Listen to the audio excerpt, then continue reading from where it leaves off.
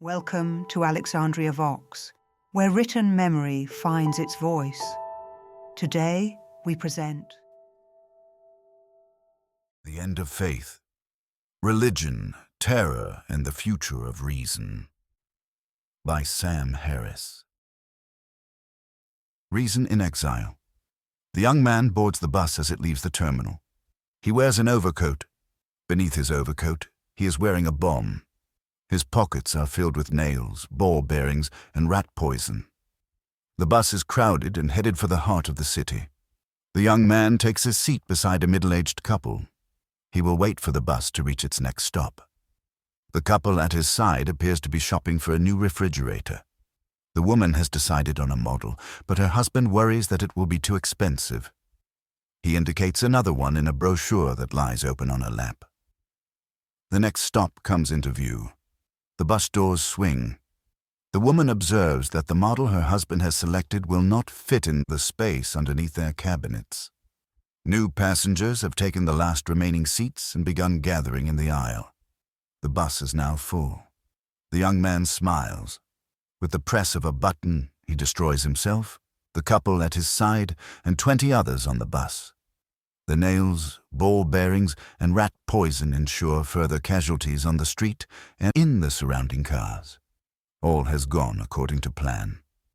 The young man's parents soon learn of his fate. Although saddened to have lost a son, they feel tremendous pride at his accomplishment. They know that he has gone to heaven and prepared the way for them to follow. He has also sent his victims to hell for eternity. It is a double victory. The neighbors find the event a great cause for celebration and honor the young man's parents by giving them gifts of food and money. These are the facts. This is all we know for certain about the young man. Is there anything else that we can infer about him on the basis of his behavior? Was he popular in school? Was he rich or was he poor? Was he of low or high intelligence? His actions leave no clue at all. Did he have a college education? Did he have a bright future as a mechanical engineer? His behavior is simply mute on questions of this sort, and hundreds like them. 1. Why is it so easy then, so trivially easy? You could almost bet your life on it easy, to guess the young man's religion? 2. A belief is a lever that, once pulled, moves almost everything else in a person's life. Are you a scientist, a liberal, a racist? These are merely species of belief in action. Your beliefs define your vision of the world. They dictate your behavior. They determine your emotional responses to other human beings. If you doubt this, consider how your experience would suddenly change if you came to believe one of the following propositions. 1. You have only 2 weeks to live. 2. You've just won a lottery prize of $100 million. 3. Aliens have implanted a receiver in your skull and are manipulating your thoughts. These are mere words, until you believe them. Once believed, they become part of the very apparatus of your mind, determining your desires, fears, expectations, and subsequent behavior. There seems, however, to be a problem with some of our most cherished beliefs about the world.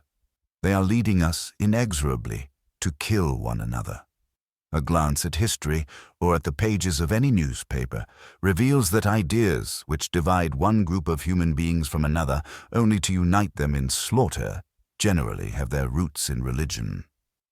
It seems that if our species ever eradicates itself through war, it will not be because it was written in the stars, but because it was written in our books.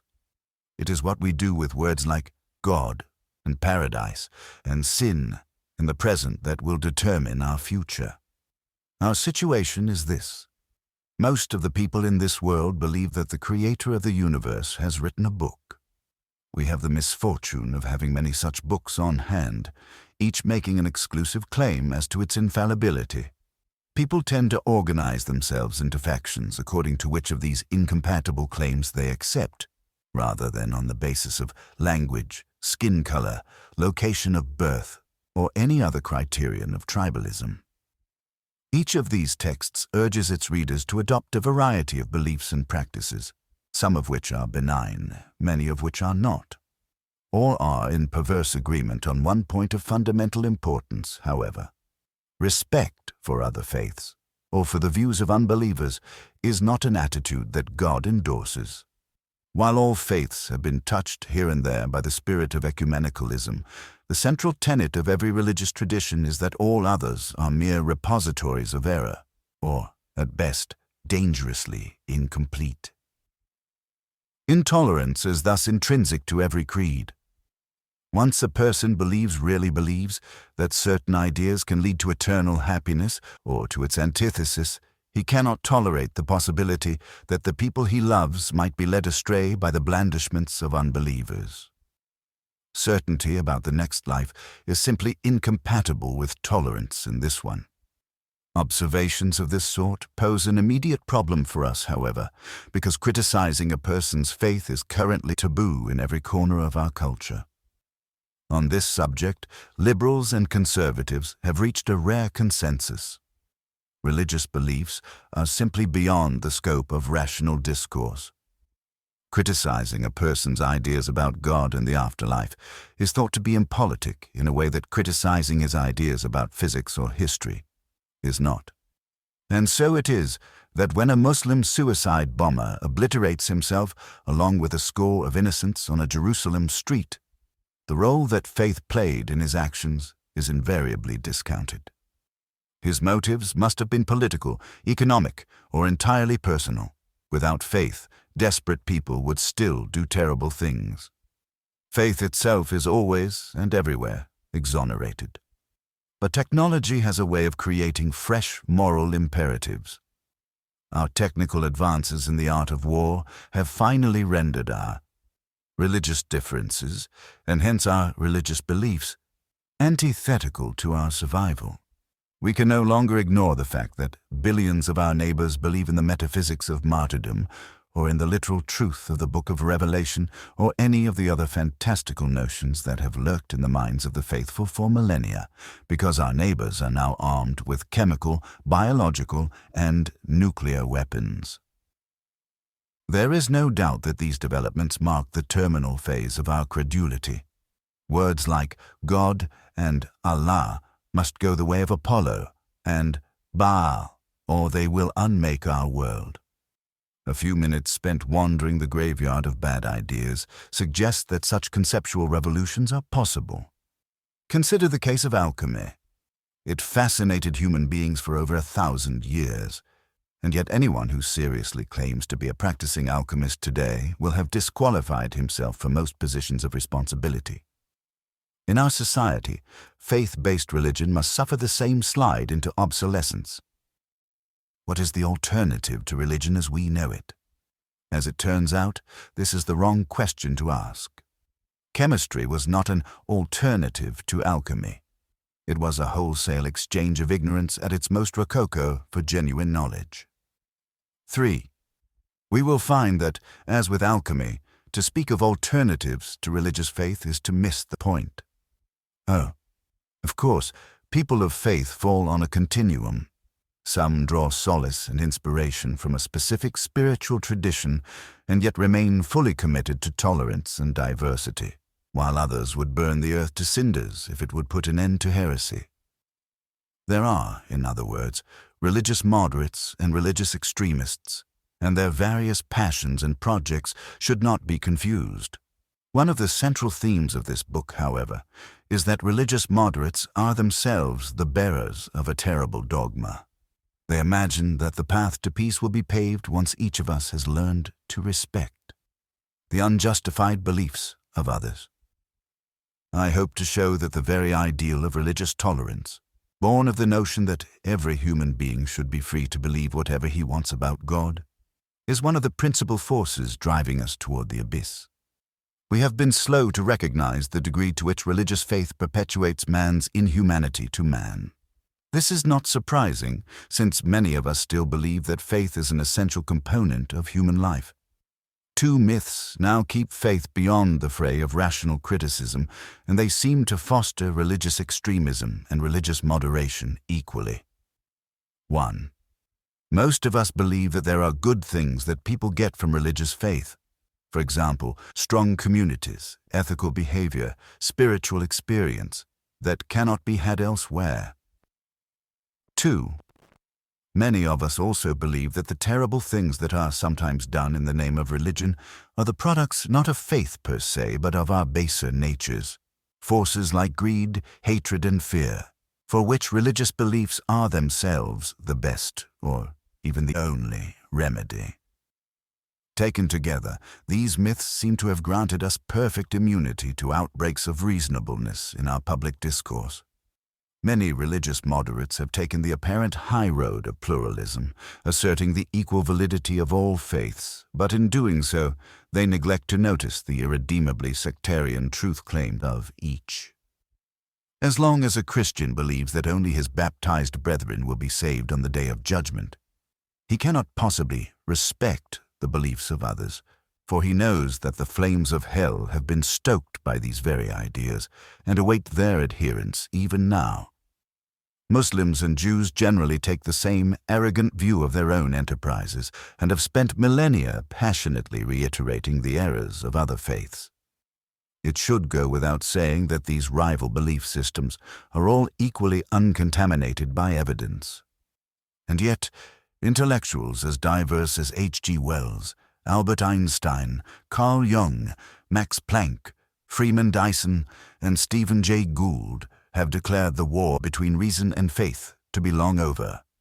On this view, there is no need to have all of our beliefs about the universe cohere. A person can be a God-fearing Christian on Sunday and a working scientist come Monday morning without ever having to account for the partition that seems to have erected itself in his head while he slept. He can, as it were, have his reason and eat it too. As the early chapters of this book will illustrate, it is only because the Church has been politically hobbled in the West that anyone can afford to think this way. In places where scholars can still be stoned to death for doubting the veracity of the Quran, Gould's notion of a loving concordate between faith and reason would be perfectly delusional. 4. This is not to say that the deepest concerns of the faithful, whether moderate or extreme, are trivial or even misguided. There is no denying that most of us have emotional and spiritual needs that are now addressed, however obliquely, and at a terrible price by mainstream religion. And these are needs that a mere understanding of our world, scientific or otherwise, will never fulfill. There is clearly a sacred dimension to our existence, and coming to terms with it could well be the highest purpose of human life. But we will find that it requires no faith in untestable propositions. Jesus was born of a virgin. The Quran is the word of God for us to do this. The myth of moderation in religion. The idea that any one of our religions represents the infallible word of the one true God requires an encyclopedic ignorance of history, mythology, and art even to be entertained, as the beliefs, rituals, and iconography of each of our religions attest to centuries of cross-pollination among them. Whatever their imagined source, the doctrines of modern religions are no more tenable than those which, for lack of adherents, were cast upon the scrap heap of mythology millennia ago. For there is no more evidence to justify a belief in the literal existence of Yahweh and Satan than there was to keep Zeus perched upon his mountain throne or Poseidon churning the seas. According to Gallup, 35% of Americans believe that the Bible is the literal and inerrant word of the Creator of the universe. 5. Another 48% believe that it is the inspired word of the same, still inerrant, though certain of its passages must be interpreted symbolically before their truth can be brought to light. Only 17% of us remained to doubt that a personal God, in his infinite wisdom, is likely to have authored this text, or, for that matter, to have created the earth with its 250,000 species of beetles. Some 46% of Americans take a literalist view of creation. 40% believe that God has guided creation over the course of millions of years. This means that 120 million of us place the Big Bang 2,500 years after the Babylonians and Sumerians learned to brew beer. If our polls are to be trusted, Nearly 230 million Americans believe that a book showing neither unity of style nor internal consistency was authored by an omniscient, omnipotent, and omnipresent deity. A survey of Hindus, Muslims, and Jews around the world would surely yield similar results, revealing that we, as a species, have grown almost perfectly intoxicated by our myths.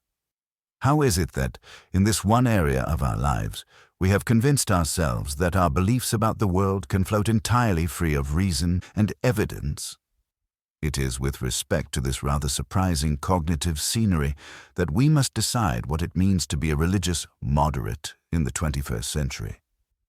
Moderates in every faith are obliged to loosely interpret, or simply ignore, much of their canons in the interests of living in the modern world. No doubt an obscure truth of economics is at work here. Societies appear to become considerably less productive whenever large numbers of people stop making widgets and begin killing their customers and creditors for heresy. The first thing to observe about the moderates' retreat from scriptural literalism is that it draws its inspiration not from scripture, but from cultural developments that have rendered many of God's utterances difficult to accept as written. In America, religious moderation is further enforced by the fact that most Christians and Jews do not read the Bible in its entirety and consequently have no idea just how vigorously the God of Abraham wants heresy expunged. One look at the book of Deuteronomy reveals that he has something very specific in mind should your son or daughter return from yoga class advocating the worship of Krishna. If your brother, the son of your father, or of your mother, or your son or daughter, or the spouse whom you embrace, or your most intimate friend, tries to secretly seduce you, saying, "Let us go and serve other gods, unknown to you or your ancestors before you, gods of the people surrounding you, whether near you or far away, anywhere throughout the world, you must not consent. You must not listen to him. You must show him no pity. You must not spare him or conceal his guilt. No, you must kill him. Your hand must strike the first blow in putting him to death, and the hands of the rest of the people following. You must stone him to death, since he has tried to divert you from Yahweh your God." Deuteronomy 13:7-11. While the stoning of children for heresy has fallen out of fashion in our country, you will not hear a moderate Christian or Jew arguing for a symbolic reading of passages of this sort. In fact, one seems to be explicitly blocked by God himself in Deuteronomy 13. 1. Whatever I am now commanding you, you must keep and observe, adding nothing to it, taking nothing away. The above passage is as canonical as any in the Bible, and it is only by ignoring such barbarisms that the good book can be reconciled with life in the modern world. This is a problem for moderation in religion. It has nothing underwriting it, other than the unacknowledged neglect of the letter of the divine law. The only reason anyone is moderate in matters of faith these days is that he has assimilated some of the fruits of the last 2,000 years of human thought: democratic politics, scientific advancement on every front, concern for human rights, an end to cultural and geographic isolation, etc. The doors leading out of scriptural literalism do not open from the inside. The moderation we see among non-fundamentalists is not some sign that faith itself has evolved. It is rather the product of the many hammer blows of modernity that have exposed certain tenets of faith to doubt. Not the least among these developments has been the emergence of our tendency to value evidence and to be convinced by a proposition to the degree that there is evidence for it. Even most fundamentalists live by the lights of reason in this regard. It is just that their minds seem to have been partitioned to accommodate the profligate truth claims of their faith. Tell a devout Christian that his wife is cheating on him, or that frozen yogurt can make a man invisible, and he is likely to require as much evidence as anyone else, and to be persuaded only to the extent that you give it. Tell him that the book he keeps by his bed was written by an invisible deity who will punish him with fire for eternity if he fails to accept its every incredible claim about the universe, and he seems to require no evidence whatsoever. Religious moderation springs from the fact that even the least educated person among us simply knows more about certain matters than anyone did 2,000 years ago, and much of this knowledge is incompatible with Scripture. Having heard something about the medical discoveries of the last 100 years, most of us no longer equate disease processes with sin or demonic possession. Having learned about the known distances between objects in our universe, most of us, about half of us actually, find the idea that the whole works was created 6,000 years ago, with light from distant stars already in transit toward the Earth, impossible to take seriously. Such concessions to modernity do not in the least suggest that faith is compatible with reason, or that our religious traditions are in principle open to new learning. It is just that the utility of ignoring or reinterpreting certain articles of faith is now overwhelming. Anyone being flown to a distant city for heart bypass surgery has conceded, tacitly at least, that we have learned a few things about physics, geography, engineering, and medicine since the time of Moses. So it is not that these texts have maintained their integrity over time. They haven't. It is just that they have been effectively edited by our neglect of certain of their passages. Most of what remains the good parts has been spared the same winnowing because we do not yet have a truly modern understanding of our ethical intuitions and our capacity for spiritual experience. If we better understood the workings of the human brain, we would undoubtedly discover lawful connections between our states of consciousness, our modes of conduct, and the various ways we use our attention. What makes one person happier than another? Why is love more conducive to happiness than hate? Why do we generally prefer beauty to ugliness and order to chaos? Why does it feel so good to smile and laugh? And why do these shared experiences generally bring people closer together? Is the ego an illusion? And if so, what implications does this have for human life? Is there life after death? These are ultimately questions for a mature science of the mind. If we ever develop such a science, most of our religious texts will be no more useful to mystics than they now are to astronomers. While moderation in religion may seem a reasonable position to stake out, in light of all that we have and have not learned about the universe, it offers no bulwark against religious extremism and religious violence. From the perspective of those seeking to live by the letter of the texts, the religious moderate is nothing more than a failed fundamentalist. He is, in all likelihood, going to wind up in hell with the rest of the unbelievers. The problem that religious moderation poses for all of us is that it does not permit anything very critical to be said about religious literalism. We cannot say that fundamentalists are crazy because they are merely practicing their freedom of belief. We cannot even say that they are mistaken in religious terms because their knowledge of Scripture is generally unrivaled. All we can say as religious moderates is that we don't like the personal and social costs that a full embrace of Scripture imposes on us. This is not a new form of faith or even a new species of scriptural exegesis. It is simply a capitulation to a variety of all too human interests that have nothing, in principle, to do with God. Religious moderation is the product of secular knowledge and scriptural ignorance, and it has no bona fides in religious terms to put it on a par with fundamentalism. 7. The texts themselves are unequivocal. They are perfect in all their parts. By their light, religious moderation appears to be nothing more than an unwillingness to fully submit to God's law. By failing to live by the letter of the texts, while tolerating the irrationality of those who do, religious moderates betray faith and reason equally. Unless the core dogmas of faith are called into question, i.e., that we know there is a God, and that we know what He wants from us, religious moderation will do nothing to lead us out of the wilderness. The benignity of most religious moderates does not suggest that religious faith is anything more sublime than a desperate marriage of hope and ignorance, nor does it guarantee that there is not a terrible price to be paid for limiting the scope of reason in our dealings with other human beings. Religious moderation, insofar as it represents an attempt to hold on to what is still serviceable in orthodox religion, closes the door to more sophisticated approaches to spirituality, ethics, and the building of strong communities. Religious moderates seem to believe that what we need is not radical insight and innovation in these areas, but a mere dilution of Iron Age philosophy.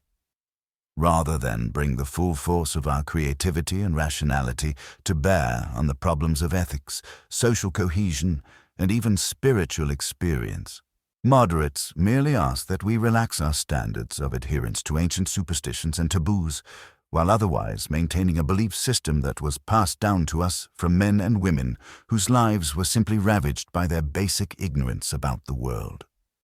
In what other sphere of life is such subservience to tradition acceptable? Medicine, engineering, not even politics suffers the anachronism that still dominates our thinking about ethical values and spiritual experience. Imagine that we could revive a well-educated Christian of the 14th century. The man would prove to be a total ignoramus, except on matters of faith. His beliefs about geography, astronomy, and medicine would embarrass even a child, but he would know more or less everything there is to know about God. Though he would be considered a fool to think that the earth is the center of the cosmos, or that trepanning asterisk constitutes a wise medical intervention, his religious ideas would still be beyond reproach. There are two explanations for this. Either we perfected our religious understanding of the world a millennium ago, while our knowledge on all other fronts was still hopelessly inchoate, or religion, being the mere maintenance of dogma, is one area of discourse that does not admit of progress. We will see that there is much to recommend the latter view. With each passing year, do our religious beliefs conserve more and more of the data of human experience? If religion addresses a genuine sphere of understanding and human necessity, then it should be susceptible to progress. Its doctrines should become more useful rather than less.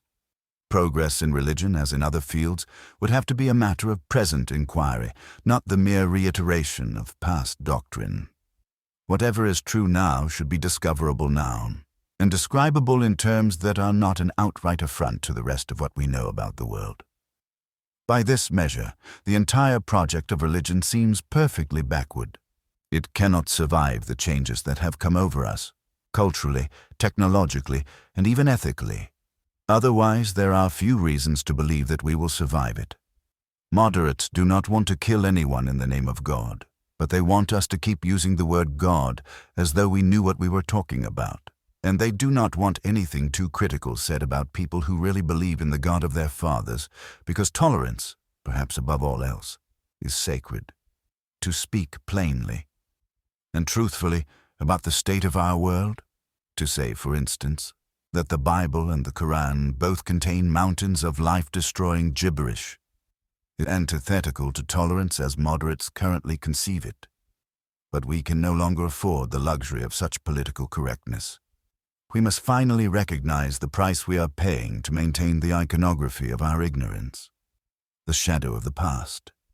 Finding ourselves in a universe that seems bent upon destroying us, we quickly discover, both as individuals and as societies, that it is a good thing to understand the forces arrayed against us.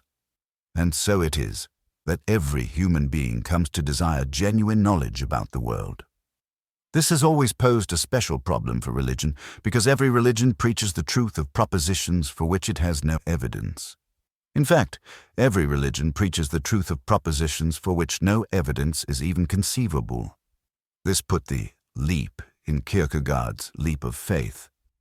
What if all our knowledge about the world were suddenly to disappear? Imagine that 6 billion of us wake up tomorrow morning in a state of utter ignorance and confusion. Our books and computers are still here, but we can't make heads or tails of their contents. We have even forgotten how to drive our cars and brush our teeth. What knowledge would we want to reclaim first? Well, there's that business about growing food and building shelter that we would want to get reacquainted with. We would want to relearn how to use and repair many of our machines. Learning to understand spoken and written language would also be a top priority. given that these skills are necessary for acquiring most others. When in this process of reclaiming our humanity, will it be important to know that Jesus was born of a virgin, or that he was resurrected? And how would we relearn these truths, if they are indeed true? By reading the Bible. Our tour of the shelves will deliver similar pearls from antiquity, like the fact that Isis, the goddess of fertility, sports an impressive pair of cow horns. Reading further, we will learn that Thor carries a hammer and that Marduk's sacred animals are horses, dogs, and a dragon with a forked tongue. Whom shall we give top billing in our resurrected world? Yahweh or Shiva? And when will we want to relearn that premarital sex is a sin, or that adulteresses should be stoned to death, or that the soul enters the zygote at the moment of conception? And what will we think of those curious people who begin proclaiming that one of our books is distinct from all others in that it was actually written by the creator of the universe? There are undoubtedly spiritual truths that we would want to relearn once we manage to feed and clothe ourselves. And these are truths that we have learned imperfectly in our present state. How is it possible, for instance, to overcome one's fear and inwardness and simply love other human beings? Assume, for the moment, that such a process of personal transformation exists and that there is something worth knowing about it. There is, in other words, some skill or discipline or conceptual understanding or dietary supplement that allows for the reliable transformation of fearful, hateful, or indifferent persons into loving ones. If so, we should be positively desperate to know about it. There may even be a few biblical passages that would be useful in this regard. But as for whole rafts of untestable doctrines, clearly there would be no reasonable basis to take them up again. The Bible and Quran, it seems certain, would find themselves respectfully shelved next to Ovid's Metamorphoses and the Egyptian Book of the Dead. The point is that most of what we currently hold sacred is not sacred for any reason other than that it was thought sacred yesterday. Surely, if we could create the world anew, the practice of organizing our lives around untestable propositions found in ancient literature, to say nothing of killing and dying for them, would be impossible to justify. What stops us from finding it impossible now? Many have observed that religion, by lending meaning to human life, permits communities, at least those united under a single faith, to cohere. Historically, this is true, and on this score, religion is to be credited as much for wars of conquest as for feast days and brotherly love. But in its effect upon the modern world, a world already united, at least potentially, by economic, environmental, political, and epidemiological necessity, religious ideology is dangerously retrograde. Our past is not sacred for being past, and there is much that is behind us that we are struggling to keep behind us, and to which, it is to be hoped, we could never return with a clear conscience. The divine right of kings, feudalism, the caste system, slavery, political executions, forced castration, vivisection, bear-baiting, honorable duels, chastity belts, trial by ordeal, child labor, human and animal sacrifice, the stoning of heretics, cannibalism, sodomy laws, taboos against contraception, human radiation experiments, the list is nearly endless. And if it were extended indefinitely, the proportion of abuses for which religion could be found directly responsible is likely to remain undiminished.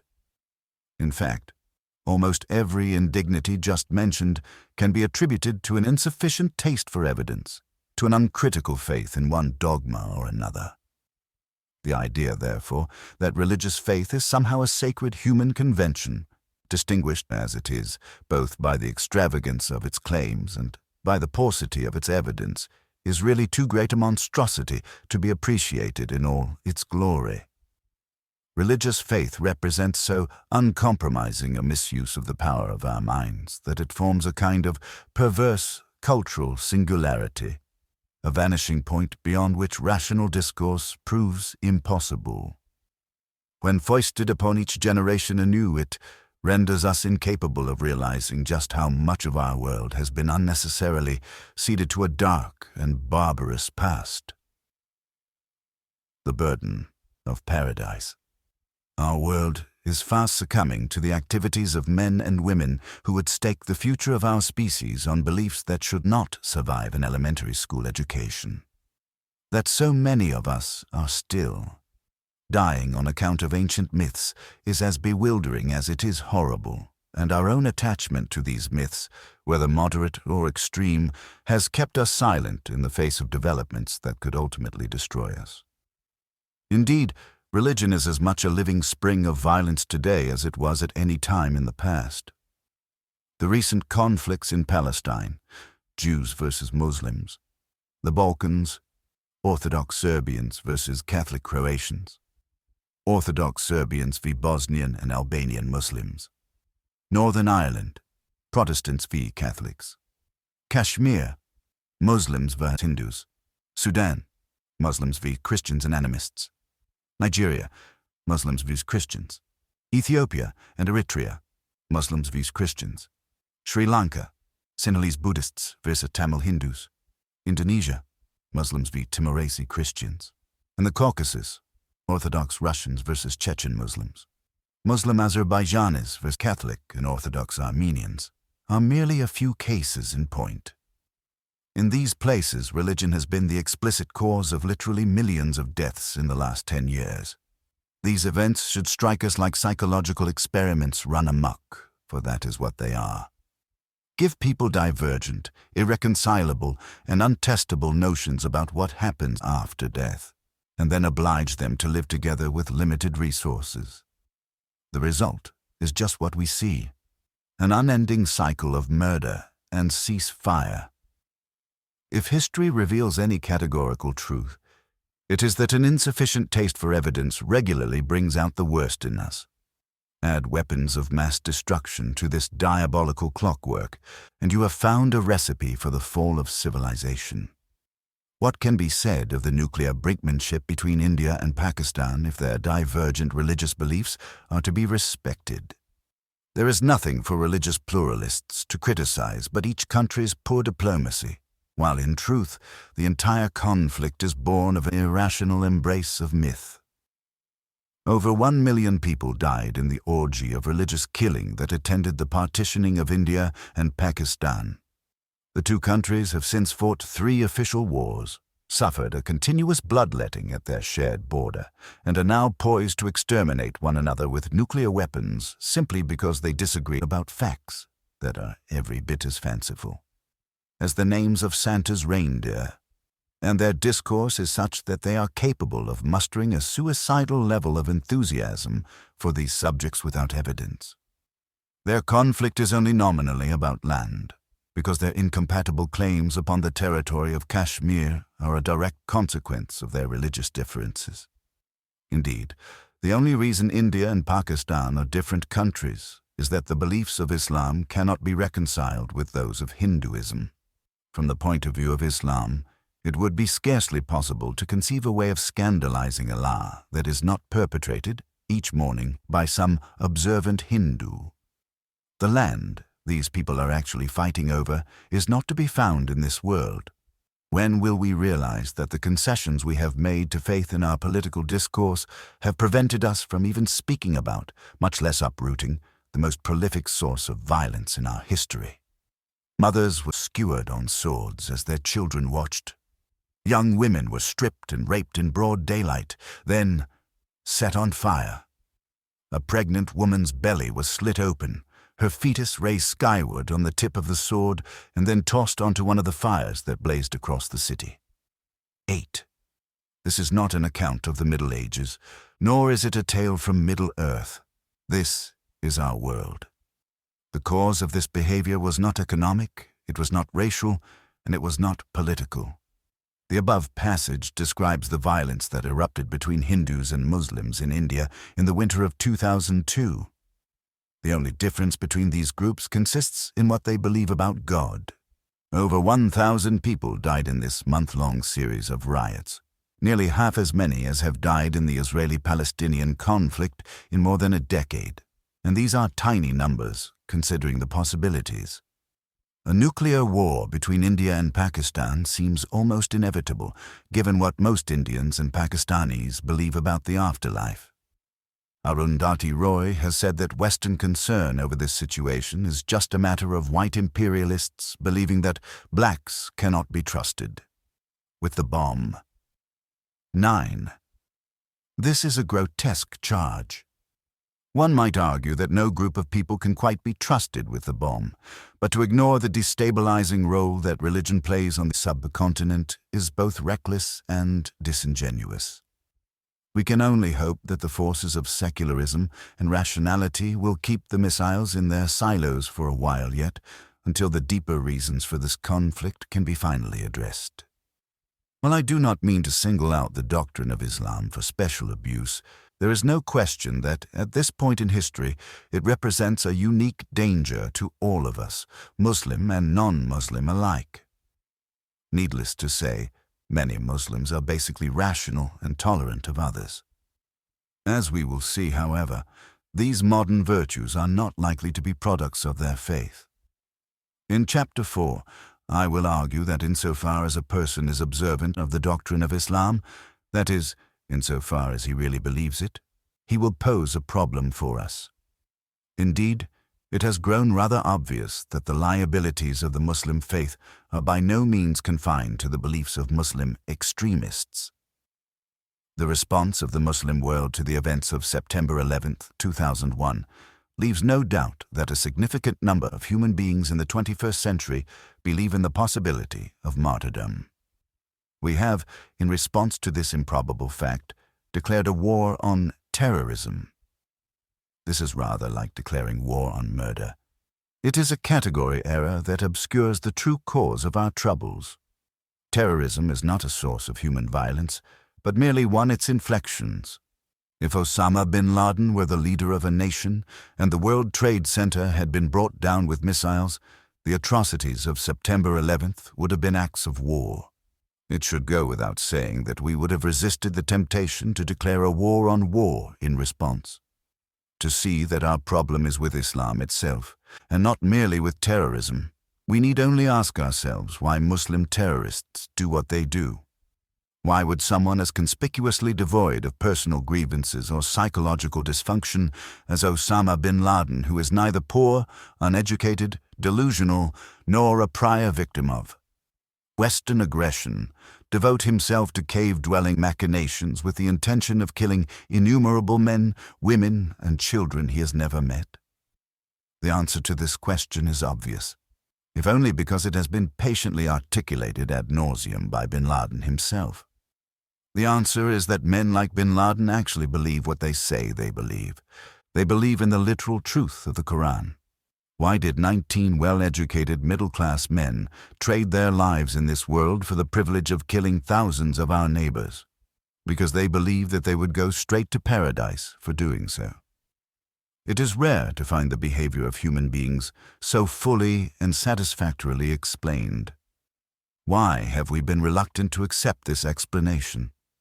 As we have seen, there is something that most Americans share with Osama bin Laden, the 19 hijackers, and much of the Muslim world. We too cherish the idea that certain fantastic propositions can be believed without evidence. Such heroic acts of credulity are thought not only acceptable, but redeeming, even necessary. This is a problem that is considerably deeper and more troubling than the problem of anthrax in the male. The concessions we have made to religious faith, to the idea that belief can be sanctified by something other than evidence, have rendered us unable to name, much less address, one of the most pervasive causes of conflict in our world. Muslim extremism. It is important to specify the dimension in which Muslim extremists are actually extreme. They are extreme in their faith. They are extreme in their devotion to the literal word of the Quran and the Hadith, the literature recounting the sayings and actions of the Prophet, and this leads them to be extreme in the degree to which they believe that modernity and secular culture are incompatible with moral and spiritual health. Muslim extremists are certain that the exports of Western culture are leading their wives and children away from God. They also consider our unbelief to be a sin so grave that it merits death whenever it becomes an impediment to the spread of Islam. These sundry passions are not reducible to hatred in any ordinary sense. Most Muslim extremists have never been to America or even met an American, and they have far fewer grievances with Western imperialism than is the norm around the globe. 10. Above all, they appear to be suffering from a fear of contamination. As has been widely noted, they are also consumed by feelings of humiliation.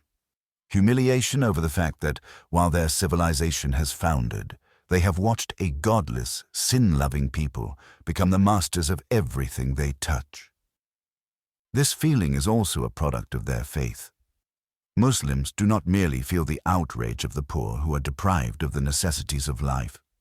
They feel the outrage of a chosen people who have been subjugated by barbarians. Osama bin Laden wants for nothing. What, then, does he want? He has not called for the equal distribution of wealth around the globe. Even his demand for Palestinian statehood seems an afterthought, stemming as much from his anti-Semitism as from any solidarity he feels with the Palestinians. Needless to say, such anti-Semitism and solidarity are also products of his faith. He seems most exercised over the presence of unbelievers, American troops and Jews, in the Muslim Holy Land, and over what he imagines to be the territorial ambitions of Zionists. These are purely theological grievances. It would be much better for all concerned if he merely hated us. To be sure, hatred is an eminently human emotion, and it is obvious that many Muslim extremists feel it. But faith is still the mother of hatred here, as it is wherever people define their moral identities in religious terms. The unintentionally, the only salient difference between Muslims and non-Muslims is that the latter have not proclaimed their faith in Allah and in Muhammad as his prophet. Islam is a missionary religion. There is not likely to be an underlying doctrine of racism or even nationalism animating the militant Muslim world. Muslims can be both racist and nationalistic, of course, but it seems all but certain that if the West underwent a massive conversion to Islam and, perforce, repudiated all Jewish interests in the Holy Land, the basis for Muslim hatred would simply disappear. 11. Most Muslims who commit atrocities are explicit about their desire to get to paradise. One failed Palestinian suicide bomber described being pushed to attack Israelis by the love of martyrdom. He added, "I didn't want revenge for anything. I just wanted to be a martyr."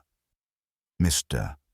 Zaidan, the would-be martyr, conceded that his Jewish captors were better than many Arabs. With regard to the suffering that his death would have inflicted upon his family, he reminded his interviewer that a martyr gets to pick 70 people to join him in paradise. He would have been sure to invite his family along. 12.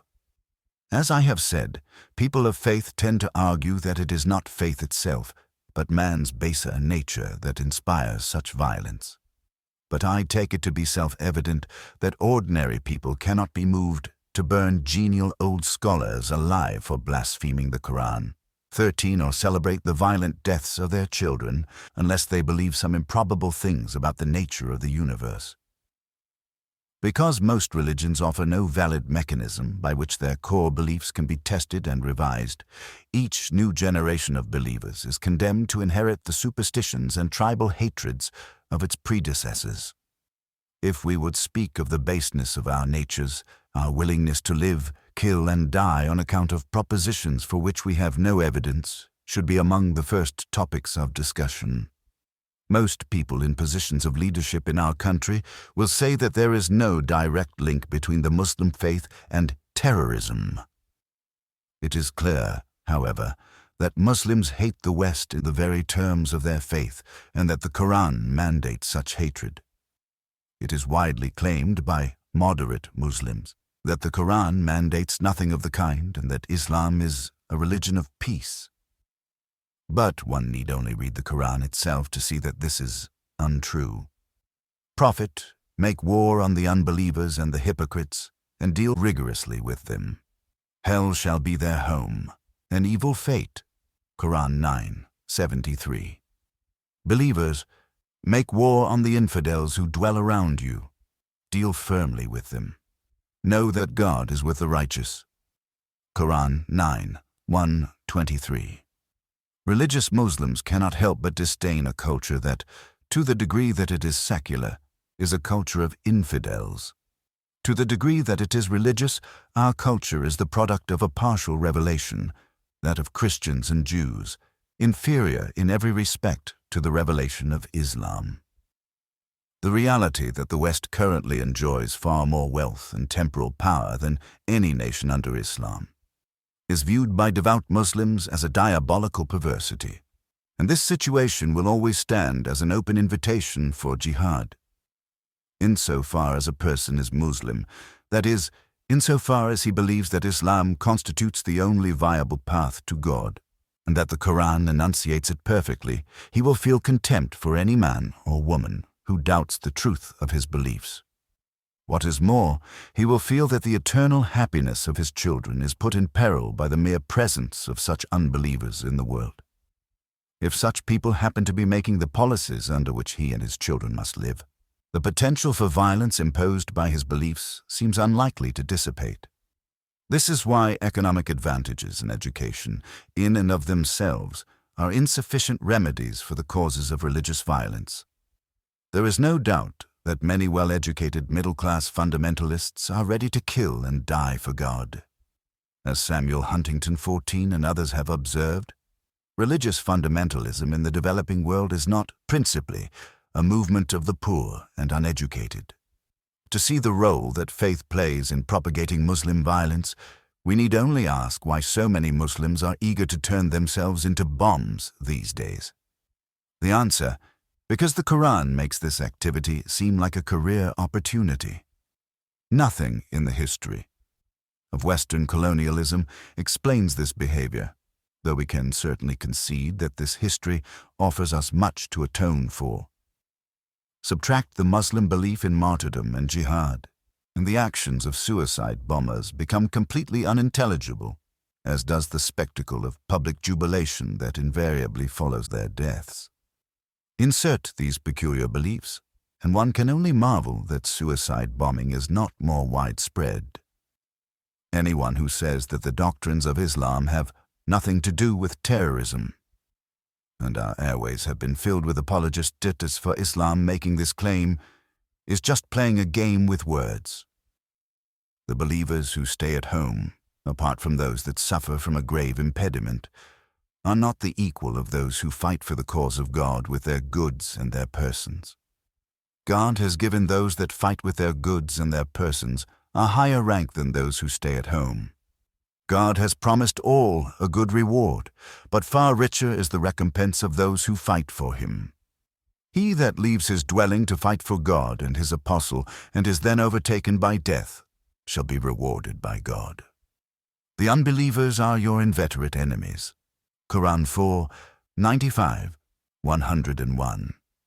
Outright prestidigitation with the articles of faith regularly produces utterances of this sort. Islam is a religion of peace. The very word Islam, after all, means peace. And suicide is forbidden in the Quran, so there is no scriptural basis whatsoever for the actions of these terrorists. To such magicians' patter, we might add that the phrase dirty bomb does not appear anywhere in the text of the Quran. Yes, the Quran seems to say something that can be construed as a prohibition against suicide. Do not destroy yourselves, 429, but it leaves many loopholes large enough to fly a 767 through. Let those who would exchange the life of this world for the hereafter fight for the cause of God. Whoever fights for the cause of God, whether he dies or triumphs, we shall richly reward him. The true believers fight for the cause of God, but the infidels fight for the devil. Fight then against the friends of Satan. Say, trifling are the pleasures of this life. The hereafter is better for those who would keep from evil. Quran 4, 74, 78. When the above invitations to martyrdom are considered in light of the fact that Islam does not distinguish between religious and civil authority, 15. The twin terrors of Quranic literalism spring into view. On the level of the state, a Muslim aspiration for world domination is explicitly enjoined by God. On the level of the individual, the metaphysics of martyrdom provides a rationale for ultimate self-sacrifice toward this end. As Bernard Lewis observes, since the time of the Prophet, Islam has been associated in the minds and memories of Muslims with the exercise of political and military power. 16. The metaphysics of Islam are particularly inauspicious where tolerance and religious diversity are concerned, for martyrdom is the only way that a Muslim can bypass the painful litigation that awaits us all on the Day of Judgment and proceed directly to paradise. Rather than spend centuries mouldering in the earth in anticipation of being resurrected and subsequently interrogated by wrathful angels, the martyr is immediately transported to Allah's garden, where a flock of dark-eyed virgins awaits him. Because they are believed to be nothing less than verbatim transcripts of God's utterances, texts like the Quran and the Bible must be appreciated and criticized for any possible interpretations to which they are susceptible, and to which they will be subjected with varying emphases and elisions throughout the religious world. The problem is not that some Muslims neglect to notice the few references to non-aggression that can be found in the Quran, and that this leads them to do terrible things to innocent unbelievers. The problem is that most Muslims believe that the Quran is the literal word of God.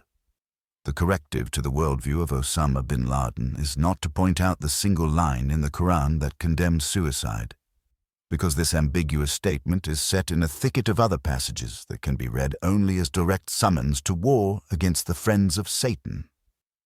The appropriate response to the bin Ladens of the world is to correct everyone's reading of these texts by making the same evidentiary demands in religious matters that we make in all others. If we cannot find our way to a time when most of us are willing to admit that, at the very least, we are not sure whether or not God wrote some of our books, then we need only count the days to Armageddon, because God has given us far many more reasons to kill one another than to turn the other cheek. We live in an age in which most people believe that mere words, Jesus, Allah, Ram, can mean the difference between eternal torment and bliss everlasting. Considering the stakes here, it is not surprising that many of us occasionally find it necessary to murder other human beings for using the wrong magic words or the right ones for the wrong reasons. How can any person presume to know that this is the way the universe works? Because it says so in our holy books. How do we know that our holy books are free from error? Because the books themselves say so. Epistemological black holes of this sort are fast draining the light from our world. There is, of course, much that is wise and consoling and beautiful in our religious books. But words of wisdom and consolation and beauty abound in the pages of Shakespeare, Virgil, and Homer as well, and no one ever murdered strangers by the thousands because of the inspiration he found there. The belief that certain books were written by God, who for reasons difficult to fathom made Shakespeare a far better writer than himself, leaves us powerless to address the most potent source of human conflict, past and present. 17. How is it that the absurdity of this idea does not bring us hourly to our knees? It is safe to say that few of us would have thought so many people could believe such a thing if they did not actually believe it. Imagine a world in which generations of human beings come to believe that certain films were made by God or that specific software was coded by Him. Imagine a future in which millions of our descendants murder each other over rival interpretations of Star Wars or Windows 98. Could anything be more ridiculous? And yet, this would be no more ridiculous than the world we are living in. Death, the fount of illusions. We live in a world where all things, good and bad, are finally destroyed by change. The world sustains us, it would seem, only to devour us at its leisure. Parents lose their children and children their parents. Husbands and wives are separated in an instant, never to meet again. Friends part company in haste, without knowing that it will be for the last time. This life, when surveyed with a broad glance, presents little more than a vast spectacle of loss. But it seems that there is a cure for all this. If we live rightly, not necessarily ethically, but within the framework of certain ancient beliefs and stereotyped behaviors, we will get everything we want after we die. When our bodies finally fail us, we just shed our corporeal ballast and travel to a land where we are reunited with everyone we loved while alive. Of course, overly rational people and other rabble will be kept out of this happy place, and those who suspended their disbelief while alive will be free to enjoy themselves for all eternity. We live in a world of unimaginable surprises. From the fusion energy that lights the sun to the genetic and evolutionary consequences of this light's dancing for eons upon the earth. And yet paradise conforms to our most superficial concerns with all the fidelity of a Caribbean cruise. This is wondrously strange.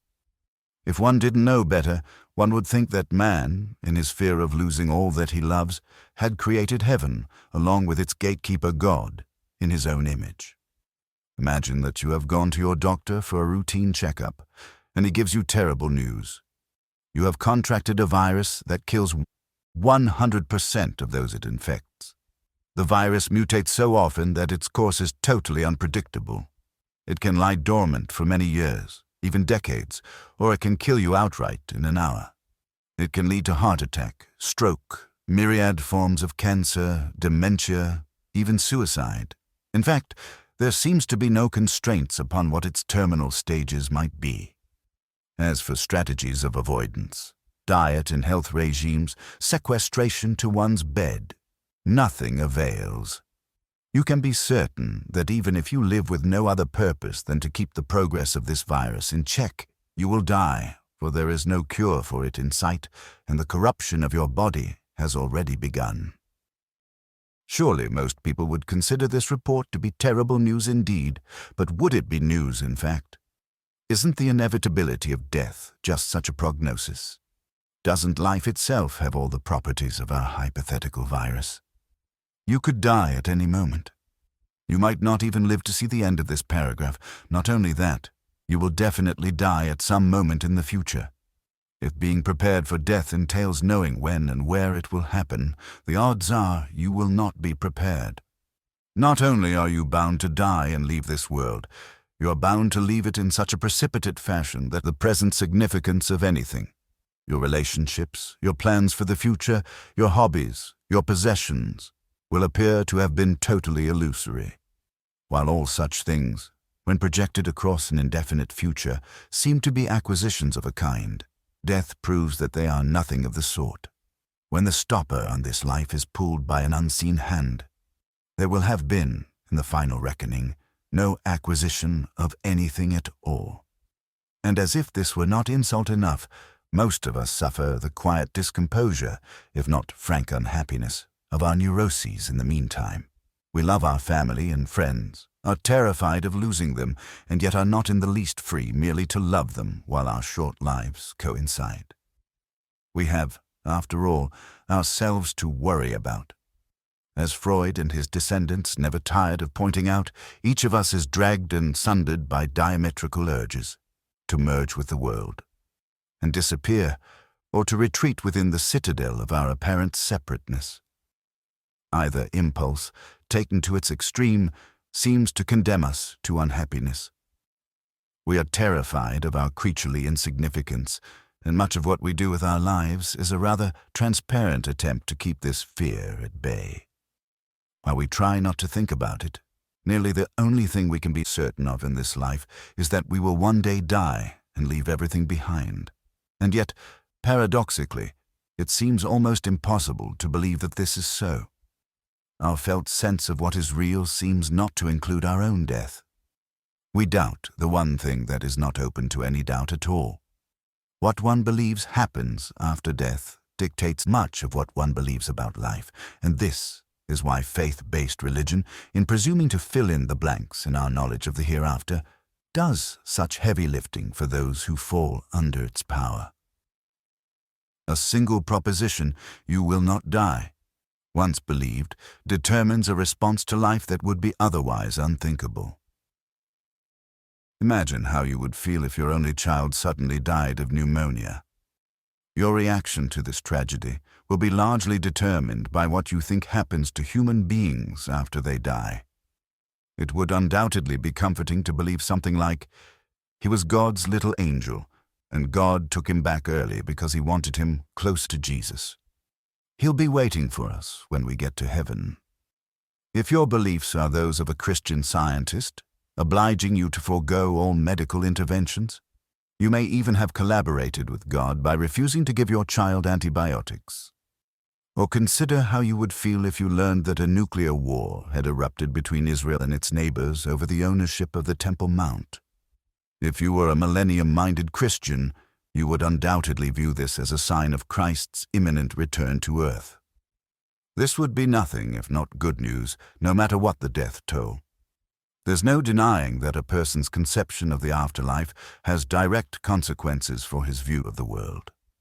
Of course, religious moderation consists in not being too sure about what happens after death. This is a reasonable attitude given the paucity of evidence on the subject. But religious moderation still represents a failure to criticize the unreasonable and dangerous certainty of others. As a consequence of our silence on these matters, we live in a country in which a person cannot get elected president if he openly doubts the existence of heaven and hell. This is truly remarkable, given that there is no other body of knowledge that we require our political leaders to master. Even a hairstylist must pass a licensing exam before plying his trade in the United States. And yet those given the power to make war and national policy, those whose decisions will inevitably affect human life for generations, are not expected to know anything in particular before setting to work. They do not have to be political scientists, economists, or even lawyers. They need not have studied international relations, military history, resource management, civil engineering, or any other field of knowledge that might be brought to bear in the governance of a modern superpower. They need only be expert fundraisers, comport themselves well on television, and be indulgent of certain myths. In our next presidential election, an actor who reads his Bible would almost certainly defeat a rocket scientist who does not. Could there be any clearer indication that we are allowing unreason and otherworldliness to govern our affairs? Without death, the influence of faith-based religion would be unthinkable. Clearly, the fact of death is intolerable to us, and faith is little more than the shadow cast by our hope for a better life beyond the grave. The world beyond reason. As we will see in the last chapter of this book, there is little doubt that a certain range of human experience can be appropriately described as spiritual or mystical. Experiences of meaningfulness, selflessness, and heightened emotion that surpass our narrow identities as selves and escape our current understanding of the mind and brain. But nothing about these experiences justifies arrogant and exclusionary claims about the unique sanctity of any text. There is no reason that our ability to sustain ourselves emotionally and spiritually cannot evolve with technology, politics, and the rest of culture. Indeed, it must evolve if we are to have any future at all. The basis of our spirituality surely consists in this: the range of possible human experience far exceeds the ordinary limits of our subjectivity. Clearly, some experiences can utterly transform a person's vision of the world. Every spiritual tradition rests on the insight that how we use our attention from moment to moment largely determines the quality of our lives. Many of the results of spiritual practice are genuinely desirable, and we owe it to ourselves to seek them out. It is important to note that these changes are not merely emotional, but cognitive and conceptual as well. Just as it is possible for us to have insights in fields like mathematics or biology, it is possible for us to have insights about the very nature of our own subjectivity. A variety of techniques, ranging from the practice of meditation to the use of psychedelic drugs, attest to the scope and plasticity of human experience. For millennia, contemplatives have known that ordinary people can divest themselves of the feeling that they call I, and thereby relinquish the sense that they are separate from the rest of the universe.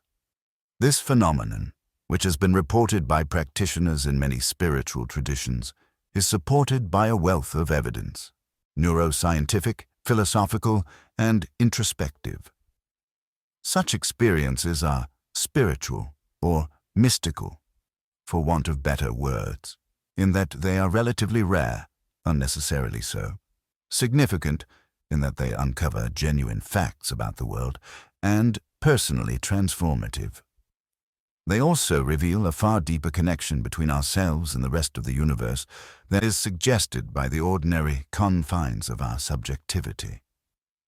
There is no doubt that experiences of this sort are worth seeking, just as there is no doubt that the popular religious ideas that have grown up around them, especially in the West, are as dangerous as they are incredible. A truly rational approach to this dimension of our lives would allow us to explore the heights of our subjectivity with an open mind while shedding the provincialism and dogmatism of our religious traditions in favor of free and rigorous inquiry. There also seems to be a body of data attesting to the reality of psychic phenomena, much of which has been ignored by mainstream science. 18. The dictum that extraordinary claims require extraordinary evidence remains a reasonable guide in these areas, but this does not mean that the universe isn't far stranger than many of us suppose. It is important to realize that a healthy scientific skepticism is compatible with a fundamental openness of mind. The claims of mystics are neurologically quite astute.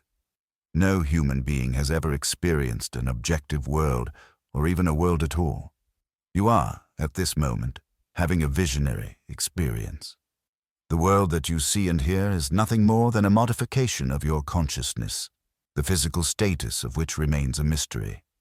Your nervous system sections the undifferentiated buzz of the universe into separate channels of sight, sound, smell, taste, and touch, as well as other senses of lesser renown: proprioception, kinesthesia, enteroreception, and even echolocation. 19. The sights and sounds and pulsings that you experience at this moment are like different spectra of light thrown forth by the prism of the brain. We really are such stuff as dreams are made of. Our waking and dreaming brains are engaged in substantially the same activity. It is just that, while dreaming, our brains are far less constrained by sensory information or by the fact-checkers who appear to live somewhere in our frontal lobes. This is not to say that sensory experience offers us no indication of reality at large. It is merely that, as a matter of experience, nothing arises in consciousness that has not first been structured, edited, or amplified by the nervous system. While this gives rise to a few philosophical problems concerning the foundations of our knowledge, it also offers us a remarkable opportunity to deliberately transform the character of our experience. For every neuron that receives its input from the outside world, there are 10 to 100 others that do not. The brain is therefore talking mostly to itself, and no information from the world, with the exception of olfaction, runs directly from a sensory receptor to the cortex, where the contents of consciousness appear to be sequestered. There are always one or two breaks in the circuit synapses, giving the neurons in question the opportunity to integrate feedback information or information from other regions of the brain. This sort of integration/contamination of signal explains how certain drugs, emotional states, or even conceptual insights can radically alter the character of our experience. Your brain is tuned to deliver the vision of the world that you are having at this moment. At the heart of most spiritual traditions lurks the entirely valid claim that it can be tuned differently. It is also true, however, that people occasionally have experiences that are rightly characterized as psychotic. As it turns out, there are many ways to deconstruct a self, to extract apparent meaningfulness from the deliverances of one's senses, and to believe that one knows how the world is. Not all visionary experiences are created equal, to say nothing of the worldviews derived from them. As in all things, some differences here make all the difference. These differences, moreover, can be rationally discussed. As we will see, there is an intimate connection between spirituality, ethics, and positive emotions. Although a scientific approach to these subjects is still struggling to be born, it is probably no more mysterious that most of us prefer love to fear or regard cruelty as wrong than that we agree in our judgments about the relative size of objects or about the gender of faces. At the level of the brain, the laws that underwrite human happiness are unlikely to vary widely from person to person. In the later chapters of this book, we will see that much can be made of this fact, long before the scientific details ever become available to us. Once we have examined the problems inherent to faith and the threat that even moderate religious faith, however inadvertently, now poses to our survival, we can begin to situate our ethical intuitions and our capacity for spiritual experience within the context of a rational worldview. This will require that we marshal insights from our growing understanding of the human brain, our genetic continuity with the rest of life, and the history of our religious ideas. In the chapters that follow, I will try to reconcile the bewildering juxtaposition of two facts. 1. Our religious traditions attest to a range of spiritual experiences that are real and significant and entirely worthy of our investigation, both personally and scientifically. 2. Many of the beliefs that have grown up around these experiences now threaten to destroy us. We cannot live by reason alone. This is why no quantity of reason, applied as antiseptic, can compete with the balm of faith once the terrors of this world begin to intrude upon our lives. 20. Your child has died, or your wife has acquired a horrible illness that no doctor can cure, or your own body has suddenly begun striding toward the grave, and reason, no matter how broad its compass, will begin to smell distinctly of formaldehyde. This has led many of us to conclude, wrongly, that human beings have needs that only faith in certain fantastical ideas can fulfill. It is nowhere written, however, that human beings must be irrational or live in a perpetual state of siege to enjoy an abiding sense of the sacred. On the contrary, I hope to show that spirituality can be, indeed must be, deeply rational, even as it elucidates the limits of reason. Seeing this, we can begin to divest ourselves of many of the reasons we currently have to kill one another. Science will not remain mute on spiritual and ethical questions for long.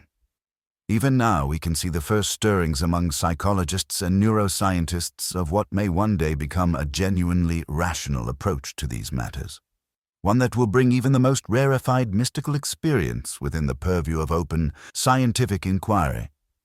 It is time we realized that we need not be unreasonable to suffuse our lives with love, compassion, ecstasy, and awe. Nor must we renounce all forms of spirituality or mysticism to be on good terms with reason. In the chapters that follow, I will attempt to make both the conceptual and the experiential basis for these claims explicit. Coming to terms with belief. It is time we recognized that belief is not a private matter. It has never been merely private. In fact, beliefs are scarcely more private than actions are, for every belief is a fount of action in potentia. The belief that it will rain puts an umbrella in the hand of every man or woman who owns one.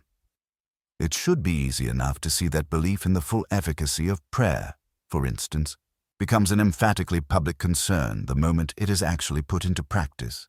The moment a surgeon lays aside his worldly instruments and attempts to suture his patients with prayer, or a pilot tries to land a passenger jet with nothing but repetitions of the word hallelujah applied to the controls, we are swiftly delivered from the provinces of private faith to those of a criminal court. As a man believes, so he will act. Believe that you are the member of a chosen people, awash in the salacious exports of an evil culture that is turning your children away from God. Believe that you will be rewarded with an eternity of unimaginable delights by dealing death to these infidels. and flying a plane into a building is scarcely more than a matter of being asked to do it. It follows, then, that certain beliefs are intrinsically dangerous. We all know that human beings are capable of incredible brutality, but we would do well to ask, what sort of ideology will make us most capable of it? And how can we place these beliefs beyond the fray of normal discourse, so that they might endure for thousands of years, unperturbed by the course of history or the conquests of reason? These are problems of both cultural and psychological engineering. It has long been obvious that the dogma of faith, particularly in a scheme in which the faithful are promised eternal salvation and doubters are damned, is nothing less than their perfect solution. It is time we admitted, from kings and presidents on down, that there is no evidence that any of our books was authored by the creator of the universe. The Bible, it seems certain, was the work of sand-strewn men and women who thought the earth was flat and for whom a wheelbarrow would have been a breathtaking example of emerging technology. To rely on such a document as the basis for our worldview, however heroic the efforts of redactors, is to repudiate 2,000 years of civilizing insights that the human mind has only just begun to inscribe upon itself through secular politics and scientific culture. We will see that the greatest problem confronting civilization is not merely religious extremism. Rather, it is the larger set of cultural and intellectual accommodations we have made to faith itself. Religious moderates are, in large part, responsible for the religious conflict in our world, because their beliefs provide the context in which scriptural literalism and religious violence can never be adequately opposed. Every sphere of genuine discourse must, at a minimum, admit of discourse, and hence the possibility that those standing on its fringe can come to understand the truth that it strives to articulate. This is why any sustained exercise of reason must necessarily transcend national, religious, and ethnic boundaries. There is, after all, no such thing as an inherently American or Christian or Caucasian physics. 21.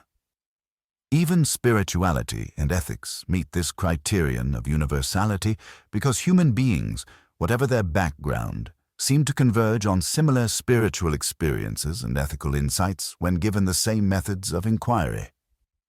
Such is not the case with the truths of religion, however. Nothing that a Christian and a Muslim can say to each other will render their beliefs mutually vulnerable to discourse, because the very tenets of their faith have immunized them against the power of conversation. Believing strongly, without evidence, they have kicked themselves loose of the world. It is therefore in the very nature of faith to serve as an imped, meant to further inquiry. And yet, the fact that we are no longer killing people for heresy in the West suggests that bad ideas, however sacred, cannot survive the company of good ones forever. Given the link between belief and action, it is clear that we can no more tolerate a diversity of religious beliefs than a diversity of beliefs about epidemiology and basic hygiene. There are still a number of cultures in which the germ theory of disease has yet to put in an appearance, where people suffer from a debilitating ignorance on most matters relevant to their physical health. Do we tolerate these beliefs?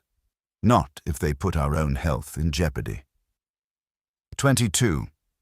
Even apparently innocuous beliefs, when unjustified, can lead to intolerable consequences. Many Muslims, for instance, are convinced that God takes an active interest in women's clothing. While it may seem harmless enough, the amount of suffering that this incredible idea has caused is astonishing. The rioting in Nigeria over the 2002 Miss World pageant claimed over 200 lives. Innocent men and women were butchered with machetes or burned alive simply to keep that troubled place free of women in bikinis. Earlier in the year, the religious police in Mecca prevented paramedics and firefighters from rescuing scores of teenage girls trapped in a burning building. 23. Why? Because the girls were not wearing the traditional head covering that Quranic law requires. 14 girls died in the fire, 50 were injured. Should Muslims really be free to believe that the creator of the universe is concerned about hemlines? Gathering our wits. Recent events have done more than expose our vulnerability to the militant discontents of the world. They have uncovered a dark current of unreason in our national discourse. To see how much our culture currently partakes of the irrationality of our enemies, just substitute the name of your favorite Olympian for God wherever this word appears in public discourse. Imagine President Bush addressing the National Prayer Breakfast in these terms: "Behind all of life and all history, there is a dedication and a purpose, set by the hand of a just and faithful Zeus." Imagine his speech to Congress, September 20th, 2001, containing the sentence, "Freedom and fear, justice and cruelty have always been at war, and we know that Apollo is not neutral between them." Clearly, the commonplaces of language conceal the vacuity and strangeness of many of our beliefs. Our president regularly speaks in phrases appropriate to the 14th century, and no one seems inclined to find out what words like God and crusade and wonder-working power mean to him. Not only do we still eat the offal of the ancient world, we are positively smug about it. Gary Wills has noted that the Bush White House is currently honeycombed with prayer groups and Bible study cells, like a whited monastery. 24. This should trouble us as much as it troubles the fanatics of the Muslim world. We should be humbled, perhaps to the point of spontaneous genuflection, by the knowledge that the ancient Greeks began to lay their Olympian myths to rest several hundred years before the birth of Christ, whereas we have the likes of Bill Moyers convening earnest gatherings of scholars for the high purpose of determining just how the book of Genesis can be reconciled with life in the modern world. As we stride boldly into the Middle Ages, it does not seem out of place to wonder whether the myths that now saturate our discourse will wind up killing many of us, as the myths of others already have. 200 years from now, when we are a thriving global civilization beginning to colonize space, something about us will have changed. It must have. Otherwise, we would have killed ourselves 10 times over before this day ever dawned. We are fast approaching a time when the manufacture of weapons of mass destruction will be a trivial undertaking. The requisite information and technology are now seeping into every corner of our world. As the physicist Martin Rees points out, we are entering an era where a single person can, by one clandestine act, cause millions of deaths or render a city uninhabitable for years. 25. Given the power of our technology, we can see at a glance that aspiring martyrs will not make good neighbors in the future. We have simply lost the right to our myths and to our mythic identities. It is time we recognized that the only thing that permits human beings to collaborate with one another in a truly open-ended way is their willingness to have their beliefs modified by new facts. Only openness to evidence and argument will secure a common world for us. Nothing guarantees that reasonable people will agree about everything, of course, but the unreasonable are certain to be divided by their dogmas. This spirit of mutual inquiry is the very antithesis of religious faith. While we may never achieve closure in our view of the world, it seems extraordinarily likely that our descendants will look upon many of our beliefs as both impossibly quaint and suicidally stupid. Our primary task in our discourse with one another should be to identify those beliefs that seem least likely to survive another 1,000 years of human inquiry, or most likely to prevent it, and subject them to sustained criticism. Which of our present practices will appear most ridiculous from the point of view of those future generations that might yet survive the folly of the present? It is hard to imagine that our religious preoccupations will not top the list. 26. It is natural to hope that our descendants will look upon us with gratitude, but we should also hope that they look upon us with pity and disgust, just as we view the slaveholders of our all too recent past.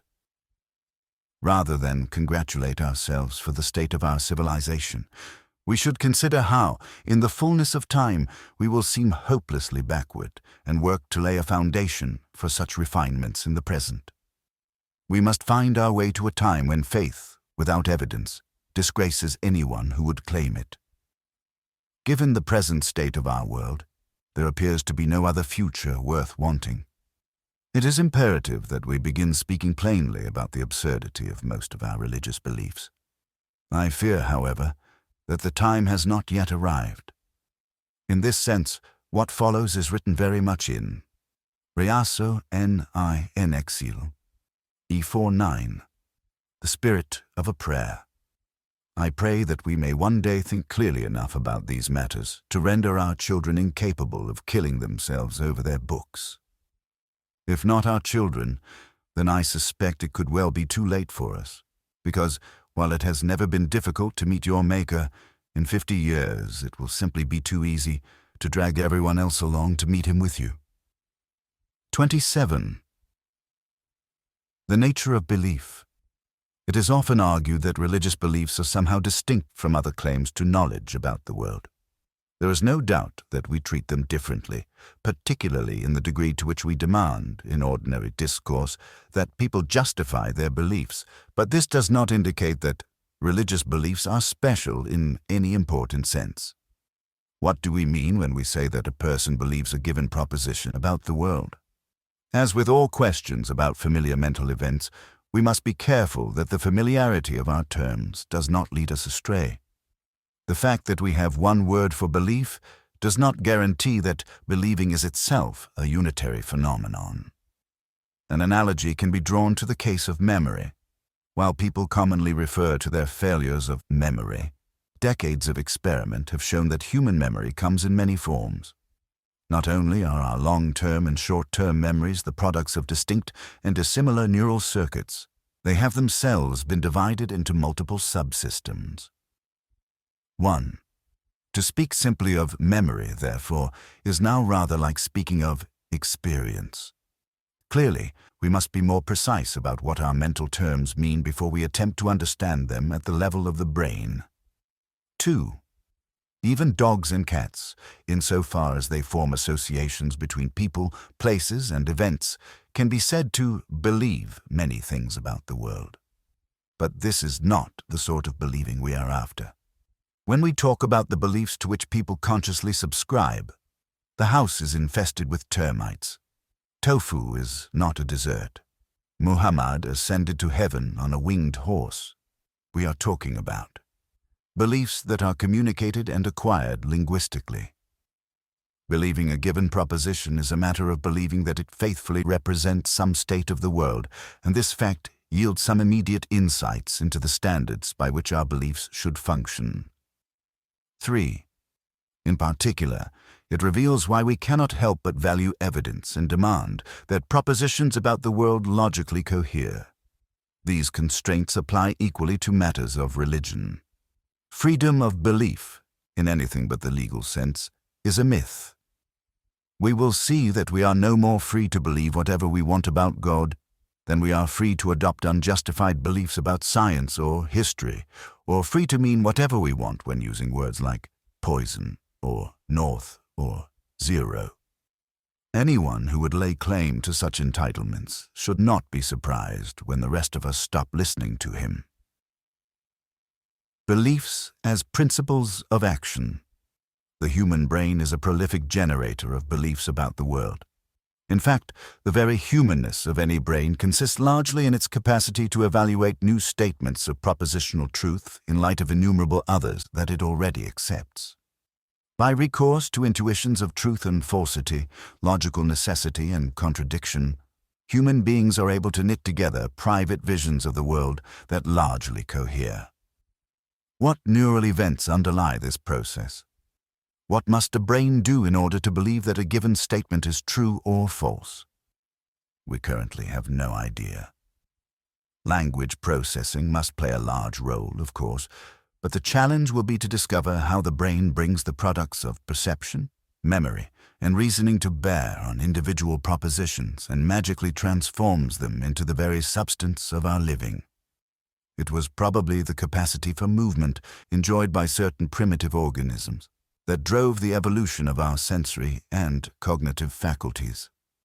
This follows from the fact that if no creature could do anything with the information it acquired from the world, Nature could not have selected for improvements in the physical structures that gather, store, and process such information.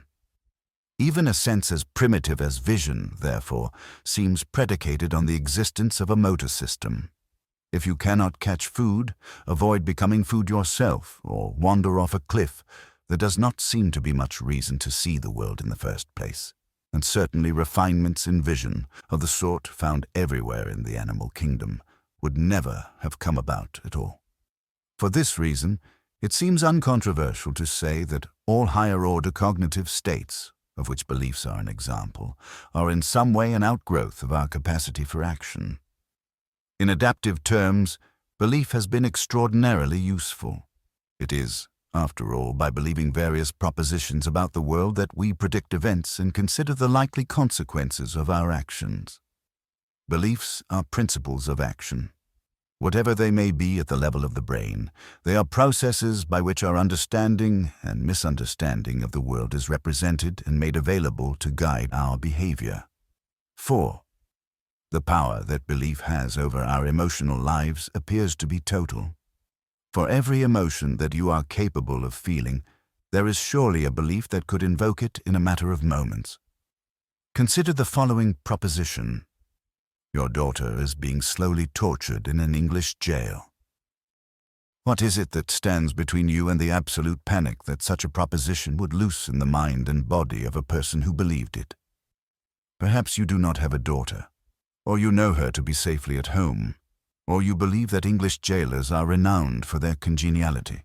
Whatever the reason, the door to belief has not yet swung upon its hinges.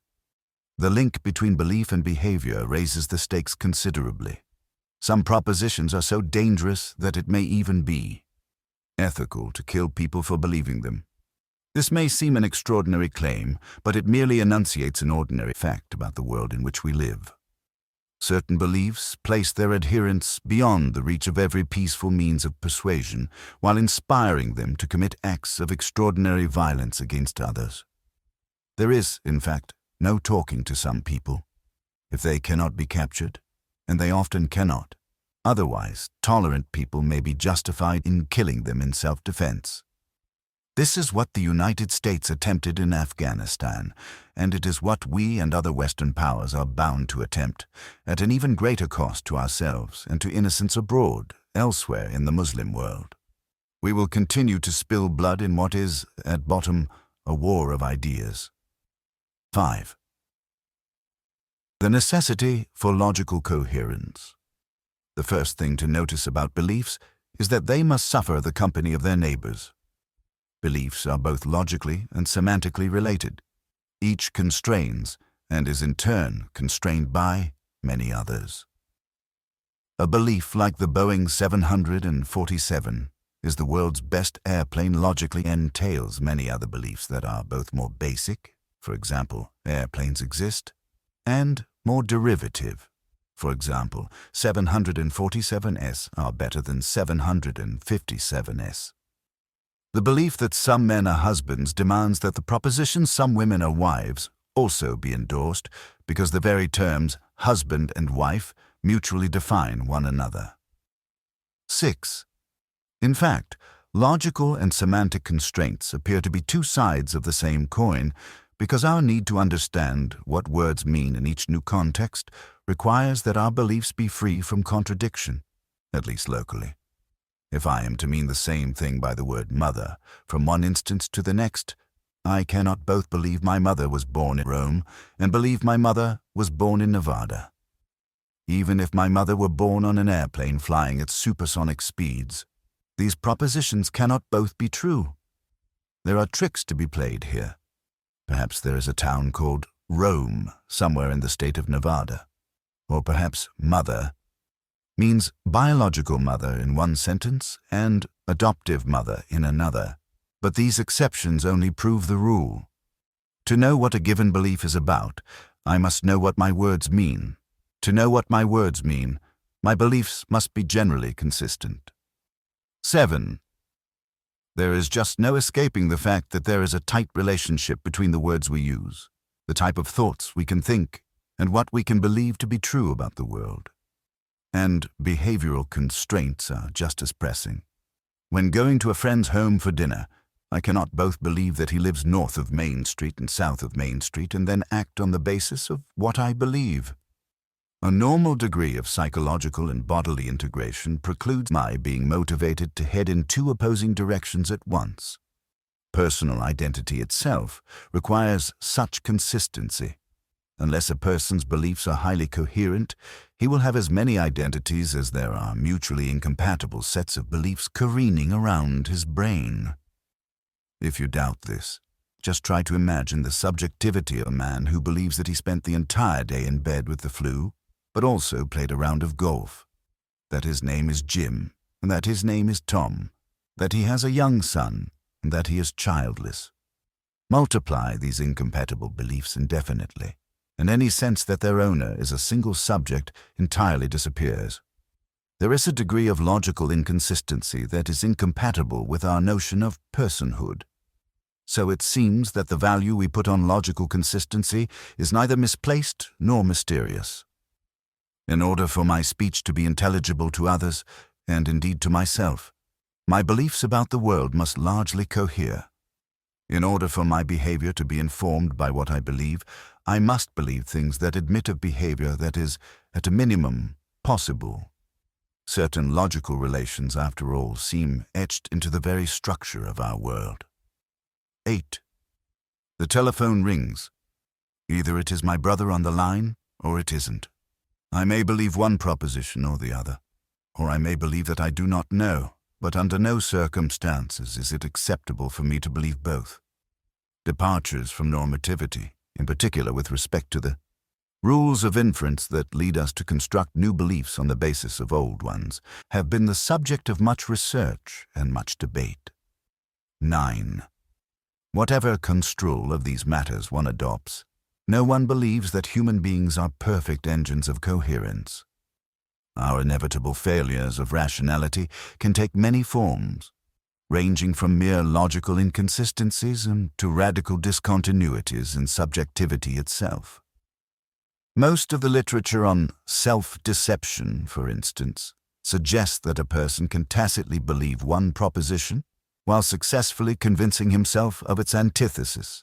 For example, my wife is having an affair, my wife is faithful, though considerable controversy still surrounds the question of how or whether such cognitive contortions actually occur. 10. Other failures of psychological integration, ranging from split brain patients to cases of multiple personality, are at least partially explicable in terms of areas of belief processing in the brain that have become structurally and/or functionally partitioned from one another. The American Embassy. A case in point. While traveling in France, my fiancée and I experienced a bizarre partitioning of our beliefs about the American Embassy in Paris. Belief System 1. As the events of September 11th still cast a shadow over the world, we had decided to avoid obvious terrorist targets while traveling. First on our list of such places was the American Embassy in Paris. Paris is home to the largest Muslim population in the Western world, and this embassy had already been the target of a foiled suicide plot. The American Embassy would have been the last place we would have willingly visited while in France. Belief System 2. Prior to our arrival in Paris, we had great difficulty finding a hotel room. Every hotel we checked was full, except for one on the right bank, which had abundant vacancies. The woman at reservations even offered us a complimentary upgrade to a suite. She also gave us a choice of views. We could face the inner courtyard or outward, overlooking the American Embassy. "Which view would you choose?" I asked. "The view of the embassy," she replied. "It's much more peaceful." I envisioned a large embassy garden. "Great," I said. "We'll take it." The next day, we arrived at the hotel and found that we had been given a room with a courtyard view. Both my fiancée and I were disappointed. We had, after all, been promised a view of the American Embassy. We called a friend living in Paris to inform her of our whereabouts. Our friend, who is wise in the ways of the world, had this to say: "That hotel is directly next to the American Embassy. That's why they're offering you an upgrade. Have you guys lost your minds? Do you know what day it is? It's the 4th of July. The appearance of this degree of inconsistency in our lives was astounding. We had spent the better part of the day simultaneously trying to avoid and gain proximity to the very same point in space. Realizing this, we could scarcely have been more surprised had we both grown antlers. But what seems psychologically so mysterious may be quite trivial in neurological terms.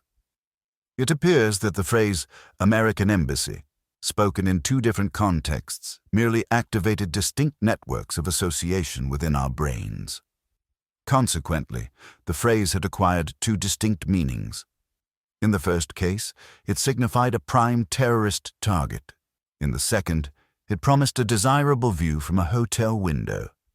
The significance of the phrase in the world, however, is single and indivisible, since only one building answers to this name in Paris. The communication between these networks of neurons appeared to be negligible. Our brains were effectively partitioned. The flimsiness of this partition was revealed by just how easily it came down. All it took for me to unify my fiancée's outlook on this subject was to turn to her, she who was still silently coveting a view of the American Embassy, and say, with obvious alarm, "This hotel is 10 feet from the American Embassy." The partition came down, and she was as flabbergasted as I was. And yet, the psychologically irreconcilable facts are these. On the day in question, never was there a time when we would have willingly placed ourselves near the American Embassy, and never was there a time when we were not eager to move to a room with a view of it. While behavioral and linguistic necessity demands that we seek coherence among our beliefs wherever we can, we know that total coherence, even in a maximally integrated brain, would be impossible to achieve. This becomes apparent the moment we imagine a person's beliefs recorded as a list of assertions like, "I am walking in the park." Parks generally have animals. Lions are animals. And so on, each being a belief unto itself, as well as a possible basis upon which to form further inferences, both good ones. I may soon see an animal, and bad ones. I may soon see a lion, and hence new beliefs about the world. If perfect coherence is to be had, each new belief must be checked against all others and every combination thereof, for logical contradictions 11. But here we encounter a minor computational difficulty. The number of necessary comparisons grows exponentially as each new proposition is added to the list. How many beliefs could a perfect brain check for logical contradictions? The answer is surprising. Even if a computer were as large as the known universe, built of components no larger than protons, with switching speeds as fast as the speed of light, all laboring in parallel from the moment of the Big Bang up to the present, it would still be fighting to add a 300th belief to its list. 12. What does this say about the possibility of our ever guaranteeing that our worldview is perfectly free from contradiction? It is not even a dream within a dream. 13. And yet, given the demands of language and behavior, it remains true that we must strive for coherence wherever it is in. Doubt, because failure here is synonymous with a failure either of linguistic sense or of behavioral possibility. 14. Beliefs as representations of the world. For even the most basic knowledge of the world to be possible, regularities in a nervous system must consistently mirror regularities in the environment.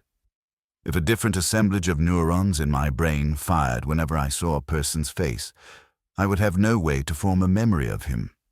His face could look like a face one moment and a toaster the next, and I would have no reason to be surprised by the inconsistency, for there would be nothing for a given pattern of neural activation to be consistent with. As Steven Pinker points out, it is only the orderly mirroring between a system that processes information, a brain or a computer, and the laws of logic or probability that explains how rationality can emerge from mindless physical process in the first place.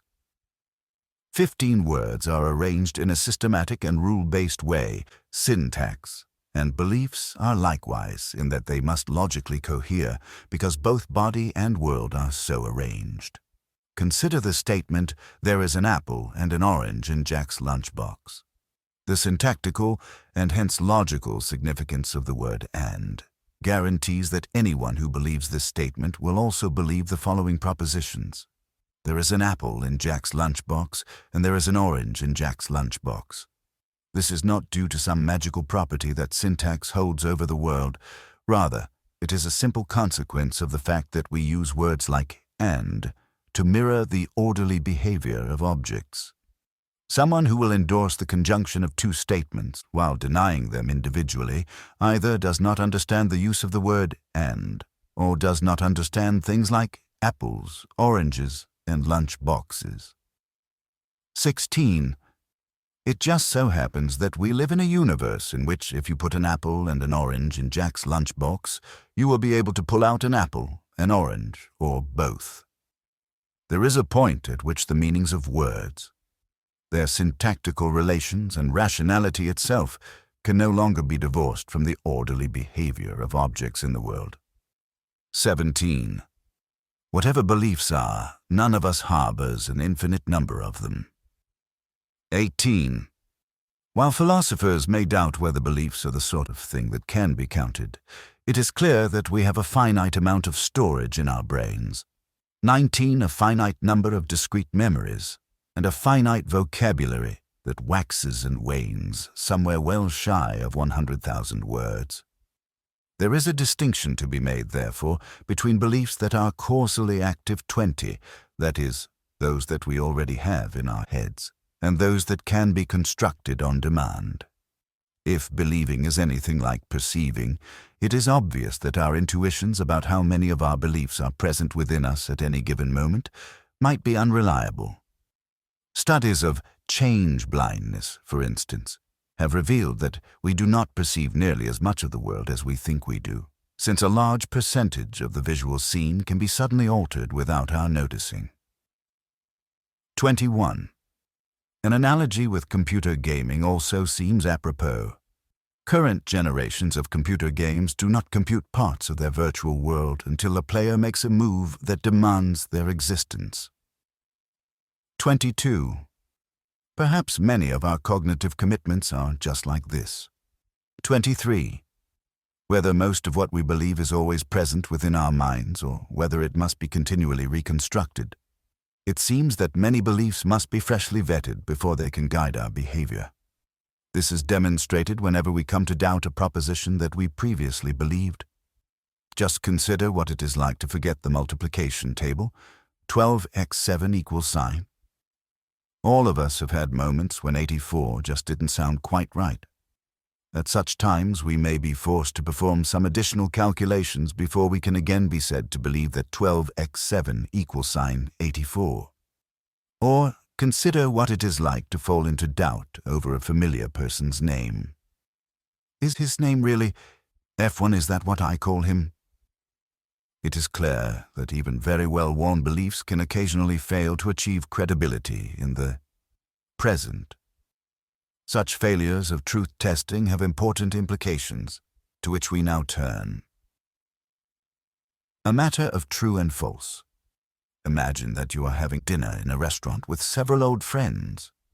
You leave the table briefly to use the restroom, and upon your return you hear one of your friends whisper, "Just be quiet." He can't know about any of this. What are you to make of this statement? Everything turns on whether you believe that you are the he in question. If you are a woman, and therefore excluded by this choice of pronoun, you would probably feel nothing but curiosity. Upon retaking your seat, you might even whisper, "Who are you guys talking about?" If you are a man, on the other hand, things have just gotten interesting. What secret could your friends be keeping from you? If your birthday is just a few weeks away, you might assume that a surprise party has been planned in your honor. If not, more Shakespearean possibilities await your consideration. Given your prior cognitive commitments and the contextual cues in which the utterance was spoken, some credence-granting circuit inside your brain will begin to test a variety of possibilities. You will study your friends' faces. Are their expressions compatible with the more nefarious interpretations of this statement that are now occurring to you? Has one of your friends just confessed to sleeping with your wife? When could this have happened? There has always been a certain chemistry between them. Suffice it to say that whichever interpretation of these events becomes a matter of belief for you will have important personal and social consequences. At present, we have no understanding of what it means at the level of the brain to say that a person believes or disbelieves a given proposition, and yet it is upon this difference that all subsequent cognitive and behavioral commitments turn. To believe a proposition we must endorse, and thereby become behaviorally susceptible to its representational content. There are good reasons to think that this process happens quite automatically, and indeed that the mere comprehension of an idea may be tantamount to believing it, if only for a moment. The Dutch philosopher Spinoza thought that belief and comprehension were identical, while disbelief required a subsequent act of rejection. Some very interesting work in psychology bears this out. 24. It seems rather likely that understanding a proposition is analogous to perceiving an object in physical space. Our default setting may be to accept appearances as reality until they prove to be otherwise. This would explain why merely entertaining the possibility of a friend's betrayal may have set your heart racing a moment ago. Whether belief formation is a passive or an active process, it is clear that we continuously monitor spoken utterances, both our own and those of others, for logical and factual errors. The failure to find such errors allows us to live by the logic of what would otherwise be empty phrases.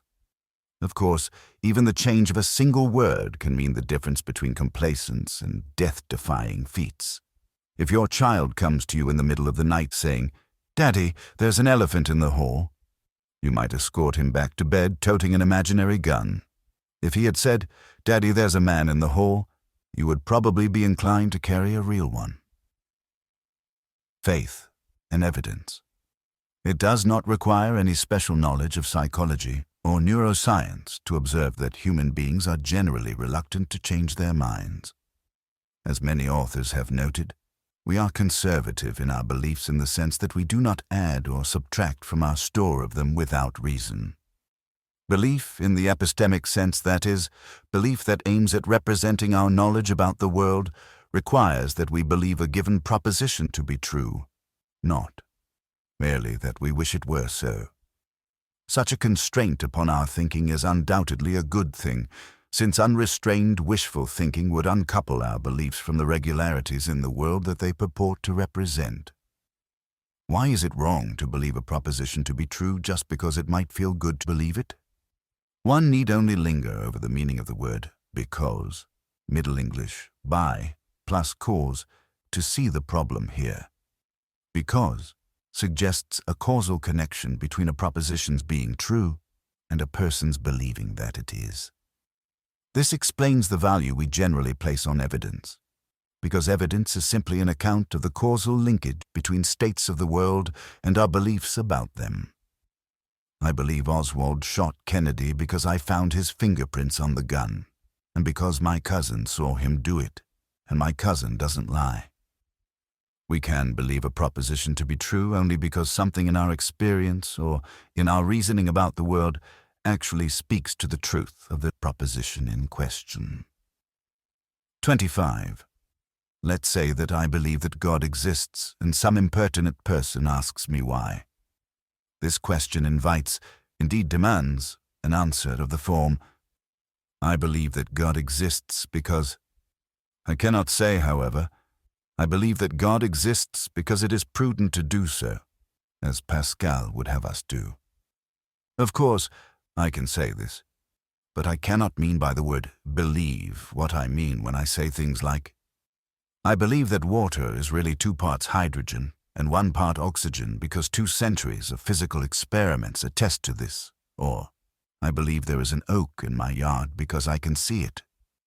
Nor can I say things like, "I believe in God because it makes me feel good."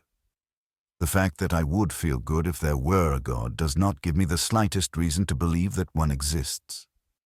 This is easily seen when we swap the existence of God for some other consoling proposition. Let's say that I want to believe that there is a diamond buried somewhere in my yard that is the size of a refrigerator. It is true that it would feel uncommonly good to believe this. But do I have any reason to believe that there is actually a diamond in my yard that is thousands of times larger than any yet discovered? No. Here we can see why. Pascal's wager, Kierkegaard's leap of faith, and other epistemological Ponzi schemes won't do.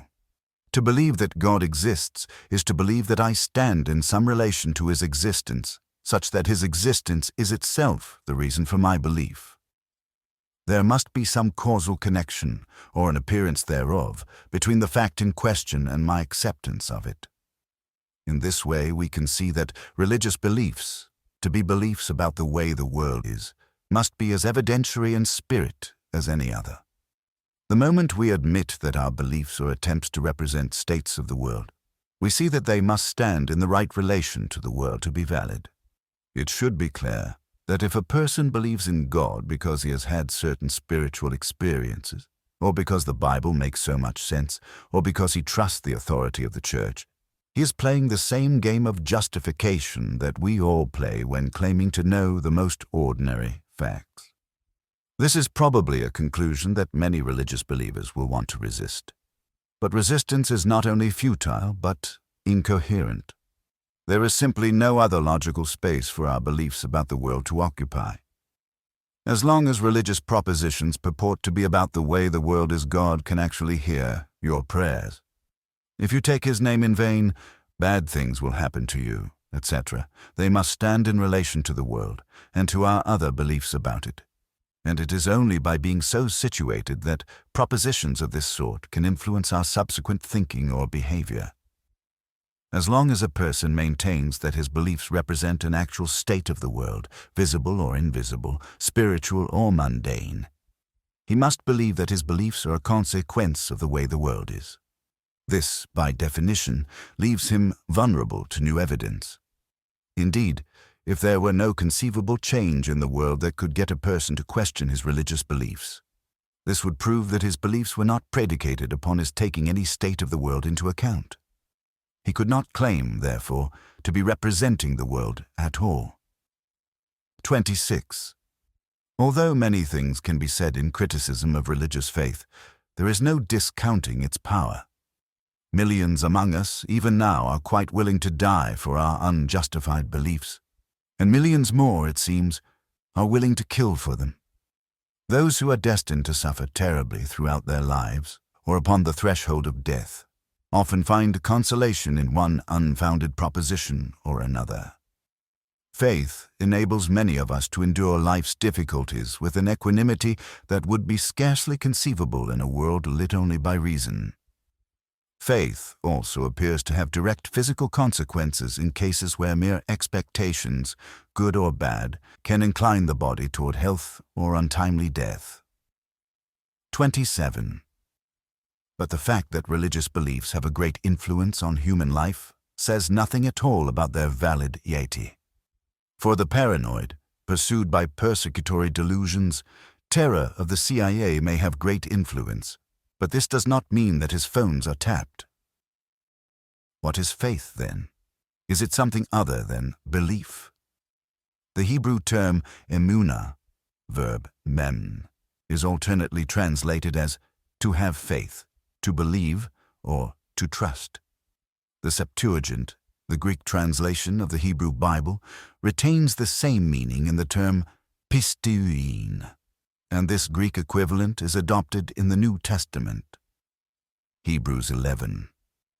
One defines faith as the assurance of things hoped for, the conviction of things not seen. Read in the right way, this passage seems to render faith entirely self-justifying. Perhaps the very fact that one believes in something which has not yet come to pass, things hoped for, or for which one has no evidence, things not seen, constitute evidence for its actuality, assurance. Let's see how this works. I feel a certain, rather thrilling conviction that Nicole Kidman is in love with me. As we have never met, my feeling is my only evidence of her infatuation. I reason thus. My feelings suggest that Nicole and I must have a special, even metaphysical connection otherwise. How could I have this feeling in the first place? I decide to set up camp outside her house to make the necessary introductions. Clearly, this sort of faith is a tricky business. Throughout this book, I am criticizing faith in its ordinary scriptural sense, as belief in and life orientation toward certain historical and metaphysical propositions. The meaning of the term, both in the Bible and upon the lips of the faithful, seems to be entirely unambiguous. It is true that certain theologians and contemplatives have attempted to recast faith as a spiritual principle that transcends mere motivated credulity. Paul Tillich, in his Dynamics of Faith, 1957, rarefied the original import of the term out of existence, casting away what he called idolatrous faith, and, indeed, all equations between faith and belief. Surely other theologians have done likewise. Of course, anyone is free to redefine the term faith however he sees fit, and thereby bring it into conformity with some rational or mystical ideal. But this is not the faith that has animated the faithful for millennia. The faith that I am calling into question is precisely the gesture that Tillich himself decried as an act of knowledge that has a low degree of evidence. My argument, after all, is aimed at the majority of the faithful in every religious tradition, not at Tillich's blameless parish of one.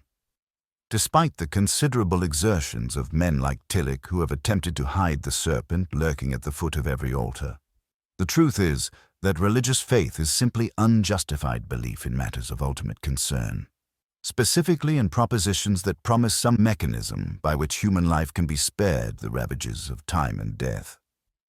Faith is what credulity becomes when it finally achieves escape velocity from the constraints of terrestrial discourse. Constraints like reasonableness, internal coherence, civility, and candor. However far you feel you have fled the parish, even if you are just now adjusting the mirror on the Hubble Space Telescope, you're likely to be the product of a culture that has elevated belief in the absence of evidence to the highest place in the hierarchy of human virtues. Ignorance is the true coinage of this realm. Blessed are those who have not seen and have believed. John 20:29, and every child is instructed that it is, at the very least, an option, if not a sacred duty, to disregard the facts of this world out of deference to the God who lurks in his mother's and father's imaginations. But faith is an impostor. This can be readily seen in the way that all the extraordinary phenomena of the religious life, a statue of the Virgin weeps, a child casts his crutches to the ground, are seized upon by the faithful as confirmation of their faith. At these moments, religious believers appear like men and women in the desert of uncertainty, given a cool drink of data. There is no way around the fact that we crave justification for our core beliefs and believe them only because we think such justification is, at the very least, in the offing. Is there a practicing Christian in the West who would be indifferent to the appearance of incontestable physical evidence that attested to the literal truth of the Gospels? Imagine if carbon dating of the Shroud of Turin 28 had shown it to be as old as Easter Sunday, AD 29. Is there any doubt that this revelation would have occasioned a spectacle of awe, exaltation, and zealous remission of sins throughout the Christian world? This is the very same faith that will not stoop to reason when it has no good reasons to believe. If a little supportive evidence emerges, however, the faithful prove as attentive to data as the damned. This demonstrates that faith is nothing more than a willingness to await the evidence, be it the day of judgment or some other downpour of corroboration. It is the search for knowledge on the installment plan. Believe now, live an untestable hypothesis until your dying day, and you will discover that you were right.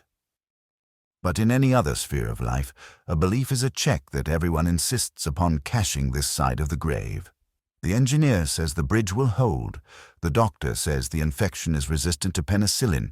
These people have defeasible reasons for their claims about the way the world is. The mullah, the priest, and the rabbi do not. Nothing could change about this world or about the world of their experience that would demonstrate the falsity of many of their core beliefs.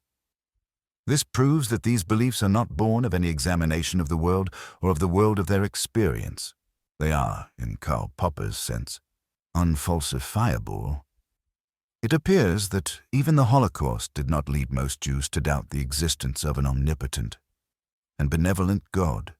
If having half of your people systematically delivered to the furnace does not count as evidence against the notion that an all-powerful God is looking out for your interests, it seems reasonable to assume that nothing could. How does the mullah know that the Quran is the verbatim word of God? The only answer to be given in any language that does not make a mockery of the word no. Isi doesn't. A man's faith is just a subset of his beliefs about the world. Beliefs about matters of ultimate concern that we, as a culture, have told him he need not justify in the present. It is time we recognized just how maladaptive this balkanization of our discourse has become. All pretensions to theological knowledge should now be seen from the perspective of a man who was just beginning his day on the 100th floor of the World Trade Center on the morning of September 11th, 2001, only to find his meandering thoughts of family and friends, of errands run and unrun, of coffee in need of sweetener, inexplicably usurped by a choice of terrible starkness and simplicity, between being burned alive by jet fuel or leaping 1,000 feet to the concrete below. In fact, we should take the perspective of thousands of such men, women, and children who are robbed of life far sooner than they imagined possible, in absolute terror and confusion. The men who committed the atrocities of September 11th were certainly not cowards, as they were repeatedly described in the Western media, nor were they lunatics in any ordinary sense. They were men of faith, perfect faith, as it turns out, and this, it must finally be acknowledged, is a terrible thing to be. I am certain that such a summary dismissal of religious faith will seem callous to many readers, particularly those who have known its comforts at first hand. But the fact that unjustified beliefs can have a consoling influence on the human mind is no argument in their favor. If every physician told his terminally ill patients that they were destined for a complete recovery, this might also set many of their minds at ease, but at the expense of the truth. Why should we be concerned about the truth? This question awaits its Socrates. For our purposes, we need only observe that the truth is of paramount concern to the faithful themselves. Indeed, the truth of a given doctrine is the very object of their faith. The search for comfort at the expense of truth has never been a motive for religious belief.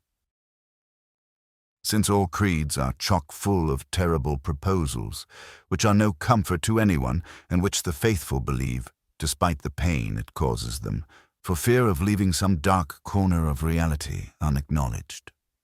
The faithful, in fact, hold truth in the highest esteem, and, in this sense, they are identical to most philosophers and scientists. People of faith claim nothing less than knowledge of sacred, redeeming, and metaphysical truths. Christ died for your sins. He is the Son of God.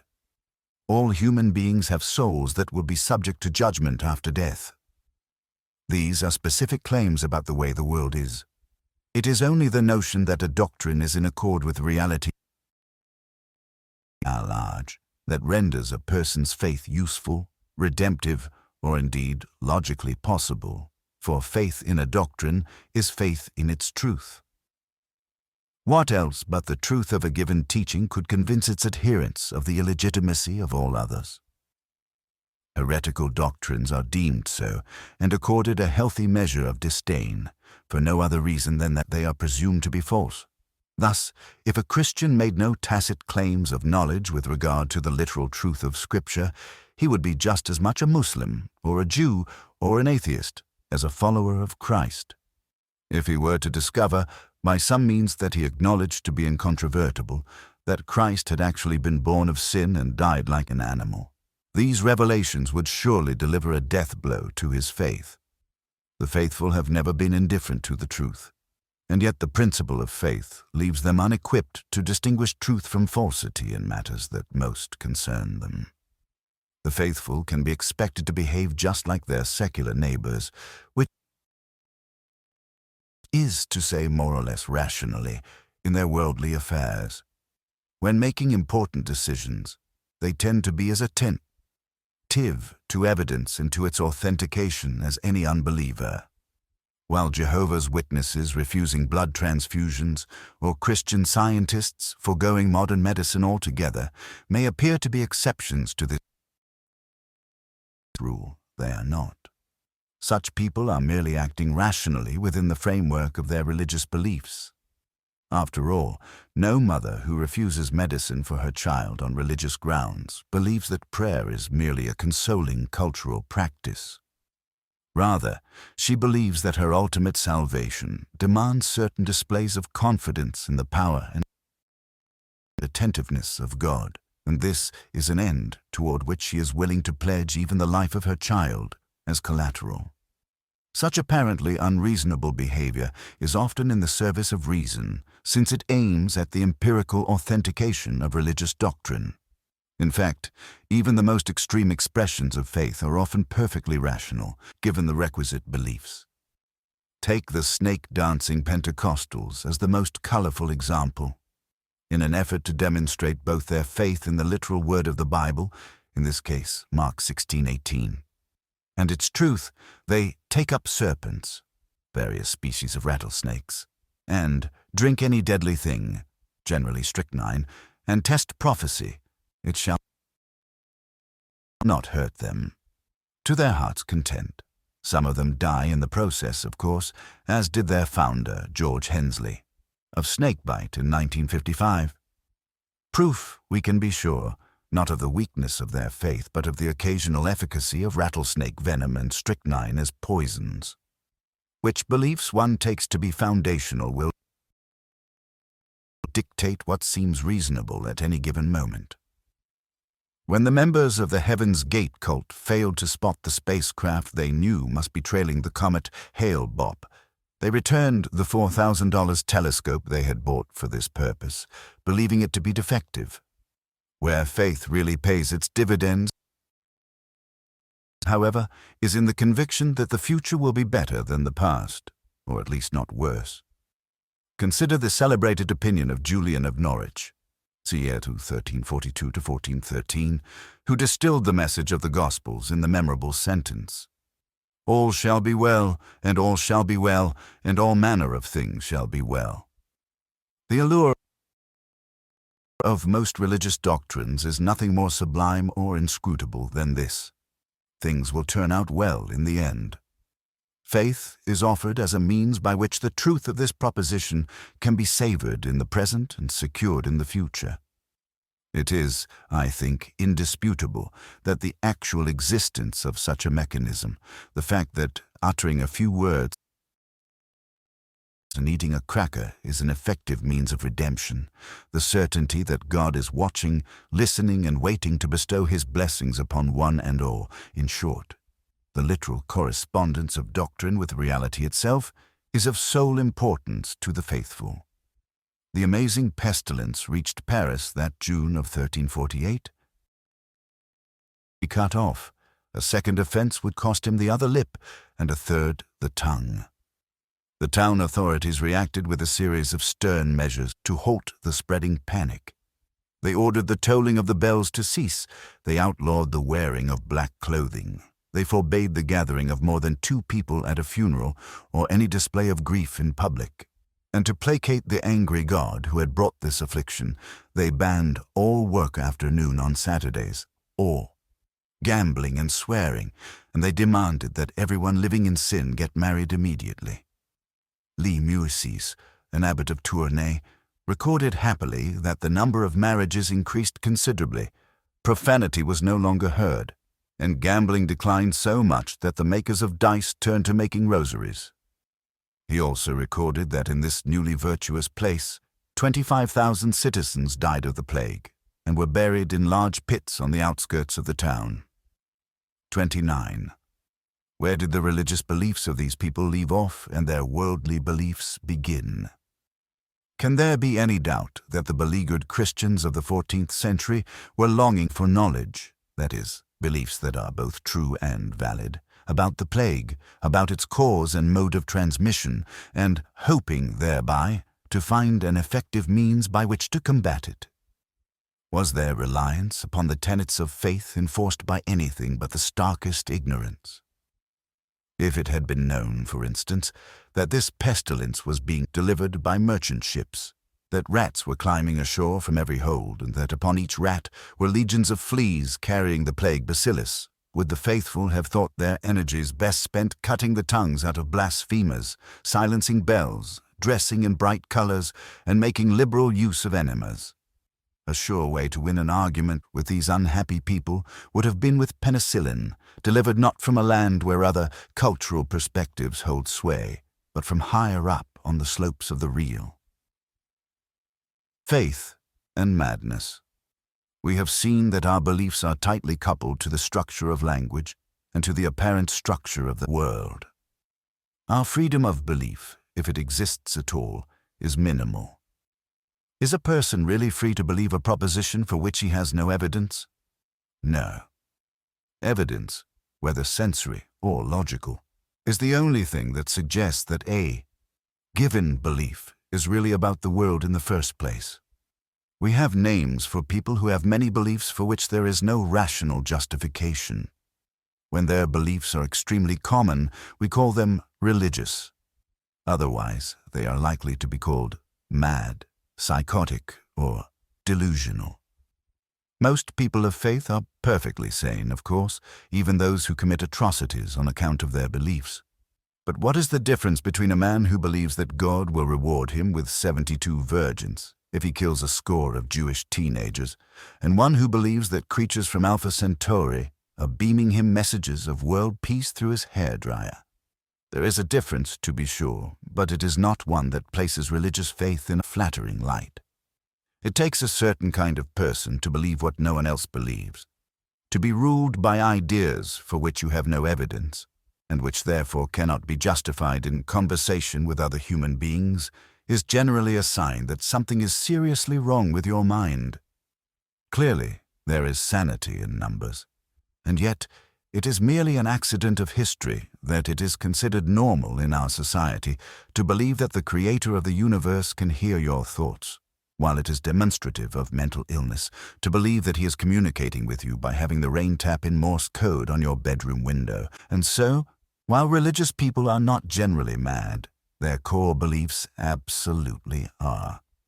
This is not surprising, since most religions have merely canonized a few products of ancient ignorance and derangement and passed them down to us as though they were primordial truths. This leaves billions of us believing what no sane person could believe on his own. In fact, it is difficult to imagine a set of beliefs more suggestive of mental illness than those that lie at the heart of many of our religious traditions. Consider one of the cornerstones of the Catholic faith. I likewise profess that in the Mass, a true, proper, and propitiatory sacrifice is offered to God on behalf of the living and the dead, and that the body and the blood, together with the soul, and the divinity of our Lord Jesus Christ is truly, really, and substantially present in the most holy sacrament of the Eucharist. And there is a change of the whole substance of the bread into the body, and of the whole substance of the wine into blood. And this change the Catholic Mass calls transubstantiation. I also profess that the whole and entire Christ and a true sacrament is received under each separate species. 30. Jesus Christ, who, as it turns out, was born of a virgin, cheated death, and rose bodily into the heavens, can now be eaten in the form of a cracker. A few Latin words spoken over your favorite Burgundy, and you can drink his blood as well. Is there any doubt that a lone subscriber to these beliefs would be considered mad? Rather, is there any doubt that he would be mad? The danger of religious faith is that it allows otherwise normal human beings to reap the fruits of madness and consider them holy. Because each new generation of children is taught that religious propositions need not be justified in the way that all others must, civilization is still besieged by the armies of the preposterous.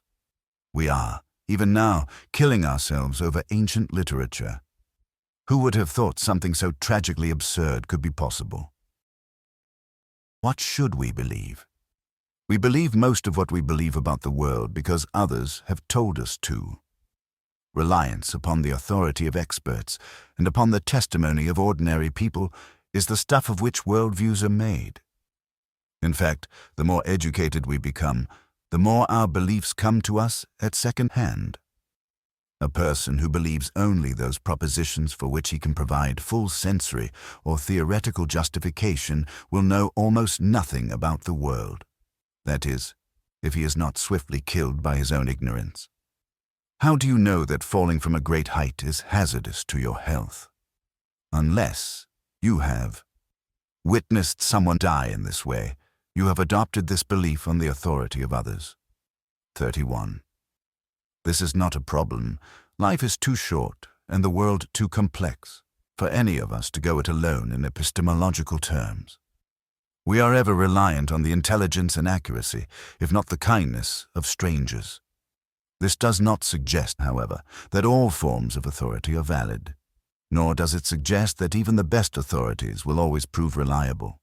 There are good arguments and bad ones, precise observations and imprecise ones, and each of us has to be the final judge of whether or not it is reasonable to adopt a given belief about the world. Consider the following sources of information. 1. The anchor man on the evening news says that a large fire is burning in the state of Colorado. 100,000 acres have burned, and the fire is still completely uncontained. 2. Biologists say that DNA is the molecular basis for sexual reproduction. Each of us resembles our parents because we inherit a complement of their DNA. Each of us has arms and legs because our DNA coded for the proteins that produced them during our early development. 3.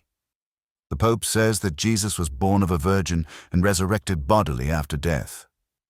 He is the Son of God, who created the universe in 6 days. If you believe this, you will go to heaven after death. If you don't, you will go to hell, where you will suffer for eternity. What is the difference between these forms of testimony? Why isn't every expert opinion equally worthy of our respect? Given our analysis thus far, it should not be difficult to grant authority to 1 and 2 while disregarding 3. Proposition 1. Why do we find the news story about the fire in Colorado persuasive? It could be a hoax, but what about those televised images of hillsides engorged by flame and of planes dropping fire retardant? Maybe there is a fire, but it is in a different state. Perhaps it's really Texas that is burning. Is it reasonable to entertain such possibilities? No. Why not? Here is where the phrase common sense begins to earn its keep. Given our beliefs about the human mind, the success of our widespread collaboration with other human beings, and the degree to which we all rely on the news, it is scarcely conceivable that a respected television network and a highly paid anchorman are perpetrating a hoax, or that thousands of firefighters, newsmen, and terrified homeowners have mistaken Texas for Colorado.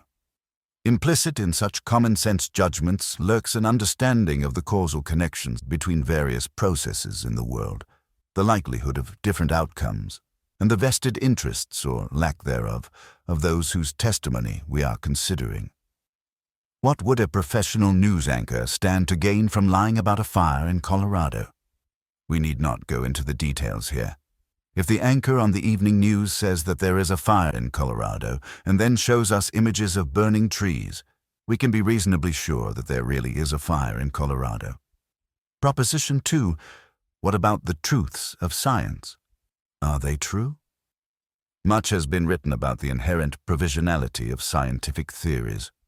Karl Popper has told us that we never prove a theory right. We merely fail to prove it wrong. 32 Thomas Kuhn has told us that scientific theories undergo wholesale revision with each generation and therefore do not converge on the truth. 33. There's no telling which of our current theories will be proved wrong tomorrow, so how much confidence can we have in them? Many unwary consumers of these ideas have concluded that science is just another area of human discourse and, as such, is no more anchored to the facts of this world than literature or religion are. All truths are up for grabs. But all spheres of discourse are not on the same footing, for the simple reason that not all spheres of discourse seek the same footing, or any footing whatsoever. Science is science because it represents our most committed effort to verify that our statements about the world are true, or at least not false. 34. We do this by observation and experiment within the context of a theory. To say that a given scientific theory may be wrong is not to say that it may be wrong in its every particular, or that any other theory stands an equal chance of being right. What are the chances that DNA is not the basis for genetic inheritance? Well, if it isn't, Mother Nature sure has a lot of explaining to do. She must explain the results of 50 years of experimentation, which have demonstrated reliable correlations between genotype and phenotype, including the reproducible effects of specific genetic mutations. Any account of inheritance that is going to supersede the present assumptions of molecular biology will have to account for the ocean of data that now conforms to these assumptions. What are the chances that we will one day discover that DNA has absolutely nothing to do with inheritance? They are effectively zero. Proposition 3. Can we rely on the authority of the Pope? Millions of Catholics do, of course. He is, in fact, infallible in matters of faith and morality. Can we really say that Catholics are wrong to believe that the Pope knows whereof he speaks? We surely can. We know that toe evidence would be sufficient to authenticate many of the Pope's core beliefs. How could anyone born in the 20th century come to know that Jesus was actually born of a virgin? What process of ratiocination, mystical or otherwise, will deliver the necessary facts about a Galilean woman's sexual history? Facts that run entirely counter to well-known facts of human biology. There is no such process. Even a time machine could not help us, unless we were willing to keep watch over Mary 24 hours a day for the months surrounding the probable time of Jesus' conception. Visionary experiences, in and of themselves, can never be sufficient to answer questions of historical fact. Let's say the Pope had a dream about Jesus, and Jesus came to him looking fresh from Da Vinci's brush. The Pope would not even be in a position to say that.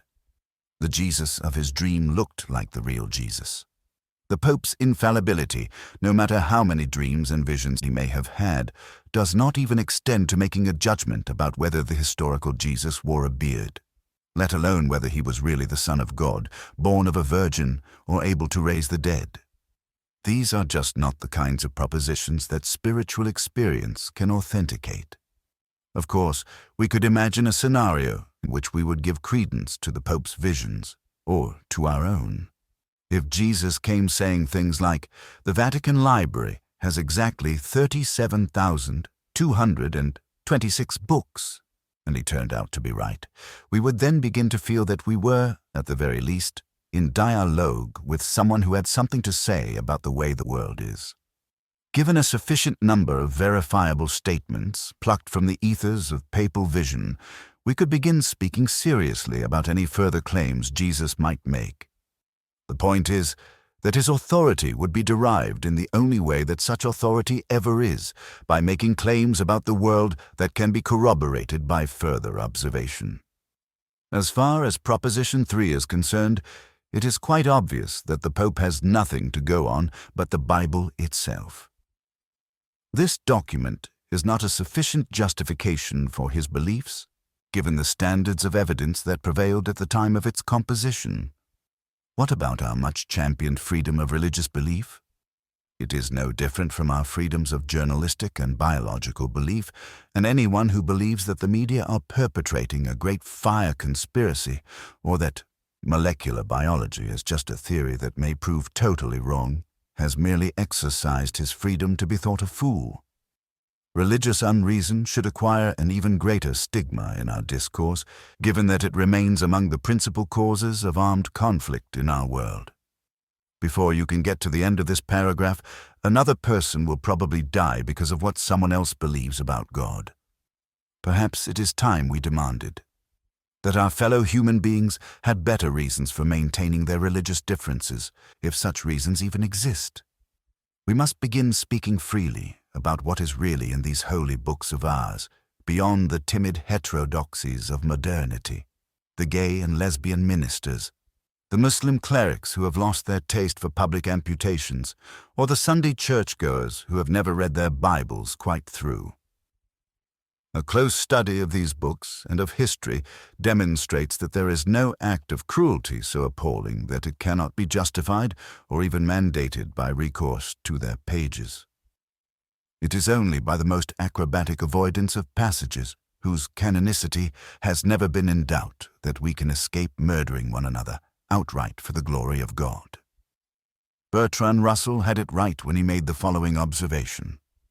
The Spaniards in Mexico and Peru used to baptize Indian infants and then immediately dash their brains out. By this means they secured these infants went to heaven. No Orthodox Christian can find any logical reason for condemning their action, although all nowadays do so. In countless ways, the doctrine of personal immortality in its Christian form has had disastrous effects upon morals. 35. It is true that there are millions of people whose faith moves them to perform extraordinary acts of self-sacrifice for the benefit of others. The help rendered to the poor by Christian missionaries in the developing world demonstrates that religious ideas can lead to actions that are both beautiful and necessary. But there are far better reasons for self-sacrifice than those that religion provides. The fact that faith has motivated many people to do good things does not suggest that faith is itself a necessary or even a good motivation for goodness. It can be quite possible, even reasonable, to risk one's life to save others without believing any incredible ideas about the nature of the universe. By contrast, the most monstrous crimes against humanity have invariably been inspired by unjustified belief. This is nearly a truism. Genocidal projects tend not to reflect the rationality of their perpetrators simply because there are no good reasons to kill peaceful people indiscriminately. Even where such crimes have been secular, they have required the egregious credulity of entire societies to be brought off. Consider the millions of people who were killed by Stalin and Mao. Although these tyrants paid lip service to rationality, communism was little more than a political religion. 36. At the heart of its apparatus of repression and terror lurked a rigid ideology to which generations of men and women were sacrificed. Even though their beliefs did not reach beyond this world, they were both cultic and irrational.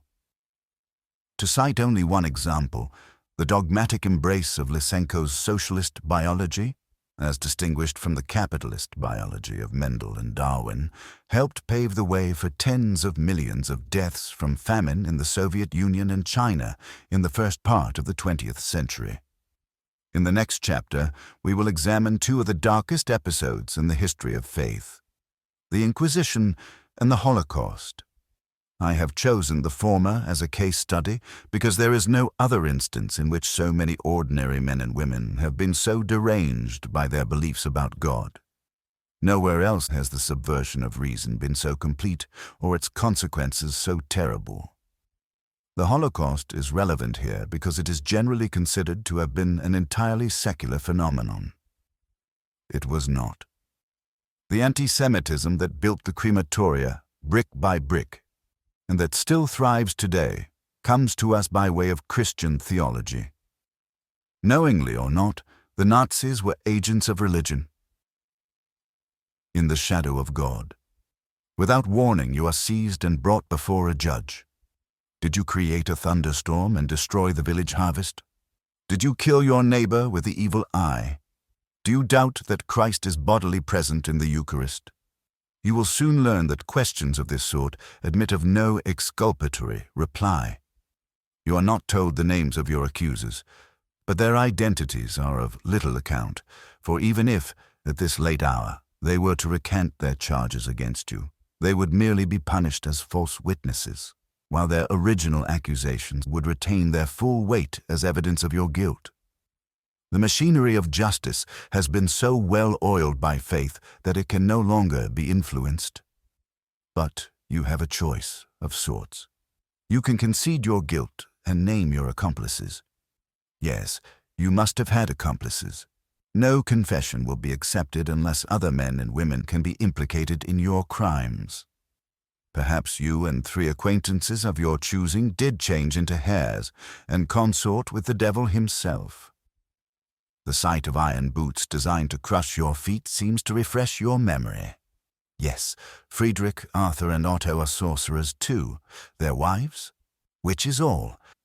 You now face punishment proportionate to the severity of your crimes.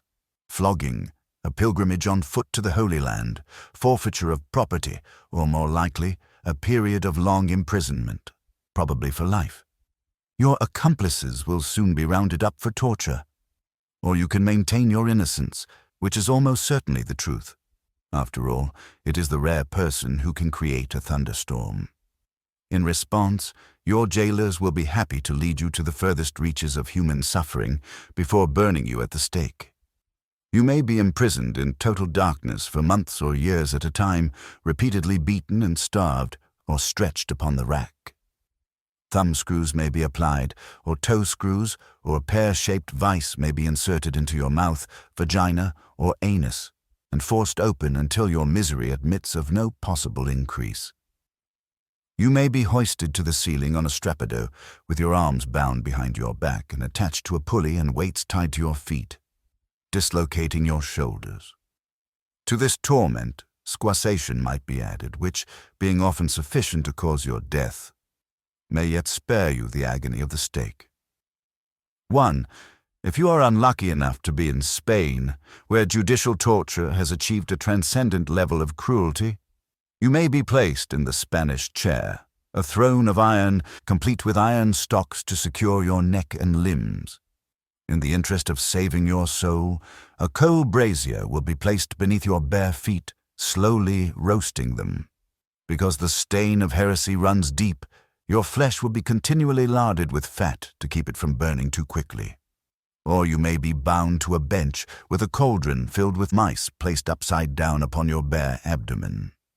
With the requisite application of heat to the iron, the mice will begin to burrow into your belly in search of an exit. 2. Should you, while in extremis, admit to your torturers that you are indeed a heretic, a sorcerer, or a witch, you will be made to confirm your story before a judge, and any attempt to recant, to claim that your confession has been coerced through torture, will deliver you either to your tormentors once again or directly to the stake. If, once condemned, you repent of your sins, these compassionate and learned men, whose concern for the fate of your eternal soul really knows no bounds, will do you the kindness of strangling you before lighting your pyre. 3. The medieval church was quick to observe that the good book was good enough to suggest a variety of means for eradicating heresy, ranging from a communal volley of stones to cremation while alive. 4. A literal reading of the Old Testament not only permits but requires heretics to be put to death. As it turns out, it was never difficult to find a mob willing to perform this holy office, and to do so purely on the authority of the Church, since it was still a capital offense to possess a Bible in any of the vernacular languages of Europe. 5. In fact, Scripture was not to become generally accessible to the common man until the 16th century. As we noted earlier, Deuteronomy was the preeminent text in every inquisitor's canon, for it explicitly enjoins the faithful to murder anyone in their midst, even members of their own families, who profess a sympathy for foreign gods. Showing a genius for totalitarianism that few mortals have ever fully implemented, the author of this document demands that anyone too squeamish to take part in such religious killing must be killed as well. Deuteronomy 17:12, 13. 6. Anyone who imagines that no justification for the Inquisition can be found in Scripture need only consult the Bible to have his view of the matter clarified. If you hear that in one of the towns which Yahweh your God has given you for a home, there are men, scoundrels from your own stock who have led their fellow citizens astray, saying, "Let us go and serve other gods." Hitherto unknown to you, it is your duty to look into the matter, examine it, and inquire most carefully.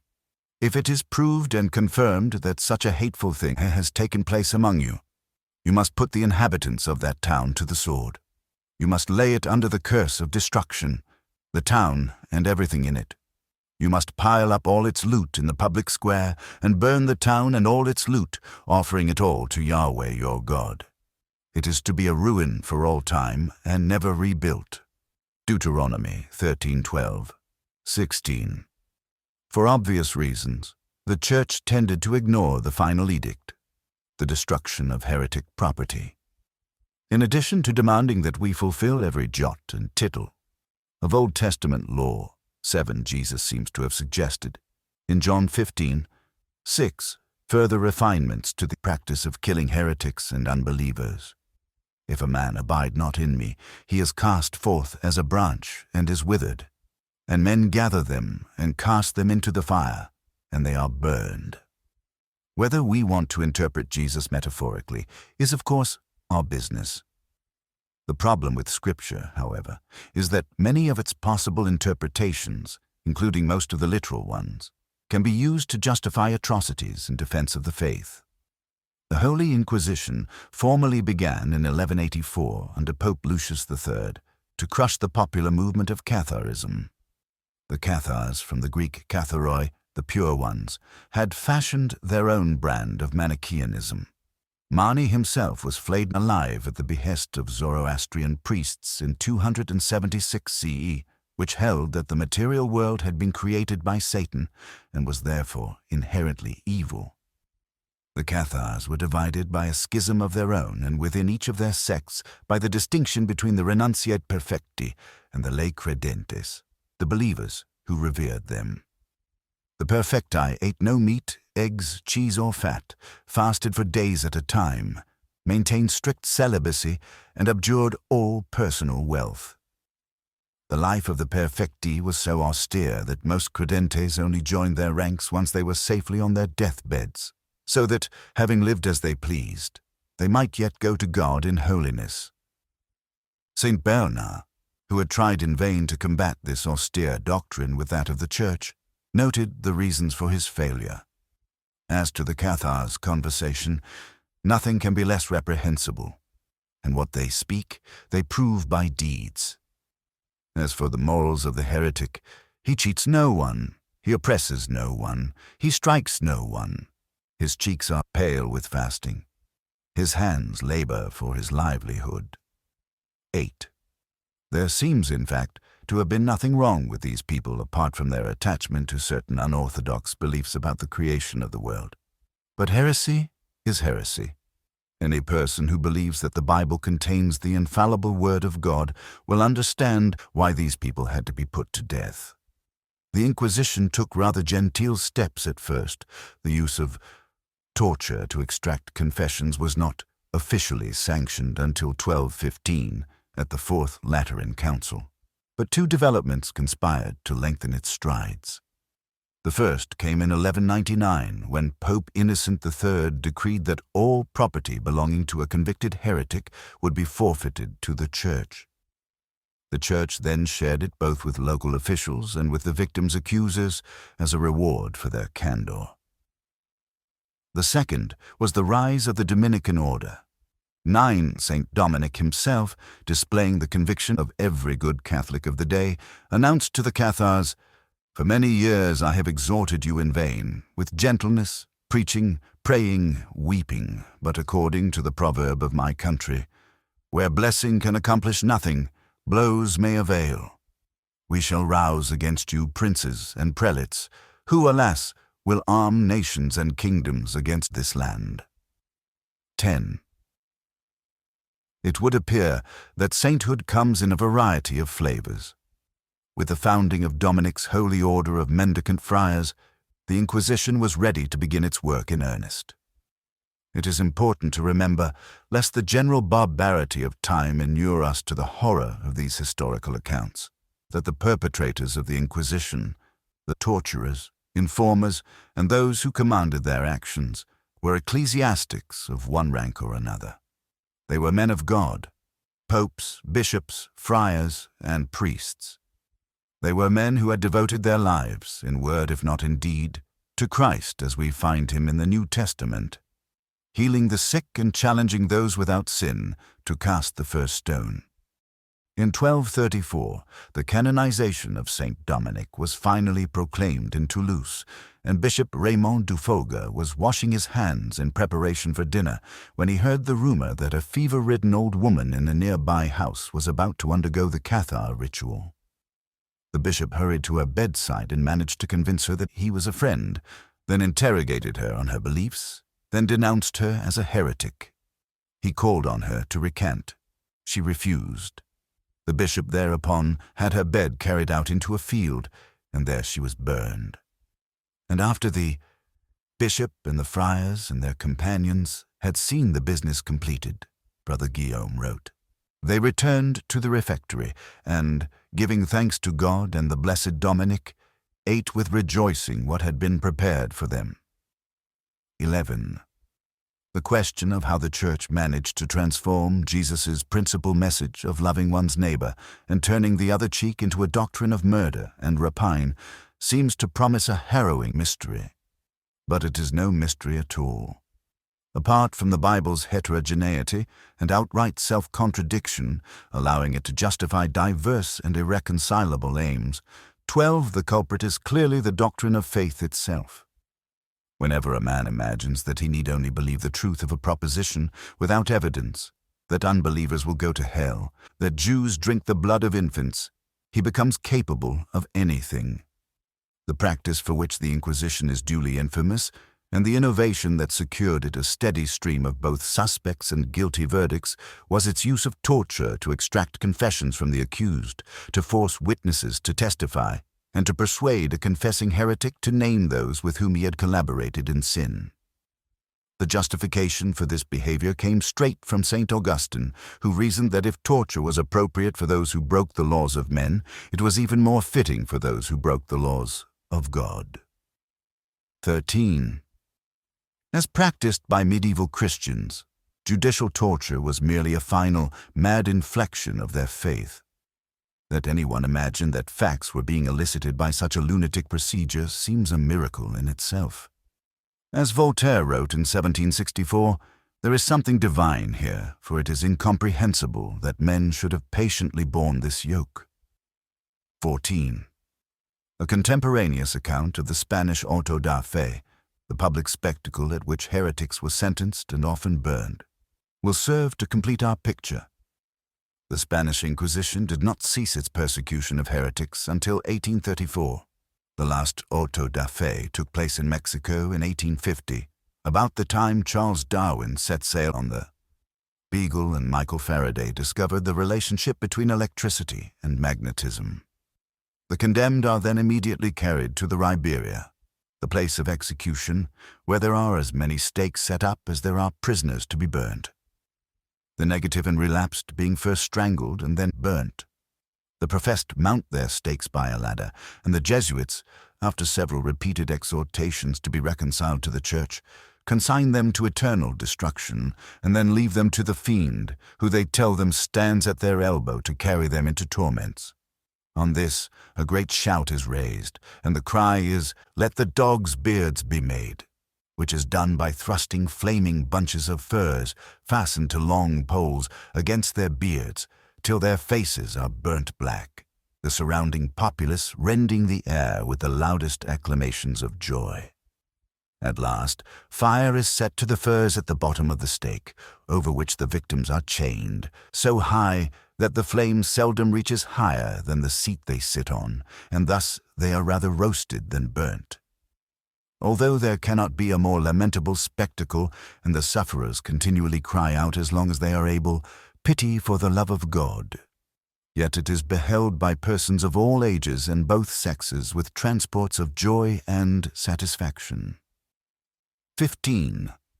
And while Protestant reformers broke with Rome on a variety of counts, their treatment of their fellow human beings was no less disgraceful. Public executions were more popular than ever. Heretics were still reduced to ash. Scholars were tortured and killed for impertinent displays of reason, and fornicators were murdered without a qualm. 16. The basic lesson to be drawn from all this was summed up nicely by Will Durant. Intolerance is the natural concomitant of strong faith. Tolerance grows only when faith loses certainty.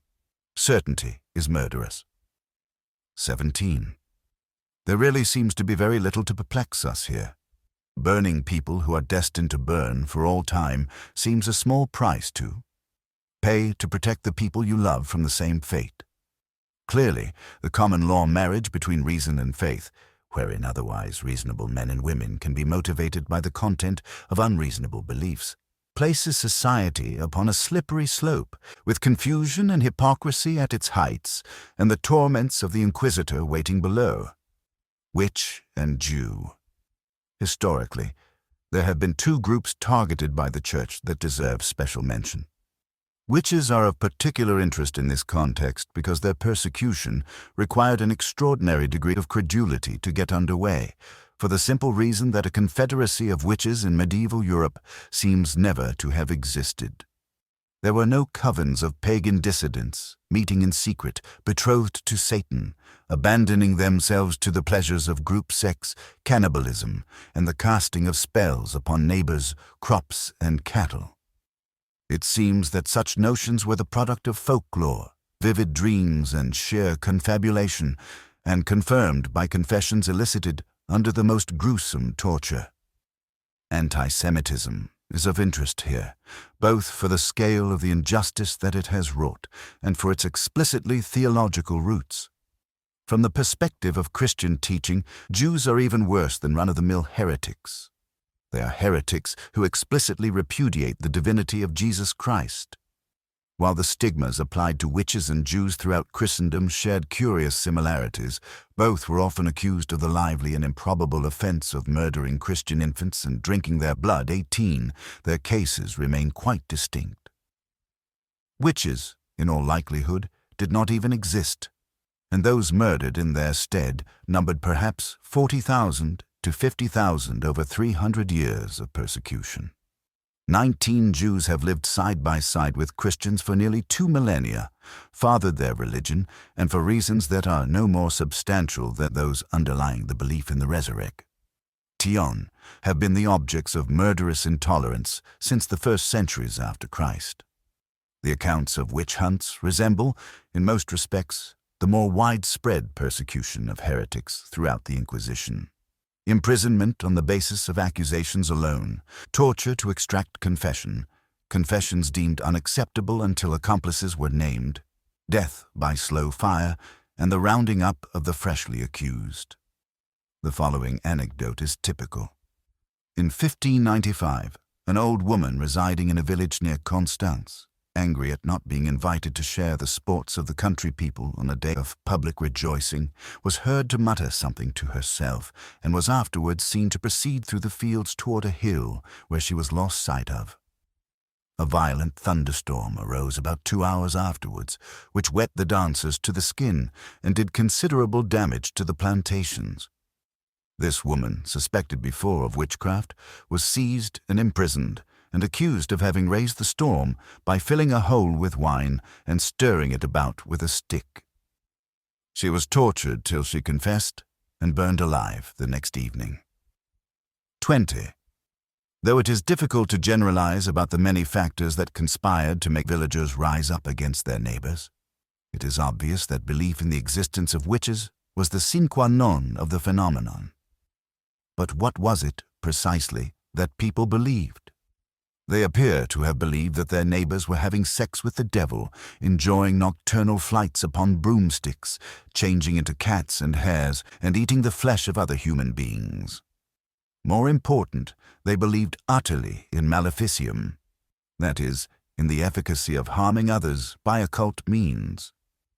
Among the many disasters that could befall a person over the course of a short and difficult life, medieval Christians seemed especially concerned that a neighbor might cast a spell and thereby undermine their health or good fortune. Only the advent of science could successfully undercut such an idea, along with the fantastical displays of cruelty to which it gave rise. We must remember that it was not until the mid-19th century that the germ theory of disease emerged, laying to rest much superstition about the causes of illness. Occult beliefs of this sort are clearly an inheritance from our primitive, magic-minded ancestors. The four people of New Guinea, for instance, besides being enthusiastic cannibals, exacted a gruesome revenge upon suspected sorcerers. Besides attending public meetings, 4 men also hunted down men they believed to be sorcerers and killed them in reprisal. The hunters used a specialized attack called tukabu against sorcerers. They ruptured their kidneys, crushed their genitals, and broke their thigh bones with stone axes, bit into their necks and tore out their tracheas, jammed bamboo splinters into their veins to bleed them. 21. No doubt each of these gestures held metaphysical significance. This behavior seems to have been commonplace among the 4, at least until the 1960s. The horrible comedy of human ignorance achieves a rare moment of transparency here.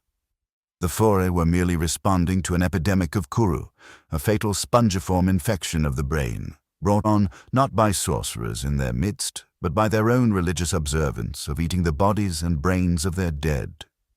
22. Throughout the Middle Ages and the Renaissance, it was perfectly apparent that disease could be inflicted by demons and black magic. There are accounts of frail, old women charged with killing able-bodied men and breaking the necks of their horses, actions which they were made to confess under torture, and few people, it seems, found such accusations implausible. Even the relentless torture of the accused was given a perverse rationale. The devil, it was believed, made his charges insensible to pain, despite their cries for mercy. And so it was that, for centuries, men and women who were guilty of little more than being ugly, old, widowed, or mentally ill were convicted of impossible crimes and then murdered for God's sake. After nearly 400 years, some ecclesiastics began to appreciate how insane all this was. Consider the epiphany of Frederick Spee. Torture fills our Germany with witches and unheard-of wickedness, and not only Germany, but any nation that attempts it. If all of us have not confessed ourselves witches, that is only because we have not all been tortured. 23. But Spee was led to this reasonable surmise only after a skeptical friend, the Duke of Brunswick, had a woman suspected of witchcraft artfully tortured and interrogated in his presence. This poor woman testified that she has seen Spee himself on the Brocken, shape-shifting into a wolf, a goat, and other beasts, and fathering numerous children by the assembled witches born with the heads of toads and the legs of spiders. Spee, lucky indeed to be in the company of a friend, and certain of his own innocence, immediately set to work on his Cautio Criminalis, 1631, which detailed the injustice of witch trials. 24. Bertrand Russell observed, however, that not all reasonable men were as fortunate as Spee. Some few bold rationalists ventured, even while the persecution was at its height, to doubt whether tempests, hailstorms, thunder, and lightning were really caused by the machinations of women. Such men were shown no mercy. Thus, towards the end of the 16th century, Flood, rector of the University of Treves, and chief judge of the electoral court, after condemning countless witches, began to think that perhaps their confessions were due to the desire to escape from the tortures of the rack, with the result that he showed unwillingness to convict. He was accused of having sold himself to Satan, and was subjected to the same tortures as he had inflicted upon others. Like them, he confessed his guilt, and in 1589 he was strangled and then burnt. 25. As late as 1718, just as the inoculation against smallpox was being introduced to England and the English mathematician Brooke Taylor was making refinements to the calculus, we find the madness of the witch hunt still a potent social force. Charles Mackay relates an incident in Caithness, northeast Scotland. A silly fellow named William Montgomery, a carpenter, had a mortal antipathy to cats, and somehow or other these animals generally chose his backyard as the scene of their caterwaulings. He puzzled his brains for a long time to know why he, above all his neighbors, should be so pestered. At last he came to the sage conclusion that his tormentors were no cats, but witches. In this opinion he was supported by his maid-servant, who swore a round oath that she had often heard the aforesaid cats talking together in human voices. The next time the unlucky tabbies assembled in his backyard, the valiant carpenter was on the alert. Arming himself with an axe, a dirk, and a broadsword, he rushed out among them. One of them he wounded in the back, a second in the hip, and the leg of a third he maimed with his axe. But he could not capture any of them. A few days afterwards, 2 old women of the parish died, and it was said that when their bodies were laid out, there appeared upon the back of one the mark as of a recent wound, and a similar scar upon the hip of the other. The carpenter and his maid were convinced that they were the very cats, and the whole county repeated the same story. Everyone was upon the lookout for proofs corroborative. A very remarkable one was soon discovered. Nancy Gilbert, a wretched old creature upwards of 70 years of age, was found in bed with her leg broken. As she was ugly enough for a witch, it was asserted that she also was one of the cats that had fared so ill at the hands of the carpenter. The latter, when informed of the popular suspicion, asserted that he distinctly remembered to have struck one of the cats a blow with the back of his broadsword, which ought to have broken her leg. Nancy was immediately dragged from her bed and thrown into prison. Before she was put to the torture, she explained in a very natural and intelligible manner how she had broken her limb. But this account did not give satisfaction.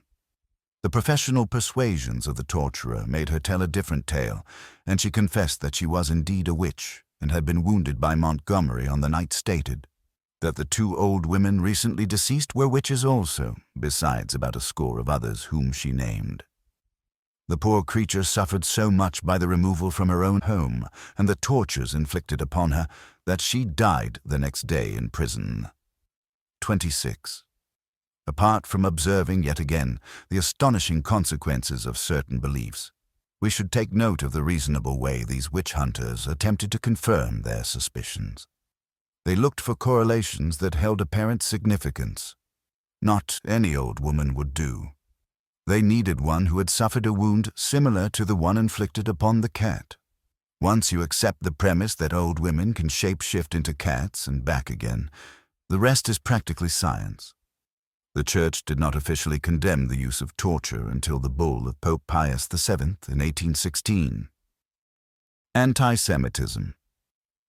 2:7 is as integral to Church doctrine as the flying buttress is to a Gothic cathedral, and this terrible truth has been published in Jewish blood since the first centuries of the Common Era. Like that of the Inquisition, the history of anti-Semitism can scarcely be given sufficient treatment in the context of this book.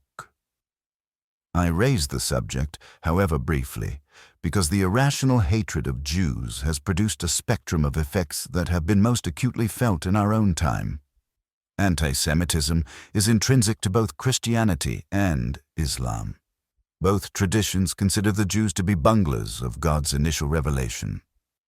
Christians generally also believe that the Jews murdered Christ, and their continued existence as Jews constitutes a perverse denial of his status as the Messiah. Whatever the context, the hatred of Jews remains a product of faith, Christian, Muslim, as well as Jewish. Contemporary Muslim anti-Semitism is heavily indebted to its Christian counterpart. The Protocols of the Elders of Zion, a Russian anti-Semitic forgery that is the source of most conspiracy theories relating to the Jews, is now considered an authoritative text in the Arab-speaking world. 28. A recent contribution to Al-Akhbar, one of Cairo's mainstream newspapers, suggests that the problem of Muslim anti-Semitism is now deeper than any handshake in the White House Rose Garden can remedy. Thanks to Hitler, of blessed memory, who on behalf of the Palestinians took revenge in advance against the most vile criminals on the face of the earth. Although we do have a complaint against him, for his revenge was not enough. 29. This is from Moderate Cairo, where Muslims drink alcohol, go to the movies, and watch belly dancing, and where the government actively represses fundamentalism. Clearly, hatred of the Jews is white-hot in the Muslim world. The gravity of Jewish suffering over the ages, culminating in the Holocaust, makes it almost impossible to entertain any suggestion that Jews might have brought their troubles upon themselves. This is, however, in a rather narrow sense, the truth. Prior to the rise of the Church, Jews became the objects of suspicion and occasional persecution for their refusal to assimilate, for the insularity and professed superiority of their religious culture, that is, for the content of their own unreasonable sectarian beliefs. The dogma of a chosen people, while at least implicit in most faiths, achieved a stridence in Judaism that was unknown in the ancient world. Among cultures that worshipped a plurality of gods, the later monotheism of the Jews proved indigestible, and while their explicit demonization as a people required the mad work of the Christian Church, the ideology of Judaism remains a lightning rod for intolerance to this day. As a system of beliefs, it appears among the least suited to survive in a theological state of nature.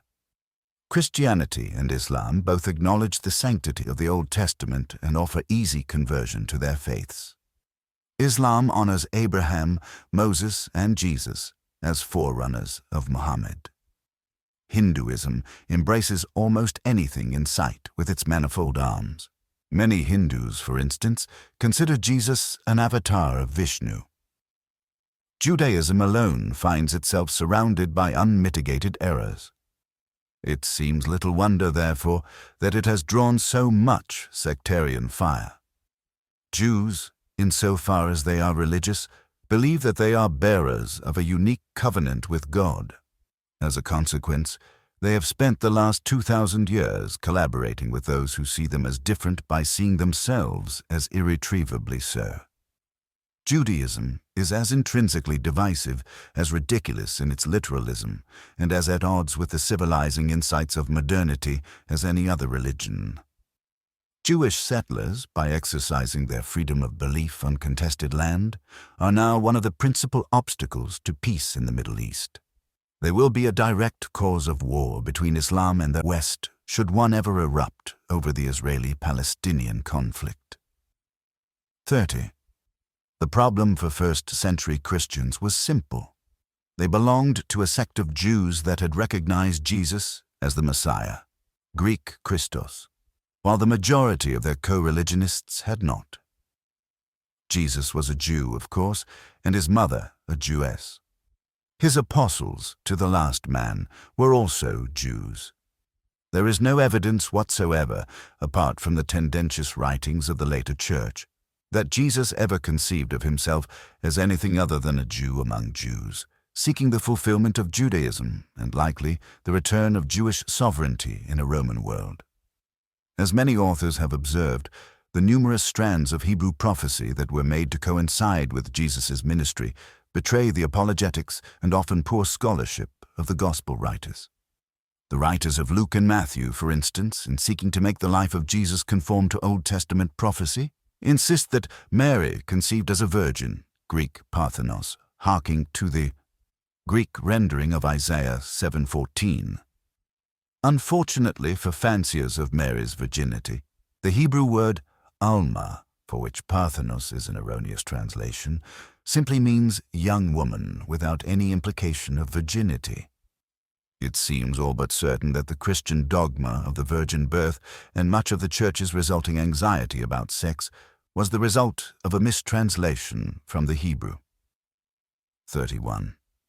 Another strike against the doctrine of the virgin birth is that the other evangelists, Mark and John, seem to know nothing about it, though both appear troubled by accusations of Jesus' illegitimacy. 32. Paul apparently thinks that Jesus is the son of Joseph and Mary. He refers to Jesus as being born of the seed of David according to the flesh, Romans 1:3, meaning Joseph was his father, and born of woman, Galatians 4:4, meaning that Jesus was really human, with no reference to Mary's virginity. 33. Mary's virginity has always been suggestive of God's attitude toward sex. It is intrinsically sinful, being the mechanism through which original sin was bequeathed to the generations after Adam. It would appear that Western civilization has endured 2 millennia of consecrated sexual neurosis simply because the authors of Matthew and Luke could not read Hebrew. For the Jews, the true descendants of Jesus and the apostles, the dogma of the virgin birth has served as a perennial justification for their persecution, because it has been one of the principal pieces of evidence demonstrating the divinity of Jesus. We should note that the emphasis on miracles in the New Testament, along with the attempts to make the life of Jesus conform to Old Testament prophecy, reveal the first Christians' commitment, however faltering, to making their faith seem rational. Given the obvious significance of any miracle, and the widespread acceptance of prophecy, it would have been only reasonable to have considered these purported events to be evidence for Christ's divinity.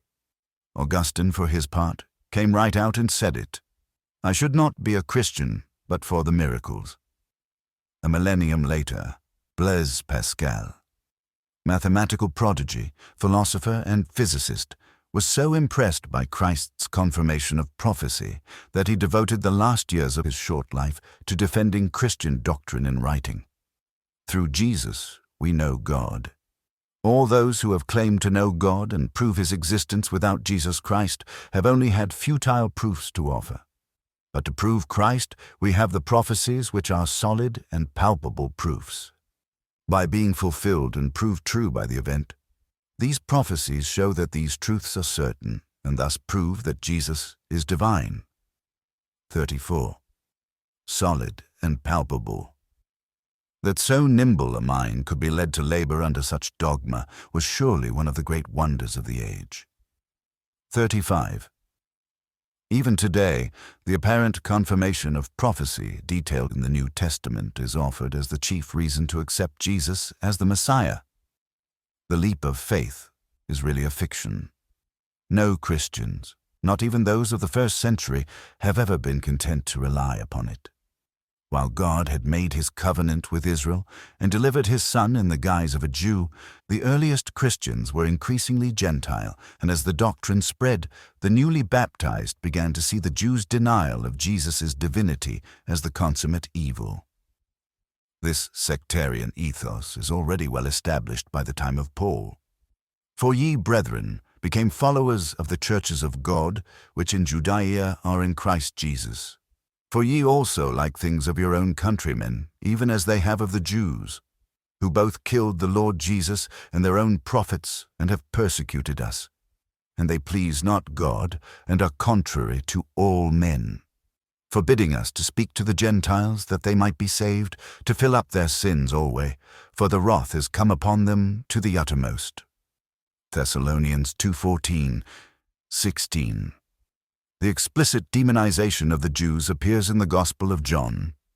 Jesus said unto them, the Jews, If God were your Father, ye would love me. For I proceeded forth and came from God, neither came I of myself, but he sent me. Why do ye not understand my speech? Even because ye cannot hear my word. Ye are of your father the devil, and the lusts of your father ye will do. He was a murderer from the beginning, and abode not in the truth, because there is no truth in him. When he speaketh a lie, he speaketh of his own, for he is a liar, and the father of it. And because I tell you the truth, ye believe me not. John 8:41, 45. With the destruction of the temple in 70 CE, Christians, Gentile and Jew alike, felt that they were witnessing the fulfillment of prophecy, imagining that the Roman legions were meting out God's punishment to the betrayers of Christ. Anti-Semitism soon acquired a triumphal smugness, and with the ascension of Christianity as the state religion in 312 CE, with the conversion of Constantine, Christians began openly to relish and engineer the degradation of world Jewry. 36 laws were passed that revoked many of the civic privileges previously granted to Jews. Jews were excluded from the military and from holding high office, and were forbidden to proselytize or to have sexual relations with Christian women, both under penalty of death. The Justinian Code in the 6th century essentially declared the legal status of the Jews null and void, outlawing the Mishnah, the codification of Jewish oral law, and making disbelief in the resurrection and the Last Judgment a capital offense. 37. Augustine, ever the ready sectarian, rejoiced at the subjugation of the Jews and took special pleasure in the knowledge that they were doomed to wander the earth, bearing witness to the truth of Scripture and the salvation of the Gentiles. The suffering and servitude of the Jews was proof that Christ had been the Messiah after all. 38. Like witches, the Jews of Europe were often accused of incredible crimes, the most prevalent of which has come to be known as the blood libel, born of the belief that Jews require the blood of Christians, generally newborn, for use in a variety of rituals. Throughout the Middle Ages, Jews were regularly accused of murdering Christian infants, a crime for which they were duly despised. It was well known that all Jews menstruated, male and female alike, and required the blood of a Christian to replenish their lost stores. They also suffered from terrible hemorrhoids and oozing sores as a punishment for the murder of Christ, and as a retort to their improbable boast before the innocent Pontius Pilate, Matthew 27:25. His blood be on us and on our children. It should come as no surprise that Jews were in the habit of applying Christian blood as a salve upon these indignities.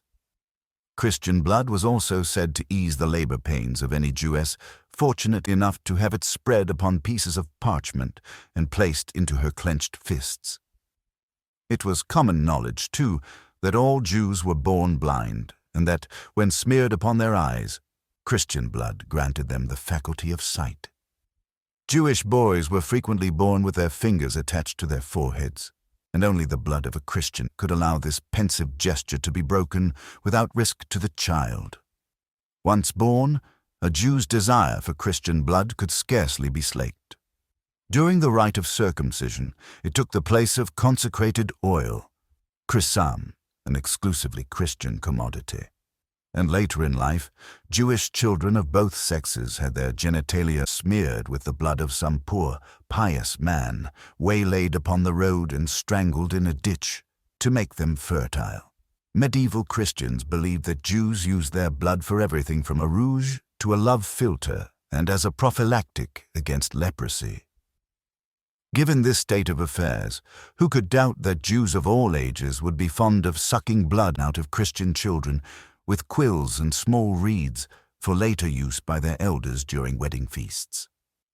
Finally, with a mind to covering all their bases, Jews smeared their dying brethren with the blood of an innocent Christian babe, recently baptized and then suffocated, saying, "If the Messiah promised by the prophets hath really come, and he be Jesus, may this innocent blood ensure for you eternal life." 39. The blood libel totters on shoulders of other giant misconceptions, of course, especially the notion, widely accepted at the time, that the various constituents of the human body possess magical and medicinal power. This explains the acceptance of similar accusations leveled at witches, such as the belief that candles made from human fat could render a man invisible while lighting up his surroundings. 41 wonders just how many a thief was caught striding through his neighbor's foyer in search of plunder, bearing a malodorous candle confidently aloft before these miraculous tools of subterfuge fell out of fashion. But for sheer Gothic absurdity, nothing surpasses the medieval concern over host desecration, the punishment of which preoccupied pious Christians for centuries. The doctrine of transubstantiation was formally established in 1215 at the Fourth Lateran Council, the same one that sanctioned the use of torture by inquisitors and prohibited Jews from owning land or embarking upon civil or military careers, and thereafter became the centerpiece of the Christian, now Catholic, faith.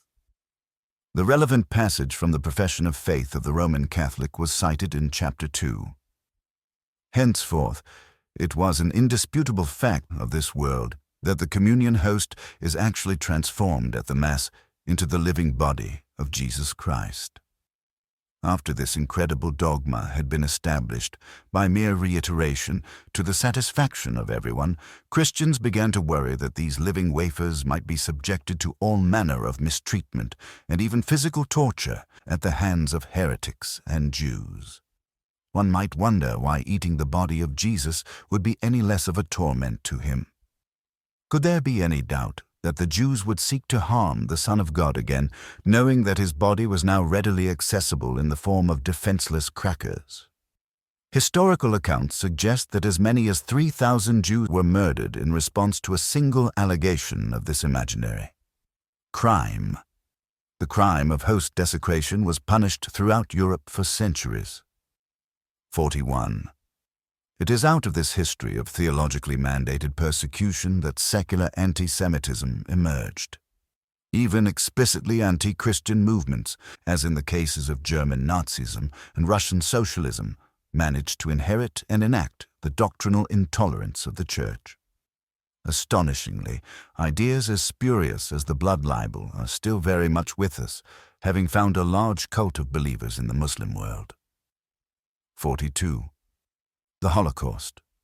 The National Socialism of all of us is anchored in uncritical loyalty, in the surrender to the Führer that does not ask for the why in individual cases, in the silent execution of his orders. We believe that the Führer is obeying a higher call to fashion German history. There can be no criticism of this belief. Rudolf Hess, in a speech, June 1934. 43. The rise of Nazism in Germany required much in the way of uncritical loyalty. Beyond the abject and religious loyalty to Hitler, the Holocaust emerged out of people's acceptance of some very implausible ideas. Heinrich Himmler thought the SS should have leeks and mineral water for breakfast. He thought people could be made to confess by telepathy. Following King Arthur and the Round Table, he would have only 12 people to dinner. He believed that Aryans had not evolved from monkeys and apes like other races, but had come down to earth from the heavens, where they had been preserved in ice from the beginning of time. He established a meteorology division, which was given the task of proving this cosmic ice theory. He also thought he was a reincarnation of Heinrich the First. Himmler was an extreme case. The picture is perhaps one of someone quite mad, but one of his characteristics was much more widely shared. His mind had not been encouraged to grow. Filled with information and opinion, he had no critical powers. 44. At the heart of every totalitarian enterprise, one sees outlandish dogmas, poorly arranged, but working ineluctably like gears in some ludicrous instrument of death. Nazism evolved out of a variety of economic and political factors, of course, but it was held together by a belief in the racial purity and superiority of the German people. The obverse of this fascination with race was the certainty that all impure elements, homosexuals, invalids, gypsies, and, above all, Jews, posed a threat to the fatherland. And while the hatred of Jews in Germany expressed itself in a predominantly secular way, it was a direct inheritance from medieval Christianity. For centuries, religious Germans had viewed the Jews as the worst species of heretics and attributed every societal ill to their continued presence among the faithful. Daniel Goldhagen has traced the rise of the German conception of the Jews as a race and a nation, which culminated in an explicitly nationalistic formulation of this ancient Christian animus. 45. Of course, the religious demonization of the Jews was also a contemporary phenomenon. Indeed, the Vatican itself perpetuated the blood libel in its newspapers as late as 1914. 46.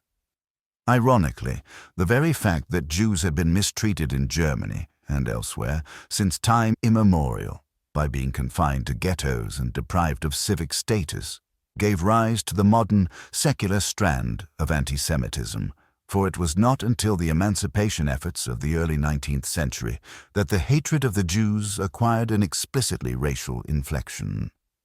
Even the self-proclaimed friends of the Jews, who sought the admission of Jews into German society with the full privileges of citizenship, did so only on the assumption that the Jews could be reformed thereby and rendered pure by sustained association with the German race.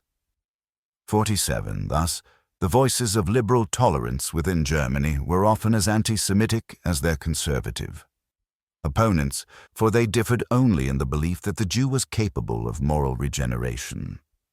By the end of the 19th century, after the liberal experiment had failed to dissolve the Jews in the pristine solvent of German tolerance, the erstwhile friends of the Jews came to regard these strangers in their midst with the same loathing that their less idealistic contemporaries had nurtured all along. An analysis of prominent anti-Semitic writers and publications from 1861 to 1895 reveals just how murderous the German anti-Semites were inclined to be. Fully 2/3 of those that purported to offer solutions to the Jewish problem openly advocated the physical extermination of the Jews, and this, as Goldhagen points out, was several decades before the rise of Hitler. Indeed, the possibility of exterminating a whole people was considered before genocide was even a proper concept, and long before killing on such a massive scale had been shown to be practically feasible in the First and Second World Wars. While Goldhagen's controversial charge that the Germans were Hitler's willing executioners seems generally fair, it is true that the people of other nations were equally willing. Genocidal anti-Semitism had been in the air for some time, particularly in Eastern Europe. In the year 1919, for instance, 60,000 Jews were murdered in Ukraine alone. 48. Once the Third Reich began its overt persecution of Jews, anti-Semitic pogroms erupted in Poland, Romania, Hungary, Austria, Czechoslovakia, Croatia, and elsewhere. 49. With passage of the Nuremberg Laws in 1935, the transformation of German anti-Semitism was complete. The Jews were to be considered a race, one that was inimical to a healthy Germany in principle. As such, they were fundamentally irredeemable. For while one can cast away one's religious ideology and even accept baptism into the church, one cannot cease to be what one is. And it is here that we encounter the overt complicity of the Church in the attempted murder of an entire people. German Catholics showed themselves remarkably acquiescent to a racist creed that was at cross purposes with at least one of their core beliefs. For if baptism truly had the power to redeem, then Jewish converts should have been considered saved without residue in the eyes of the Church. But, as we have seen, coherence in any system of beliefs is never perfect, and the German churches, in order to maintain order during their services, were finally obliged to print leaflets admonishing their flock not to attack Jewish converts during times of worship. That a person's race could not be rescinded was underscored as early as 1880 in a Vatican-approved paper. Oh, how wrong and deluded are those who think Judaism is just a religion, like Catholicism, paganism, Protestantism, and not in fact a race, a people, and a nation. For the Jews are not only Jews because of their religion, they are Jews also, and especially because of their race. 50. The German Catholic Episcopate issued its own guidelines in 1936. Race, soil, blood, and people are precious natural values, which God the Lord has created and the care of which He has entrusted to us, Germans. 51. But the truly sinister complicity of the Church came in its willingness to open its genealogical records to the Nazis, and thereby enable them to trace the extent of a person's Jewish ancestry.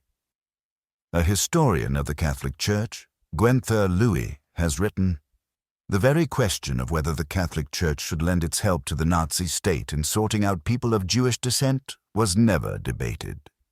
On the contrary, we have always unselfishly worked for the people without regard to gratitude or ingratitude," a priest wrote in Clarisblatt in September 1934. "We shall also do our best to help in this service to the people." And the cooperation of the Church in this matter continued right through the war years, when the price of being Jewish was no longer dismissal from a government job and loss of livelihood, but deportation and outright physical destruction. 52. All of this, despite the fact that the Catholic Church was in very real opposition to much of the Nazi platform, which was bent upon curtailing its power.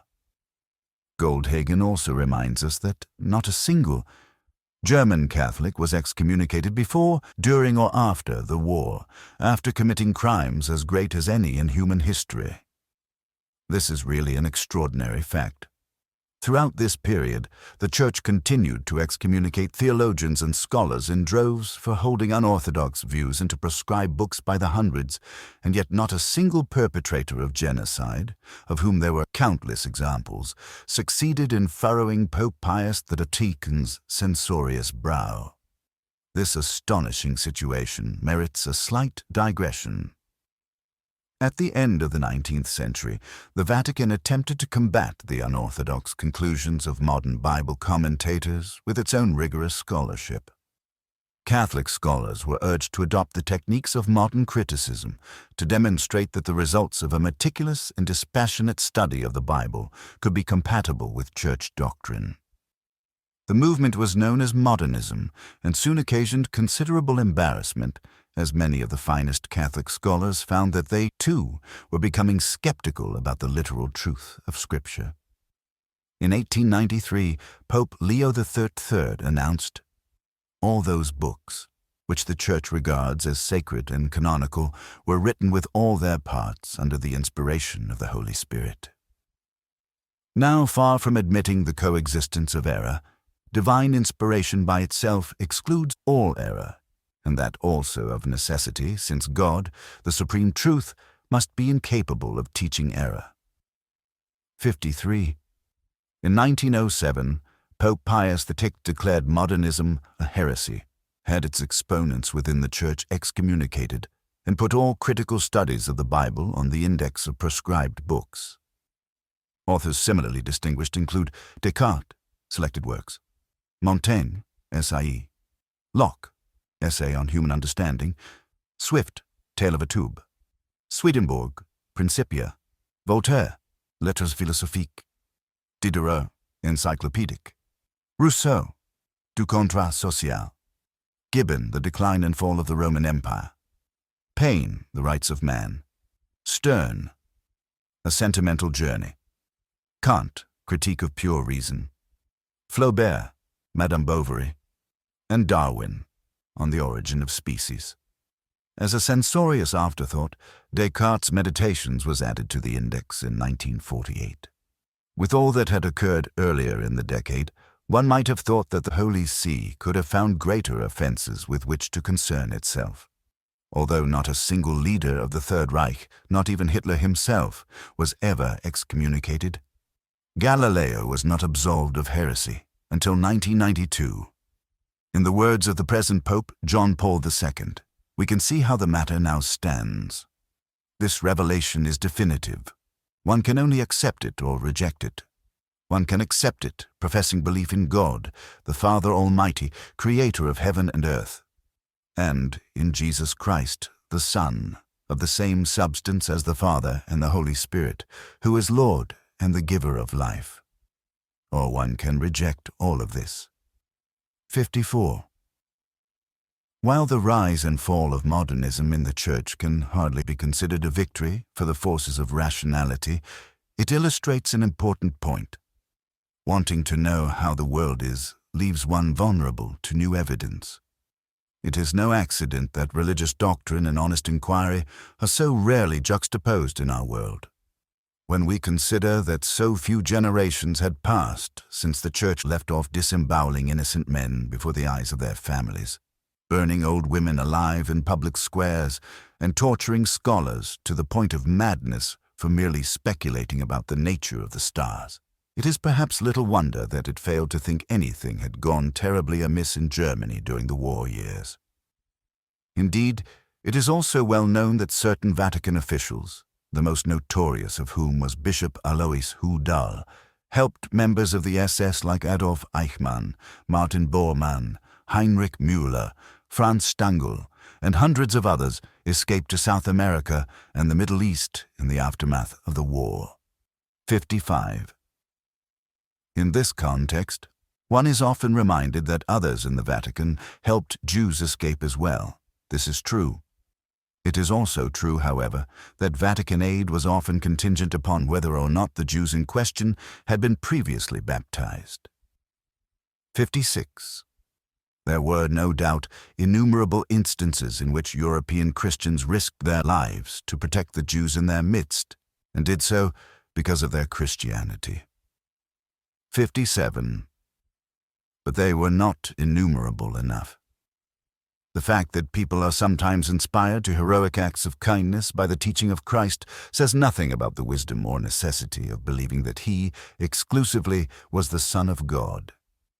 Indeed, we will find that we need not believe anything on insufficient evidence to feel compassion for the suffering of others. Our common humanity is reason enough to protect our fellow human beings from coming to harm. Genocidal intolerance, on the other hand, must inevitably find its inspiration elsewhere. Whenever you hear that people have begun killing non-combatants intentionally and indiscriminately, ask yourself what dogma stands at their backs. What do these freshly minted killers believe? You will find that it is always preposterous. My purpose in this chapter has been to intimate in as concise a manner as possible some of the terrible consequences that have arisen, logically and inevitably, out of Christian faith. Unfortunately, this catalogue of horrors could be elaborated upon indefinitely. Auschwitz, the Cathar heresy, the witch hunts. These phrases signify depths of human depravity and human suffering that would surely elude description, were a writer to set himself no other task. As I have cast a very wide net in the present chapter, I can only urge readers who may feel they have just been driven past a roadside accident at full throttle to consult the literature on these subjects.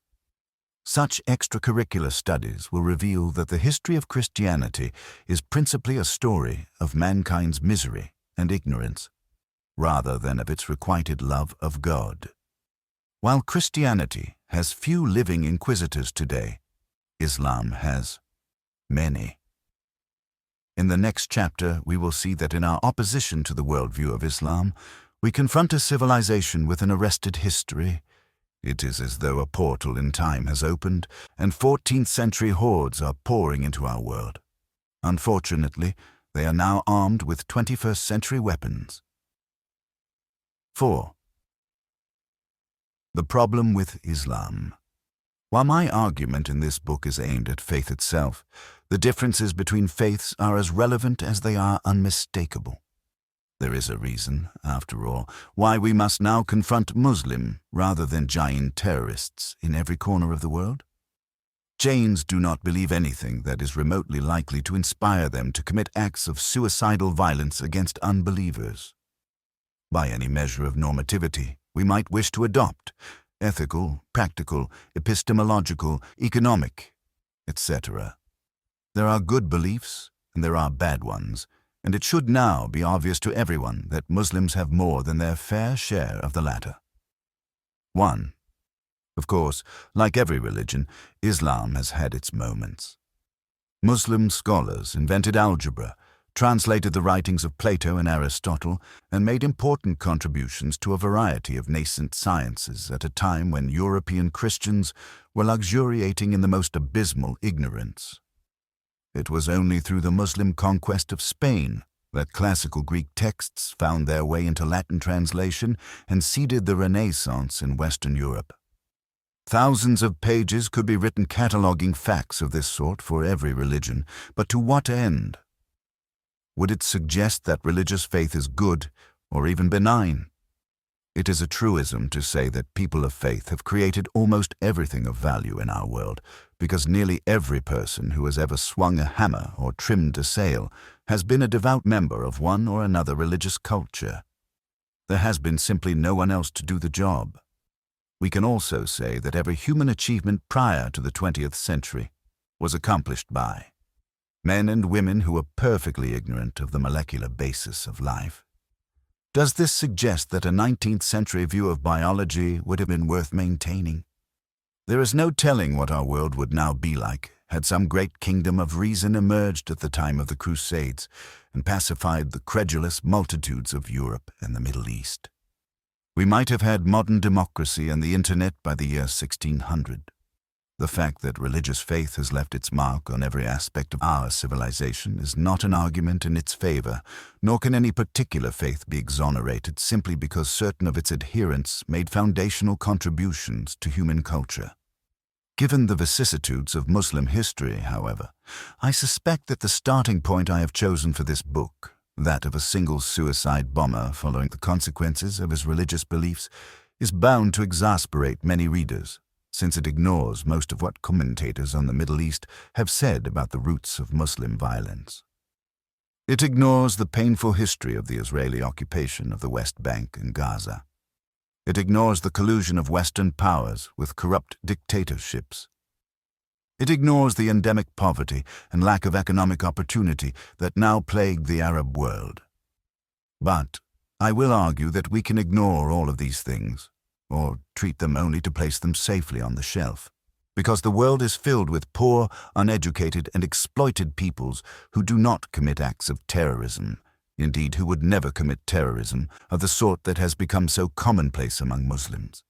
And the Muslim world has no shortage of educated and prosperous men and women, suffering little more than their infatuation with Quranic eschatology, who are eager to murder infidels for God's sake.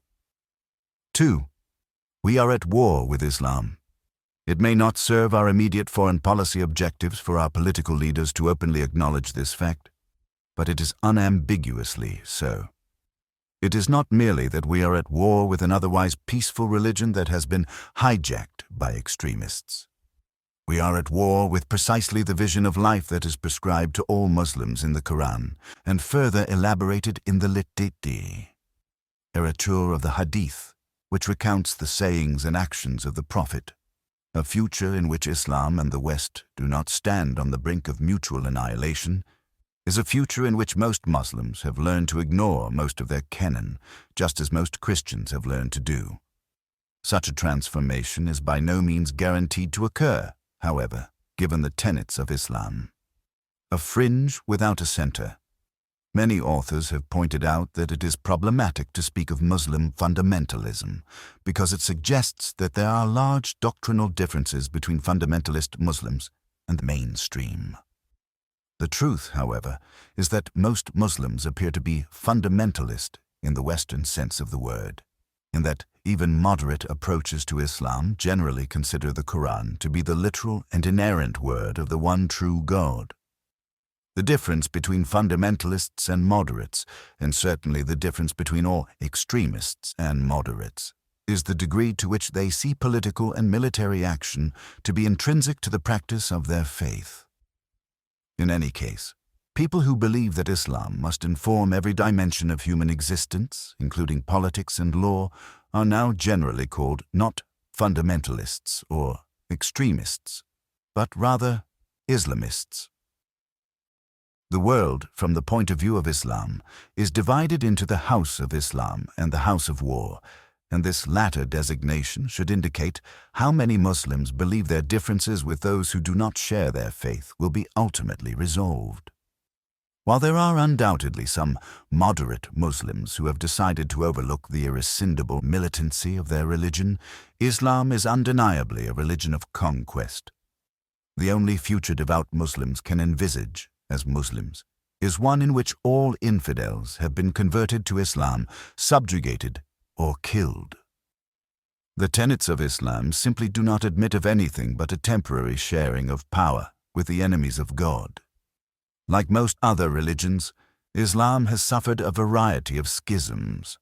Since the 7th century, the Sunni, the majority, have considered the Shia to be heterodox, and the Shia have returned the compliment. Divisions have emerged within each of these sects as well, and even within the ranks of those who are unmistakably Islamist. We need not go into the sectarian algebra in any detail, apart from noting that these schisms have had the salutary effect of dividing the House of Islam against itself. While this mitigates the threat that Islam currently poses to the West, Islam and Western liberalism remain irreconcilable. Moderate Islam, really critical of Muslim irrationality, scarcely seems to exist. If it does, it is doing as good a job at hiding as moderate Christianity did in the 14th century, and for similar reasons. The feature of Islam that is most troubling to non-Muslims, and which apologists for Islam do much to obfuscate, is the principle of jihad. Literally, the term can be translated as struggle or striving, but it is generally rendered in English as holy war, and this is no accident.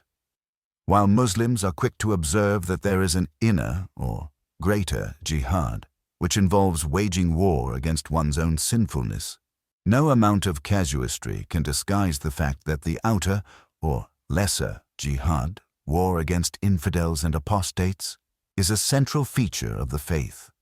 Armed conflict in defense of Islam is a religious obligation for every Muslim man. We are misled if we believe that the phrase, "in defense of Islam," suggests that all Muslim fighting must be done in self-defense. On the contrary, the duty of jihad is an unambiguous call to world conquest. As Bernard Lewis writes, the presumption is that the duty of jihad will continue, interrupted only by truces, until all the world either adopts the Muslim faith or submits to Muslim rule. 3. There is just no denying that Muslims expect victory in this world as well as in the next. As Malise Routven points out, the Prophet had been his own Caesar. If imitatio Christi meant renouncing worldly ambition and seeking salvation by deeds of private virtue, imitatio Muhammadi meant sooner or later taking up arms against those forces, which seemed to threaten Islam from within or without. 4. While the Quran is more than sufficient to establish these themes, the literature of the Hadith elaborates. Jihad is your duty under any ruler, be he godly or wicked. A single endeavor of fighting in Allah's cause in the forenoon or in the afternoon is better than the world and whatever is in it. A day and a night fighting on the frontier is better than a month of fasting and prayer. Nobody who dies and finds good from Allah in the hereafter would wish to come back to this world, even if he were given the whole world and whatever is in it, except the martyr who, on seeing the superiority of martyrdom, would like to come back to the world and get killed again in Allah's cause.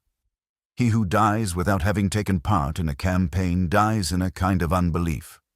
Paradise is in the shadow of swords. 5.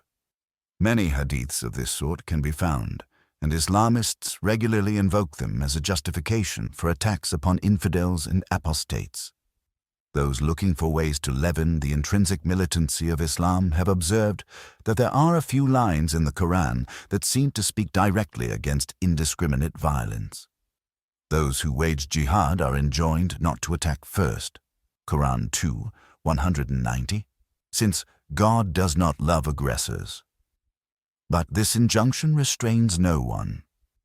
Given the long history of conflict between Islam and the West, almost any act of violence against infidels can now be plausibly construed as an action in defense of the faith.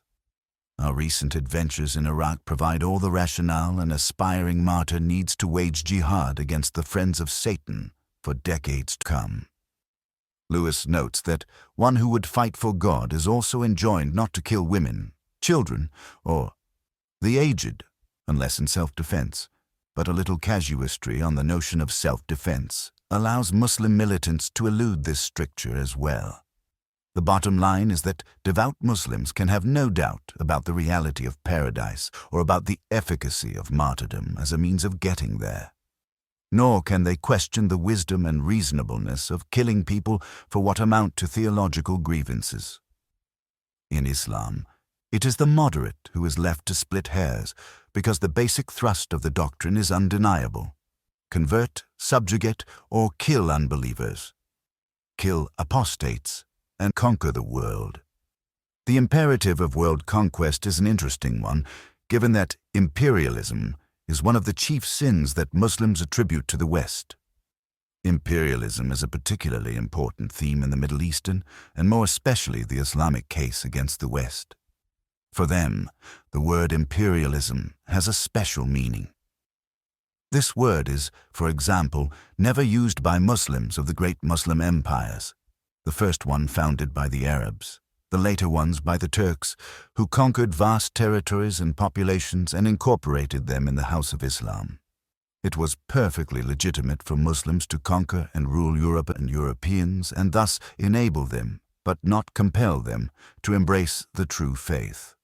It was a crime and a sin for Europeans to conquer and rule Muslims, and still worse, to try to lead them astray.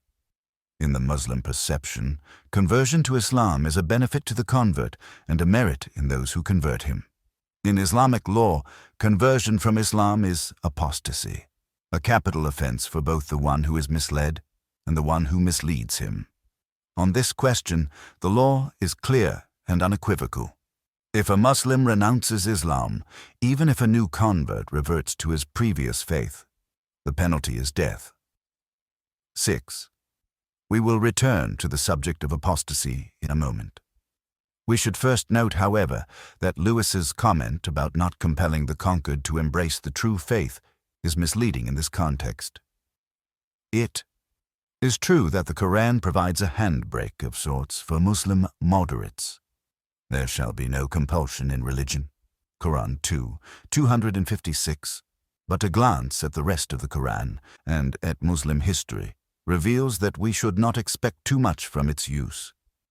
As it stands, this line offers a very slender basis for Muslim tolerance. First, the Muslim conception of tolerance applies only to Jews and Christians, people of the book, while the practices of Buddhists, Hindus, and other idolaters are considered so spiritually depraved as to be quite beyond the pale. 7. Even people of the book must keep to themselves and humbly pay the jizya to their Muslim rulers. Farid Zakaria observes, 8 as many have, that Jews lived for centuries under Muslim rule and had a relatively easy time of it, but this is only compared with the horrors of life under theocratic Christendom. The truth is that life for Jews within the House of Islam has been characterized by ceaseless humiliation and regular pogroms. A state of apartheid has been the norm, in which Jews have been forbidden to bear arms, to give evidence in court, and to ride horses. They have been forced to wear distinctive clothing. The yellow badge originated in Baghdad, not in Nazi Germany, and to avoid certain streets and buildings. They have been obliged, under penalty of violence and even death, to pass Muslims only on their left, impure side, while keeping their eyes lowered. In parts of the Arab world, it has been a local custom for Muslim children to throw stones at Jews and spit upon them. 9. These and other indignities have been regularly punctuated by organized massacres and pogroms. In Morocco, 1728, 1790, 1875, 1884, 1890, 1903, 1912, 1948, 1952, and 1955. In Algeria, 1805 and 1934. In Tunisia, 1864, 1869, 1932, and 1967. In Persia, 1839, 1867, and 1910.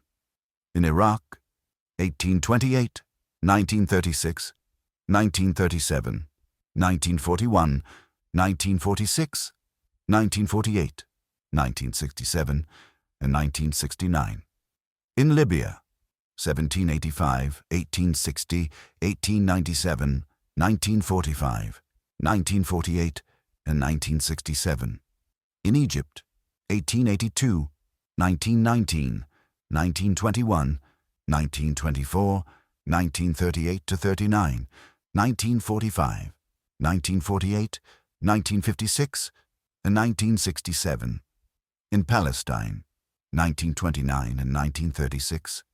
In Syria, 1840, 1945, 1947, 1948, 1949, and 1967. In Yemen, 1947, etc. 10. Life for Christians under Islam has been scarcely more cheerful. As a matter of doctrine, the Muslim conception of tolerance is one in which non-Muslims have been politically and economically subdued, converted, or put to sword. The fact that the Muslim world has not been united under a single government for most of its history, and may never be again, is immaterial where this aspiration for hegemony is concerned. For each political community within Islam, it is the task of the Islamic State to bring about obedience to the revealed law. 11. Zakaria observes that Muslims living in the West generally appear tolerant of the beliefs of others. Let us accept this characterization for the moment, though it ignores the inconvenient reality that many Western countries now appear to be hotbeds of Islamic militancy. 12. Before we chalk this up to Muslim tolerance, however, we should ask ourselves how Muslim intolerance would reveal itself in the West. What minority, even a radicalized one, isn't generally tolerant of the majority for most of its career? Even avowed terrorists and revolutionaries spend most of their days just biding their time. We should not mistake the tolerance of political, economic, and numerical weakness for genuine liberalism. Lewis observes that, for Muslims, no piece of land once added to the realm of Islam can ever be finally renounced. 13.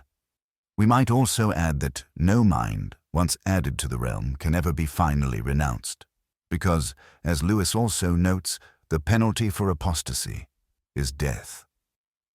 We would do well to linger over this fact for a moment, because it is the black pearl of intolerance that no liberal exegesis will ever fully digest.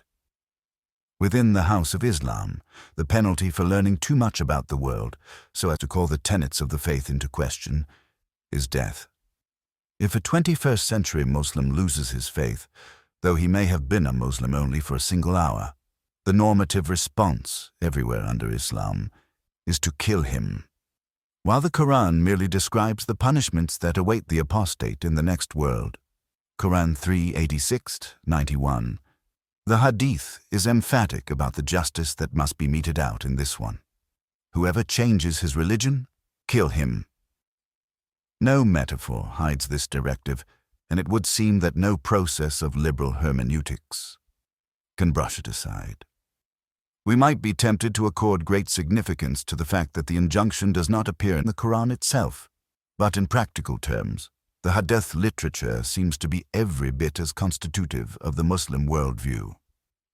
Given the fact that the Hadith is often used as the lens through which to interpret the Quran, many Muslim jurists consider it to be an even greater authority on the practice of Islam. 14. It is true that some liberal jurists require that the apostate subsequently speak against Islam before sanctioning his murder, but the penalty itself is generally not considered extreme. The justice of killing apostates is a matter of mainstream acceptance, if not practice. This explains why there did not appear to be a single reasonable Muslim living on earth when the Ayatollah Khomeini put a bounty on the head of Salman Rushdie. Many Westerners wondered why millions of moderate Muslims did not publicly disavow this fatwa. The answer follows directly from the tenets of Islam, according to which not even Cat Stevens, a Western-born folk singer, now Yosef Islam, could doubt the justice of it. 15. As we have seen, Christianity and Judaism can be made to sound the same, intolerant note, but it has been a few centuries since either has done so. It is, however, a current reality under Islam that if you open the wrong door in your free inquiry of the world, the brethren deem that you should die for it. We might well wonder, then, in what sense Muslims believe that there should be no compulsion in religion. In reviewing Lewis's recent book on Islam, Kenneth Pollack raised a criticism that could be applied with even greater felicity to my account thus far. Lewis still has not grappled with the deeper question for his readers.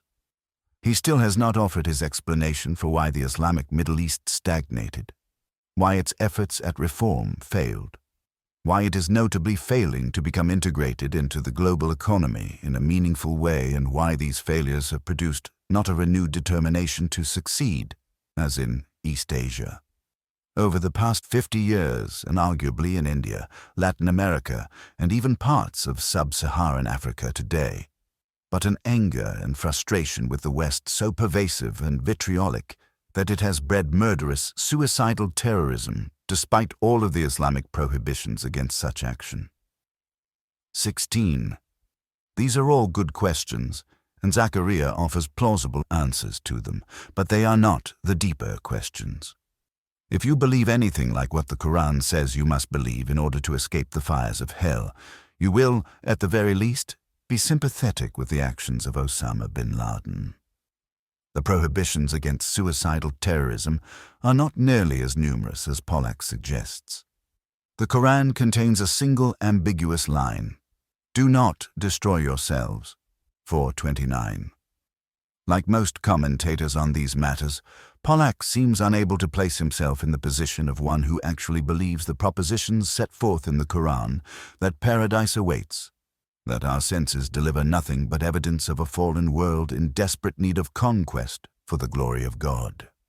Open the Quran, which is perfect in its every syllable, and simply read it with the eyes of faith.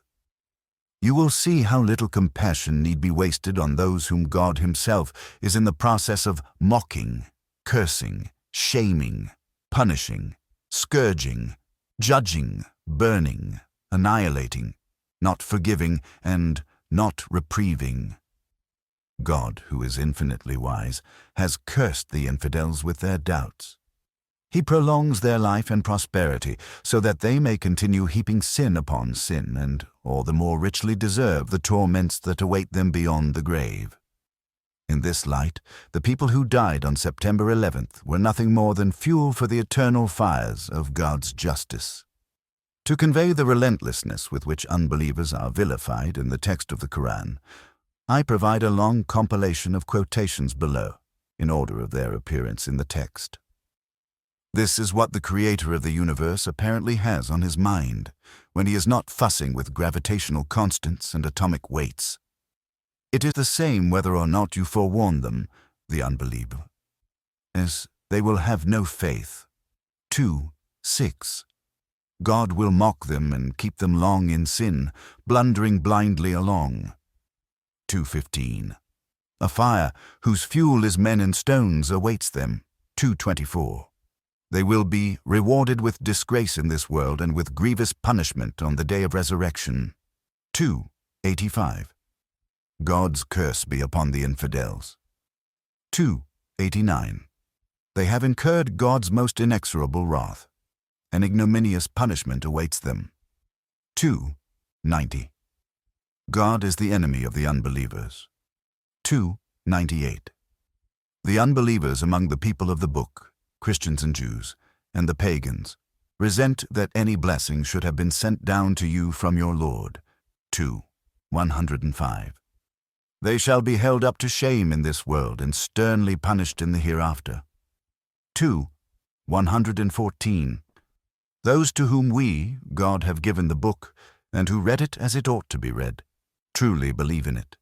Those that deny it shall assuredly be lost. 2:122. We shall let them live a while, and then shall drag them to the scourge of the fire. Evil shall be their fate. 2:126.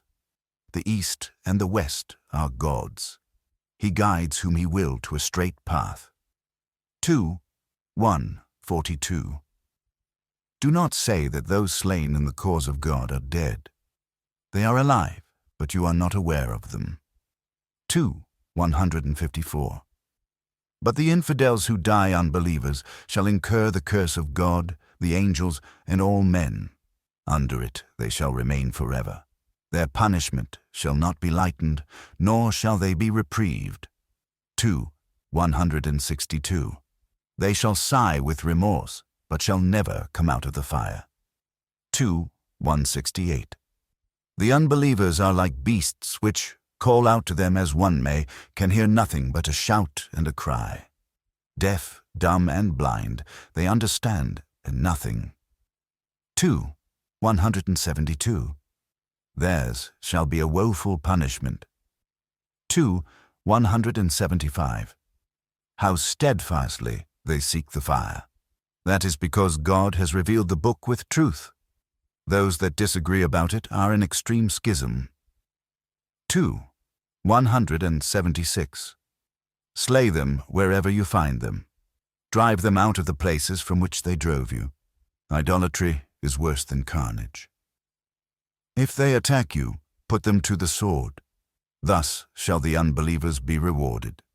But if they desist, God is forgiving and merciful. Fight against them until idolatry is no more and God's religion reigns supreme. But if they desist, fight none except the evil. Doers. 21190, 93. Fighting is obligatory for you much as you dislike it, but you may hate a thing although it is good for you, and love a thing although it is bad for you. God knows, but you know not. 2. 216. They will not cease to fight against you until they force you to renounce your faith, if they are able. But whoever of you recants and dies an unbeliever, his works shall come to nothing in this world and in the world to come. Such men shall be the tenants of hell, wherein they shall abide forever. Those that have embraced the faith, and those that have fled their land and fought for the cause of God, may hope for God's mercy. 2. 217, 18. God does not guide the evildoers. 2. 258. God does not guide the unbelievers. 2. 264. The evildoers shall have none to help them. 2. 270. God gives guidance to whom he will. 2. 272. Those that deny God's revelations shall be sternly punished. God is mighty and capable of revenge. 3. 5. As for the unbelievers, neither their riches nor their children will in the least save them from God's judgment. They shall become fuel for the fire. 3:10. Say to the unbelievers, you shall be overthrown and driven into hell, an evil resting place. 3:12. The only true faith in God's sight is Islam. He that denies God's revelations should know that swift is God's reckoning. 3:19. Let the believers not make friends with infidels in preference to the faithful. He that does this has nothing to hope for from God, except in self-defense. 3:28. Believers, do not make friends with any but your own people. They will spare no pains to corrupt you. They desire nothing but your ruin.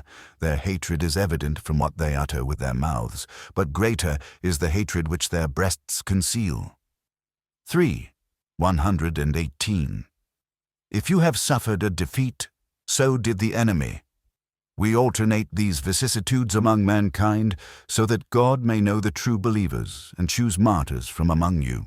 God does not love the evildoers, and that God may test the faithful and annihilate the infidels. 3. 140. Believers, if you yield to the infidels, they will drag you back to unbelief and you will return headlong to perdition. We will put terror into the hearts of the unbelievers. The fire shall be their home.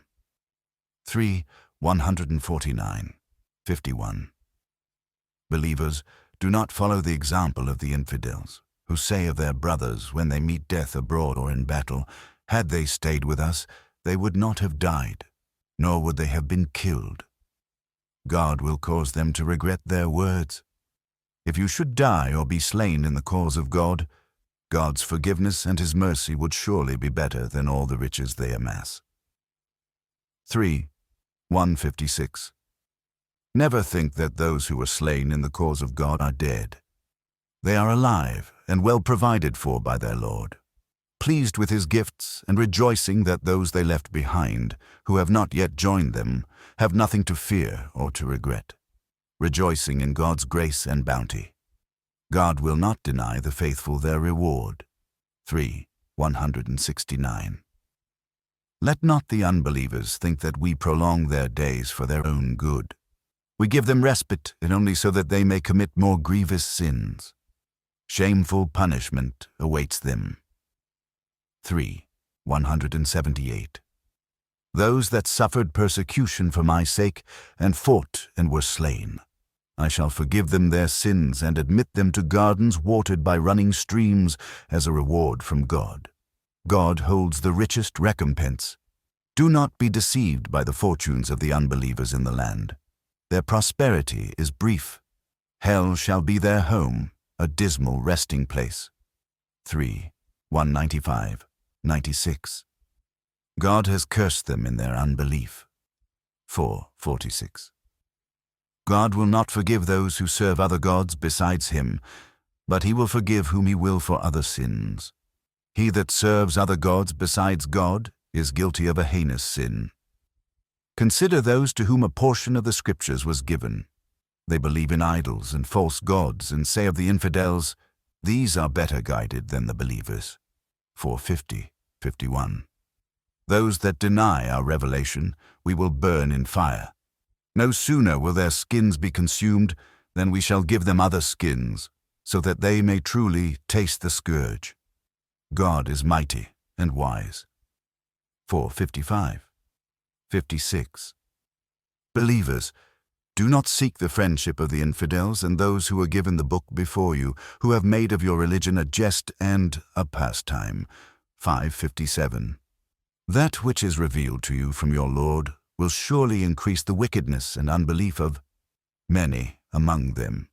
We have stirred among them enmity and hatred, which will endure till the day of resurrection. 565. God does not guide the unbelievers. 567. That which is revealed to you from your Lord will surely increase the wickedness and unbelief of many among them. But do not grieve for the unbelievers. 569.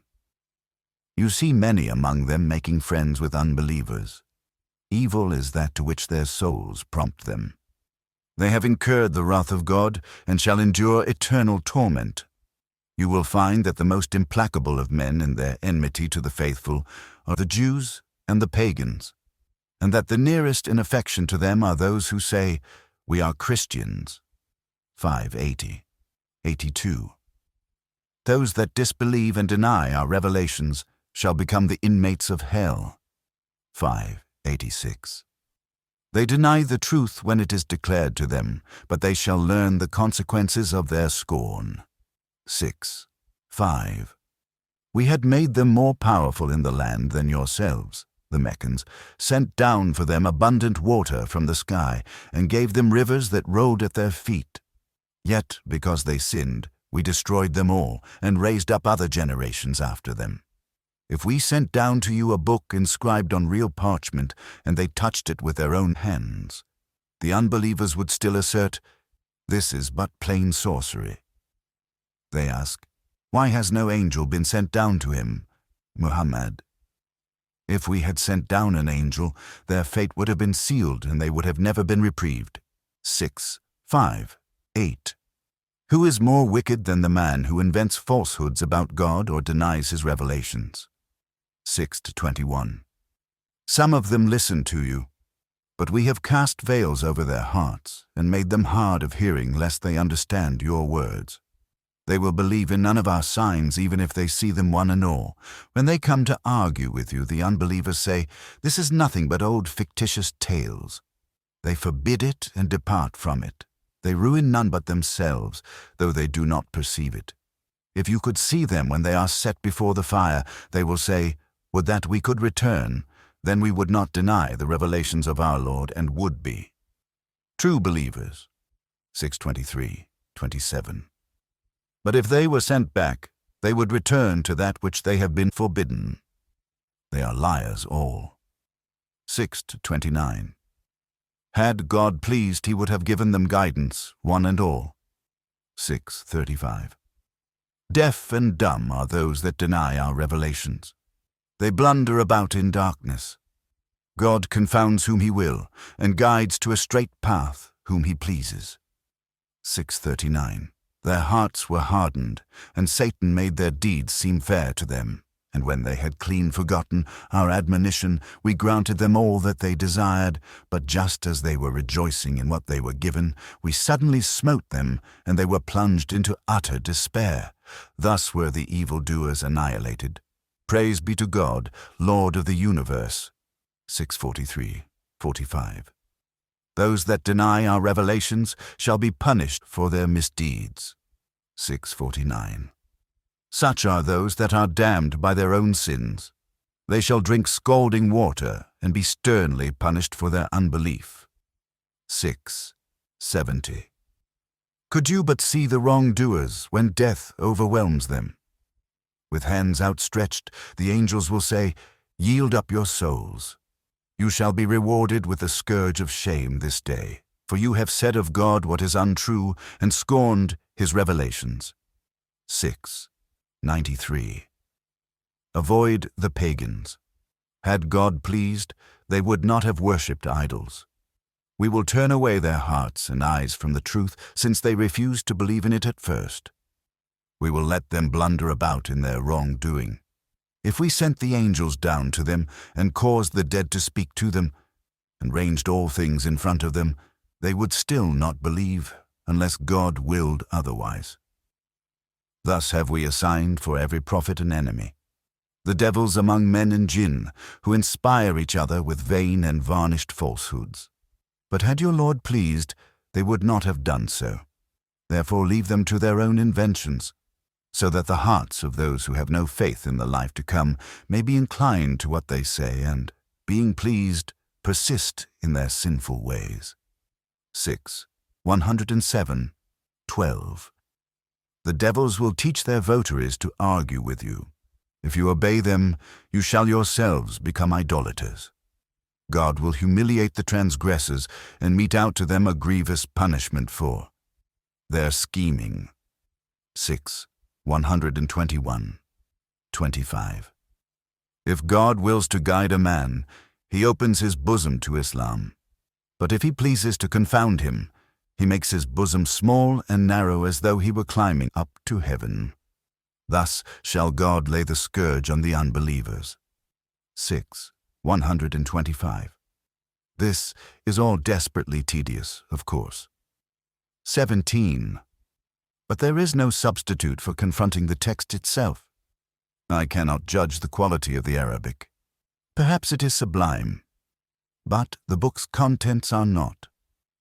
On almost every page, the Quran instructs observant Muslims to despise non-believers. On almost every page, it prepares the ground for religious conflict.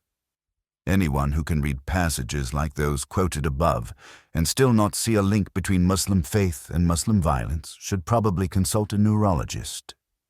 Islam, more than any other religion human beings have devised, has all the makings of a thoroughgoing cult of death. Sayyid Qutb, one of the most influential thinkers in the Islamic world, and the father of modern Islamism among the Sunni, wrote, "The Quran points to another contemptible characteristic of the Jews, their craven desire to live, no matter at what price and regardless of quality, honor, and dignity." 18. This statement is really a miracle of concision. While it may seem nothing more than a casual fillip against the Jews, it is actually a powerful distillation of the Muslim worldview. Stare at it for a moment or two, and the whole machinery of intolerance and suicidal grandiosity will begin to construct itself before your eyes. The Quran's ambiguous prohibition against suicide appears to be an utter non-issue. Surely there are Muslim jurists who might say that suicide bombing is contrary to the tenets of Islam. Where are these jurists, by the way? And that suicide bombers are therefore not martyrs, but fresh denizens of hell. Such a minority opinion, if it exists, cannot change the fact that suicide bombings have been rationalized by much of the Muslim world, where they are called sacred explosions. Indeed, such rationalization is remarkably easy, given the tenets of Islam. In light of what devout Muslims believe about jihad, about martyrdom, about paradise, and about infidels, suicide bombing hardly appears to be an aberration of their faith. And it is no surprise at all that those who die in this way are considered martyrs by many of their co-religionists. A military action that entails sufficient risk of death could be considered suicidal in any case, rendering moot the distinction between suicide and death in the line of duty for one who would fight for the cause of God. The bottom line for the aspiring martyr seems to be this: as long as you are killing infidels or apostates in defense of Islam, Allah doesn't care whether you kill yourself in the process or not. Over 38,000 people recently participated in a global survey conducted by the Pew Research Center for the People and the Press.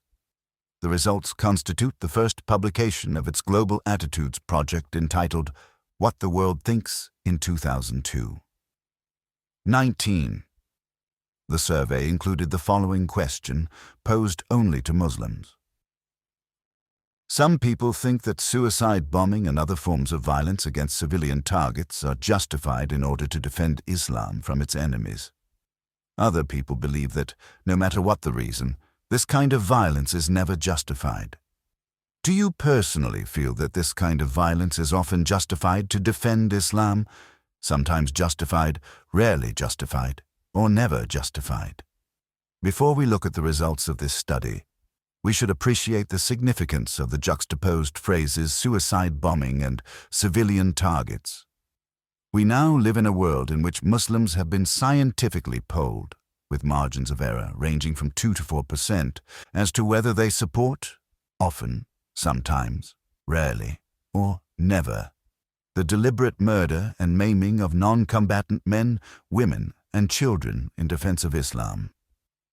Here are some of the results of the Pew study, not all percentages, sum to 100. Suicide bombing in defense of Islam. Justifiable? If you do not find these numbers sufficiently disturbing, consider that places like Saudi Arabia, Yemen, Egypt, Iran, Sudan, Iraq, and the Palestinian territories were not included in the survey. Had they been, it is safe to say, the Lebanese would have lost their place at the top of the list several times over. Suicide bombing also entails suicide, of course, which most Muslims believe is expressly forbidden by God. Consequently, had the question been, is it ever justified to target civilians in defense of Islam, we could expect even greater Muslim support for terrorism. But the Pew results are actually bleaker than the above table indicates. A closer look at the data reveals that the pollsters skewed their results by binning the responses rarely justified and never justified together, thus giving a false sense of Muslim pacifism. Take another look at the data from Jordan. 43% of Jordanians apparently favor terrorism, while 48% do not. The problem, however, is that 22% of Jordanians actually responded rarely justified, and this accounts for nearly half of their no responses. Rarely justified still means that under certain circumstances, these respondents would sanction the indiscriminate murder of non-combatants plus suicide, not as an accidental byproduct of a military operation, but as its intended outcome. A more accurate picture of Muslim tolerance for terrorism emerges when we focus on the percentage of respondents who could not find it in their hearts to say never justified, leaving aside the many people who still lurk in the shadows of don't know, refused. If we divide the data in this way, the sun of modernity sets even further over the Muslim world. Suicide bombing in defense of Islam. Is it ever justifiable? Yes, no, DK refused. Lebanon, 82,126. Ivory Coast, 73,270. Nigeria, 66,26,8. Jordan, 65,26,8. Bangladesh, 58,23,19. Mali, 54,35,11. Senegal, 47,53. Ghana, 44,43,12. Indonesia, 43,54,3. Uganda, 40,52,8. Pakistan, 38,38,23. Turkey, 20,64. 14. These are hideous numbers. If all Muslims had responded as Turkey did, where a mere 4% think suicide bombings are often justified, 9% sometimes, and 7% rarely, we would still have a problem worth worrying about. We would, after all, be talking about more than 200 million avowed supporters of terrorism. But Turkey is an island of ambassadorial goodwill compared with the rest of the Muslim world. Let us imagine that peace one day comes to the Middle East. What will Muslims say of the suicide bombings that they so widely endorsed? Will they say, "We were driven mad by the Israeli occupation"? Will they say, "We were a generation of sociopaths"? How? Will they account for the celebrations that followed these sacred explosions? A young man, born into relative privilege, packs his clothing with explosives and ball bearings and unmakes himself along with a score of children in a discotheque, and his mother is promptly congratulated by hundreds of her neighbors. What will the Palestinians think about such behavior once peace has been established? If they are still devout Muslims, here is what they must think. Our boys are in paradise, and they have prepared the way for us to follow. Hell has been prepared for the infidels. It seems to me to be an almost axiomatic truth of human nature that no peace, should it ever be established, will survive beliefs of this sort for very long. We must not overlook the fact that a significant percentage of the world's Muslims believe that the men who brought down the World Trade Center are now seated at the right hand of God, amid rivers of purest water and rivers of milk forever fresh, rivers of wine delectable to those that drink it, and rivers of clearest honey. 47:15. These men, who slit the throats of stewardesses and delivered young couples with their children to their deaths at 500 miles per hour, are at present being attended by boys graced with eternal youth in a kingdom blissful and glorious. They are arrayed in garments of fine green silk and rich brocade and adorned with bracelets of silver. 76:15. The list of their perquisites is long. But what is it that gets a martyr out of bed early on his last day among the living? Did any of the 19 hijackers make haste to Allah's garden simply to get his hands on his allotment of silk? It seems doubtful. The irony here is almost a miracle in its own right. The most sexually repressive people found in the world today, people who are stirred to a killing rage by reruns of Baywatch, are lured to martyrdom by a conception of paradise that resembles nothing so much as an alfresco bordello. 20. Apart from the terrible ethical consequences that follow from this style of otherworldliness, we should observe just how deeply implausible the Quranic paradise is.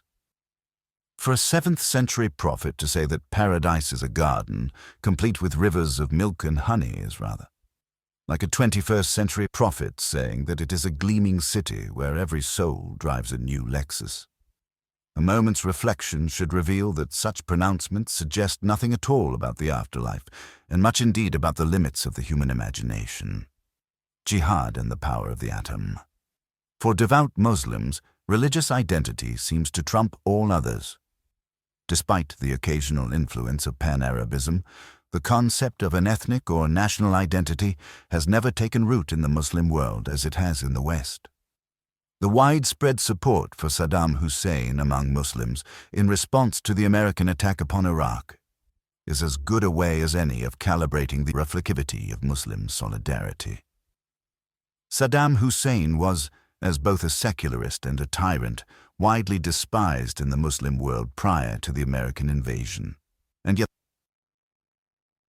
the reaction of most Muslims revealed that, no matter what his crimes against the Iraqi people, against the Kuwaitis, and against the Iranians, the idea of an army of infidels occupying Baghdad simply could not be countenanced, no matter what humanitarian purpose it might serve.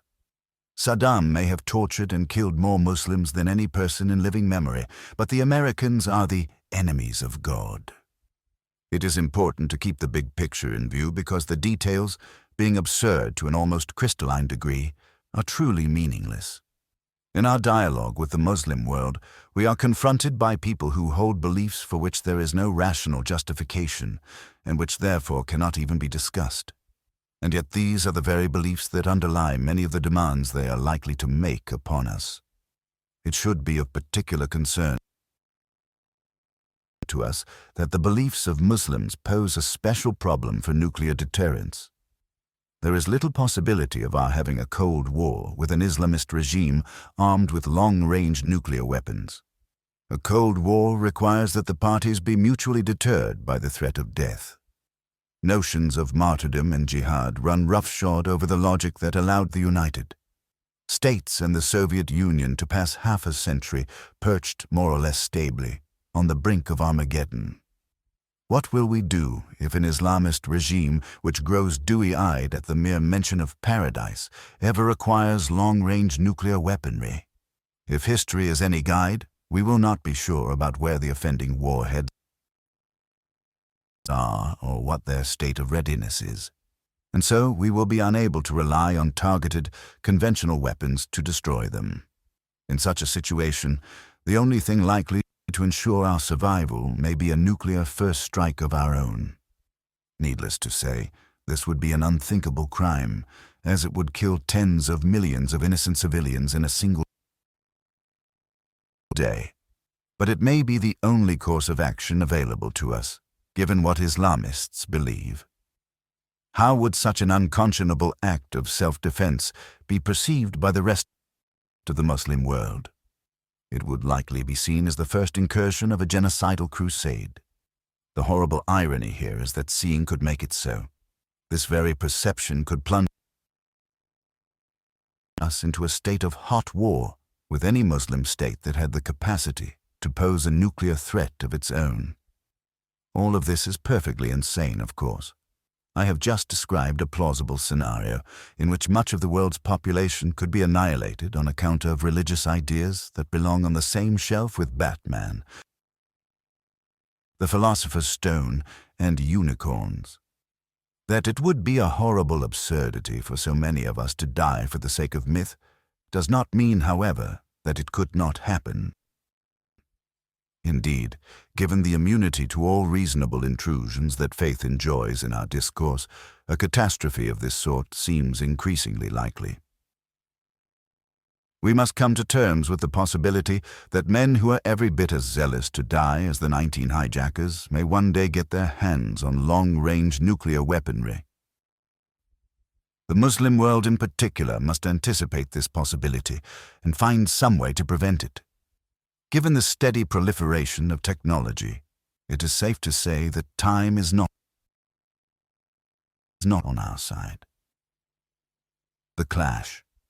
Samuel Huntington has famously described the conflict between Islam and the West as a clash of civilizations. Huntington observed that wherever Muslims and non-Muslims share a border, armed conflict tends to arise.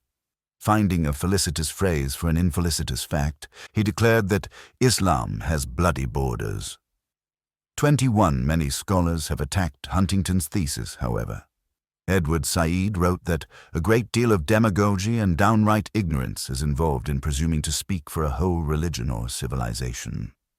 22 Said, for his part, maintained that the members of Al-Qaeda are little more than crazed fanatics, who, far from lending credence to Huntington's thesis, should be grouped with the Branch Davidians, the disciples of the Reverend Jim Jones in Guyana, and the cult of Aum Shinrikyo. Huntington writes that the world's billion or so Muslims are convinced of the superiority of their culture and obsessed with the inferiority of their power. Did he canvass 100 Indonesians, 200 Moroccans, 500 Egyptians, and 50 Bosnians? Even if he did, what sort of sample is that? It is hard not to see this kind of criticism as disingenuous. Undoubtedly, we should recognize the limits of generalizing about a culture, but the idea that Osama bin Laden is the Muslim equivalent of the Reverend Jim Jones is risible. Bin Laden has not, contrary to Said's opinion on the matter, become a vast, overdetermined symbol of everything America hates and fears. 23. One need only read the Quran to know with something approaching mathematical certainty that all truly devout Muslims will be convinced of the superiority of their culture and obsessed with the inferiority of their power, just as Huntington alleges. And this is all that his thesis requires. Whether or not one likes Huntington's formulation, one thing is clear. The evil that has finally reached our shores is not merely the evil of terrorism. It is the evil of religious faith at the moment of its political ascendancy. Of course, Islam is not uniquely susceptible to undergoing such horrible transformations, though it is, at this moment in history, uniquely ascendant. 24 Western leaders who insist that our conflict is not with Islam are mistaken, but, as I argue throughout this book, we have a problem with Christianity and Judaism as well. It is time we recognized that all reasonable men and women have a common enemy. It is an enemy so near to us and so deceptive that we keep its counsel even as it threatens to destroy the very possibility of human happiness. Our enemy is nothing other than faith itself. While it would be comforting to believe that our dialogue with the Muslim world has, as one of its possible outcomes, a future of mutual tolerance, nothing guarantees this result, least of all the tenets of Islam.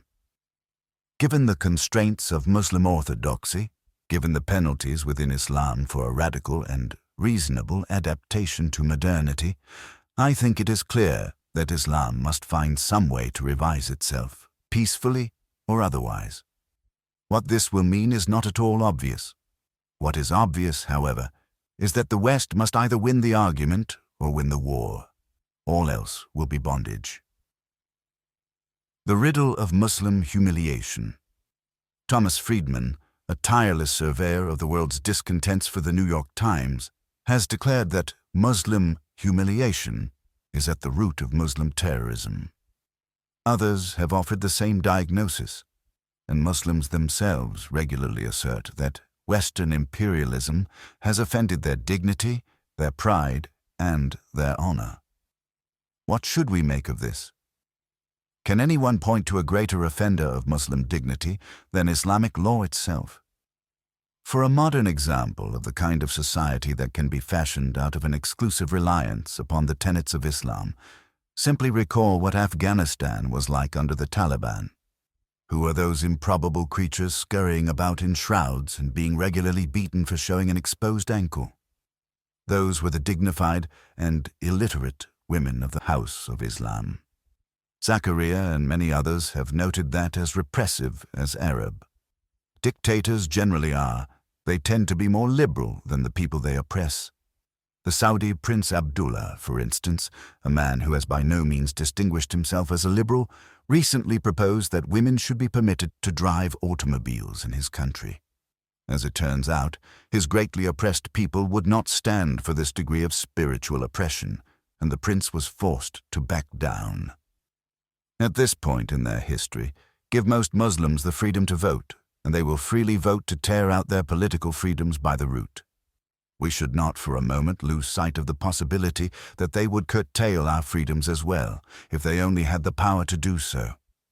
There is no doubt that our collusion with Muslim tyrants in Iraq, Syria, Algeria, Iran, Egypt, and elsewhere has been despicable. We have done nothing to discourage the mistreatment and outright slaughter of tens of thousands of Muslims by their own regimes that, in many cases, we helped bring to power. Our failure to support the Shiite uprising in southern Iraq in 1991, which we encouraged, surely ranks among the most unethical and consequential foreign policy blunders of recent decades.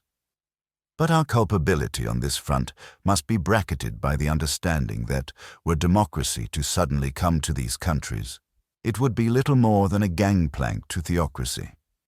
There does not seem to be anything within the principles of Islam by which to resist the slide into Sharia, Islamic law, while there is everything to encourage it. This is a terrible truth that we have to face. The only thing that currently stands between us and the roiling ocean of Muslim unreason is a wall of tyranny and human rights abuses that we have helped to erect. This situation must be remedied, but we cannot merely force Muslim dictators from power and open the polls. It would be like opening the polls to the Christians of the 14th century. It is also true that poverty and lack of education play a role in all of this, but it is not a role that suggests easy remedies. The Arab world is now economically and intellectually stagnant to a degree that few could have thought possible, given its historical role in advancing and preserving human knowledge. In the year 2002, the GDP in all Arab countries combined did not equal that of Spain.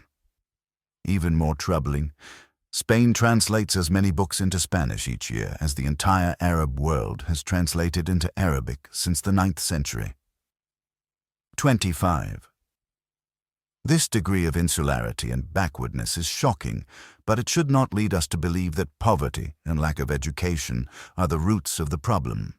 That a generation of poor and illiterate children are being fed into the fundamentalist machinery of the madrasas, Saudi-financed religious schools, should surely terrify us. 26. But Muslim terrorists have not tended to come from the ranks of the uneducated poor. Many have been middle class, educated, and without any obvious dysfunction in their personal lives. As Zachariah points out, compared with the 19 hijackers, John Walker Lind, the young man from California who joined the Taliban, was distinctly undereducated. Ahmed Omar Sheikh, who organized the kidnapping and murder of the Wall Street Journal reporter Daniel Pearl, studied at the London School of Economics. Hezbollah militants who die in violent operations are actually less likely to come from poor homes than their non-militant contemporaries, and more likely to have a secondary school education. 27. The leaders of Hamas are all college graduates, and some have master's degrees. 28. These facts suggest that even if every Muslim enjoyed a standard of living comparable to that of the average middle-class American, the West might still be in profound danger of colliding with Islam. I suspect that Muslim prosperity might even make matters worse, because the only thing that seems likely to persuade most Muslims that their worldview is problematic is the demonstrable failure of their societies. 29. If Muslim orthodoxy were as economically and technologically viable as Western liberalism, we would probably be doomed to witness the Islamification of the earth. As we see in the person of Osama bin Laden, a murderous religious fervor is compatible with wealth and education. Indeed, the technical proficiency of many Muslim terrorists demonstrates that it is compatible with a scientific education. That is why there is no cognitive or cultural substitute for desacralizing faith itself. As long as it is acceptable for a person to believe that he knows how God wants everyone on earth to live, we will continue to murder one another on account of our myths. In our dealings with the Muslim world, we must acknowledge that Muslims have not found anything of substance to say against the actions of the September 11th hijackers, apart from the ubiquitous canard that they were really Jews. 30. Muslim discourse is currently a tissue of myths, conspiracy theories. 31. And exhortations to recapture the glories of the 7th century. There is no reason to believe that economic and political improvements in the Muslim world, in and of themselves, would remedy this. The danger of wishful thinking. Paul Berman has written a beautiful primer on totalitarianism of the left and the right, east and west, and observed that it invariably contains a genocidal and even suicidal dimension. He notes that the 20th century was a great incubator of pathological mass movements, political movements that get drunk on the idea of slaughter. 32. He also points out that liberal thinkers are often unable to recognize these terrors for what they are. There is indeed a great tradition, in Berman's phrase, of liberalism as denial. The French socialists in the 1930s seem to have had a peculiar genius for this style of self-deception, for despite the billowing clouds of unreason wafting over from the east, they could not bring themselves to believe that the Nazis posed a problem worth taking seriously. In the face of the German menace, they simply blamed their own government and defense industry for warmongering. As Berman suggests, the same forces of wishful thinking and self-doubt have been gathering strength in the West in the aftermath of September 11th. Because they assume that people everywhere are animated by the same desires and fears, many Western liberals now blame their own governments for the excesses of Muslim terrorists. Many suspect that we have somehow heaped this evil upon our own heads. Berman observes, for instance, that much of the world now blames Israel for the suicidal derangement of the Palestinians. Rather than being an expression of mere anti-Semitism, though it is surely this as well, this view is the product of a quaint moral logic. People are just people, so the thinking goes, and they do not behave that badly, unless they have some very good reasons. The excesses of Palestinian suicide bombers, therefore, must attest to the excesses of the Israeli occupation. Berman points out that this sort of thinking has led the Israelis to be frequently likened to the Nazis in the European press. 33. Needless to say, the comparison is grotesque. The truth is, as Dershowitz points out, that no other nation in history faced with comparable challenges has ever adhered to a higher standard of human rights, been more sensitive to the safety of innocent civilians, tried harder to operate under the rule of law, or been willing to take more risks for peace.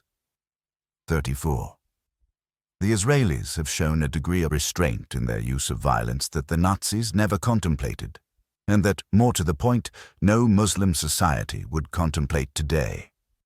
Ask yourself, what are the chances that the Palestinians would show the same restraint in killing Jews if the Jews were a powerless minority, living under their occupation and disposed to acts of suicidal terrorism? It would be no more likely than Muhammad's flying to heaven on a winged horse. 35.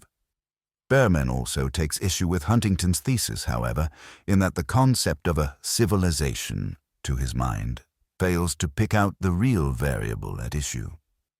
Rather than a clash of civilizations, we have a clash of ideologies between liberalism and the apocalyptic and phantasmagorical movements that have risen up against liberal civilization ever since the calamities of the First World War.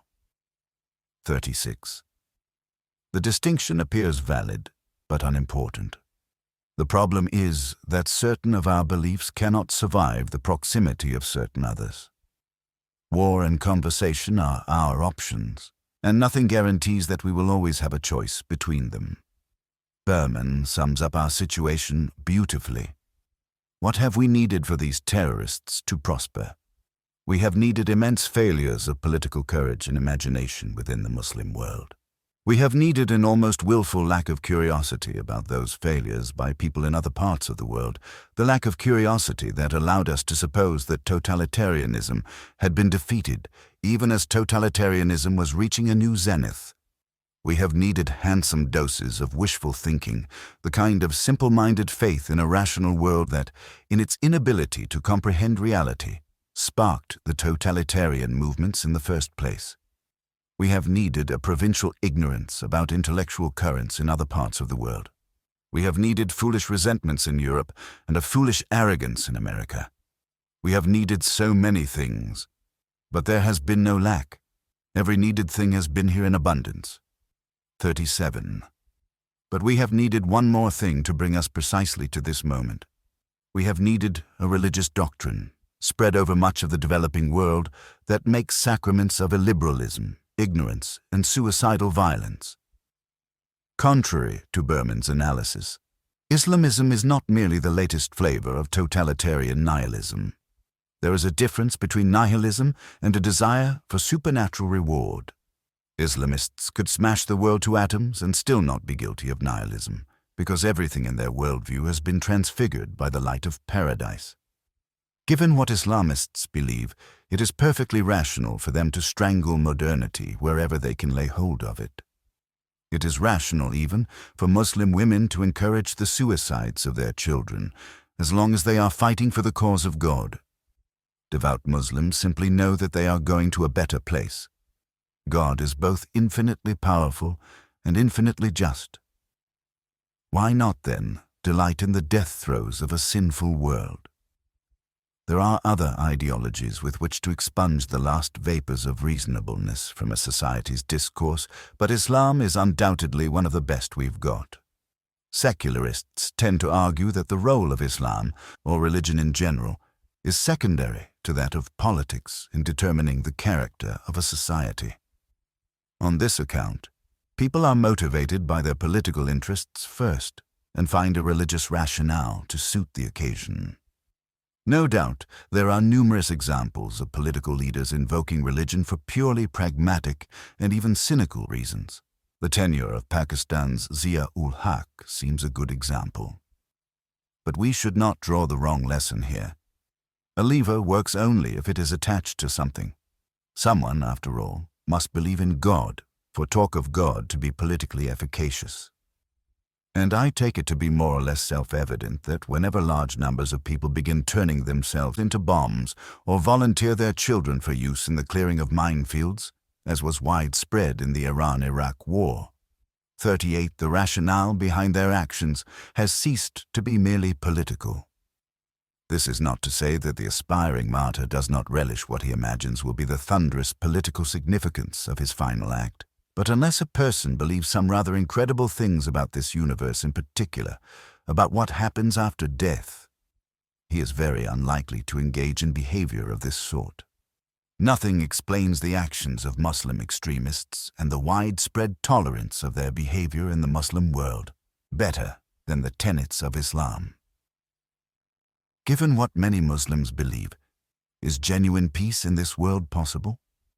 Is the relative weakness of Muslim states the only thing that prevents outright war between Islam and the West? I am afraid that encouraging answers to such questions are hard to come by. The basis for liberalism in the doctrine of Islam seems meager to the point of being entirely illusory, although we have seen that the Bible is itself a great reservoir of intolerance, for Christians and Jews alike, as everything from the writings of Augustine to the present actions of Israeli settlers demonstrates. It is not difficult to find great swathes of the good book, as well as Christian and Jewish exegesis, that offer counter-arguments. The Christian who wants to live in the full presence of rationality and modernity can keep the Jesus of Matthew sermonizing upon the Mount and simply ignore the world-consuming rigmarole of Revelation. Islam appears to offer no such refuge for one who would live peacefully in a pluralistic world. Of course, glimmers of hope can be found in even the shadiest of places. As Berman points out, the diatribes of Muslim orthodoxy are predicated upon the fear that Western liberalism is in the process of invading the Muslim mind and stealing his loyalty, indicating that Muslims, like other people, are susceptible to the siren song of liberalism. 39. We must surely hope so. The character of their religious beliefs, however, suggests that they will be less susceptible than the rest of us. For reasons we have already begun to explore, there is a deep bias in our discourse against conclusions of this sort. With respect to Islam, the liberal tendency is to blame the West for raising the ire of the Muslim world through centuries of self-serving conquest and meddling, while conservatives tend to blame other contingent features of Middle East, Arab, or Muslim history.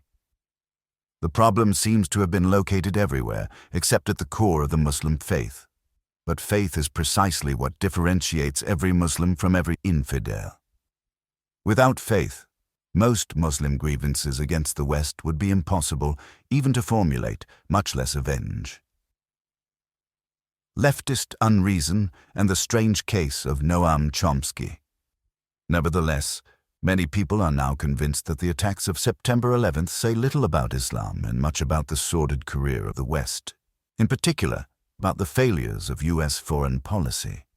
The French philosopher Jean Baudrillard gives these themes an especially luxuriant expression, declaring that terrorism is a necessary consequence of American hegemony. He goes so far as to suggest that we were secretly hoping that such devastation would be visited upon us. At a pinch, we can say that they did it, but we wished for it. When global power monopolizes the situation to this extent, when there is such a formidable condensation of all functions in the technocratic machinery, and when no alternative form of thinking is allowed, what other way is there but a terroristic situational transfer? It was the system itself which created the objective conditions for this brutal retaliation. This is terror against terror. There is no longer any ideology behind it. We are far beyond ideology and politics now. As if the power bearing these towers suddenly lost all energy, or resilience, as though that arrogant power suddenly gave way under the pressure of too intense an effort, the effort always to be the unique world model. 40. If one were feeling charitable, one might assume that something essential to these profundities got lost in translation. I think it far more likely, however, that it did not survive translation into French. If Baudrillard had been obliged to live in Afghanistan under the Taliban, would he have thought that the horrible abridgments of his freedom were a matter of the United States' effort always to be the unique world model? Would the peculiar half-time entertainment at every soccer match, where suspected fornicators, adulterers, and thieves were regularly butchered in the dirt at Centerfield, have struck him as the first rumblings of a terroristic situational transfer? We may be beyond politics, but we are not in the least beyond ideology now. Ideology is all that our enemies have. 41. And yet, thinkers far more sober than Baudrillard view the events of September 11th as a consequence of American foreign policy. Perhaps the foremost among them is Noam Chomsky. In addition to making foundational contributions to linguistics and the psychology of language, Chomsky has been a persistent critic of U.S. foreign policy for over 3 decades. He has also managed to demonstrate a principal failing of the liberal critique of power. He appears to be an exquisitely moral man whose political views prevent him from making the most basic moral distinctions between types of violence and the variety of human purposes that give rise to them. In his book 9/11, with rubble of the World Trade Center still piled high and smoldering, Chomsky urged us not to forget that the U.S. itself is a leading terrorist state. In support of this claim, he catalogues a number of American misdeeds, including the sanctions that the United States imposed upon Iraq, which led to the death of maybe 500,000 children, and the 1998 bombing of the Al-Shifa Pharmaceuticals plant in Sudan, which may have set the stage for tens of thousands of innocent Sudanese to die of tuberculosis, malaria, and other treatable diseases. Chomsky does not hesitate to draw moral equivalences here. For the first time in modern history, Europe and its offshoots were subjected, on home soil, to the kind of atrocity that they routinely have carried out elsewhere. 42. Before pointing out just how wayward Chomsky's thinking is on this subject, I would like to concede many of his points, since they have the virtue of being both generally important and irrelevant to the matter at hand. There is no doubt that the United States has much to atone for, both domestically and abroad. In this respect, we can more or less swallow Chomsky's thesis whole. To produce this horrible confection at home, start with our genocidal treatment of the Native Americans. Add a couple of 100 years of slavery, along with our denial of entry to Jewish refugees fleeing the death camps of the Third Reich. Stir in our collusion with a long list of modern despots and our subsequent disregard for their appalling human rights records. Add our bombing of Cambodia and the Pentagon Papers to taste, and then top with our recent refusals to sign the Kyoto Protocol for greenhouse emissions, to support any ban on landmines, and to submit ourselves to the rulings of the International Criminal Court. The result should smell of death, hypocrisy, and fresh brimstone. We have surely done some terrible things in the past. Undoubtedly, we are poised to do terrible things in the future. Nothing I have written in this book should be construed as a denial of these facts, or as defense of state practices that are manifestly abhorrent. There may be much that Western powers, and the United States in particular, should pay reparations for, and our failure to acknowledge our misdeeds over the years has undermined our credibility in the international community. We can concede all of this, and even share Chomsky's acute sense of outrage, while recognizing that his analysis of our current situation in the world is a masterpiece of moral blindness. Take the bombing of the Al-Shifa Pharmaceuticals plant. According to Chomsky, the atrocity of September 11th pales in comparison with that perpetrated by the Clinton administration in August 1998. But let us now ask some very basic questions that Chomsky seems to have neglected to ask himself. What did the US government think it was doing when it sent cruise missiles into Sudan, destroying a chemical weapons site used by Al-Qaeda? Did the Clinton administration intend to bring about the deaths of thousands of Sudanese children? No. Was our goal to kill as many Sudanese as we could? No. Were we trying to kill anyone at all? Not unless we thought members of Al-Qaeda would be at the Al-Shifa facility in the middle of the night. Asking these questions about Osama bin Laden and the 19 hijackers puts us in a different moral universe entirely. If we are inclined to follow Chomsky down the path of moral equivalence and ignore the role of human intentions, we can forget about the bombing of the Al-Shifa plant, because many of the things we did not do in Sudan had even greater consequences. What about all the money and food we simply never thought to give the Sudanese prior to 1998? How many children did we kill, that is, not save, just by living in blissful ignorance of the conditions in Sudan? Surely, if we had all made it a priority to keep death out of Sudan for as long as possible, untold millions could have been saved from whatever it was that wound up killing them. We could have sent teams of well-intentioned men and women into Khartoum to ensure that the Sudanese wore their seatbelts. Are we culpable for all the preventable injury and death that we did nothing to prevent? We may be, up to a point. The philosopher Peter Unger has made a persuasive case that a single dollar spent on anything but the absolute essentials of our survival is a dollar that has some starving child's blood on it. 43.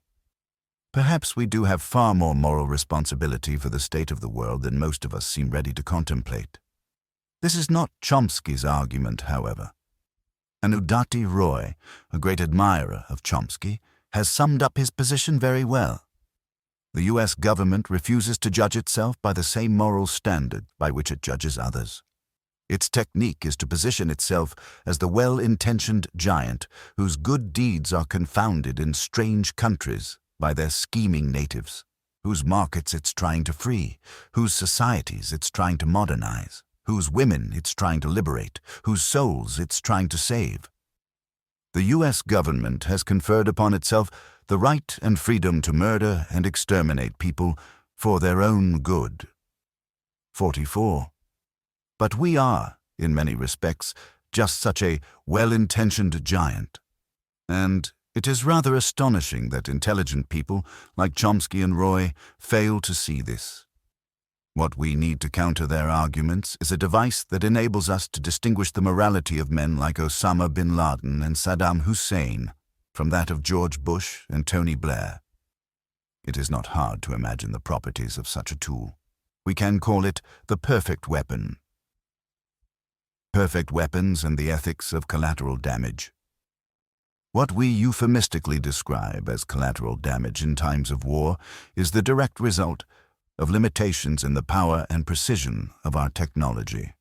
To see that this is so, we need only imagine how any of our recent conflicts would have looked if we had possessed perfect weapons, weapons that allowed us either to temporarily impair or to kill a particular person or group at any distance without harming others or their property.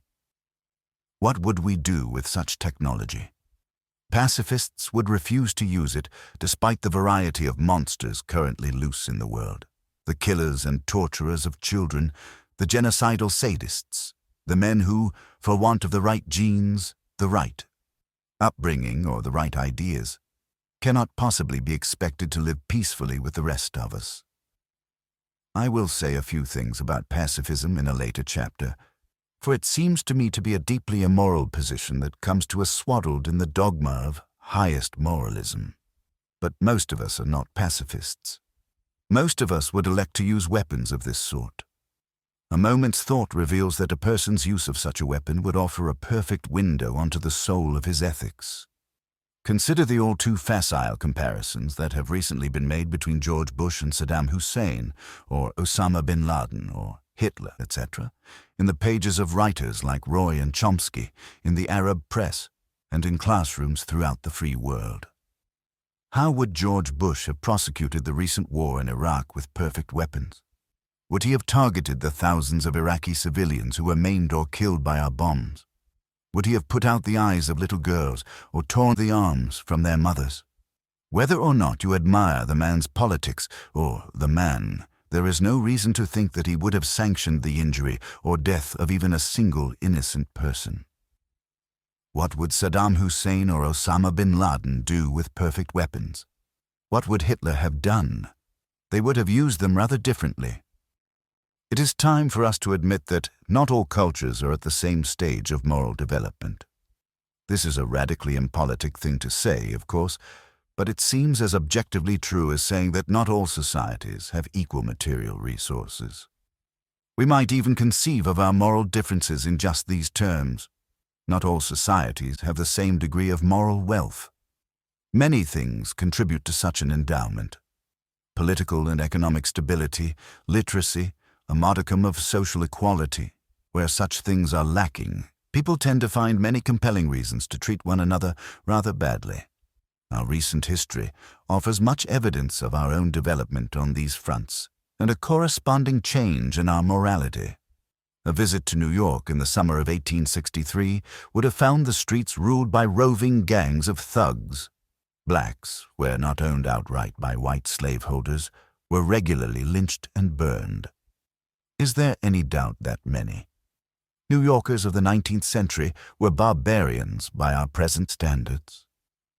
To say of another culture that it lags 150 years behind our own in social development is a terrible criticism, indeed, given how far we've come in that time. Now imagine the benighted Americans of 1863 coming to possess chemical, biological, and nuclear weapons. This is more or less the situation we confront in much of the developing world. Consider the horrors that Americans perpetrated as recently as 1968 at My Lai. Early in the morning, the soldiers were landed in the village by helicopter. Many were firing as they spread out, killing both people and animals. There was no sign of the Viet Cong battalion, and no shot was fired at Charlie Company all day, but they carried on. They burnt down every house. They raped women and girls and then killed them. They stabbed some women in the vagina and disemboweled others, or cut off their hands or scalps. Pregnant women had their stomachs slashed open and were left to die. There were gang rapes and killings by shooting or with bayonets. There were mass executions. Dozens of people at a time, including old men, women, and children, were machine-gunned in a ditch. In 4 hours, nearly 500 villagers were killed. 45. This is about as bad as human beings are capable of behaving, but what distinguishes us from many of our enemies is that this indiscriminate violence appalls us. The massacre at My Lai is remembered as a signature moment of shame for the American military. Even at the time, U.S. soldiers were dumbstruck with horror by the behavior of their comrades. One helicopter pilot who arrived on the scene ordered his subordinates to use their machine guns against their own troops if they would not stop killing villagers. 46. As a culture, we have clearly outgrown our tolerance for the deliberate torture and murder of innocents. We would do well to realize that much of the world has not. Wherever there are facts of any kind to be known, one thing is certain: not all people will discover them at the same time or understand them equally well. Conceding this leaves but a short step to hierarchical thinking of a sort that is at present inadmissible in most liberal discourse. Wherever there are right and wrong answers to important questions, there will be better or worse ways to get those answers, and better or worse ways to put them to use. Take child rearing as an example. How can we keep children free from disease? How can we raise them to be happy and responsible members of society? There are undoubtedly both good and bad answers to questions of this sort, and not all belief systems and cultural practices will be equally suited to bringing the good ones to light. This is not to say that there will always be only one right answer to every question, or a single best way to reach every specific goal. But given the inescapable specificity of our world, the range of optimal solutions to any problem will generally be quite limited. While there might not be one best food to eat, we cannot eat stones, and any culture that would make stone eating a virtue or a religious precept will suffer mightily for want of nourishment and teeth. It is inevitable, therefore, that some approaches to politics, economics, science, and even spirituality in ethics will be objectively better than their competitors, by any measure of better we might wish to adopt. And gradations here will translate into very real differences in human happiness. Any systematic approach to ethics or to understanding the necessary underpinnings of a civil society will find many Muslims standing eye-deep in the red barbarity of the 14th century. There are undoubtedly historical and cultural reasons for this, and enough blame to go around, but we should not ignore the fact that we must now confront whole societies whose moral and political development, in their treatment of women and children, in their prosecution of war, in their approach to criminal justice, and in their very intuitions about what constitutes cruelty, lags behind our own. This may seem like an unscientific and potentially racist thing to say, but it is neither. It is not in the least racist, since it is not at all likely that there are biological reasons for the disparities here, and it is unscientific only because science has not yet addressed the moral sphere in a systematic way. Come back in 100 years, and if we haven't returned to living in caves and killing one another with clubs, we will have some scientifically astute things to say about ethics. Any honest witness to current events will realize that there is no moral equivalence between the kind of force civilized democracies project in the world, warts and all, and the internecine violence that is perpetrated by Muslim militants, or indeed by Muslim governments. Chomsky seems to think that the disparity either does not exist or runs the other way. Consider the recent conflict in Iraq. If the situation had been reversed, what are the chances that the Iraqi Republican Guard, attempting to execute a regime change on the Potomac, would have taken the same degree of care to minimize civilian casualties? What are the chances that Iraqi forces would have been deterred by our use of human shields? What are the chances we would have used human shields? What are the chances that a routed American government would have called for its citizens to volunteer to be suicide bombers? What are the chances that Iraqi soldiers would have wept upon killing a carload of American civilians at a checkpoint unnecessarily? You should have, in the ledger of your imagination, a mounting column of zeros. Nothing in Chomsky's account acknowledges the difference between intending to kill a child because of the effect you hope to produce on its parents, we call this terrorism, and inadvertently killing a child in an attempt to capture or kill an avowed child murderer. We call this collateral damage. In both cases, a child has died, and in both cases it is a tragedy. But the ethical status of the perpetrators, be they individuals or states, could hardly be more distinct. Chomsky might object that to knowingly place the life of a child in jeopardy is unacceptable in any case, but clearly this is not a principle we can follow. The makers of roller coasters know, for instance, that despite rigorous safety precautions, sometime, somewhere, a child will be killed by one of their contraptions. Makers of automobiles know this as well. So do makers of hockey sticks, baseball bats, plastic bags, swimming pools, chain link fences, or nearly anything else that could conceivably contribute to the death of a child. There is a reason we do not refer to the inevitable deaths of children on our ski slopes as skiing atrocities. But you would not know this from reading Chomsky.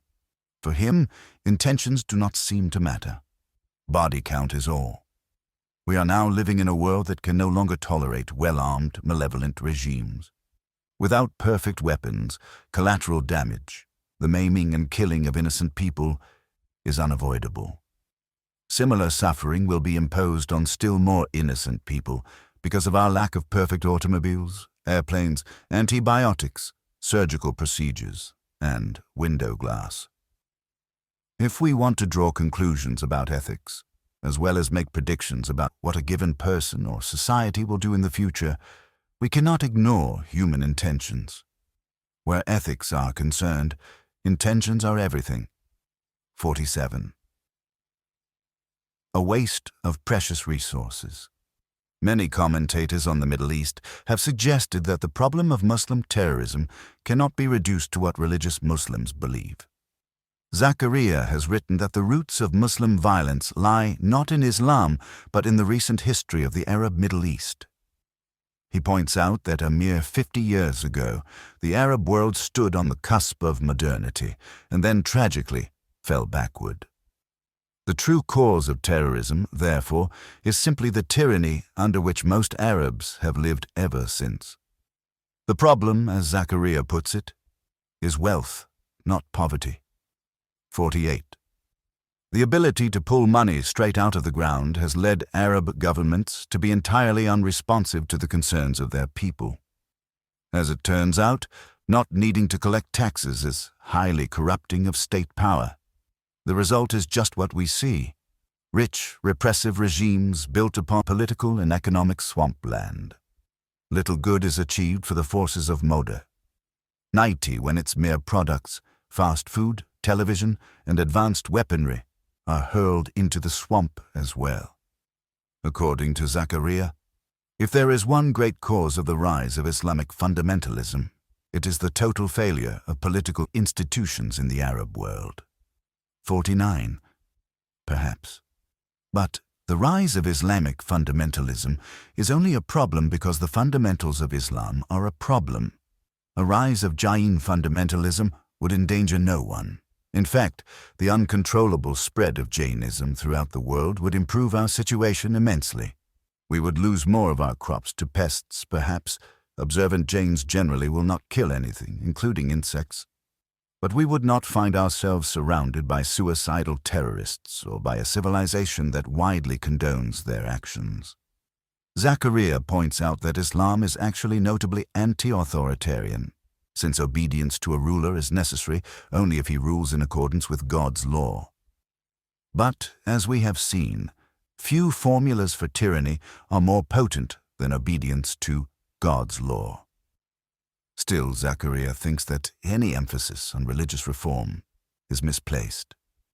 The truth is that little is to be gained by searching the Quran for clues to Islam's true nature. The trouble with thundering declarations about Islam's nature is that Islam, like any religion, is not what books make it, but what people make it. Forget the rantings of fundamentalists, who are a minority. Most Muslims' daily lives do not confirm the idea of a faith that is intrinsically anti-Western or anti-modern. 50. According to Zakaria, the key to Arab redemption is to modernize politically, economically, and socially, and this will force Islam to follow along the path to liberalism, as Christianity has in the West. As evidence for this, he observes that millions of Muslims live in the United States, Canada, and Europe, and have found ways of being devout without being obscurantist, and pious without embracing fury. 51. There may be some truth to this, though, as we have seen. Zakaria ignores some troubling details. If, as I contend throughout this book, all that is good in religion can be had elsewhere, if, for instance, ethical and spiritual experience can be cultivated and talked about without our claiming to know things we manifestly do not know, then all the rest of our religious activity represents at best a massive waste of time and energy. Think of all the good things human beings will not do in this world tomorrow because they believe that their most pressing task is to build another church or mosque, or to enforce some ancient dietary practice, or to print volumes upon volumes of exegesis on the disordered thinking of ignorant men. How many hours of human labor will be devoured today by an imaginary God? Think of it. If a computer virus shuts down a nation's phone system for 5 minutes, the loss in human productivity is measured in billions of dollars. Religious faith has crashed our lines daily for millennia. I'm not suggesting that the value of every human action should be measured in terms of productivity. Indeed, much of what we do would wither under such an analysis. But we should still recognize what a fathomless sink for human resources, both financial and attentional, organized religion is. Witness the rebuilding of Iraq. What was the first thing hundreds of thousands of Iraqi Shiites thought to do upon their liberation? Flagellate themselves. Blood poured from their scalps and backs as they walked miles of cratered streets and filth-strewn alleys to converge on the holy city Karbala home to the tomb of Hussein, the grandson of the Prophet. Ask yourself whether this was really the best use of their time. Their society was in tatters. Fresh water and electricity were scarce. Their schools and hospitals were being looted. And an occupying army was trying to find reasonable people with whom to collaborate to form a civil society. Self-mortification and chanting should have been rather low on their list of priorities. But the problem of religion is not merely that it competes for time and resources.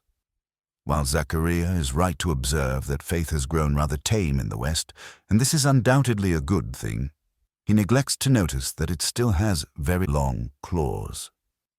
As we will see in the next chapter, even the most docile forms of Christianity currently present insuperable obstacles to AIDS, prevention, and family planning in the developing world, to medical research, and to the development of a rational drug policy.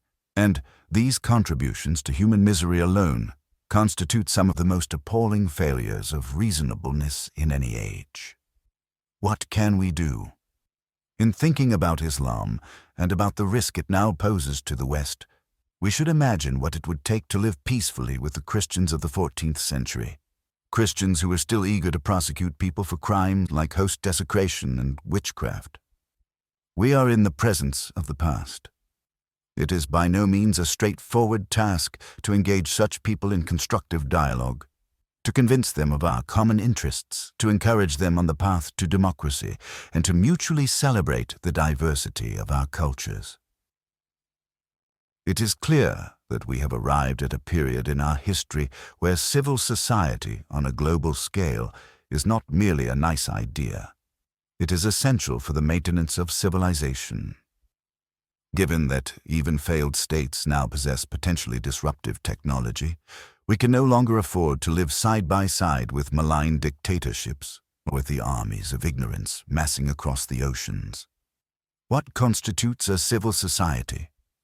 At minimum, it is a place where ideas of all kinds can be criticized without the risk of physical violence. If you live in a land where certain things cannot be said about the king, or about an imaginary being, or about certain books, because such utterances carry the penalty of death, torture, or imprisonment, you do not live in a civil society. It appears that one of the most urgent tasks we now face in the developed world is to find some way of facilitating the emergence of civil societies everywhere else.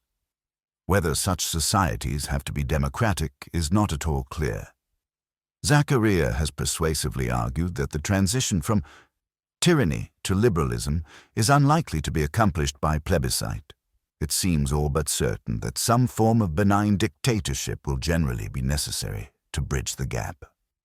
But benignity is the key, and if it cannot emerge from within a state, it must be imposed from without. The means of such imposition are necessarily crude.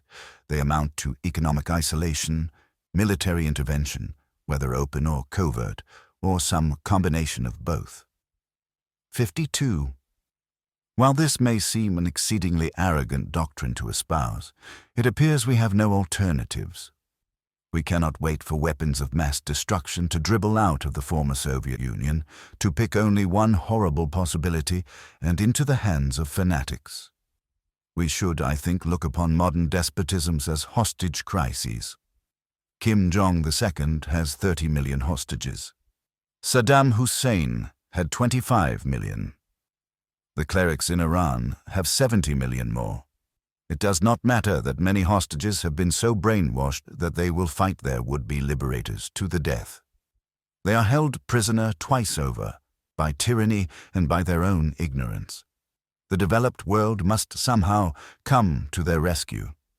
Jonathan Glover seems right to suggest that we need something along the lines of a strong and properly funded permanent UN force, together with clear criteria for intervention and an international court to authorize it. 53. We can say it even more simply. We need a world government. How else will a war between the United States and China ever become as unlikely as a war between Texas and Vermont? We are a very long way from even thinking about the possibility of a world government, to say nothing of creating one. It would require a degree of economic, cultural, and moral integration that we may never achieve. The diversity of our religious beliefs constitutes a primary obstacle here. Given what most of us believe about God, it is at present unthinkable that human beings will ever identify themselves merely as human beings, disavowing all lesser affiliations. World government does seem a long way off, so long that we may not survive the trip. Is Islam compatible with a civil society? Is it possible to believe? What you must believe to be a good Muslim, to have military and economic power, and to not pose an unconscionable threat to the civil societies of others? I believe that the answer to this question is no. If a stable peace is ever to be achieved between Islam and the West, Islam must undergo a radical transformation. This transformation, to be palatable to Muslims, must also appear to come from Muslims themselves. It does not seem much of an exaggeration to say that the fate of civilization lies largely in the hands of moderate Muslims. Unless Muslims can reshape their religion into an ideology that is basically benign or outgrow it altogether, it is difficult to see how Islam and the West can avoid falling into a continual state of war and on innumerable fronts. Nuclear, biological, and chemical weapons cannot be uninvented. As Martin Rees points out, there is no reason to expect that we will be any more successful at stopping their proliferation in small quantities than we have been with respect to illegal drugs. 54. If this is true, weapons of mass destruction will soon be available to anyone who wants them. Perhaps the West will be able to facilitate a transformation of the Muslim world by applying outside pressure. It will not be enough, however, for the United States and a few European countries to take a hard line while the rest of Europe and Asia sell advanced weaponry and dual-use nuclear reactors to all comers. To achieve the necessary economic leverage, so that we stand a chance of waging this war of ideas by peaceful means, the development of alternative energy technologies should become the object of a new Manhattan Project. There are, needless to say, sufficient economic and environmental justifications for doing this, but there are political ones as well. If oil were to become worthless, the dysfunction of the most prominent Muslim societies would suddenly grow as conspicuous as the sun. Muslims might then come to see the wisdom of moderating their thinking on a wide variety of subjects.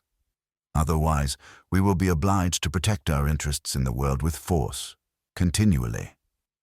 In this case, it seems all but certain that our newspapers will begin to read more and more like the Book of Revelation.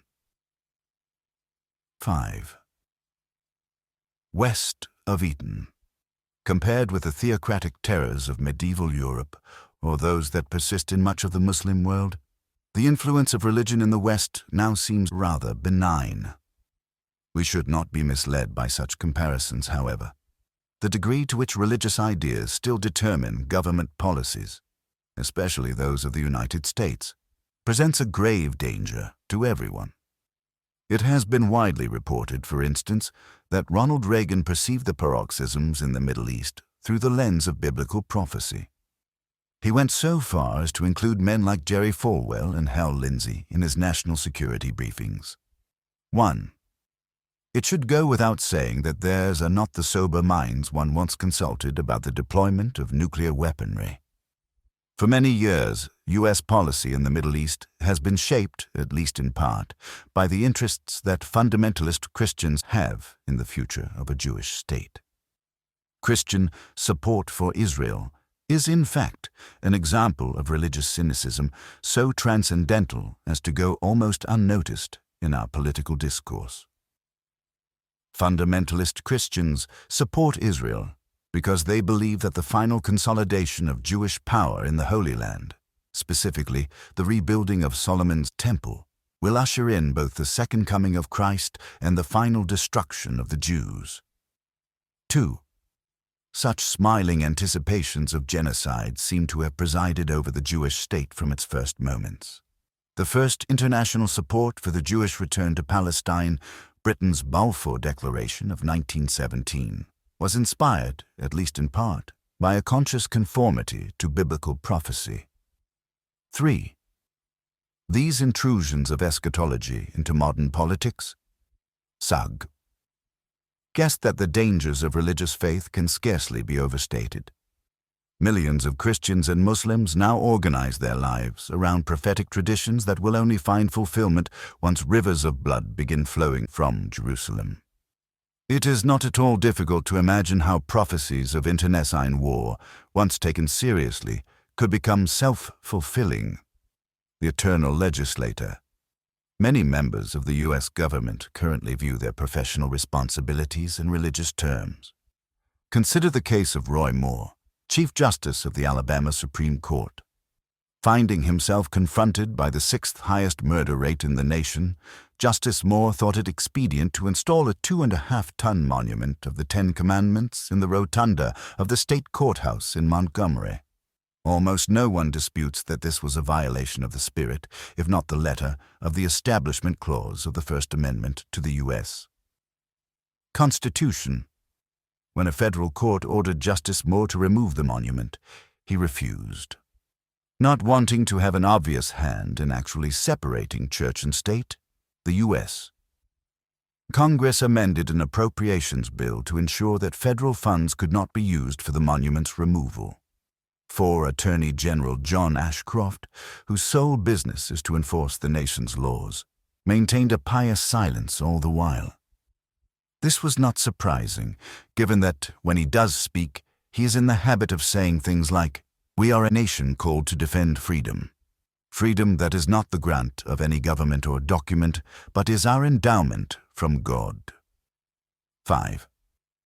According to a Gallup poll, Ashcroft and the Congress were on firm ground as far as the American people were concerned, because 78% of those polled objected to the removal of the monument. 6-1 wonders whether Moore, Ashcroft, the U.S. Congress, and 3/4 of the American people would like to see the punishments for breaking these hallowed commandments also specified in marble and placed in our nation's courts. What, after all, is the punishment for taking the Lord's name in vain? It happens to be death. Leviticus 24:16. What is the punishment for working on the Sabbath? Also death. Exodus 31:15. What is the punishment for cursing one's father or mother? Death again. Exodus 21:17. What is the punishment for adultery? You're catching on. Leviticus 20:10. While the commandments themselves are difficult to remember, especially since chapters 20 and 34 of Exodus provide us with incompatible lists, the penalty for breaking them is simplicity itself. Contemporary examples of governmental piety are everywhere to be seen. Many prominent Republicans belong to the Council for National Policy, a secretive Christian pressure group founded by the fundamentalist Tim LaHaye, co-author of the apocalyptic Left Behind series of novels. This organization meets quarterly to discuss who knows what. George W. Bush gave a closed-door speech to the council in 1999, after which the Christian right endorsed his candidacy. 7 indeed, 40% of those who eventually voted for Bush were white evangelicals. 8. Beginning with his appointment of John Ashcroft as his Attorney General, President Bush found no lack of occasions on which to return the favor. The Departments of Justice, Housing and Urban Development, Health and Human Services, and Education now regularly issue directives that blur the separation between church and state.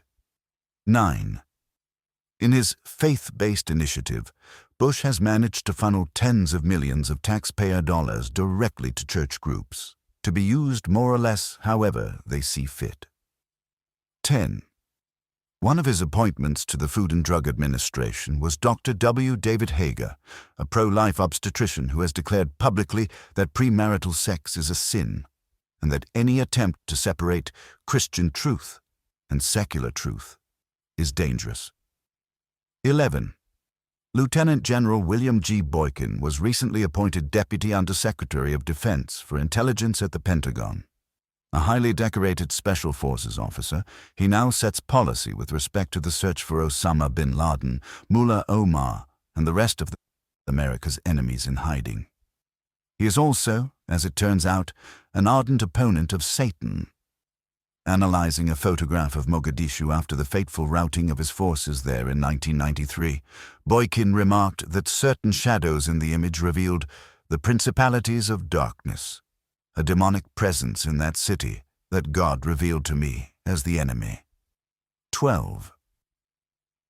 On the subject of the war on terror, he has asserted that our enemy is a guy named Satan. 13.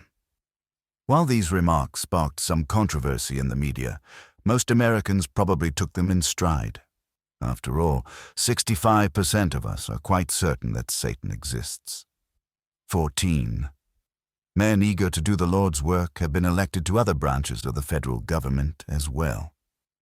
The House Majority Leader, Tom DeLay, is given to profundities like, "Only Christianity offers a way to live in response to the realities that we find in this world." Only Christianity. He claims to have gone into politics to promote a biblical worldview, apparently feeling that it is impossible to say anything stupid while in the service of this worldview. He attributed the shootings at the Columbine High School in Colorado to the fact that our schools teach the theory of evolution. 15. We might wonder how it is that pronouncements this floridly irrational do not lead to immediate censure and removal from office.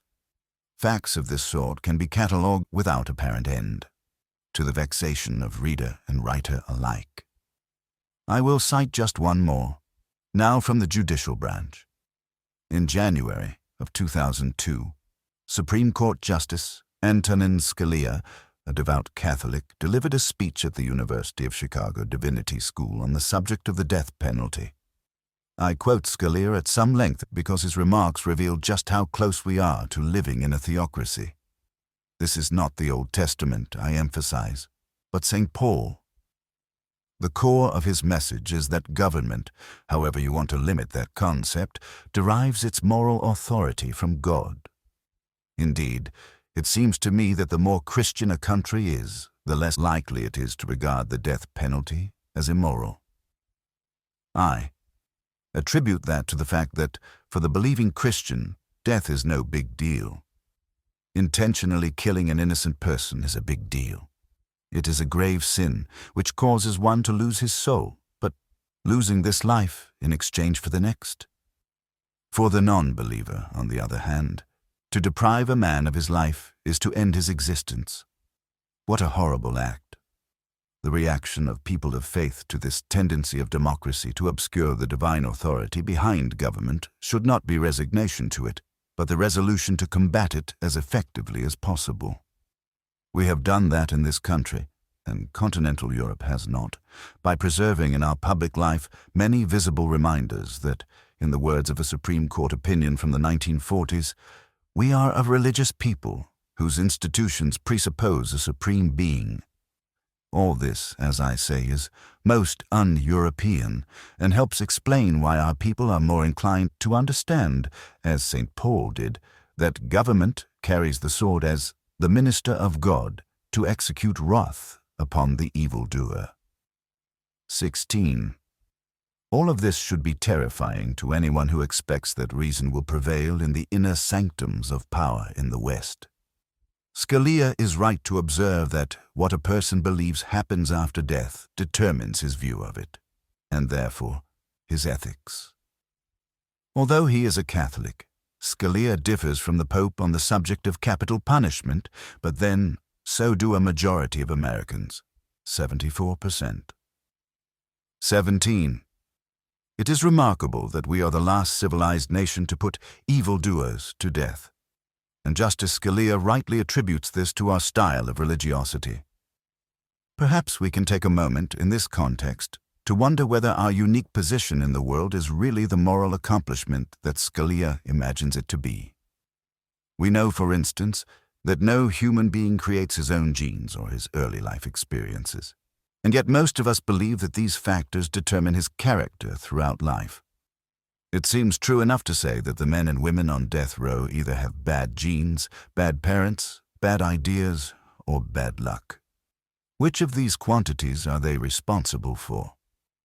Resortee. Ing to biblical justifications for capital punishment does nothing to reconcile our growing understanding of human behavior with our desire for retribution in the face of the most appalling crimes. There is undoubtedly an important secular debate to be had about the ethics of the death penalty, but it is just as obvious that we should be drawing upon sources that show a greater understanding of the human mind in modern society than is evident in St. Paul. But men like Scalia, men who believe that we already have God's eternal decrees on paper, have been inoculated against doubts on this subject, or indeed against the nuances of a scientific worldview. It is not surprising that Scalia is the kind of judge that President Bush has sought to appoint to the federal courts. 18 Scalia supports the use of capital punishment even in cases where the defendant is acknowledged to be mentally retarded. 19. He also upholds state sodomy laws, in this case even when they are applied in an exclusive and discriminating way to homosexuals. 20. Needless to say, Scalia has found legal reasons to insist that the Supreme Court not leaven the religious dogmatism of the states, but he leaves little doubt that he looks to St. Paul and perhaps to the barbarous author of Leviticus for guidance on these matters. The war on sin. In the United States and in much of the rest of the world, it is currently illegal to seek certain experiences of pleasure. Seek pleasure by a forbidden means, even in the privacy of your own home, and men with guns may kick in the door and carry you away to prison for it. One of the most surprising things about this situation is how unsurprising most of us find it. As in most dreams, the very faculty of reason that would otherwise notice the strangeness of these events seems to have succumbed to sleep. Behaviors like drug use, prostitution, sodomy, and the viewing of obscene materials have been categorized as victimless crimes. Of course, society is the tangible victim of almost everything human. Beings do, from making noise to manufacturing chemical waste, but we have not made it a crime to do such things within certain limits. Setting these limits is invariably a matter of assessing risk. One could argue that it is, at the very least, conceivable that certain activities engaged in private, like the viewing of sexually violent pornography, might incline some people to commit genuine crimes against others. 21. There is a tension, therefore, between private freedom and public risk. If there were a drug, or a book, or a film, or a sexual position that led 90% of its users to rush into the street and begin killing people at random, concerns over private pleasure would surely yield to those of public safety. We can also stipulate that no one is eager to see generations of children raised on a steady diet of methamphetamine and Marquis de Sade. Society as a whole has an interest in how its children develop, and the private behavior of parents, along with the contents of our media, clearly play a role in this. But we must ask ourselves, why would anyone want to punish people for engaging in behavior that brings no significant risk of harm to anyone? Indeed, what is startling about the notion of a victimless crime is that even when the behavior in question is genuinely victimless, its criminality is still affirmed by those who are eager to punish it. It is in such cases that the true genius lurking behind many of our laws stands revealed. The idea of a victimless crime is nothing more than a judicial reprise of the Christian notion of sin. It is no accident that people of faith often want to curtail the private freedoms of others. This impulse has less to do with the history of religion and more to do with its logic, because the very idea of privacy is incompatible with the existence of God. If God sees and knows all things, and remains so provincial a creature as to be scandalized by certain sexual behaviors or states of the brain, then what people do in the privacy of their own homes, though it may not have the slightest implication for their behavior in public, will still be a matter of public concern for people of faith. 22. A variety of religious notions of wrongdoing can be seen con. Verging here concerns over non-procreative sexuality and idolatry especially, and these seem to have given many of us the sense that it is ethical to punish people, often severely, for engaging in private behavior that harms no one. Like most costly examples of irrationality in which human happiness has been blindly subverted for generations, the role of religion here is both explicit and foundational. To see that our laws against vice have actually nothing to do with keeping people from coming to physical or psychological harm, and everything to do with not angering God, we need only consider that oral or anal sex between consenting adults remains a criminal offense in 13 states. 4 of the states, Texas, Kansas, Oklahoma, and Missouri, prohibit these acts between same-sex couples and, therefore, effectively prohibit homosexuality. The other 9 ban consensual sodomy for everyone. These places of equity are Alabama, Florida, Idaho, Louisiana, Mississippi, North Carolina, South Carolina, Utah, and Virginia. 23.1. One does not have to be a demographer to grasp that the impulse to prosecute consenting adults for non-procreative sexual behavior will correlate rather strongly with religious faith. The influence of faith on our criminal laws comes at a remarkable price. Consider the case of drugs. As it happens, there are many substances, many of them naturally occurring, the consumption of which leads to transient states of inordinate pleasure. Occasionally, it is true they lead to transient states of misery as well, but there is no doubt that pleasure is the norm.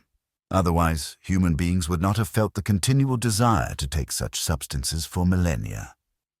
Of course, pleasure is precisely the problem with these substances, since pleasure and piety have always had an uneasy relationship.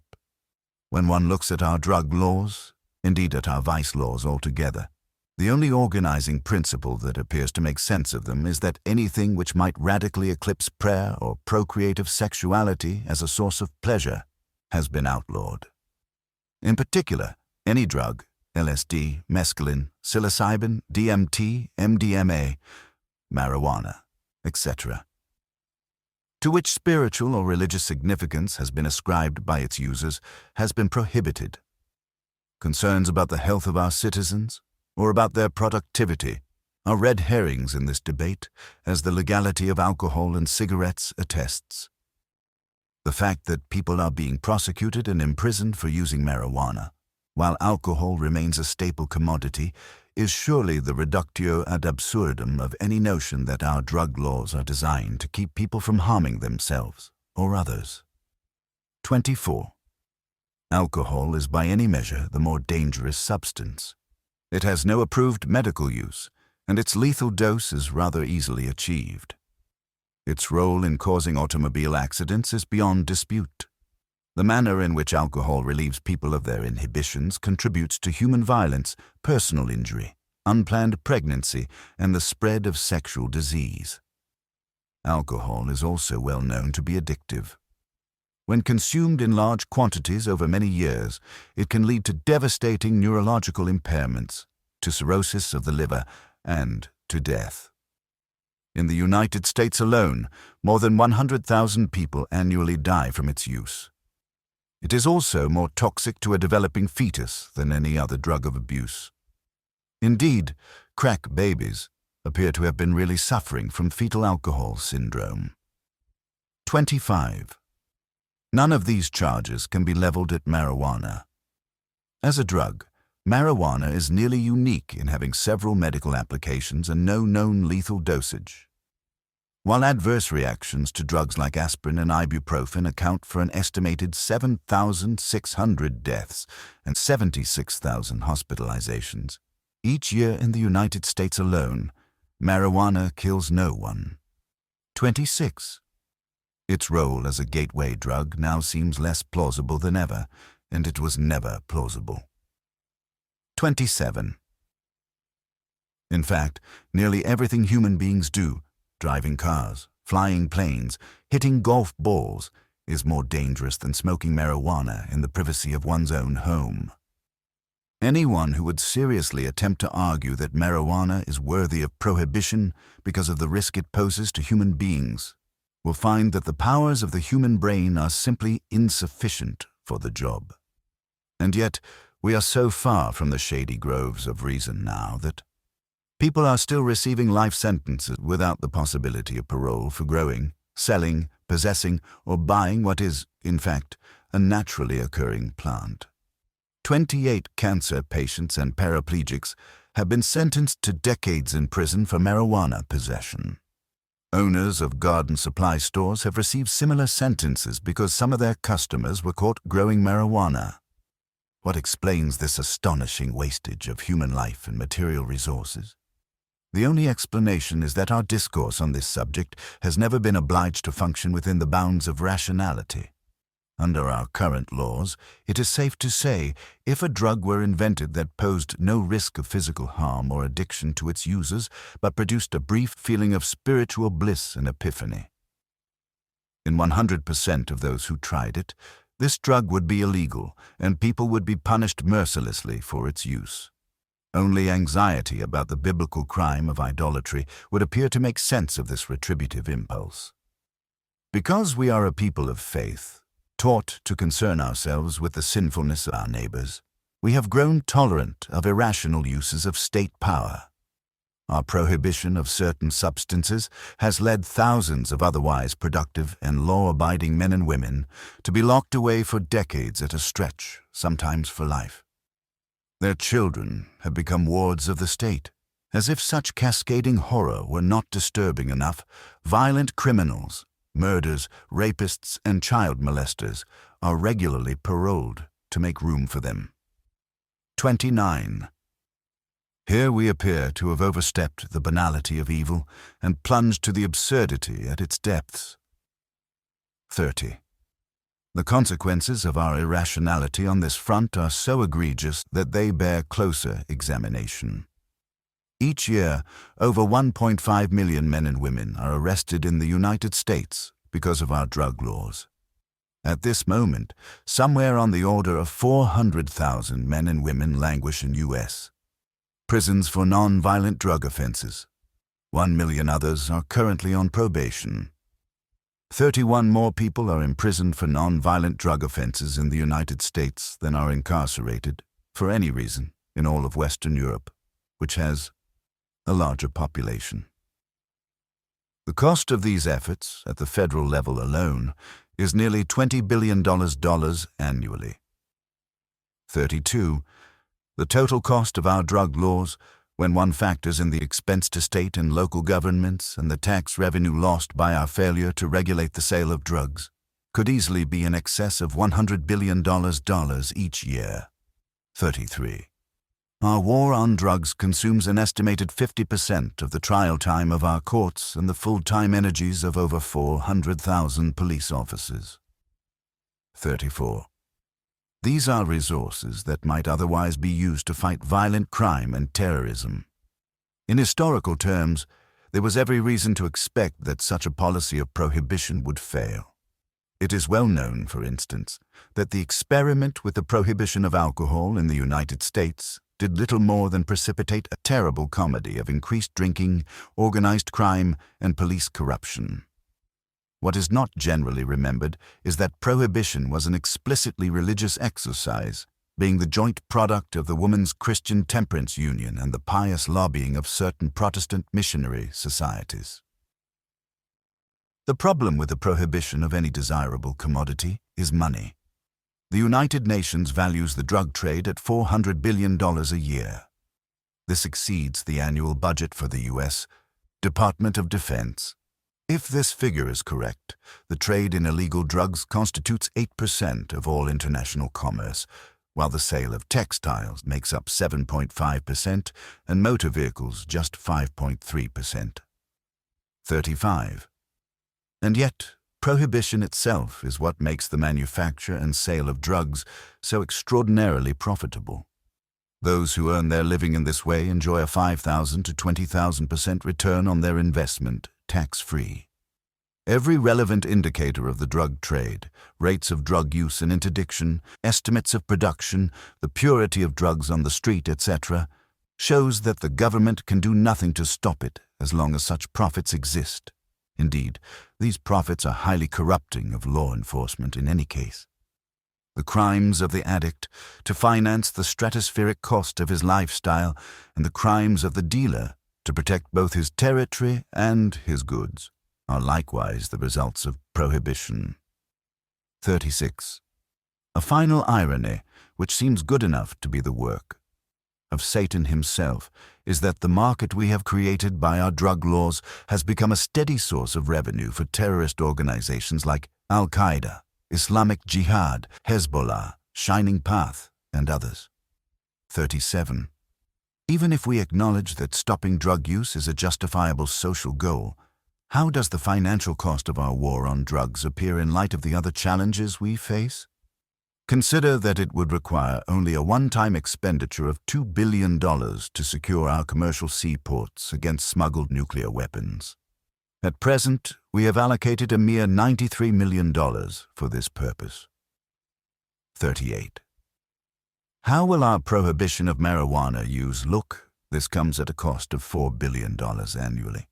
If a new sun ever dawns over the port of Los Angeles, or consider that the U.S. government can afford to spend only $2.3 billion each year on the reconstruction of Afghanistan.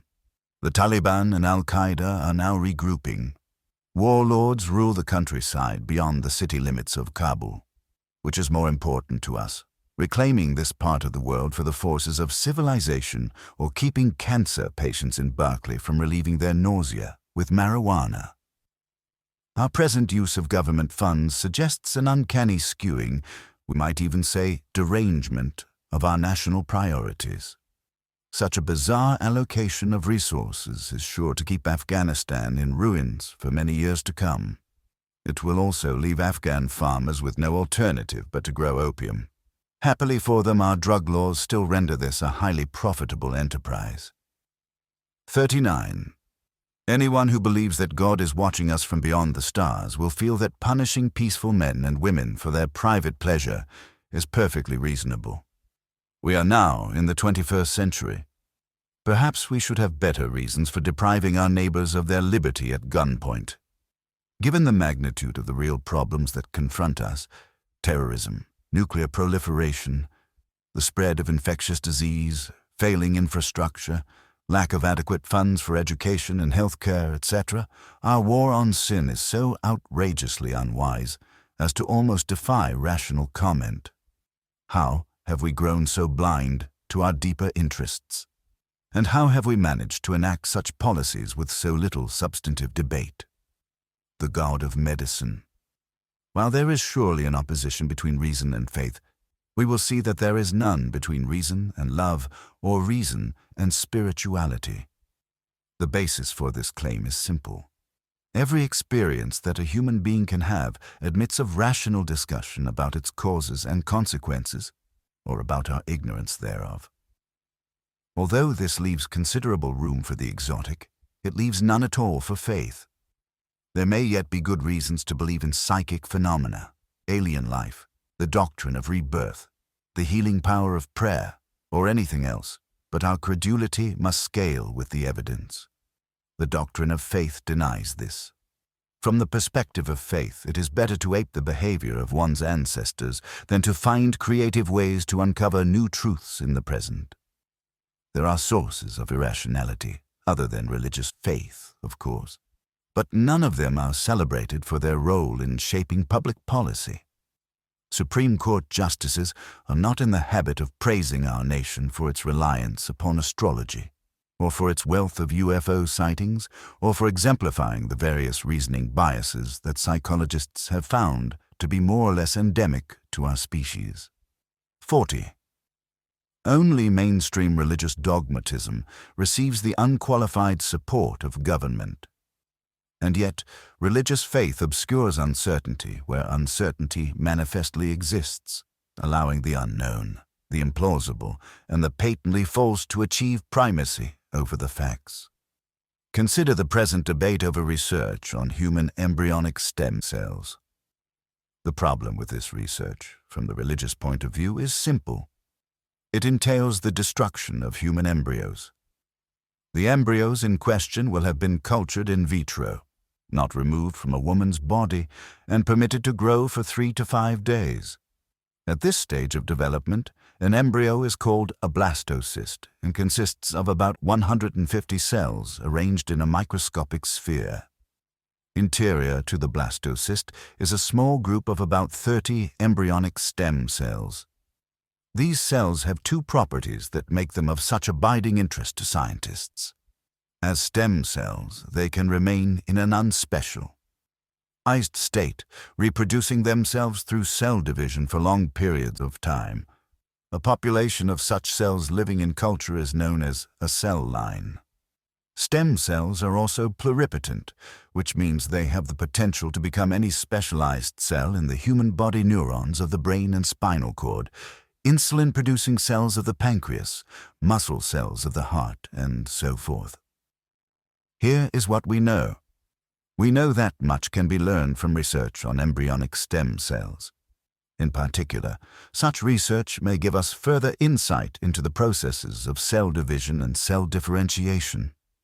This would almost certainly shed new light on those medical conditions, like cancer and birth defects, that seem to be merely a matter of these processes gone awry. We also know that research on embryonic stem cells requires the destruction of human embryos at the 150-cell stage. There is not the slightest reason to believe, however, that such embryos have the capacity to sense pain, to suffer, or to experience the loss of life in any way at all. What is indisputable is that there are millions of human beings who do have these capacities, and who currently suffer from traumatic injuries to the brain and spinal cord. Millions more suffer from Parkinson's and Alzheimer's diseases. Millions more suffer from stroke and heart disease, from burns, from diabetes, from rheumatoid arthritis, from Purkinje cell degeneration, from Duchenne muscular dystrophy, and from vision and hearing loss. We know that embryonic stem cells promise to be a renewable source of tissues and organs that might alleviate such suffering in the not-too-distant future. Enter faith. We now find ourselves living in a world in which college-educated politicians will hurl impediments in the way of such research because they are concerned about the fate of single cells. Their concern is not merely that a collection of 150 cells may suffer its destruction. Rather, they believe that even a human zygote, a fertilized egg, should be accorded all the protections of a fully developed human being. Such a cell, after all, has the potential to become a fully developed human being. But given our recent advances in the biology of cloning, as much can be said of almost every cell in the human body. By the measure of a cell's potential, whenever the president scratches his nose, he is now engaged in a diabolical culling of souls.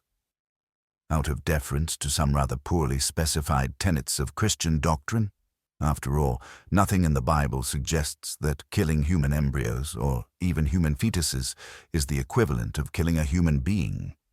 The U.S. House of Representatives voted effectively to ban embryonic stem cell research on February 27, 2003.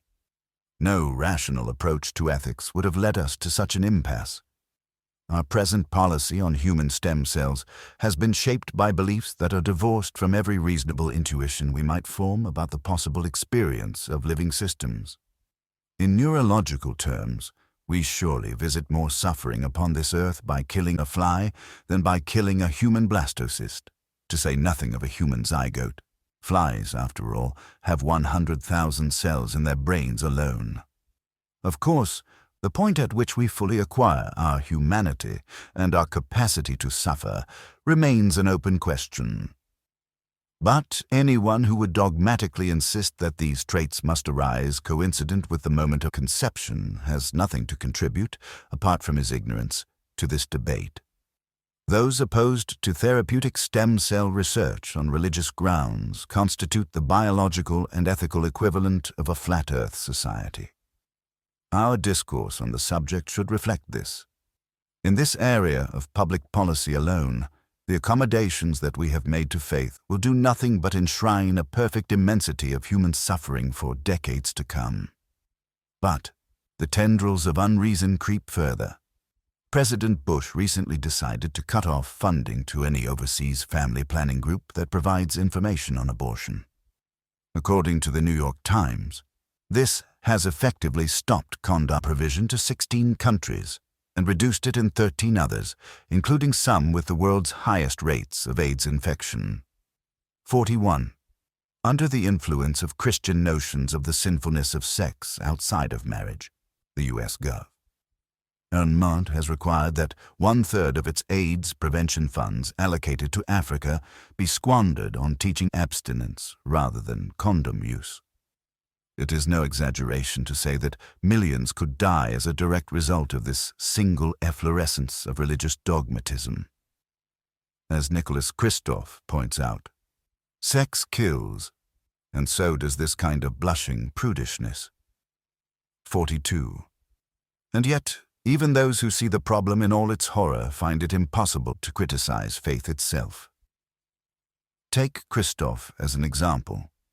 In the very act of exposing the medievalism that prevails in the U.S. government and its likely consequences abroad, he goes on to chastise anyone who would demand that the faithful be held fully accountable for their beliefs. I tend to disagree with evangelicals on almost everything, and I see no problem with aggressively pointing out the dismal consequences of this increasing religious influence.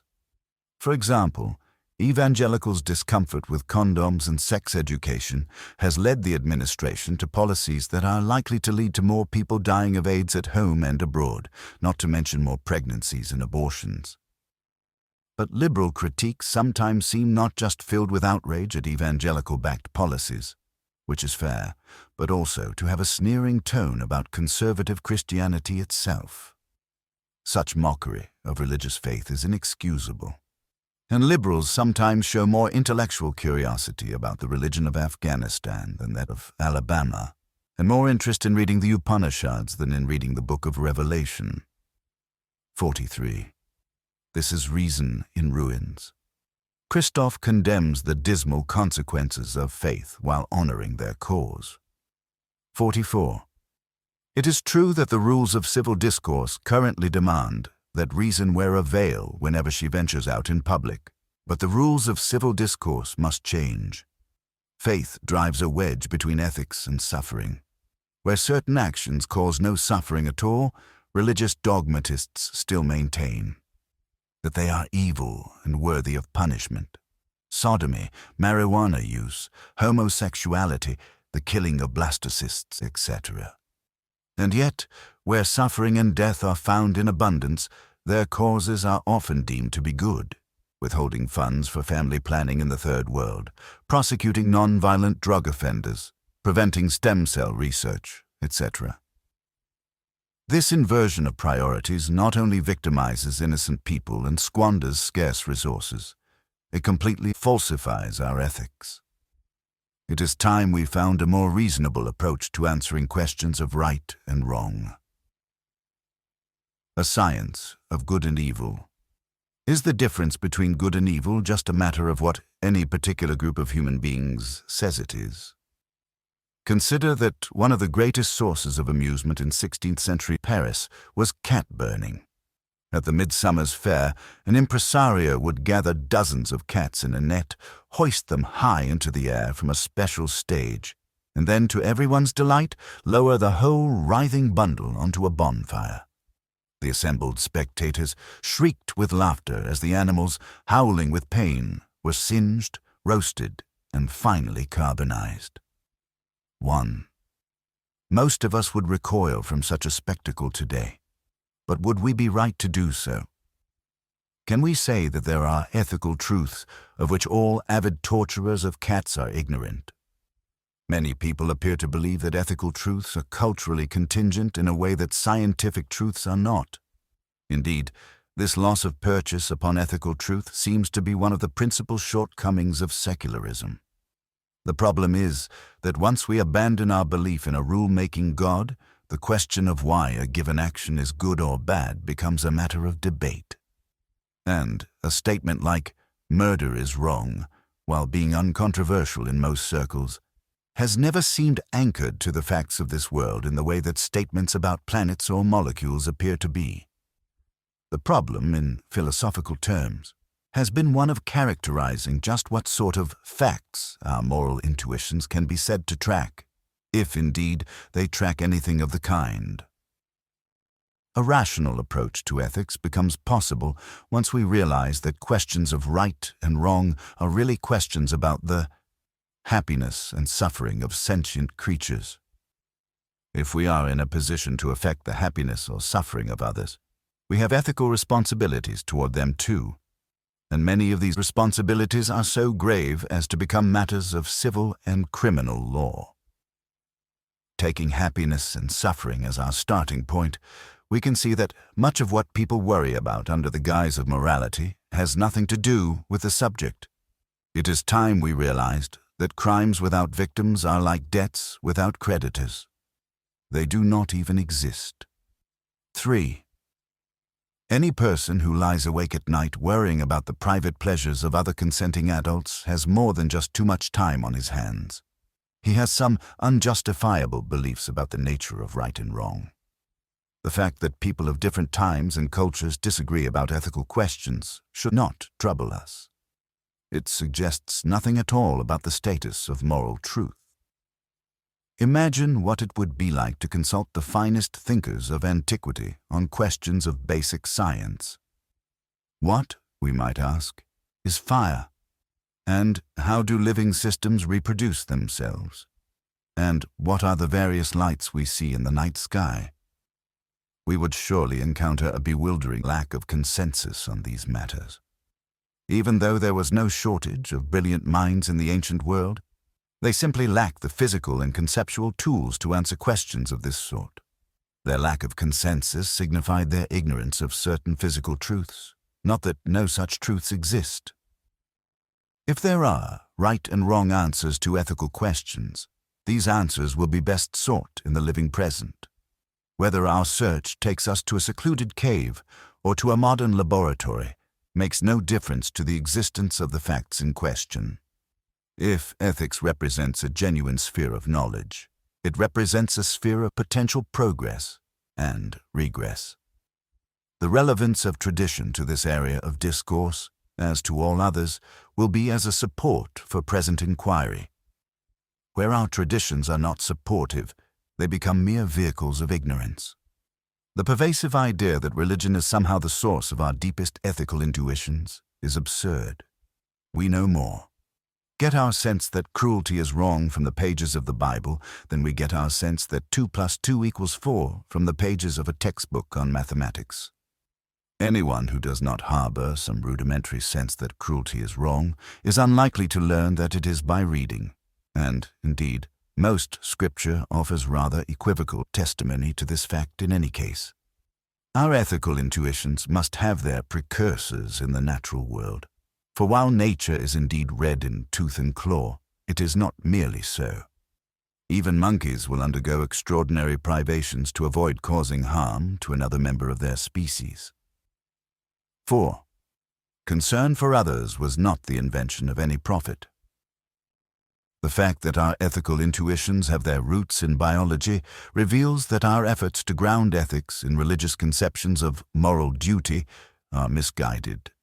Saving a drowning child is no more a moral duty than understanding a syllogism is a logical one.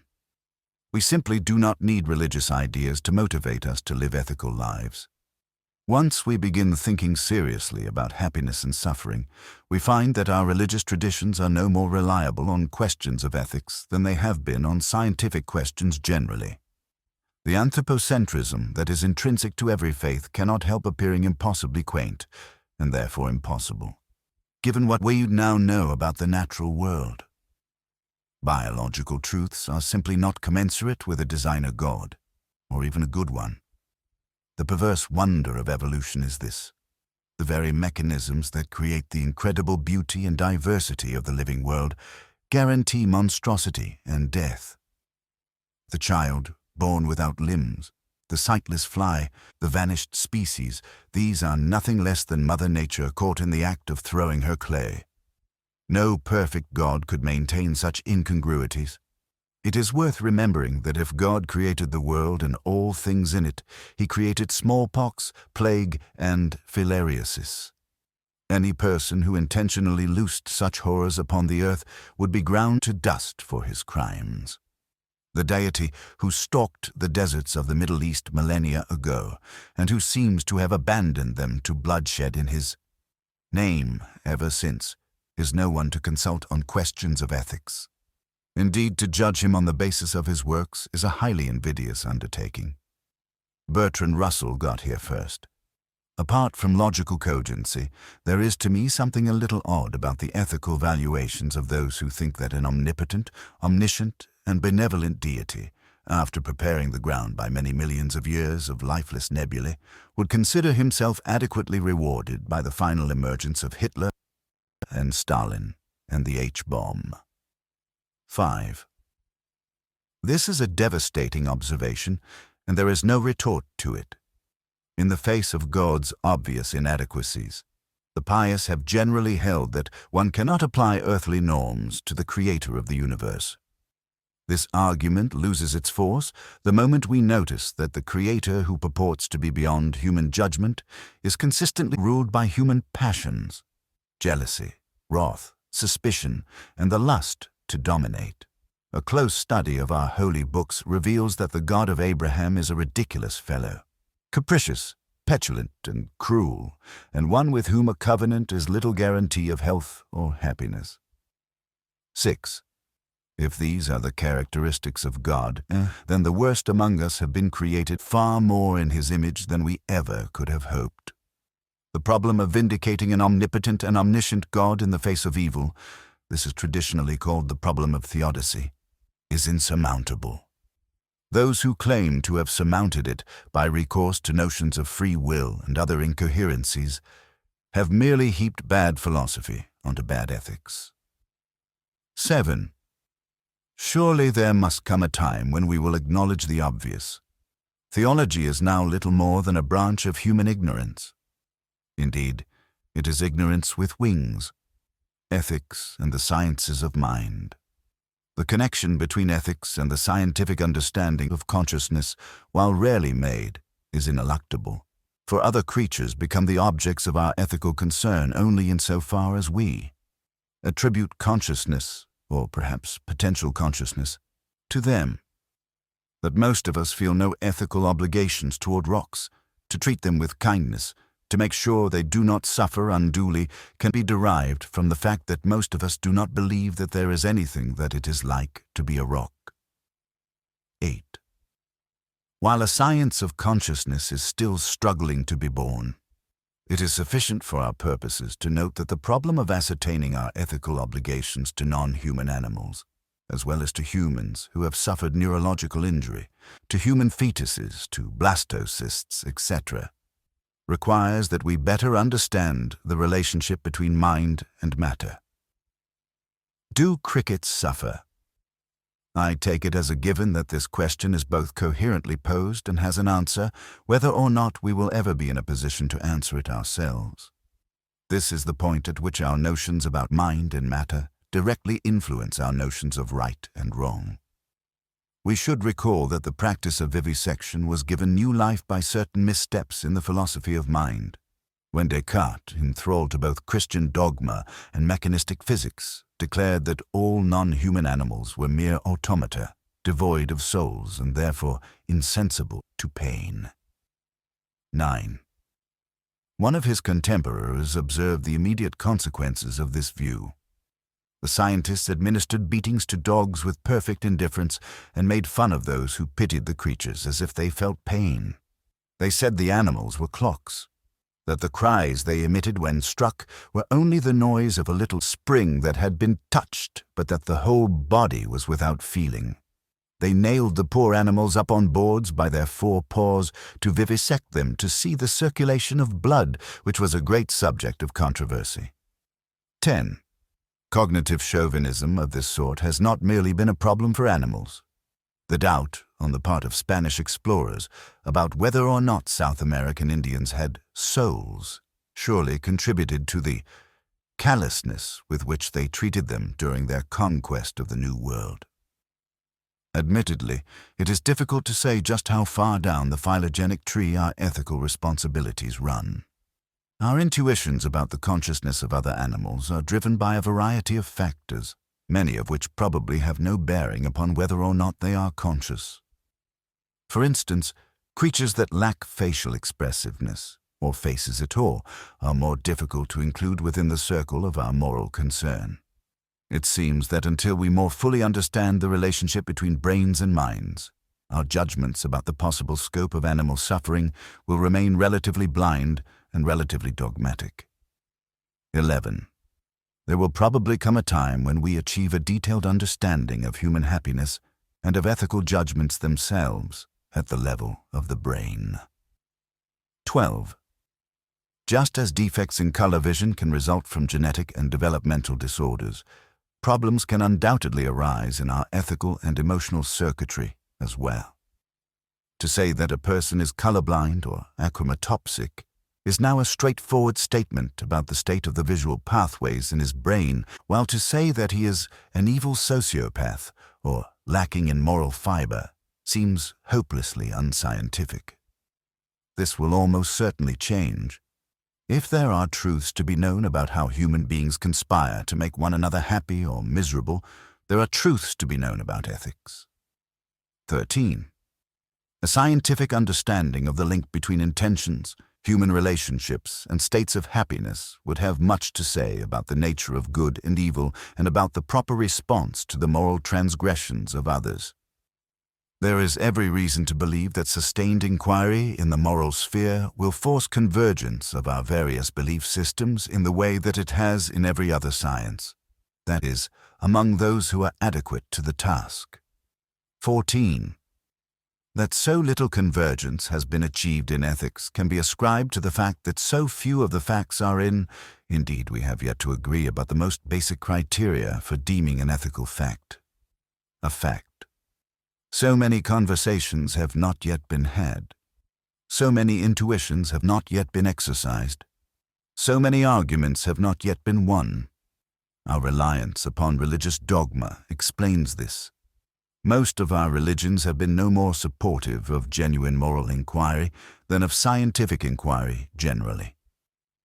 This is a problem that only new rules of discourse can overcome. When was the last time that someone was criticized for not respecting another person's unfounded beliefs about physics or history? The same rules should apply to ethical, spiritual, and religious beliefs as well. Credit goes to Christopher Hitchens for distilling, in a single phrase, a principle of discourse that could well arrest our slide toward the abyss. What can be asserted without evidence can also be dismissed without evidence. 15. Let us pray that billions of us soon agree with him. Moral communities. The notion of a moral community resolves many paradoxes of human behavior. How is it, after all, that a Nazi guard could return each day from his labors at the crematoria and be a loving father to his children? The answer is surprisingly straightforward. The Jews he spent the day torturing and killing were not objects of his moral concern. Not only were they outside his moral community, they were antithetical to it. His beliefs about Jews inured him to the natural human sympathies that might have otherwise prevented such behavior. Unfortunately, religion casts more shadows than light on this terrain. Rather than find real reasons for human solidarity, faith offers us a solidarity born of tribal and tribalizing fictions. As we have seen, religion is one of the great limiters of moral identity, since most believers differentiate themselves in moral terms from those who do not share their faith. No other ideology is so eloquent on the subject of what divides one moral community from another. Once a person accepts the premises upon which most religious identities are built, the withdrawal of his moral concern from those who do not share these premises follows quite naturally. Needless to say, the suffering of those who are destined for hell can never be as problematic as the suffering of the righteous. If certain people can't see the unique wisdom and sanctity of my religion, if their hearts are so beclouded by sin, What concern is it of mine if others mistreat them? They have been cursed by the very God who made the world and all things in it. Their search for happiness was simply doomed from the start. New problems arise once we commit ourselves to finding a rational foundation for our ethics. Indeed, we find that it is difficult to draw the boundaries of our moral concern in a principled way. It is clear, for instance, that susceptibility to pain cannot be our only criteria. As Richard Rorty observes, if pain were all that mattered, it would be as important to protect the rabbits from the foxes as to protect the Jews from the Nazis. 16. In virtue of what have we convinced ourselves that we need not intercede on behalf of all rabbits? Most of us suspect rabbits are not capable of experiencing happiness or suffering on a human scale. Admittedly, we could be wrong about this. And if it ever seems that we have underestimated the subjectivity of rabbits, our ethical stance toward them would no doubt change. Incidentally, here is where a rational answer to the abortion debate is lurking. Many of us consider human fetuses in the first trimester to be more or less like rabbits, having imputed to them a range of happiness and suffering that does not grant them full status in our moral community. At present, this seems rather reasonable. Only future scientific insights could refute this intuition. The problem of specifying the criteria for inclusion in our moral community is one for which I do not have a detailed answer, other than to say that whatever answer we give should reflect our sense of the possible subjectivity of the creatures in question. Some answers are clearly wrong. We cannot merely say, for instance, that all human beings are in and all animals are out. What will be our criterion for humanness? DNA. Shall a single human cell take precedence over a herd of elephants? The problem is that whatever attribute we use to differentiate between humans and animals, intelligence, language use, moral sentiments, and so on, will equally differentiate between human beings themselves. If people are more important to us than orangutans because they can articulate their interests, why aren't more articulate people more important still? And what about those poor men and women with aphasia? It would seem that we have just excluded them from our moral community. Find an orangutan that can complain about his family in Borneo, and he may well displace a person or two from our lifeboat. The demon of relativism. We saw in Chapter 2 that for our beliefs to function logically indeed, for them to be beliefs at all, we must also believe that they faithfully represent states of the world. This suggests that some systems of belief will appear more faithful than others, in that they will account for more of the data of experience and make better predictions about future events. And yet, many intellectuals tend to speak as though something in the last century of ratiocination in the West has placed all worldviews more or less on an equal footing. No one is ever really right about what he believes. He can only point to a community of peers who believe likewise. Suicide bombing isn't really wrong in any absolute sense. It just seems so from the parochial perspective of Western culture. Throw a dash of Thomas Kuhn into this pot, and everyone can agree that we never really know how the world is, because each new generation of scientists reinvents the laws of nature to suit its taste. Convictions of this sort generally go by the name of relativism, and they seem to offer a rationale for not saying anything too critical about the beliefs of others.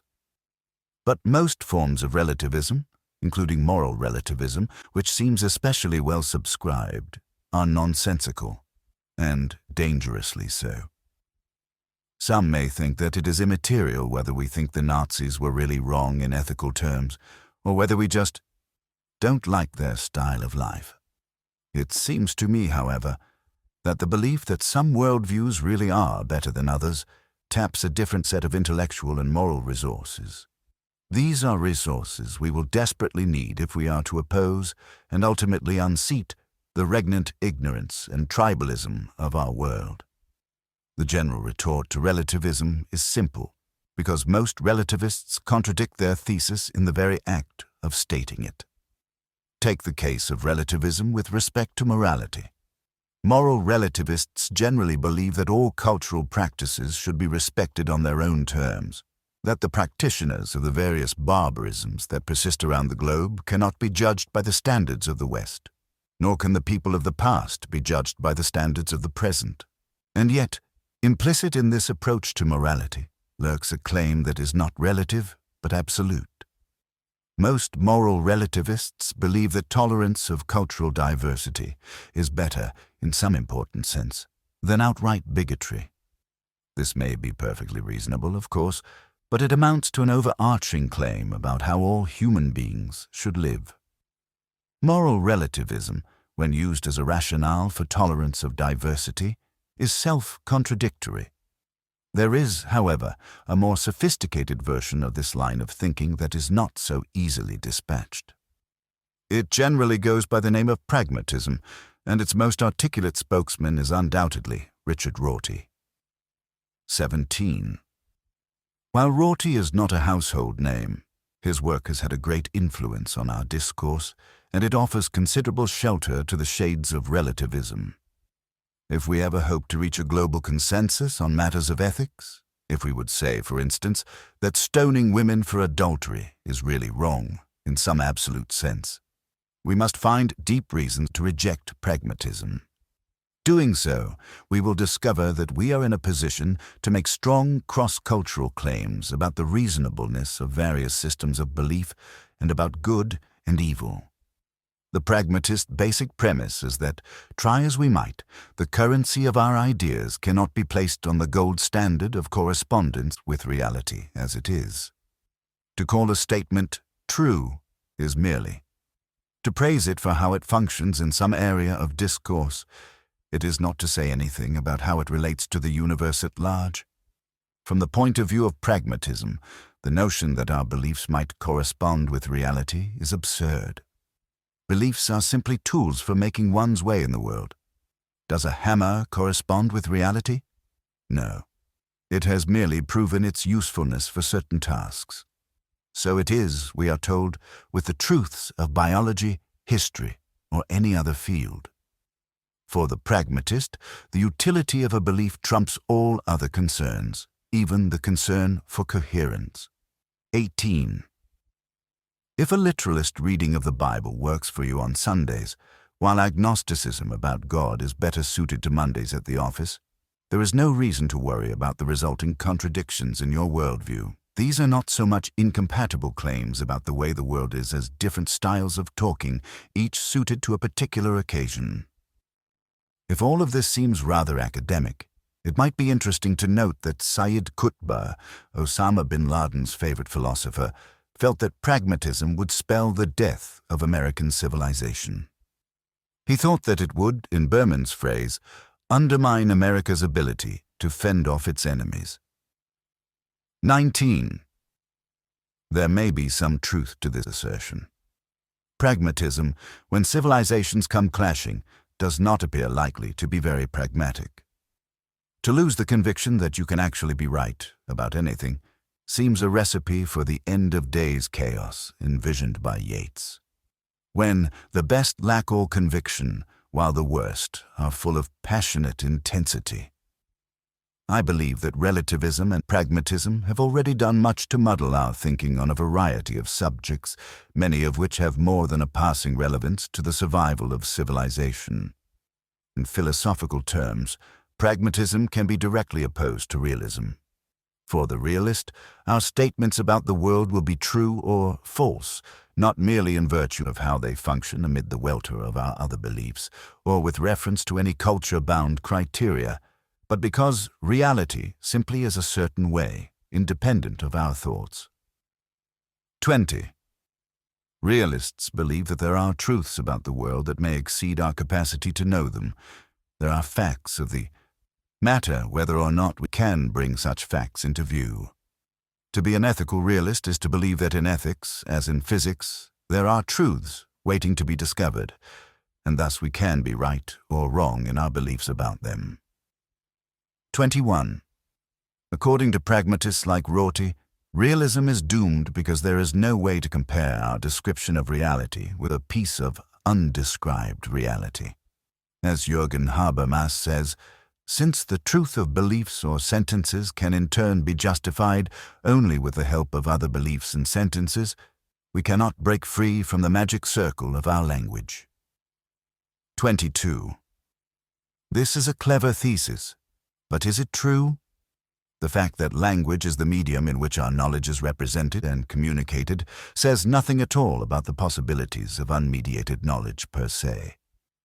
The fact that no experience, when talked about, escapes being mediated by language, this is a tautology, does not mean that all cognition, and hence all knowing, is interpretative.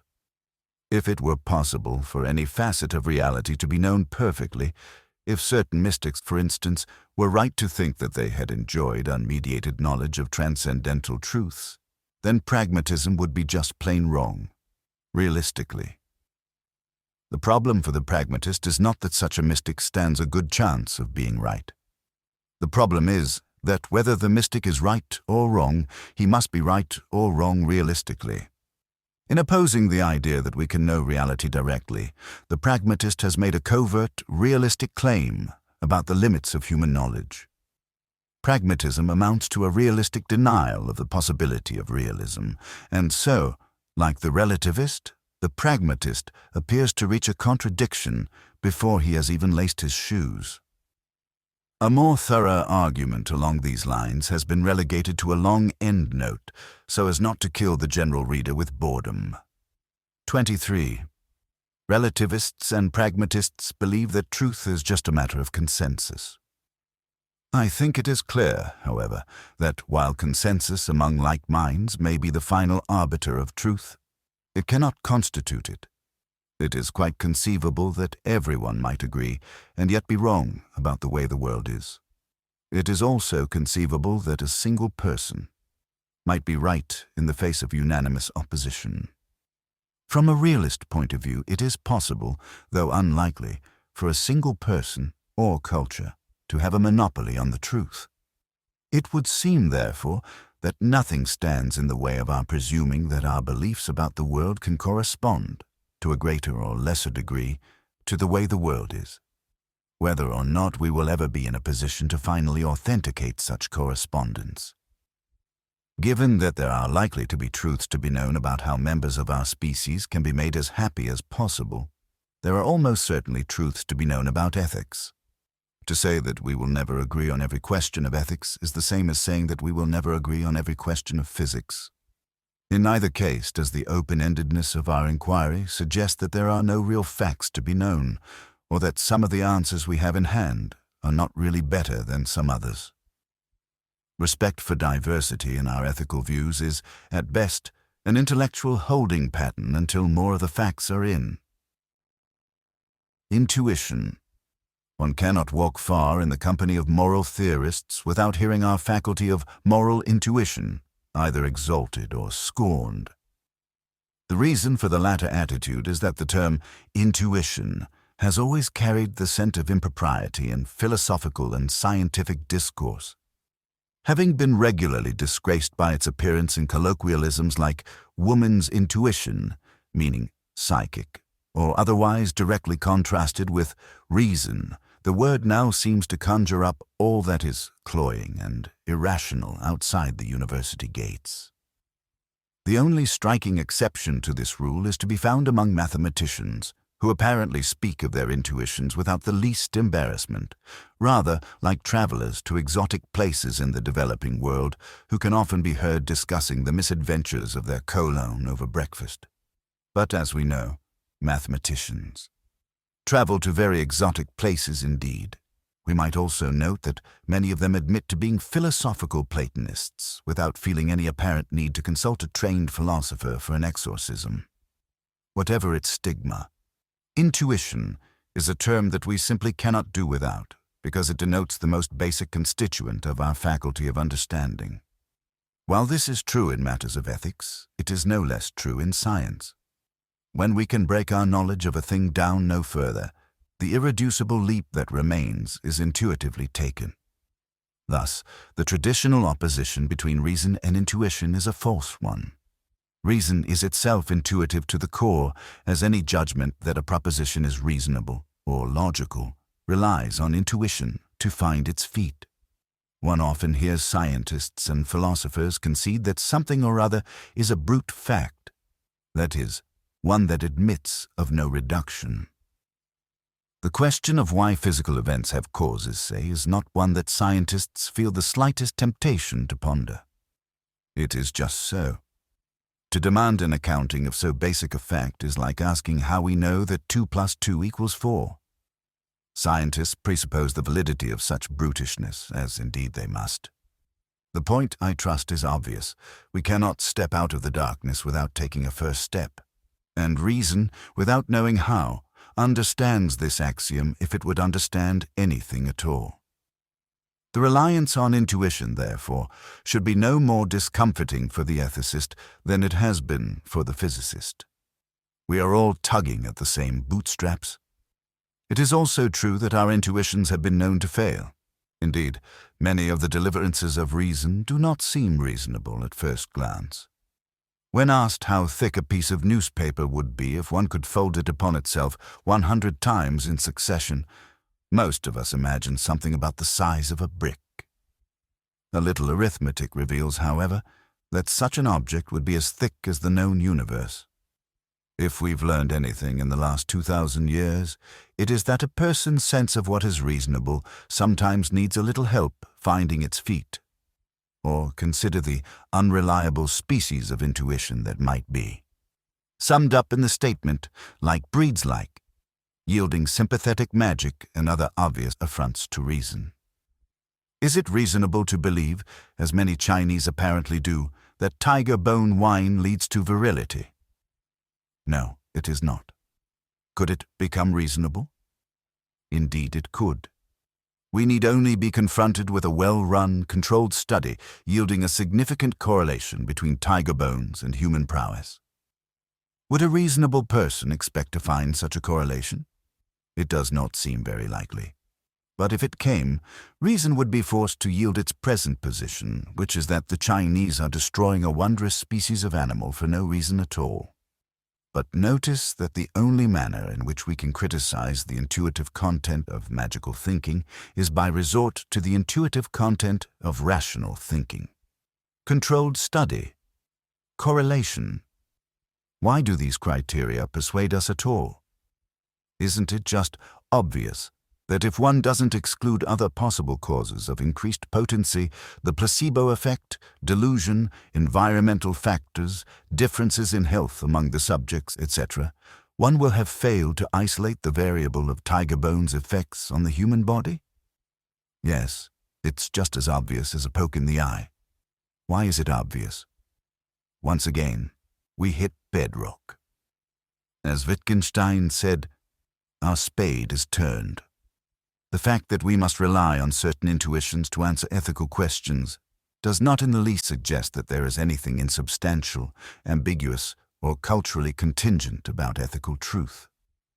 As in any other field, there will be room for intelligent dissent on questions of right and wrong. But intelligent dissent has its limits. People who believe that the earth is flat are not dissenting geographers. People who deny that the Holocaust ever occurred are not dissenting historians. People who think that God created the universe in 4004 BC are not dissenting cosmologists.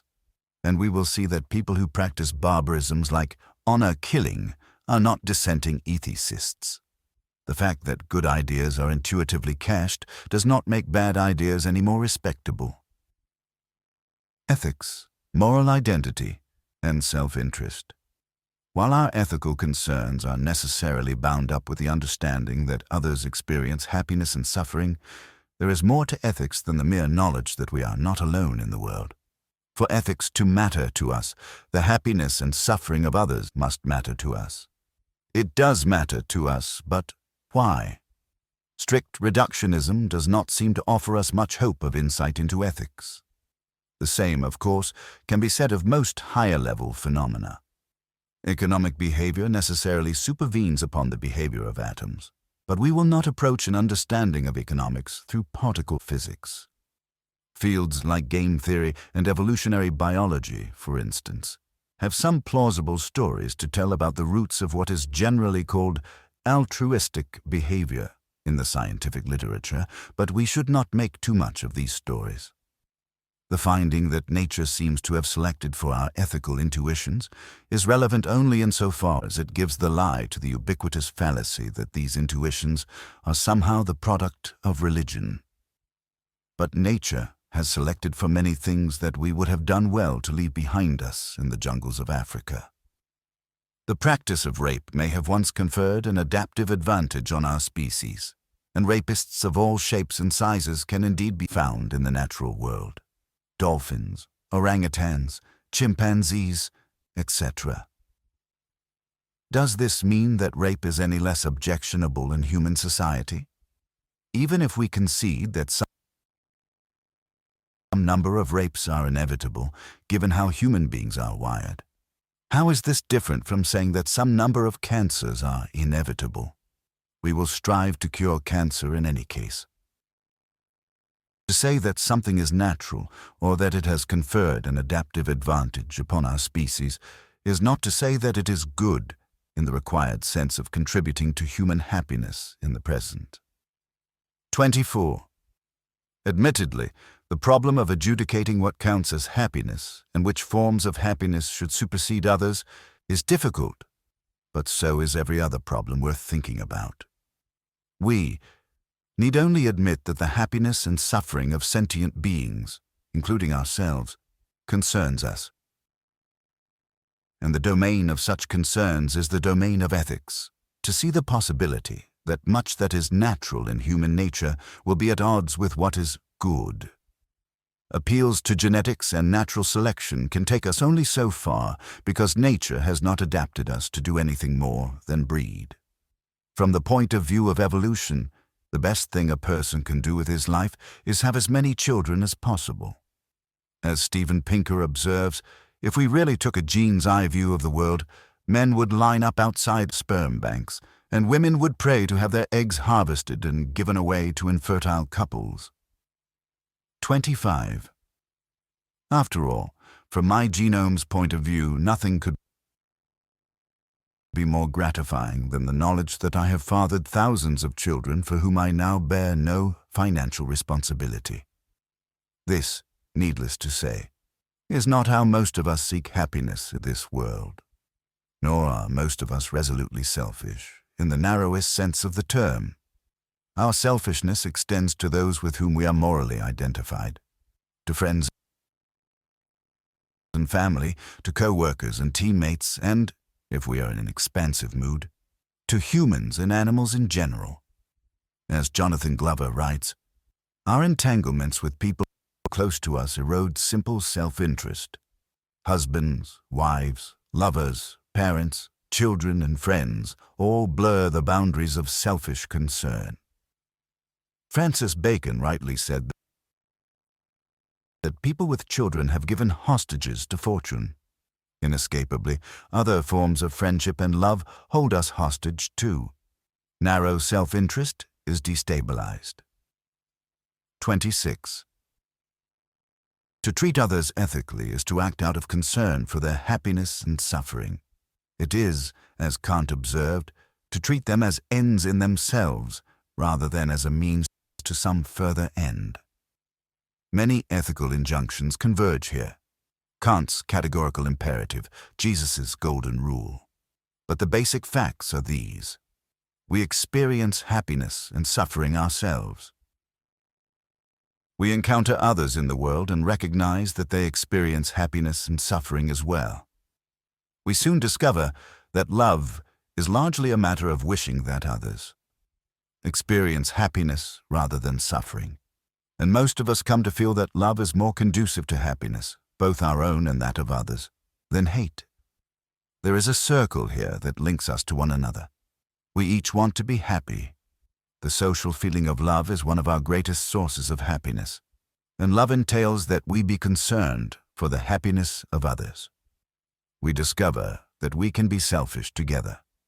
This is just a sketch, but it suggests a clear link between ethics and positive human emotions. The fact that we want the people we love to be happy and are made happy by love in turn is an empirical observation. But such observations are the stuff of nascent science. What about people who do not love others, who see no value in it, and yet claim to be perfectly happy? Do such people even exist? Perhaps they do. Does this play havoc with a realistic account of ethics? No more so than an inability to understand the special theory of relativity would cast doubt upon modern physics. Some people can't make heads or tails of the assertion that the passage of time might be relative to one's frame of reference. This prevents them from taking part in any serious discussion of physics. People who can see no link between love and happiness may find themselves in the same position with respect to ethics. Differences of opinion do not pose a problem for ethical realism. Consider the practice of honor killing that persists throughout much of Africa, the Middle East, and Southeast Asia. We live in a world in which women and girls are regularly murdered by their male relatives for perceived sexual indiscretions, ranging from merely speaking to a man without permission to falling victim of rape. Coverage of these atrocities in the Western media generally refers to them as a tribal practice, although they almost invariably occur in a Muslim context. Whether we call the beliefs that inspire this behavior tribal or religious is immaterial. The problem is clearly a product of what men in these societies believe about shame and honor, about the role of women, and about female sexuality. One consequence of these beliefs has been to promote rape as a weapon of war. No doubt there are more creaturely and less calculating motives for soldiers to commit rape on a massive scale, but it cannot be denied that male beliefs about honor have made it a brilliant instrument of psychological and cultural oppression. Rape has become a means through which the taboos of a community can be used to rend it from within. Consider the Bosnian women systematically raped by Serbs. One might have thought that since many of their male relatives could not escape getting killed, it would be only reasonable to concede that the women themselves could not escape getting raped. But such flights of ethical intelligence cannot be made with a sufficient payload of unjustified belief. In this case, belief in the intrinsic sinfulness of women, in the importance of virginity prior to marriage, and in the shamefulness of being raped. Needless to say, similar failures of compassion have a venerable pedigree in the Christian West. Augustine, for instance, when considering the moral stature of virgins who had been raped by the Goths, wondered whether they had not been unduly puffed up by their integrity, continence, and chastity. Perhaps they suffered some lurking infirmity which might have betrayed them into proud and contemptuous bearing had they not been subjected to the humiliation that befell them. 27. Perhaps, in other words, they deserved it. 28. Given the requisite beliefs about honor, a man will be desperate to kill his daughter upon learning that she was raped. The same angel of compassion can be expected to visit her brothers as well. Such killings are not at all uncommon in places like Jordan, Egypt, Lebanon, Pakistan, Iraq, the Gaza Strip, and the West Bank. 29. In these parts of the world, a girl of any age who gets raped has brought shame upon her family. Luckily, this shame is not indelible and can be readily expunged with her blood. The subsequent ritual is inevitably a low-tech affair, as none of these societies have devised a system for administering lethal injections for the crime of bringing shame upon one's family. The girl either has her throat cut, or she is doused with gasoline and set on fire, or she is shot. The jail sentences for these men, if they are prosecuted at all, are invariably short. Many are considered heroes in their communities. What can we say about this behavior? Can we say that Middle Eastern men who are murderously obsessed with female sexual purity actually love their wives, daughters, and sisters less than American or European men do? Of course we can. And what is truly incredible about the state of our discourse is that such a claim is not only controversial, but actually unutterable in most contexts. Where's the proof that these men are less capable of love than the rest of us? Well, where would the proof be if a person behaved this way in our own society? Where's the proof that the person who shot JFK didn't really love him? All the proof we need came from the book depository. We know how the word love functions in our discourse. We have all felt love, have failed to feel it, and have occasionally felt its antithesis. Even if we don't harbor the slightest sympathy for their notion of honor, we know what these honor killers are up to, and it is not a matter of expressing their love for the women in their lives. Of course, honor killing is merely one facet in that terrible kaleidoscope that is the untutored male imagination. Dowry deaths and bride burnings, female infanticide, acid attacks, female genital mutilation, sexual slavery. These and other joys await unlucky women throughout much of the world. There is no doubt that certain beliefs are incompatible with love, and this notion of honor is among them. What is love? Few of us will be tempted to consult a dictionary on the subject. We know that we want those we love to be happy. We feel compassion for their suffering. When love is really effective, that is, really felt rather than merely imagined, we cannot help sharing in the joy of those we love, and in their anguish as well. The disposition of love entails the loss, at least to some degree, of our utter self-absorption, and this is surely one of the clues as to why this state of mind is so pleasurable. Most of us will find that cutting. A little girl's head off after she has been raped just doesn't capture these sentiments very well. At this point, many anthropologists will want to argue for the importance of cultural context.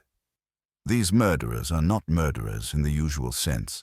They are ordinary, even loving gentlemen who have become the pawns of tribal custom. Taken to its logical conclusion, this view suggests that any behavior is compatible with any mental state.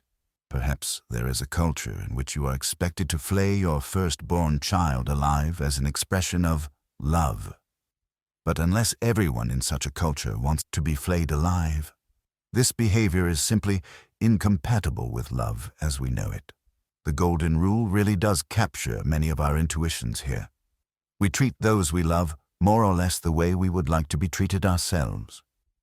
Honor killers do not seem to be in the habit of asking others to drench them in gasoline and immolate them in turn.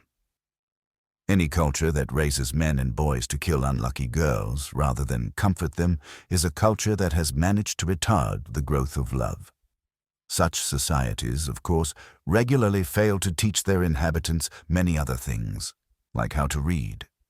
Not learning how to read is not another style of literacy, and not learning to see others as ends in themselves is not another style of ethics.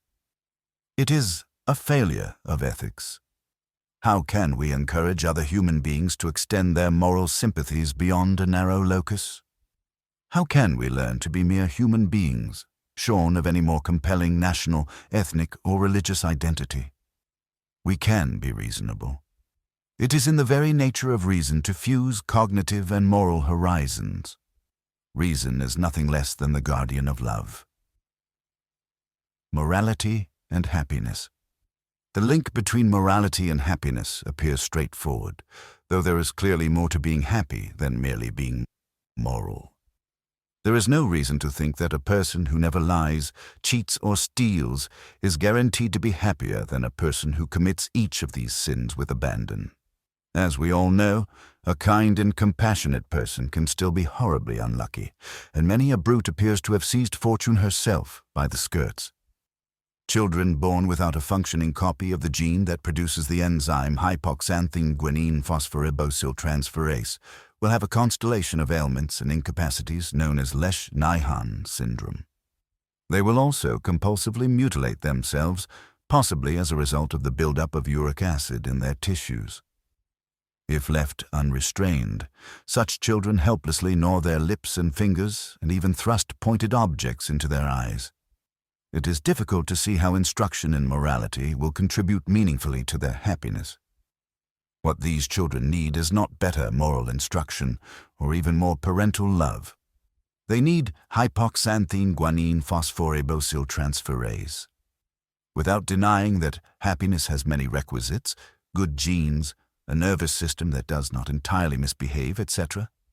We can hypothesize that whatever a person's current level of happiness is, his condition will be generally improved by his becoming yet more loving and compassionate, and hence more ethical. This is a strictly empirical claim, one that has been tested for millennia by contemplatives in a variety of spiritual traditions, especially within Buddhism. We might wonder whether, in the limit, the unchecked growth of love and compassion might lead to the diminution of a person's sense of well-being, as the suffering of others becomes increasingly his own. Only people who have cultivated these states of mind to an extraordinary degree will be in a position to decide this question, but in the general case there seems to be no doubt that love and compassion are good, in that they connect us more deeply to others. 30. Given this situation, we can see that one could desire to become more loving and compassionate for purely selfish reasons. This is a paradox of sorts because these attitudes undermine selfishness by definition. They also inspire behavior that tends to contribute to the happiness of other human beings. These states of mind not only feel good, they ramify social relationships that lead one to feel good with others, leading others to feel good with oneself. Hate, envy, spite, disgust, shame. These are not sources of happiness, personally or socially. Love and compassion are. Like so much that we know about ourselves, claims of this sort need not be validated by a controlled study. We can easily imagine evolutionary reasons for why positive social emotions make us feel good, while negative ones do not, but they would be beside the point. The point is that the disposition to take the happiness of others into account, to be ethical, seems to be a rational way to augment one's own happiness. As we will see in the next chapter, the linkage here becomes increasingly relevant the more rarefied one's happiness becomes. The connection between spirituality, the cultivation of happiness directly through precise refinements of attention, and ethics is well attested. Certain attitudes and behaviors seem to be conducive to contemplative insight, while others are not. This is not a proposition to be merely believed. It is, rather, a hypothesis to be tested in the laboratory of one's life. 31. A loophole for Torquemada. Casting questions about ethics in terms of happiness and suffering can quickly lead us into unfamiliar territory. Consider the case of judicial torture. It would seem, at first glance, to be unambiguously evil. And yet, for the first time in living memory, reasonable men and women in our country have begun to reconsider it publicly. Interest in the subject appears to have been provoked by an interview given by Alan Dershowitz, an erstwhile champion of the rights of the innocent until proven guilty, on CBS's 60 Minutes. 32. There, before millions who would have thought the concept of torture impossible to rehabilitate, Dershowitz laid out the paradigmatic ticking bomb case. Imagine that a known terrorist has planted a large bomb in the heart of a nearby city. This man now sits in your custody. As to the bomb's location, he will say nothing except that the site was chosen to produce the maximum loss of life. Given this state of affairs, in particular given that there is still time to prevent an imminent atrocity, it seems there would be no harm in dusting off the strappado and exposing this unpleasant fellow to assuasion of bygone times. Dershowitz has argued that this situation can be cast in terms that will awaken the Grand Inquisitor in all of us. If a ticking bomb doesn't move you, picture your 7-year-old daughter being slowly asphyxiated in a warehouse just 5 minutes away, while the man in your custody holds the keys to her release. If your daughter won't tip the scales, then add the daughters of every couple for 1,000 miles. Millions of little girls have, by some perverse negligence on the part of our government, come under the control of an evil genius who now sits before you in shackles. Clearly, the consequences of one man's uncooperativeness can be made so grave, and his malevolence and culpability so transparent as to stir even the most self-hating moral relativist from his dogmatic slumbers. It is generally thought that the gravest ethical problem we face in resorting to torture is that we would be bound to torture some number of innocent men and women. Most of us who are eager to don the Inquisitor's cap in the case above begin to falter in more realistic scenarios as a person's guilt becomes a matter of some uncertainty, and this is long before other concerns even attract our notice. What, for instance, is the reliability of testimony elicited under torture? We need not even pose questions of this sort yet, since we have already balked at the knowledge that, in the real world, we will not be able to tell the guilty from the innocent just by looking. So it seems that we have two situations that will strike most sane and decent people as ethically distinct. In the first case, as envisioned by Dershowitz, it seems perverse to worry about the rights of an admitted terrorist when so many innocent lives are at stake. While, under more realistic conditions, uncertainty about a person's guilt will generally preclude the use of torture. Is this how the matter really sits with us? Probably not. It appears that such restraint in the use of torture cannot be reconciled with our willingness to wage war in the first place. What, after all, is collateral damage but the inadvertent torture of innocent men, women, and children? Whenever we consent to drop bombs, we do so with the knowledge that some number of children will be blinded, disemboweled, paralyzed, orphaned, and killed by them. It is curious that while the torture of Osama bin Laden himself could be expected to provoke convulsions of conscience among our leaders, the unintended, though perfectly foreseeable and therefore accepted, slaughter of children does not. So we can now ask, if we are willing to act in a way that guarantees the misery and death of some considerable number of innocent children, why spare the rod with suspected terrorists? What is the difference between pursuing a course of action where we run the risk of inadvertently subjecting some innocent men to torture and pursuing one in which we will inadvertently kill far greater numbers of innocent men, women, and children? Rather, it seems obvious that the misapplication of torture should be far less troubling to us than collateral damage. There are, after all, no infants interned at Guantanamo Bay, just rather scrofulous young men, many of whom were caught in the very act of trying to kill our soldiers. 33. Torture need not even impose a significant risk of death or permanent injury on its victims, while the collaterally damaged are, almost by definition, crippled or killed. The ethical divide that seems to be opening up here suggests that those who are willing to drop bombs might want to abduct the nearest and dearest of suspected terrorists, their wives, mothers, and daughters, and torture them as well, assuming anything profitable to our side might come of it. Admittedly, this would be a ghastly result to have reached by logical argument, and we will want to find some way of escaping it. 34. In this context, we should note that many variables influence our feelings about an act of physical violence, as well as our intuitions about its ethical status. As Glover points out, in modern war, what is most shocking is a poor guide to what is most harmful. To learn that one's grandfather flew a bombing mission over Dresden in the Second World War is one thing. To hear that he killed 5 little girls and their mother with a shovel is another.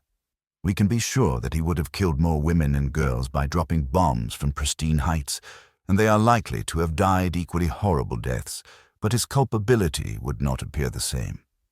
Indeed, we seem to know intuitively that it would take a different kind of person to perpetrate violence of the latter sort. And, as we might expect, the psychological effects of participating in these types of violence are generally distinct. Consider the following account of a Soviet soldier in Afghanistan. It's frightening and unpleasant to have to kill, you think, but you soon realize that what you really find objectionable is shooting someone point blank. Killing en masse in a group is exciting even, and I've seen this myself. Fun. 35. This is not to say that no one has ever enjoyed killing people up close. It is just that we all recognize that such enjoyment requires an unusual degree of callousness to the suffering of others. It is possible that we are simply unequipped to rectify this disparity, to be, in Glover's terms, most shocked by what is most harmful. A biological rationale is not hard to find, as millions of years on the African veldt could not possibly have selected for an ability to make emotional sense of 21st century horror. That our Paleolithic genes now have chemical, biological, and nuclear weapons at their disposal is, from the point of view of our evolution, little different from our having delivered this technology into the hands of chimps. The difference between killing one man and killing 1,000 just doesn't seem as salient to us as it should. And, as Glover observes, in many cases we will find the former far more disturbing. 3 million souls can be starved and murdered in the Congo, and our Argoside media scarcely blink. When a princess dies in a car accident, however, 1/4 of the Earth's population falls prostrate with grief. Perhaps we are unable to feel what we must feel in order to change our world. What does it feel like to see 3,000 men, women, and children incinerated and crushed to ash in the span of a few seconds? Anyone who owned a television on September 11, 2001, now knows. But most of us know nothing of the sort.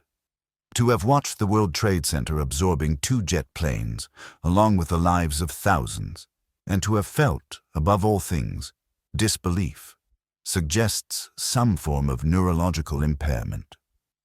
Clearly, there are limits to what the human mind can make of the deliverances of its senses, of the mere sight of an office building, known to be full of people, dissolving into rubble. Perhaps this will change. In any case, if you think the equivalence between torture and collateral damage does not hold, because torture is up close and personal while stray bombs aren't, you stand convicted of a failure of imagination on at least 2 counts. First, a moment's reflection on the horrors that must have been visited upon innocent Afghanis and Iraqis by our bombs will reveal that they are on par with those of any dungeon. That such an exercise of the imagination is required to bring torture and collateral damage to parity accounts for the dissociation between what is most shocking and what is most harmful that Glover notes. It also demonstrates the degree to which we have been bewitched by our own euphemisms. Killing people at a distance is easier, but perhaps it should not be that much easier.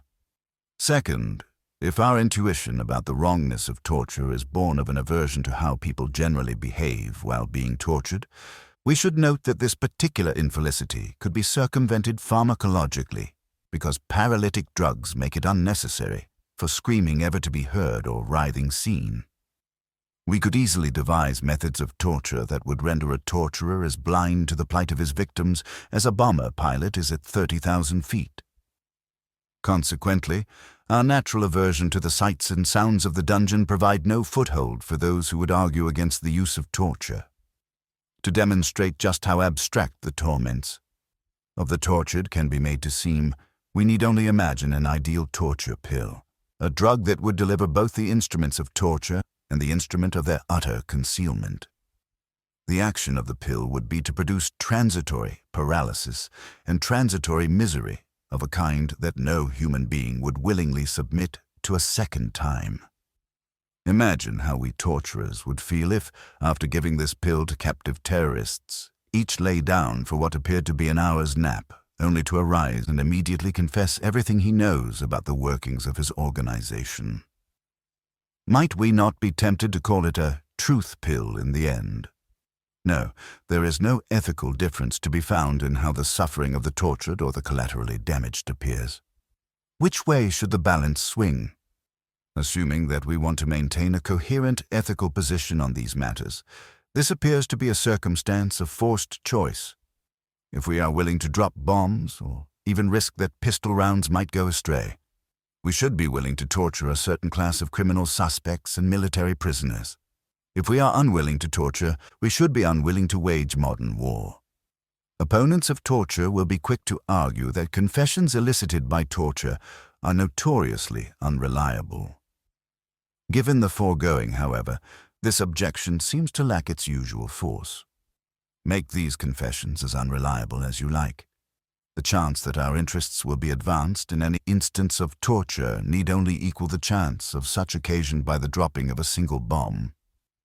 What was the chance that the dropping of bomb number 117 on Kandahar would affect the demise of Al-Qaeda? It had to be pretty slim.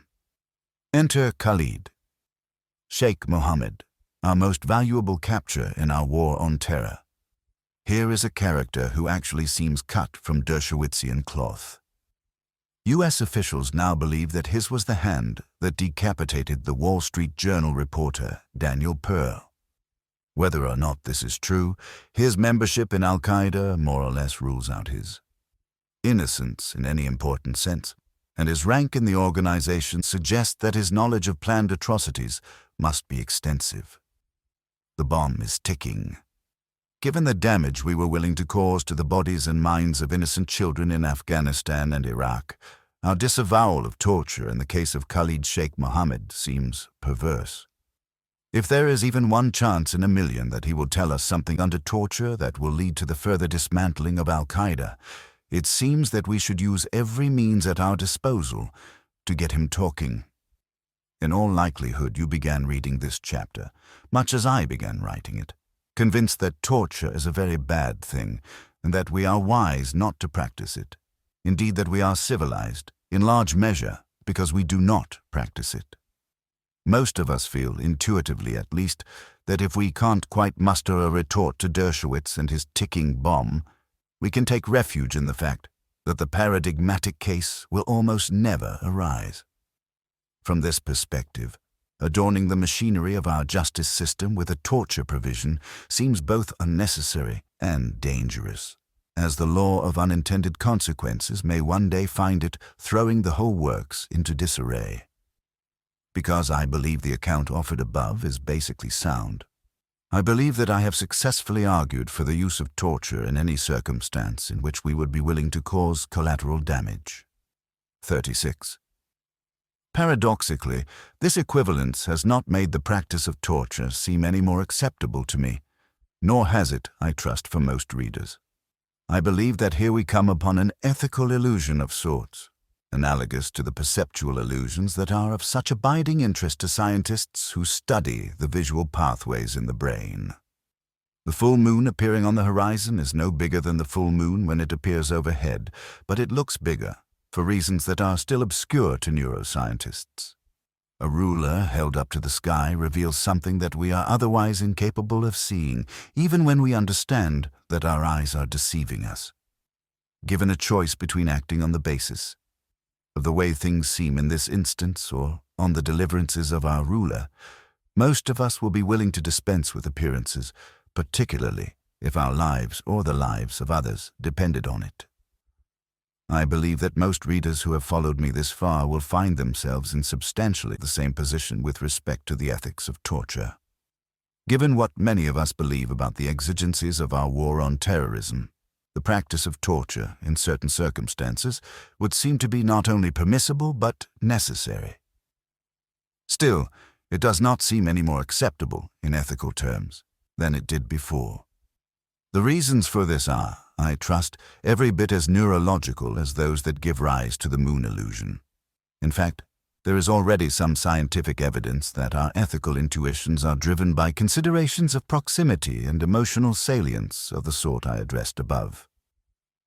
37. Clearly, these intuitions are fallible. In the present case, many innocent lives could well be lost as a result of our inability to feel immoral equivalence where a moral equivalence seems to exist. It may be time to take out our rulers and hold them up to the sky. 38. The false choice of pacifism. Pacifism 39 is generally considered to be a morally unassailable position to take with respect to human violence. The worst that is said of it, generally, is that it is a difficult position to maintain in practice. It is almost never branded as flagrantly immoral, which I believe it is. While it can seem noble enough when the stakes are low, pacifism is ultimately nothing more than a willingness to die, and to let others die, at the pleasure of the world's thugs. It should be enough to note that a single sociopath, armed with nothing more than a knife, could exterminate a city full of pacifists. There is no doubt that such sociopaths exist, and they are generally better armed.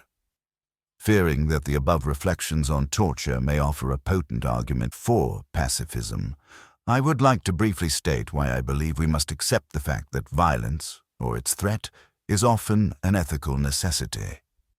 I was once walking the streets of Prague late at night and came upon a man and a young woman in the midst of a struggle. As I drew nearer, it became obvious that the man, who appeared to be both drunk and enraged, was attempting to pull the woman into a car against her will. She was making a forceful show of resistance, but he had seized her arm with one hand and was threatening to strike her in the face with the other, which he had done at least once, it seemed, before I arrived on the scene. The rear door of the car was open, and an accomplice had taken a seat behind the wheel. Several other men were milling about, and from the looks of them they appeared to approve of the abduction in progress. Without knowing how I would proceed, I at once found myself interceding on the woman's behalf. As my adrenaline rose, and her assailant's attention turned my way, it occurred to me that his English might be terrible or non-existent. The mere effort to understand me could be made so costly that it might prove a near total diversion. The inability to make my intentions clear would also serve to forestall actual conflict. Had we shared a common language, our encounter would have almost certainly come to blows within moments, as I would have thought of nothing more clever than to demand that he let the woman go, and he, to save face, would have demanded that I make him. Since he had at least 2 friends that I could see, and several fans, my evening would probably have ended very badly. Thus, my goal, as I saw it, was to remain unintelligible without antagonizing any of the assembled hooligans, long enough for the young woman to get away. "Excuse me," I said. "I seem to have lost my hotel, my lodging, my place of residence, where I lie supine, not prone. Can you help me? Where is it? Where is it?" "Sex?" the man asked with obvious outrage, as though I had declared myself a rival for his prisoner's affections. It now occurred to me that the woman might be a prostitute and he an unruly customer. "No, not sex. I am looking for a specific building. It has no aluminum siding or stained glass. It could be filled with marzipan. Do you know where it is? This is an emergency." In an instant, the man's face underwent a remarkable transformation, changing from a mask of rage to a vision of perplexity itself. While he attempted to decipher my request, I threw a conspiratorial glance at the woman, who, it must be said, seemed rather slow to appreciate that the moment of her emancipation was at hand. The man began to discuss my case in fluent Czech with one of his friends. I continued to rave. The woman, for her part, glared at me as though I were an idiot. Then, realizing her opportunity for the first time, like a bird that had long sat within an open cage, she suddenly broke free and fled down the street. Her erstwhile attacker was too engrossed by his reflections even to notice that she had left. Mission accomplished, I at once thanked the group and moved on.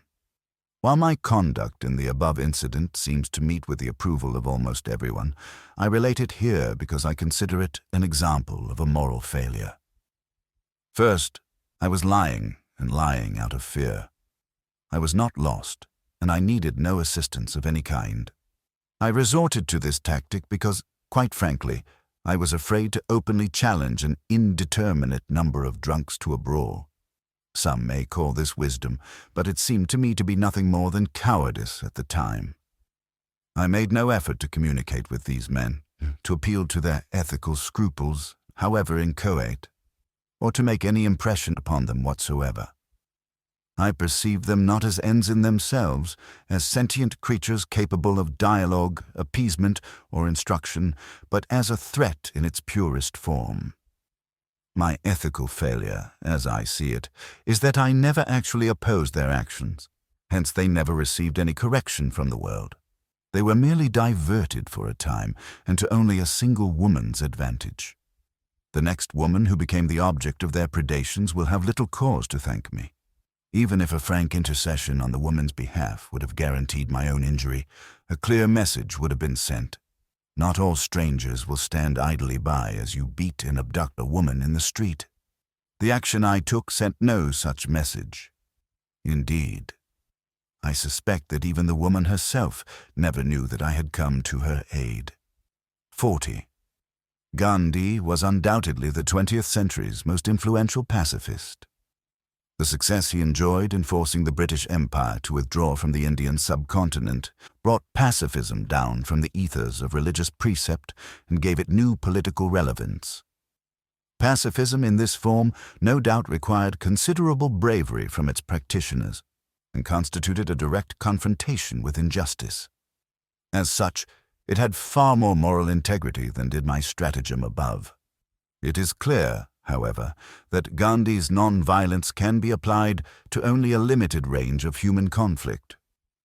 We would do well to reflect on Gandhi's remedy for the Holocaust. He believed that the Jews should have committed mass suicide because this would have aroused the world and the people of Germany to Hitler's violence. 41. We might wonder what a world full of pacifists would have done once it had grown aroused. Commit suicide as well. Gandhi was a religious dogmatist, of course, but his remedy for the Holocaust seems ethically suspect even if one accepts the metaphysical premises upon which it was based. If we grant the law of karma and rebirth to which Gandhi subscribed, his pacifism still seems highly immoral. Why should it be thought ethical to safeguard one's own happiness, or even the happiness of others, in the next life at the expense of the manifest agony of children in this one?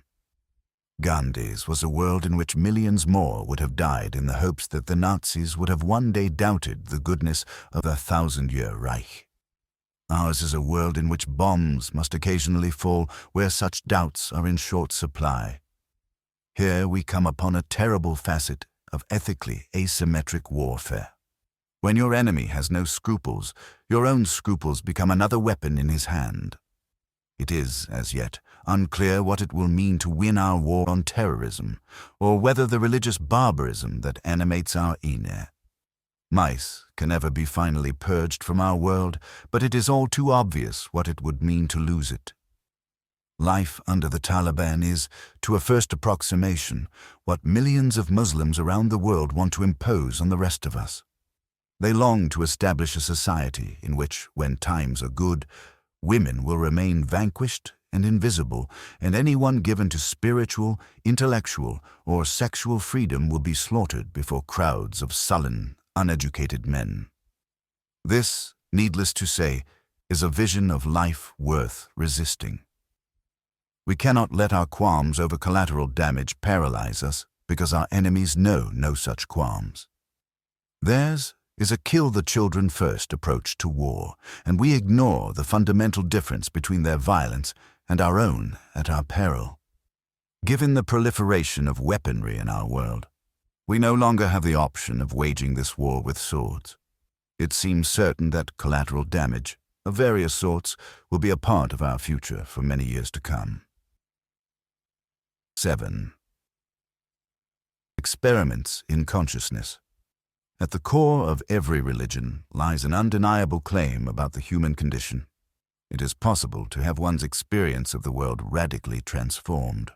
Although we generally live within the limits imposed by our ordinary uses of attention, we wake, we work, we eat, we watch television, we converse with others, we sleep, we dream. Most of us know, however dimly, that extraordinary experiences are possible. The problem with religion is that it blends this truth so thoroughly with the venom of unreason. Take Christianity as an example. It is not enough that Jesus was a man who transformed himself to such a degree that the Sermon on the Mount could be his heart's confession. He also had to be the Son of God, born of a virgin, and destined to return to earth trailing clouds of glory. The effect of such dogma is to place the example of Jesus forever out of reach. His teaching ceases to be a set of empirical claims about the linkage between ethics and spiritual insight, and instead becomes a gratuitous and rather gruesome fairy tale. According to the dogma of Christianity, becoming just like Jesus is impossible. One can only enumerate one's sins, believe the unbelievable, and await the end of the world. But a more profound response to existence is possible for us, and the testimony of Jesus, as well as that of countless other men and women over the ages, attests to this. The challenge for us is to begin talking about this possibility in rational terms. The search for happiness. Though the lilies of the field are admirably clothed, you and I were driven from the womb naked and squalling. What do we need to be happy? Almost everything we do can be viewed as a reply to this question. We need food, shelter, and clothing. We need the company of others. Then we need to learn countless things to make the most of this company. We need to find work that we enjoy, and we need time for leisure. We need so many things, and there seems no alternative but to seek and maintain them, one after the next, hour after hour. But are such things sufficient for happiness? Is a person guaranteed to be happy merely by virtue of having health, wealth, and good company? Apparently not. Are such things even necessary for happiness? If so, what can we make of those Indian yogis who renounce all material and familial attachments only to spend decades alone in caves practicing meditation? It seems that such people can be happy as well. Indeed, some of them claim to be perfectly so. It is difficult to find a word for that human enterprise which aims at happiness directly, at happiness of a sort that can survive the frustration of all conventional desires. The term spirituality seems unavoidable here, and I have used it several times in this book already, but it has many connotations that are, frankly, embarrassing.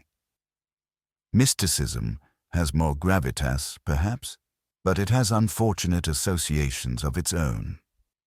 Neither word captures the reasonableness and profundity of the possibility that we must now consider, that there is a form of well-being that supersedes all others, indeed that transcends the vagaries of experience itself.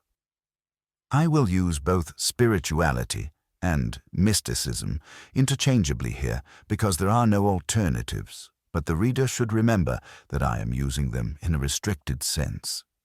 While a visit to any New Age bookstore will reveal that modern man has embraced a daunting range of spiritual preoccupations, ranging from the healing power of crystals and colonic irrigation to the ardors of alien abduction, our discussion will focus on a specific insight that seems to have special relevance to our pursuit of happiness.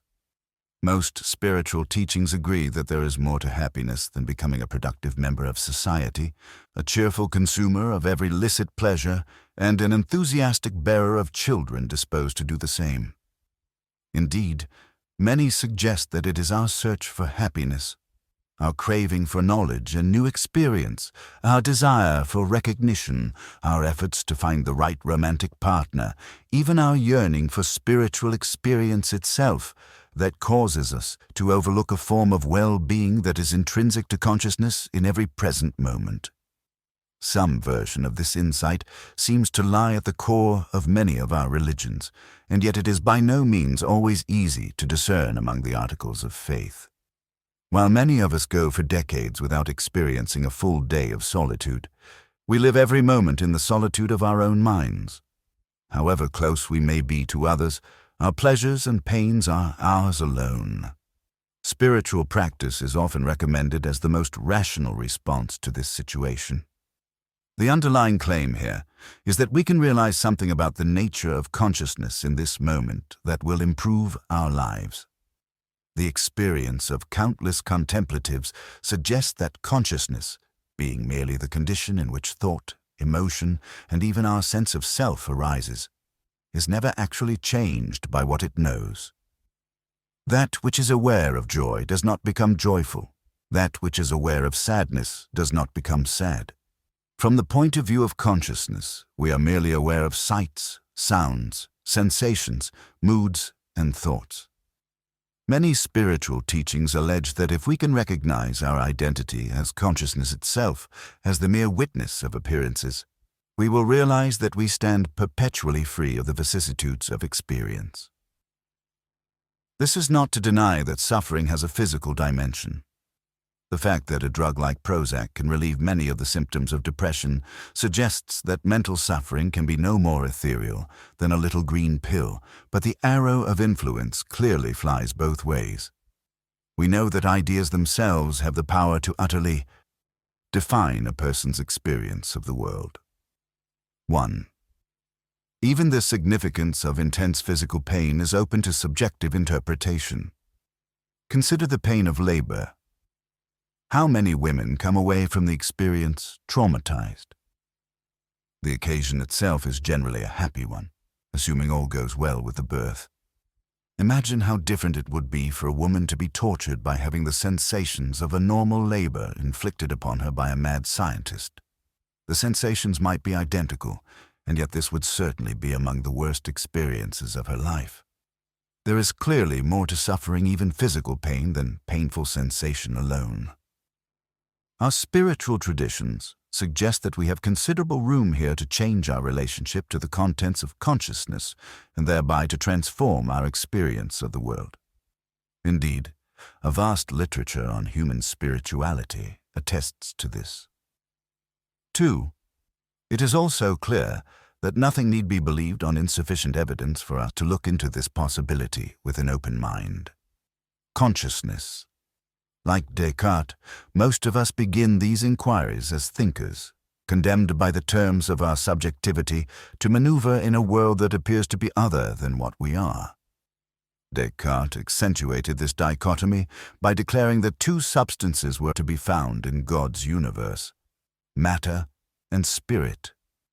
For most of us, a dualism of this sort is more or less a matter of common sense, though the term spirit seems rather majestic, given how our minds generally comport themselves. As science has turned its rarefying light upon the mysteries of the human mind, however, Descartes' dualism, along with our own folk psychology, has come in for some rough treatment.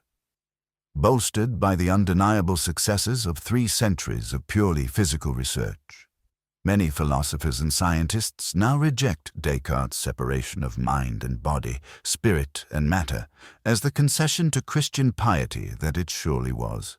And imagine that.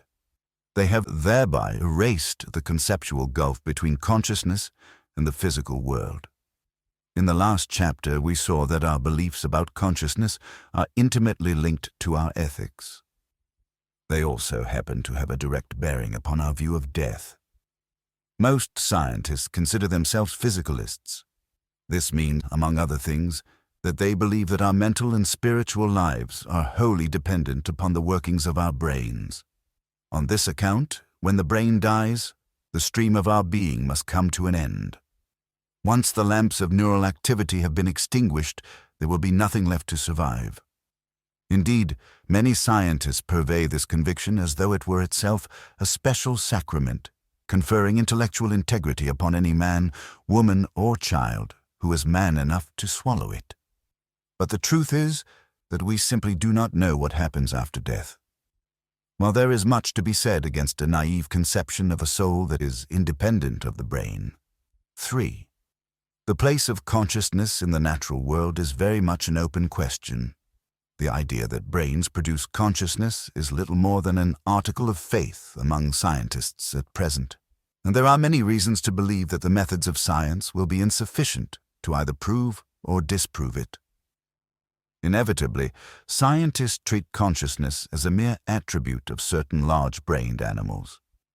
The problem, however, is that nothing about a brain, when surveyed as a physical system, declares it to be a bearer of that peculiar interior dimension that each of us experiences as consciousness in his own case. Every paradigm that attempts to shed light upon the frontier between consciousness and unconsciousness, searching for the physical difference that makes the phenomenal one, relies upon subjective reports to signal that an experimental stimulus has been observed.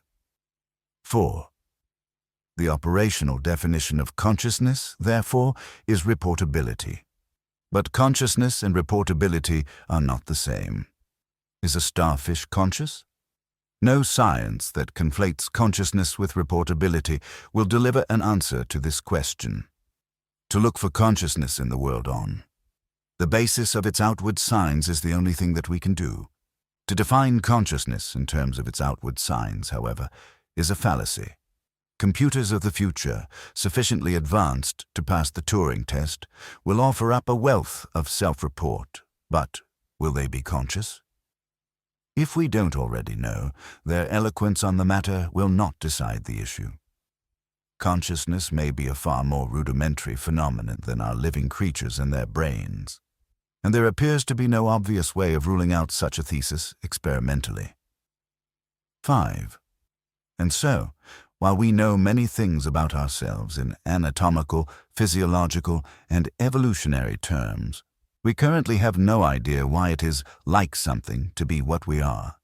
The fact that the universe is illuminated where you stand, the fact that your thoughts and moods and sensations have a qualitative character, is an absolute mystery, rivaled only by the mystery famously articulated by the philosopher Schelling that there should be anything at all in this universe rather than nothing. The problem is that our experience of brains, as objects in the world, leaves us perfectly insensible to the reality of consciousness, while our experience as brains grants us knowledge of nothing else. Given this situation, it is reasonable to conclude that the domain of our subjectivity constitutes a proper and essential sphere of investigation into the nature of the universe, as some facts will be discovered only in consciousness, in first-person terms, or not discovered at all. Investigating the nature of consciousness directly, through sustained introspection, is simply another name for spiritual practice. It should be clear that whatever transformations of your experience are possible, after 40 days and 40 nights in the desert, after 20 years in a cave, or after some new serotonin agonist has been delivered to your synapses, these will be a matter of changes occurring in the contents of your consciousness. Whatever Jesus experienced, he experienced as consciousness. If he loved his neighbor as himself, this is a description of what it felt like to be Jesus while in the presence of other human beings. The history of human spirituality is the history of our attempts to explore and modify the deliverances of consciousness through methods like fasting, chanting, sensory deprivation, prayer, meditation, and the use of psychotropic plants. There is no question that experiments of this sort can be conducted in a rational manner. Indeed, they are some of our only means of determining to what extent the human condition can be deliberately transformed. Such an enterprise becomes irrational only when people begin making claims about the world that cannot be supported by empirical evidence. What are we calling I? Our spiritual possibilities will largely depend on what we are as selves. In physical terms, each of us is a system, locked in an uninterrupted exchange of matter and energy with the larger system of the earth. The life of your very cells is built upon a network of barter and exchange over which you can exercise only the crudest conscious influence, in the form of deciding whether to hold your breath or take another slice of pizza out of the fridge. As a physical system, you are no more independent of nature at this moment than your liver is of the rest of your body. As a collection of self-regulating and continually dividing cells, you are also continuous with your genetic precursors, your parents, their parents, and backward through tens of millions of generations, at which point your ancestors begin looking less like men and women with bad teeth and more like pond scum. It is true enough to say that, in physical terms, you are little more than an eddy in a great river of life.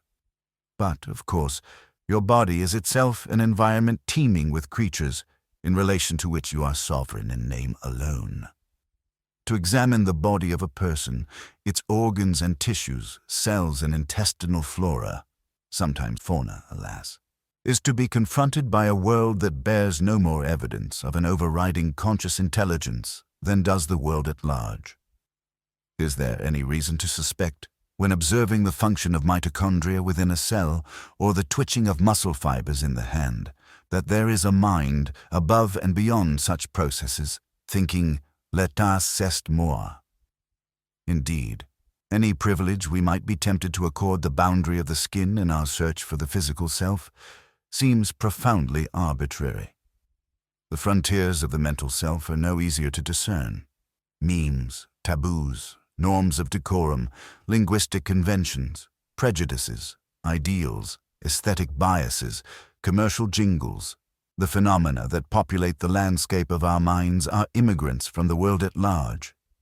Is your desire to be physically fit, or your taste in clothing, your sense of community, your expectation of reciprocal kindness, your shyness, your affability, your sexual quirks, etc., something that originates with you? Is it something best thought of as residing in you? These phenomena are the direct result of your embeddedness in a world of social relationships and culture, as well as a product of your genes. Many of them seem to be no more you, ultimately, than the rules of English grammar are. And yet, this feeling of being a self persists. If the term I refers to anything at all, it does not refer simply to the body. After all, most of us feel individuated as a self within the body. I speak of my body more or less as I speak of my car, for the simple reason that every act of perception or cognition conveys the tacit sense that the knower is something other than the thing known. Just as my awareness of my car demonstrates that I, as a subject, am something other than it as an object, I can be aware of my hand or an emotion and experience the same cleavage between subject and object. For this reason, the self cannot simply be equated with the totality of a person's mental life or with his personality as a whole. 6. Rather, it is the point of view around which the changing states of his mind and body appear to be constellated. Whatever the relationship between consciousness and the body actually is, in experiential terms, the body is something to which the conscious self, if such there be, stands in relation. Exactly when, in evolutionary or developmental terms, this point of view emerges is not known, but one thing is clear. At some point in the first years of life, most human beings are christened as I, the perennial subject for whom all appearances inside and out become objects of a kind waiting to be known. And it is as I that every scientist begins his inquiry into the nature of the world, and every pious man folds his hands in prayer. 7. The sense of self seems to be the product of the brain's representing its own acts of representation. Its seeing of the world begets an image of a one who sees. It is important to realize that this feeling, the sense that each of us has of appropriating, rather than merely being a sphere of experience, is not a necessary feature of consciousness. It is, after all, conceivable that a creature could form a representation of the world without forming a representation of itself in the world. And, indeed, many spiritual practitioners claim to experience the world in just this way, perfectly shorn of self. A basic finding of neurophysiology lends credence to such claims. It is not so much what they are, but what they do that makes neurons see, hear, smell, taste, touch, think, and feel. Like any other function that emerges from the activity of the brain, the feeling of self is best thought of as a process. It is not very surprising, therefore, that we can lose this feeling because processes, by their very nature, can be interrupted. While the experience of selflessness does not indicate anything about the relationship between consciousness and the physical world, and is thus mute on the question of what happens after death, it has broad implications for the sciences of mind, for our approach to spirituality, and for our conception of human happiness. As a mental phenomenon, loss of self is not as rare as our scholarly neglect of it suggests. This experience is characterized by a sudden loss of subject/object perception. The continuum of experience remains, but one no longer feels that there is a knower standing apart from the known. Thoughts may arise, but the feeling that one is the thinker of these thoughts has vanished. Something has definitely changed at the level of one's moment-to-moment experience. And this change, the disappearance of anything to which the pronoun "te" can be faithfully attached, signals that there had been a conscious experience of selfhood all the while, however difficult it may be to characterize. Look at this book as a physical object. You are aware of it as an appearance in consciousness. You may feel that your consciousness is one thing, It is whatever illuminates your world from some point behind your eyes, perhaps. And the book is another. This is the kind of dualistic, subject/object perception that characterizes our normal experience of life. It is possible, however, to look for yourself in such a way as to put this subject/object dichotomy in doubt and even to banish it altogether. The contents of consciousness, sights, sounds, sensations, thoughts, moods, etc., whatever they are at the level of the brain, are merely expressions of consciousness at the level of our experience. Unrecognized as such, many of these appearances seem to impinge upon consciousness from without. The sense of self emerges and grows entrenched, as the feeling that that which knows is circumscribed, modified, and often oppressed by that which is known. Indeed, it is likely that our parents found us in our cribs long before we found ourselves there, and that we were merely led by their gaze and their pointing fingers to coalesce around an implied center of cognition that does not, in fact, exist. 8. Thereafter, every maternal caress, every satisfaction of hunger or thirst, as well as the diverse forms of approval and rebuke that came in reply to the actions of our embodied minds, seemed to confirm a self-sense that we, by example, finally learned to call I, and thus we became the narrow locus around which all things and events, pleasant and unpleasant, continue to swirl. In subjective terms, the search for the self seems to entail a paradox. We are, after all, looking for the very thing that is doing the looking. Thousands of years of human experience suggests, however, that the paradox here is only apparent. It is not merely that the component of our experience that we call I cannot be found. It is that it actually disappears when looked for in a rigorous way. The foregoing is just a gloss on the phenomenology here, but it should be sufficient to get us started. The basic, and, I think, uncontestable fact is that almost every human being experiences the duality of subject and object in some measure, and most of us feel it powerfully, nearly every moment of our lives. It is scarcely an exaggeration to say that the feeling that we call I is one of the most pervasive and salient features of human life, and its effects upon the world as 6 billion selves pursue diverse and often incompatible ends, rival those that can be ascribed to almost any other phenomenon in nature. Clearly, there is nothing optimal, or even necessarily viable, about our present form of subjectivity. Almost every problem we have can be ascribed to the fact that human beings are utterly beguiled by their feelings of separateness. It would seem that a spirituality that undermined such dualism through the mere contemplation of consciousness could not help but improve our situation. Whether or not great numbers of human beings will ever be in a position to explore this terrain depends on how our discourse on religion proceeds. There is clearly no greater obstacle to a truly empirical approach to spiritual experience than our current beliefs about God. The wisdom of the East. Inevitably, the foregoing will strike certain readers as a confusing eruption of speculative philosophy. This is unfortunate, for none of it has been speculative or even particularly philosophical, at least. Not in the sense that this term has acquired in the West. Thousands of years have passed since any Western philosopher imagined that a person should be made happy, peaceful, or even wise in the ordinary sense by his search for truth. 9. Personal transformation, or indeed liberation from the illusion of the self, seems to have been thought too much to ask, or rather, not thought of at all.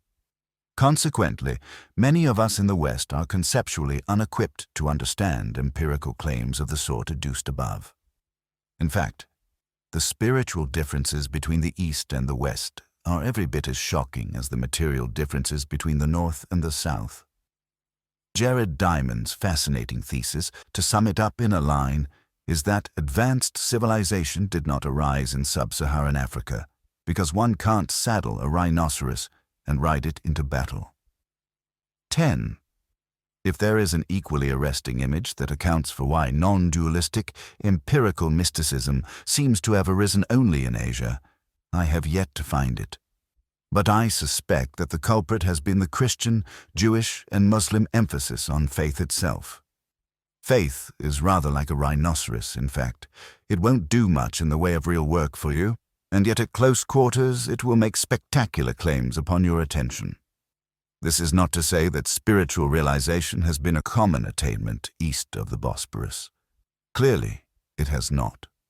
It must also be conceded that Asia has always had its fair share of false prophets and charlatan saints, while the West has not been entirely bereft of wisdom.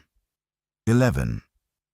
Nevertheless, when the great philosopher mystics of the East are weighed against the patriarchs of the Western philosophical and theological traditions, the difference is unmistakable.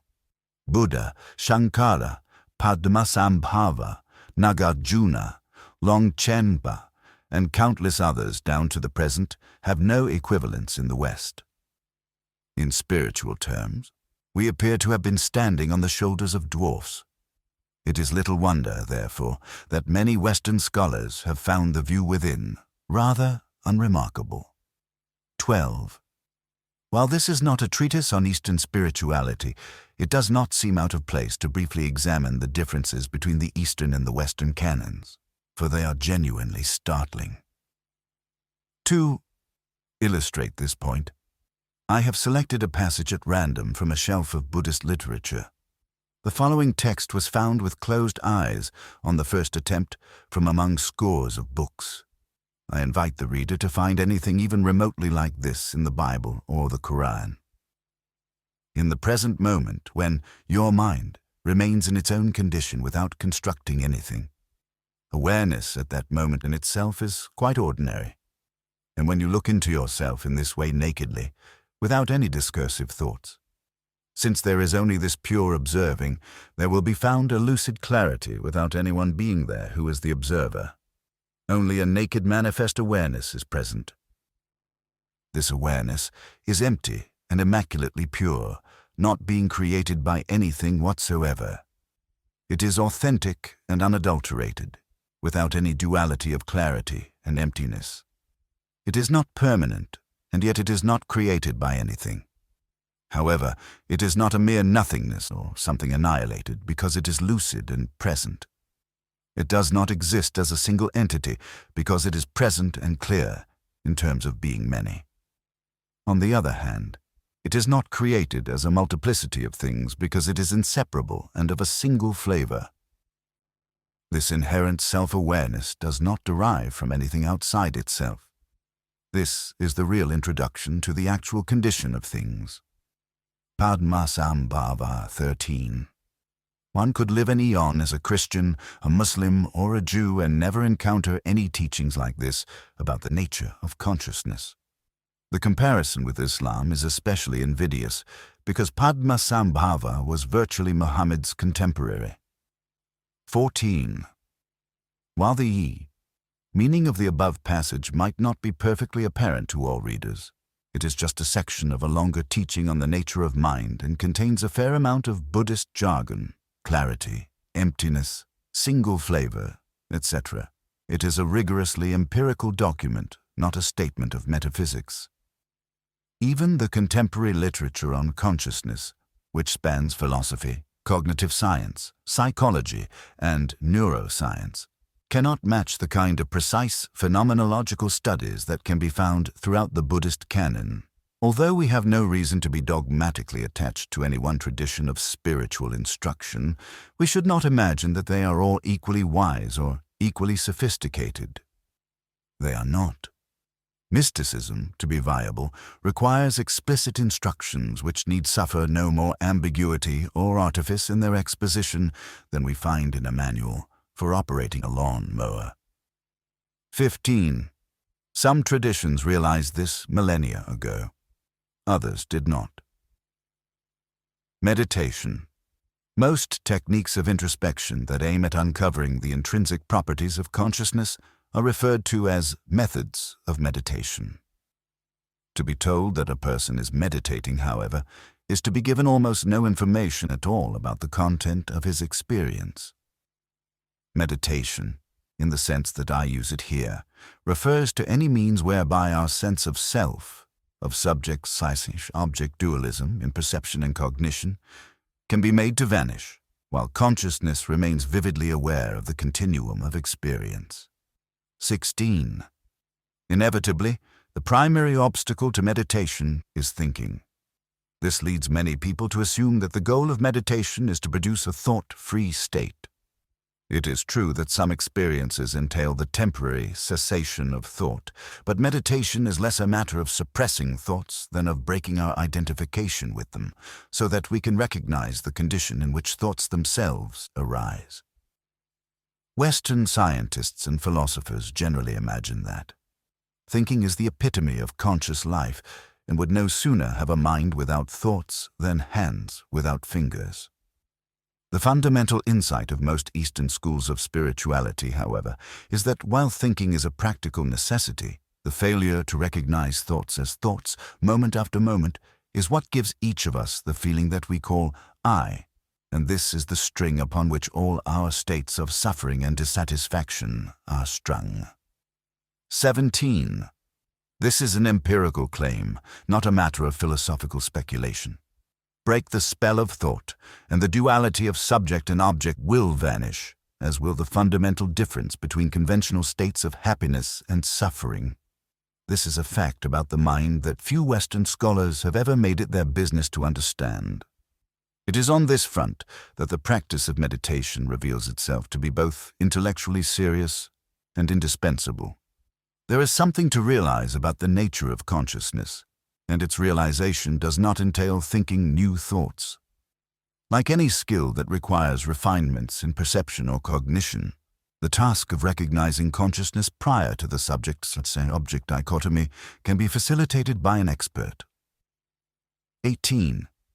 But it is, at least in principle, an experience that is available to anyone. You are now seated, reading this book. Your past is a memory. Your future is a matter of mere expectation. Both memories and expectations can arise in consciousness only as thoughts in the present moment. Of course, reading is itself a species of thinking. You can probably hear the sound of your own voice reading these words in your mind. These sentences do not feel like your thoughts, however. Your thoughts are the ones that arrive unannounced and steal you away from the text. They may have some relevance to what you are now reading. You may think, didn't he just contradict himself there? Or they may have no relevance at all. You may suddenly find yourself thinking about tonight's dinner, or about an argument you had days ago, even while your eyes still blindly scan lines of text. We all know what it is like to read whole paragraphs and even pages of a book without assimilating a word. Few of us realize that we spend most of our lives in such a state, perceiving the present sights, sounds, tastes, and sensations only dimly through a veil of thought. We spend our lives telling ourselves the story of past and future, while the reality of the present goes largely unexplored. Now, we live in ignorance of the freedom and simplicity of consciousness prior to the arising of thought. Your consciousness, while still inscrutable in scientific terms, is an utter simplicity as a matter of experience. It merely stands before you, and as everything else that appears to your notice. You see this book. You hear a variety of sounds. You feel the sensations of your body in space, and then thoughts of past and future arise, endure for a time, and pass away. If you will persistently look for the subject of your experience, however, its absence may become apparent, if only for a moment. Everything will remain, this book, your hands, and yet the illusory divide that once separated knower from known, self from world, inside from outside, will have vanished. This experience has been at the core of human spirituality for millennia. There is nothing we need believe to actualize it. We need only look closely enough at what we are calling I. Once the selflessness of consciousness has been glimpsed, Spiritual life can be viewed as a matter of freeing one's attention more and more so that this recognition can become stabilized. This is where the connection between spirituality and ethics becomes inescapable. A vast literature on meditation suggests that negative social emotions such as hatred, envy, and spite both proceed from and ramify our dualistic perception of the world. Emotions such as love and compassion, on the other hand, seem to make our minds very pliable in meditative terms, and it is increasingly easy to concentrate under their influences. It does not seem surprising that it would be easier to free one's attention from the contents of thought and simply abide as consciousness if one's basic attitude toward other human beings were positive and if one had established relationships on this basis. Lawsuits, feuds, intricate deceptions, and being shackled and brought to The Hague for crimes against humanity are not among the requisites for stability in meditation. It also seems a matter of common sense that the more the feeling of selfhood is relaxed, the less those states that are predicated upon it will arise, states like fear and anger. Scientists are making their first attempts to test claims of this sort, but every experienced meditator has tested them already. 19.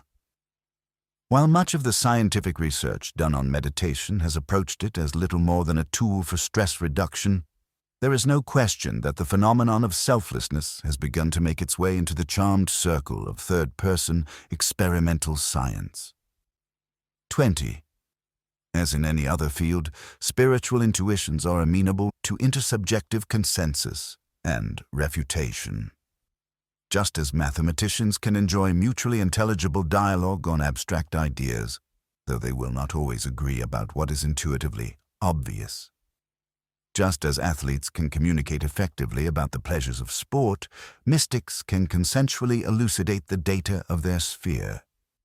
Thus, genuine mysticism can be objective, in the only normative sense of this word that is worth retaining, in that it need not be contaminated by dogma. 21. As a phenomenon to be studied, spiritual experience is no more refractory than dreams, emotions, perceptual illusions, or indeed thoughts themselves. 22. A strange future awaits us. Mind-reading machines, genuine virtual reality, neural implants, and increasingly refined drugs may all have implications for our view of ourselves and of our spiritual possibilities. We have entered an era when our very humanness, in genetic terms, is no longer a necessary condition of our existence. The fusion of human and machine intelligence is also a serious possibility. What will such changes in the conventional boundaries between self and world mean for us? Do they have any relevance for a spirituality that is rooted in the recognition of the non-duality of consciousness? It seems to me that the nature of consciousness will trump all these developments.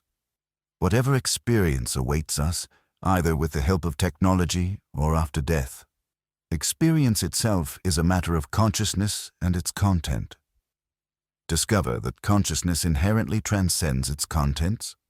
Discover that it already enjoys the well-being that the self would otherwise seek, and you have transcended the logic of experience. No doubt experience will always have the potential to change us, but it appears these changes will still be a matter of what we can be conscious of in the next moment, not of what consciousness is in itself. 23. Mysticism is a rational enterprise. Religion is not. The mystic has recognized something about the nature of consciousness prior to thought, and this recognition is susceptible to rational discussion. The mystic has reasons for what he believes, and these reasons are empirical. The roiling mystery of the world can be analyzed with concepts. This is science. Or it can be experienced free of concepts. This is mysticism. 24. Religion is nothing more than bad concepts held in place of good ones for all time. It is the denial, at once full of hope and full of fear, of the vastitude of human ignorance. A kernel of truth lurks at the heart of religion because spiritual experience, ethical behavior, and strong communities are essential for human happiness. And yet, our religious traditions are intellectually defunct and politically ruinous. While spiritual experience is clearly a natural propensity of the human mind, we need not believe anything on insufficient evidence to actualize it. Clearly, it must be possible to bring reason, spirituality, and ethics together in our thinking about the world. This would be the beginning of a rational approach to our deepest personal concerns. It would also be the end of faith. Epilogue. My goal in writing this book has been to help close the door to a certain style of irrationality.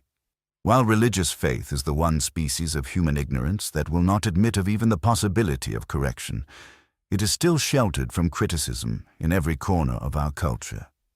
Forsaking all valid sources of information about this world, both spiritual and mundane, our religions have seized upon ancient taboos and prescientific fancies as though they held ultimate metaphysical significance. Books that embrace the narrowest spectrum of political, moral, scientific, and spiritual understanding, books that, by their antiquity alone, offer us the most dilute wisdom with respect to the present, are still dogmatically thrust upon us as the final word on matters of the greatest significance. In the best case, faith leaves otherwise well-intentioned people incapable of thinking rationally about many of their deepest concerns. At worst, it is a continuous source of human violence. Even now, many of us are motivated not by what we know, but by what we are content merely to imagine. Many are still eager to sacrifice happiness, compassion, and justice in this world for a fantasy of a world to come. These and other degradations await us along the well-worn path of piety. Whatever our religious differences may mean for the next life, they have only one terminus in this one, a future of ignorance and slaughter. We live in societies that are still constrained by religious laws and threatened by religious violence. What is it about us, and specifically about our discourse with one another, that keeps these astonishing bits of evil loose in our world? We have seen that education and wealth are insufficient guarantors of rationality. Indeed, even in the West, educated men and women still cling to the blood-soaked heirlooms of a previous age. Mitigating this problem is not merely a matter of reining in a minority of religious extremists. It is a matter of finding approaches to ethics and to spiritual experience that make no appeal to faith and broadcasting this knowledge to everyone. Of course, one senses that the problem is simply hopeless. What could possibly cause billions of human beings to reconsider their religious beliefs? And yet, it is obvious that an utter revolution in our thinking could be accomplished in a single generation, if parents and teachers would merely give honest answers to the question of every child. Our doubts about the feasibility of such a project should be tempered by an understanding of its necessity, for there is no reason whatsoever to think that we can survive our religious differences indefinitely.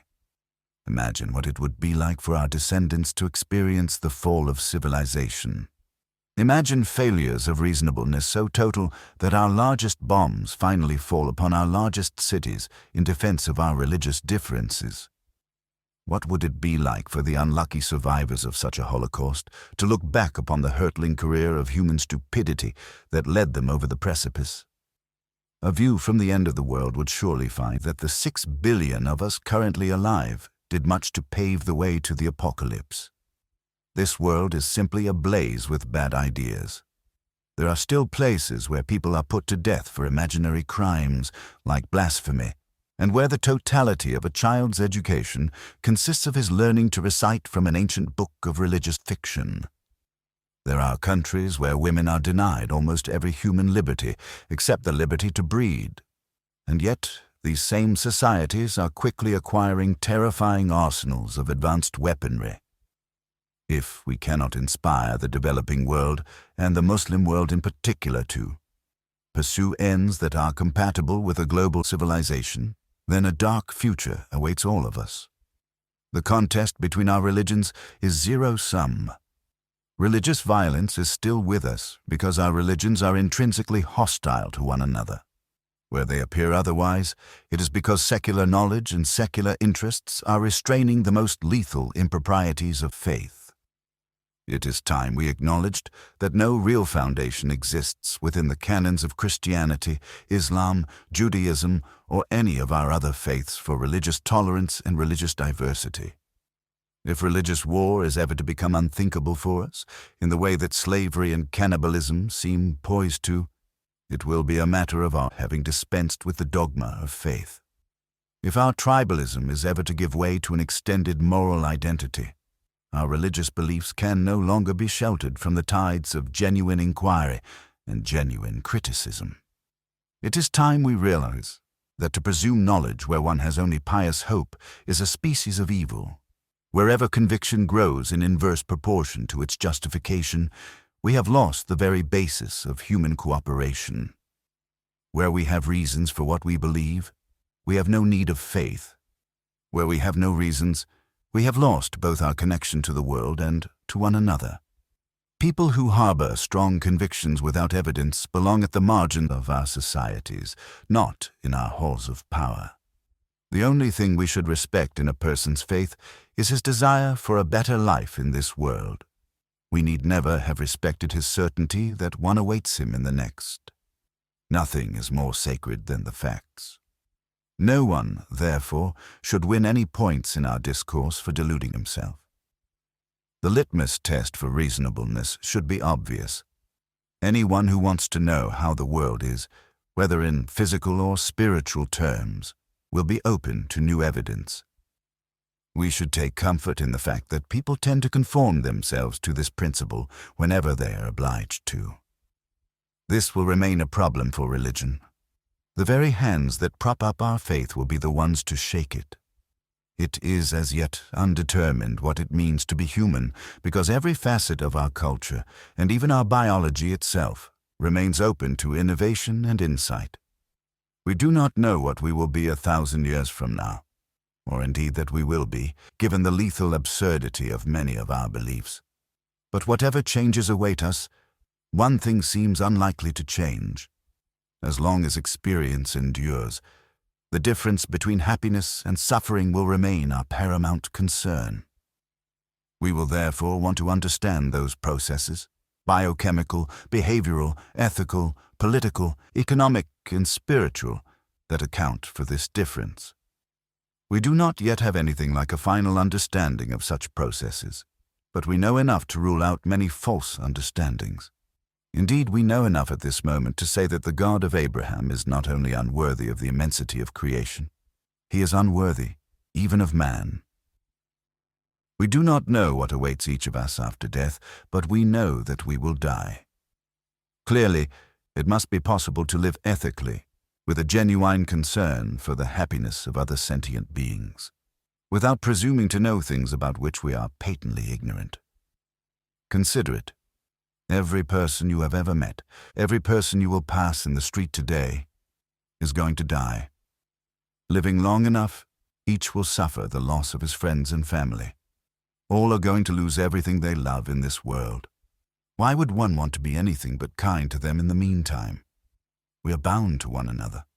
The fact that our ethical intuitions must, in some way, supervene upon our biology does not make ethical truths reducible to biological ones. We are the final judges of what is good, just as we remain the final judges of what is logical. And on neither front has our conversation with one another reached an end. There need be no scheme of rewards and punishments transcending this life to justify our moral intuitions or to render them effective in guiding our behavior in the world.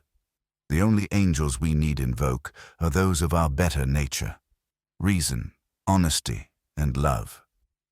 The only demons we must fear are those that lurk inside every human mind: ignorance, hatred, greed, and faith, which is surely the devil's masterpiece. Man is manifestly not the measure of all things. This universe is shot through with mystery. The very fact of its being and of our own is a mystery, absolute, and the only miracle worthy of the name. The consciousness that animates us is itself central to this mystery and the ground for any experience we might wish to call spiritual. No myths need be embraced for us to commune with the profundity of our circumstance. No personal God need be worshipped for us to live in awe at the beauty and immensity of creation. No tribal fictions need be rehearsed for us to realize one fine day that we do, in fact, love our neighbors, that our happiness is inextricable from their own, and that our interdependence demands that people everywhere be given the opportunity to flourish. The days of our religious identities are clearly numbered. Whether the days of civilization itself are numbered would seem to depend rather too much on how soon we realize this. Afterward, the human psyche has two great sicknesses: the urge to carry vendetta across generations, and the tendency to fasten group labels on people rather than see them as individuals.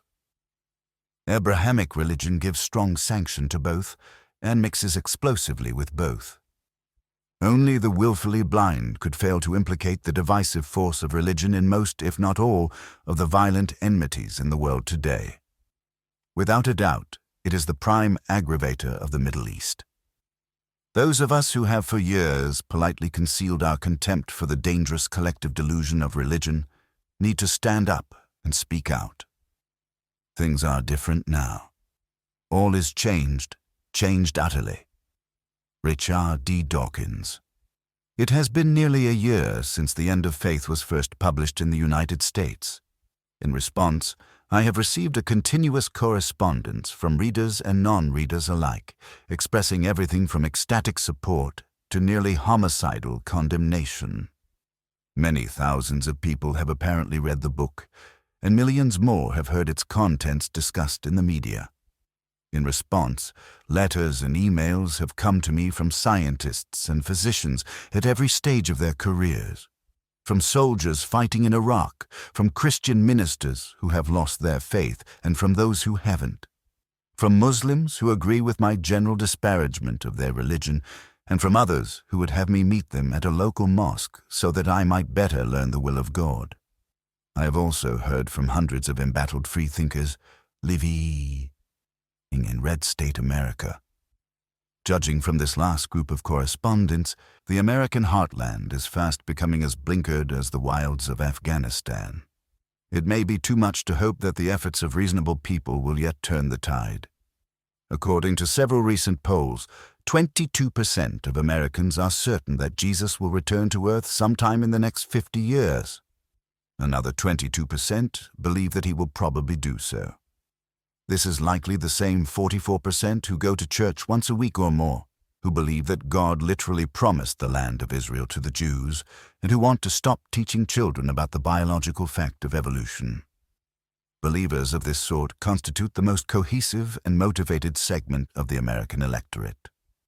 Consequently, their views and prejudices now influence almost every decision of national importance.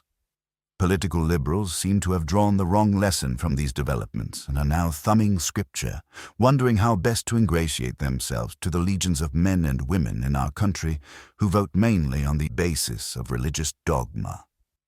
More than 50% of Americans have a negative or highly negative view of people who do not believe in God. 70% think it important for presidential candidates to be strongly religious. Because it is taboo to criticize a person's religious beliefs, political debate over questions of public policy, stem cell research, the ethics of assisted suicide and euthanasia, obscenity and free speech, gay marriage, etc., generally gets framed in terms appropriate to a theocracy. Unreason is now ascendant in the United States, in our schools, in our courts, and in each branch of the federal government. Only 28% of Americans believe in evolution. 72% believe in angels. Ignorance in this degree, concentrated in both the head and the belly of a lumbering superpower, is now a problem for the entire world. Having seen my argument against faith discussed, attacked, celebrated, and misconstrued in blogs and book reviews throughout the world, I would like to take the occasion of its release in paperback as an opportunity to respond to the most common criticisms and misconceptions. These are by no means straw man arguments. These are what real people, and the occasional book reviewer, believe to be devastating retorts to my basic thesis. 1. Yes, religion occasionally causes violence, but the greatest crimes of the 20th century were perpetrated by atheists. Godlessness, as witnessed by the regimes of Hitler, Stalin, Mao, Pol Pot, and Kim Jong-il, is the most dangerous condition of all. This is one of the most common criticisms I encounter. It is also the most depressing, as I anticipate and answer it early in the book, pp. 79. While some of the most despicable political movements in human history have been explicitly irreligious, they were not especially rational. The public pronouncements of these regimes have been mere litanies of delusion about race, economics, national identity, the march of history, or the moral dangers of intellectualism. Auschwitz, the Gulag, and the killing fields are not examples of what happens when people become too critical of unjustified beliefs. To the contrary, these horrors testify to the dangers of not thinking critically enough about specific secular ideologies. Needless to say, my argument against religious faith is not an argument for the blind embrace of atheism as a dogma.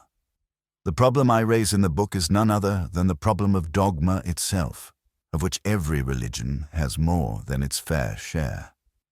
I know of no society in human history that ever suffered because its people became too reasonable. As I argue throughout the book, certainty without evidence is necessarily divisive and dehumanizing. In fact, respect for evidence and rational argument is what makes peaceful cooperation possible. As human beings, we live in a perpetual choice between conversation and violence. What, apart from a fundamental willingness to be reasonable, can guarantee that we will keep talking to one another? 2.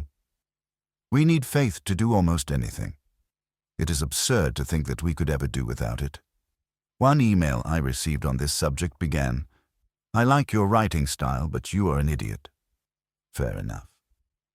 My correspondent then went on to point out, as many have, that each of us has to get out of bed in the morning and live his life, and we do this in a context of uncertainty and in the context of terrible certainties, like the certainty of death. This positive disposition, this willingness to set a course in life without any assurance that things will go one's way, is occasionally called faith. Thus, one may prop up a disconsolate friend with the words, "Have faith in yourself." Such words are almost never facetious, even on the forked tongue of an atheist. Let me state for the record that I see nothing wrong with this kind of faith. But this is not the faith that has given us religion. It would be rather remarkable if a positive attitude in the face of uncertainty led inevitably to ludicrous conviction about the divine origin of certain books, to bizarre cultural taboos, to the abject hatred of homosexuals, and to the diminished status of women. Adopt too positive an outlook, and the next thing you know, architects and engineers may start flying planes into buildings. As I do my best to spell out over the course of the book, religious faith is the belief in historical and metaphysical propositions without sufficient evidence. When the evidence for a religious proposition is thin or non-existent, or there is compelling evidence against it, people invoke faith. Otherwise, they simply cite the reasons for their beliefs. For example, the New Testament confirms Old Testament prophecy. I saw the face of Jesus in a window. We prayed, and our daughter's cancer went into remission. Such reasons are generally inadequate, but they are better than no reasons at all. People of faith naturally recognize the primacy of reasons and resort to reasoning whenever they possibly can. Faith is simply the license they give themselves to keep believing when reasons fail. When rational inquiry supports the creed, it is championed. When it poses a threat, it is derided, sometimes in the same sentence. Faith is the mortar that fills the cracks in the evidence and the gaps in the logic, and thus it is faith that keeps the whole terrible edifice of religious certainty still looming dangerously over our world. 3. Islam is no more amenable to violence than any other religion is. The violence we see in the Muslim world is the product of politics and economics, not faith. The speciousness of this claim is best glimpsed by the bright light of bomb blasts. Where are the Palestinian Christian suicide bombers? They too suffer the daily indignity of the Israeli occupation. Where, for that matter, are the Tibetan Buddhist suicide bombers? The Tibetans have suffered an occupation far more cynical and repressive than any that the United States or Israel has ever imposed upon the Muslim world. Where are the throngs of Tibetans ready to perpetrate suicidal atrocities against Chinese non-combatants? They do not exist. What is the difference that makes the difference? The difference lies in the specific tenets of Islam. This is not to say that Buddhism could not help inspire suicidal violence. It can, and it has. Japan, World War II. But this concedes absolutely nothing to the apologists for Islam. As a Buddhist, one has to work extremely hard to justify such barbarism. One need not work nearly so hard as a Muslim. Recent events in Iraq offer further corroboration on this point. It is true, of course, that the Iraqi people have been traumatized by decades of war and repression. But war and repression do not account for suicidal violence directed against the Red Cross, the United Nations, foreign workers, and Iraqi innocents. War and repression would not have attracted an influx of foreign fighters willing to sacrifice their lives merely to sow chaos. The Iraqi insurgents have not been motivated principally by political or economic grievances. They have such grievances, of course, but politics and economics do not get a man to intentionally blow himself up in a crowd of children or get his mother to sing his praises for it. Miracles of this order generally require religious faith. There are other confounding variables here, of course: state sponsorship of terrorism, the occasional coercion of reluctant suicide bombers. But we cannot let them blind us to the pervasive and lunatic influence of religious belief. The truth that we must finally confront is that Islam contains specific doctrines about martyrdom and jihad that now directly inspire Muslim terrorism. Unless the world's Muslims can find some way of expunging a theology that is fast turning their religion into a cult of death, we will ultimately face the same perversely destructive behavior throughout much of the world. Wherever these events occur, we will find Muslims tending to side with other Muslims, no matter how sociopathic their behavior. This is the malignant solidarity that religion breeds. It is time that sane human beings stopped making apologies for it. And it is time for Muslims, especially Muslim women, to realize that nobody suffers the consequences of Islam more than they do. 4. The End of Faith is not a truly atheistic book. It is really a stalking horse for Buddhism, New Age mysticism, or some other form of irrationality. As almost every page of my book is dedicated to exposing the problems of religious faith, it is ironic that some of the harshest criticism has come from atheists who feel that I have betrayed their cause on peripheral issues. If there is a book that takes a harder swing at religion, I'm not aware of it. This is not to say that my book does not have many shortcomings, but appeasing religious irrationality is not among them. Nevertheless, atheists have found much to complain about in the book, especially in the last chapter where I attempt to put meditation and spirituality on a rational footing. Meditation, in the sense that I use the term, merely requires that a person pay extraordinaire. Close attention to his moment-by-moment experience of the world. There is nothing irrational about doing this. In fact, it constitutes the only rational basis for making detailed claims about the nature of our subjectivity. Through meditation, a person can come to observe the flow of his experience with remarkable clarity, and this sometimes results in a variety of insights that people tend to find both intellectually credible and personally transformative. As I discuss in the final chapter of the book, one of these insights is that the feeling we call I, the sense that we are the thinker of our thoughts, the experiencer of our experiences, can disappear when looked for in a rigorous way. This is not a proposition to be accepted on faith. It is an empirical observation analogous to the discovery of one's optic blind spots.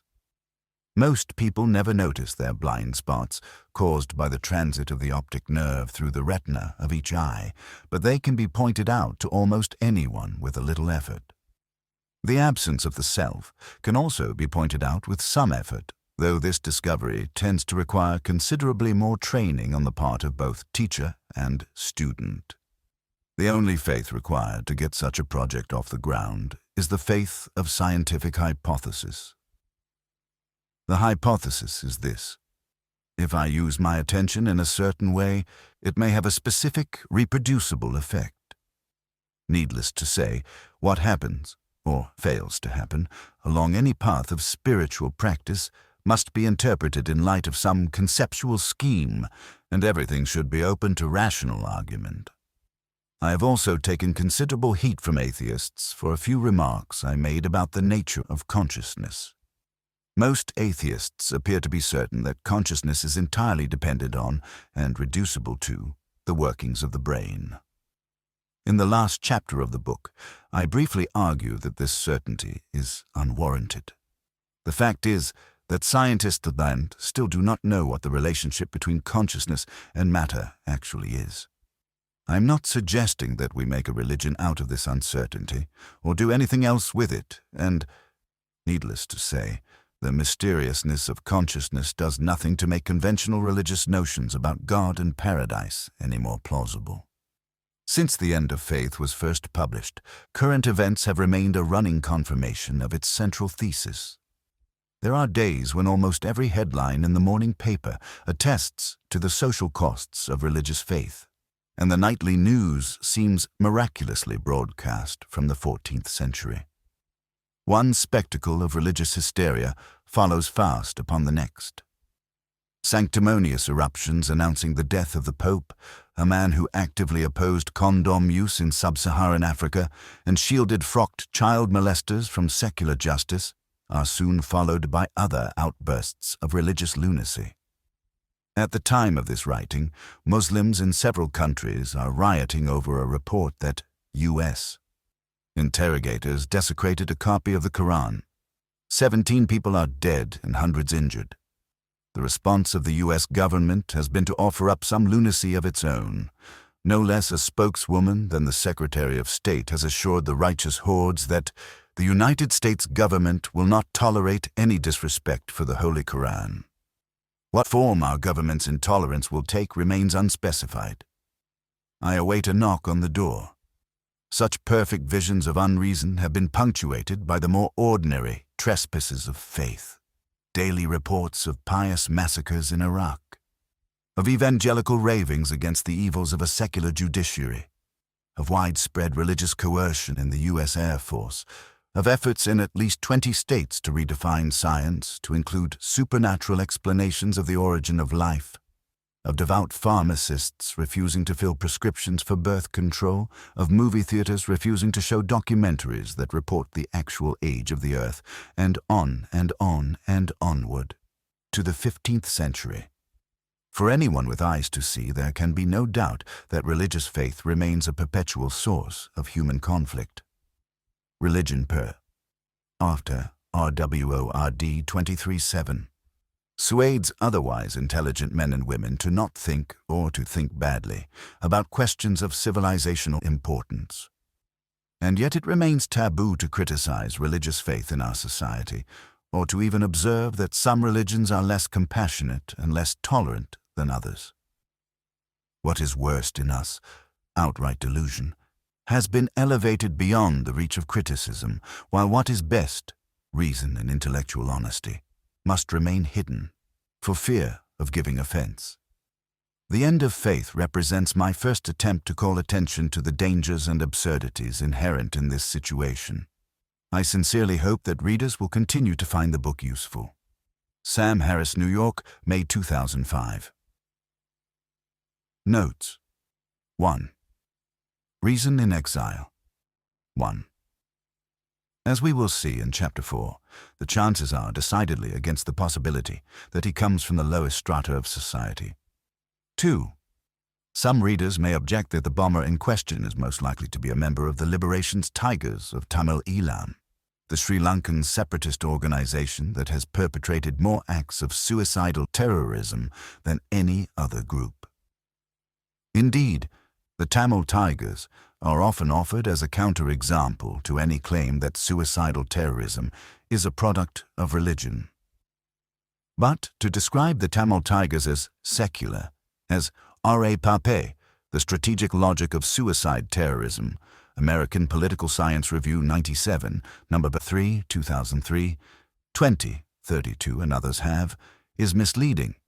While the motivations of the Tigers are not explicitly religious, they are Hindus who undoubtedly believe many improbable things about the nature of life and death. The cult of martyr worship that they have nurtured for decades has many of the features of religiosity that one would expect in people who give their lives so easily for a cause. Secular Westerners often underestimate the degree to which certain cultures, steeped as they are in otherworldliness, look upon death with less alarm than seems strictly rational. I was once traveling in India when the government rescheduled the exams for students who were preparing to enter the civil service. What appeared to me to be the least of bureaucratic inconveniences precipitated a wave of teenage self-immolations in protest. Hindus, even those whose preoccupations appear to be basically secular, often harbor potent religious beliefs. 3. I'm speaking here of alchemy, as that body of ancient and ultimately fanciful metallurgic and chemical techniques whose purpose was to transmute base metals into gold and mundane materials into an elixir of life. It is true that there are people who claim to find the alchemical lit erythra prescient with the most contemporary truths of pharmacology, solid-state physics, and a variety of other disciplines. I find the results of such Rorschach readings less than inspiring, however. C. T. McKenna, The Archaic Revival, San Francisco, Harper, San Francisco, 1991. Food of the Gods, The Search for the Original Tree of Knowledge, New York, Bantam Books, 1992, and True Hallucinations, San Francisco, Harper, San Francisco, 1993. For an example of a bright and beautiful mind that takes such revaluations of alchemy seriously, however. 4. S. J. Gould, Non-Overlapping Magisteria, Natural History, March 1997.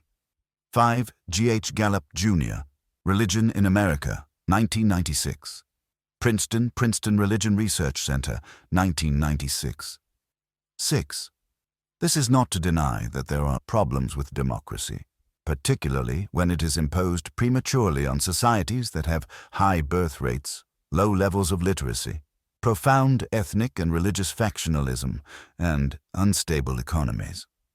There is clearly such a thing as a benevolent despotism, and it may be a necessary stage in the political development of many societies. C. R. D. Kaplan, Was Democracy Just a Moment? Atlantic Monthly, December 1997. pp. 55, 80.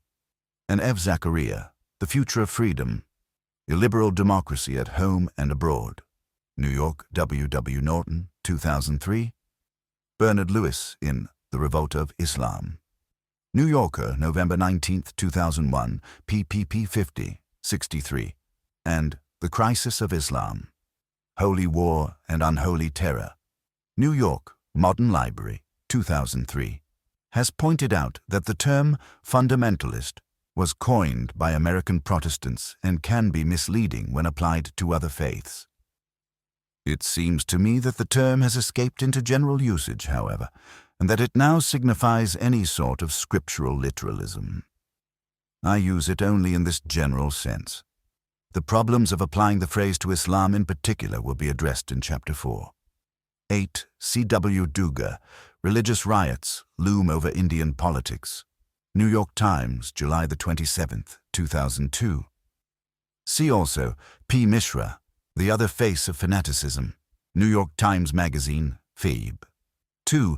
2003, pp. 42, 46. 9a. Roy, War Talk, Cambridge, Mass., South End Press, 2003. 1.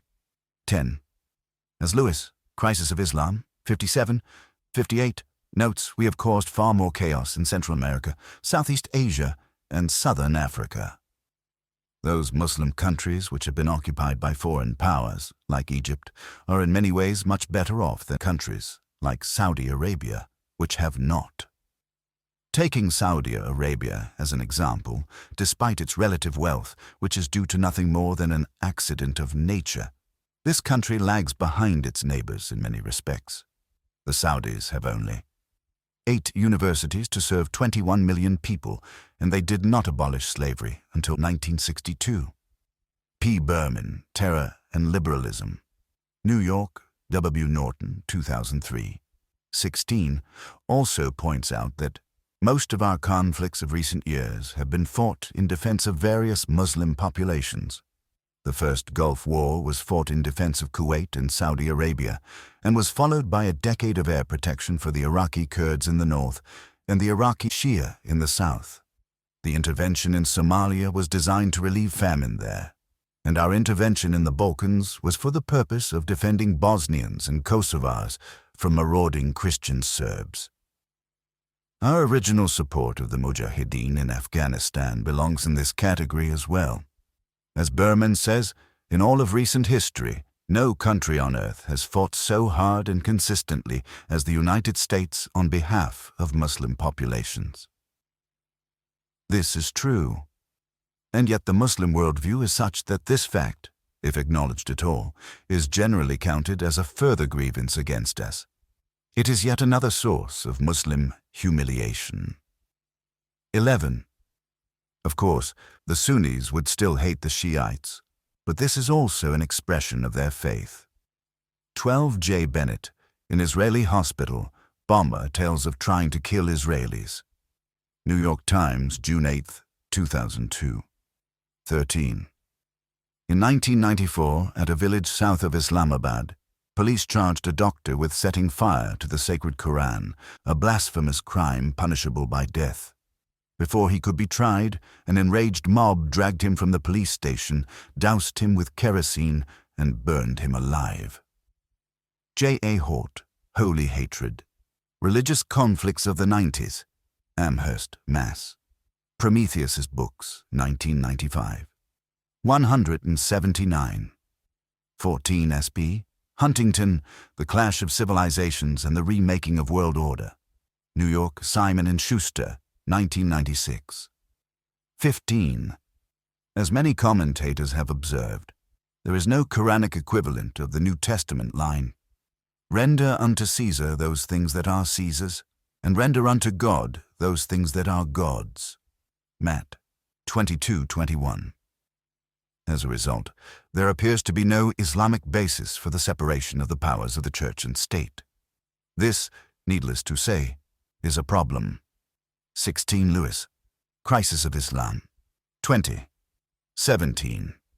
Just consider what would fill our newspapers if there were no conflict between Israel and the Palestinians, the Indians and the Pakistanis, the Russians and the Chechens, Muslim militants and the West, etc. Problems between the West and countries like China and North Korea would remain, but they, too, are often the result of an uncritical acceptance of a variety of dogmas. While our differences with North Korea, for instance, are not explicitly religious, they are a direct consequence of the North Koreans having grown utterly deranged by their political ideology, their abject worship of their leaders, and their lack of information about the outside world. They are now like a cargo cult armed with nuclear weapons. If the 29 million inhabitants of North Korea knew that they were unique among the world's basket cases, they might behave rather differently. The problem of North Korea is, first and foremost, a problem of the unjustified and unjustifiable beliefs of North Koreans. C. P. Gurevich, Letter from Korea, Alone in the Dark, New Yorker, September 8, 2003, pp. 55, 75. 18C, for example, D. Radin, The Conscious Universe, The Scientific Truth of Psychic Phenomena. New York, HarperCollins, 1997. R. Sheldrake, The Sense of Being Stared At, and Other Aspects of the Extended Mind, New York, Crown, 2003. And R.S. Bowbrow, Paranormal Phenomena in the Medical Literature. Sufficient smoke to warrant a search for fire. Medical Hypothesis. 60, 2003. 864. 68. There may even be some credible evidence for reincarnation. C.I. Stevenson, 20 Cases Suggestive of Reincarnation. Charlottesville, Univ. Press of Virginia, 1974. Unlearned Language. New Studies in Xenoglossy. Charlottesville, Univ. Press of Virginia, 1984. And Where Reincarnation and Biology Intersect.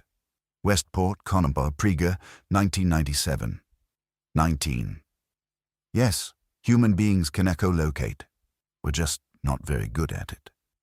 To demonstrate this, simply close your eyes, hum loudly, and pass your hand back and forth in front of your face. The sound reflecting off your hand indicates its position. 20. Witness John von Neumann, mathematician, game theorist, savant of national defense, and agnostic, converting to Catholicism while in the throes of cancer.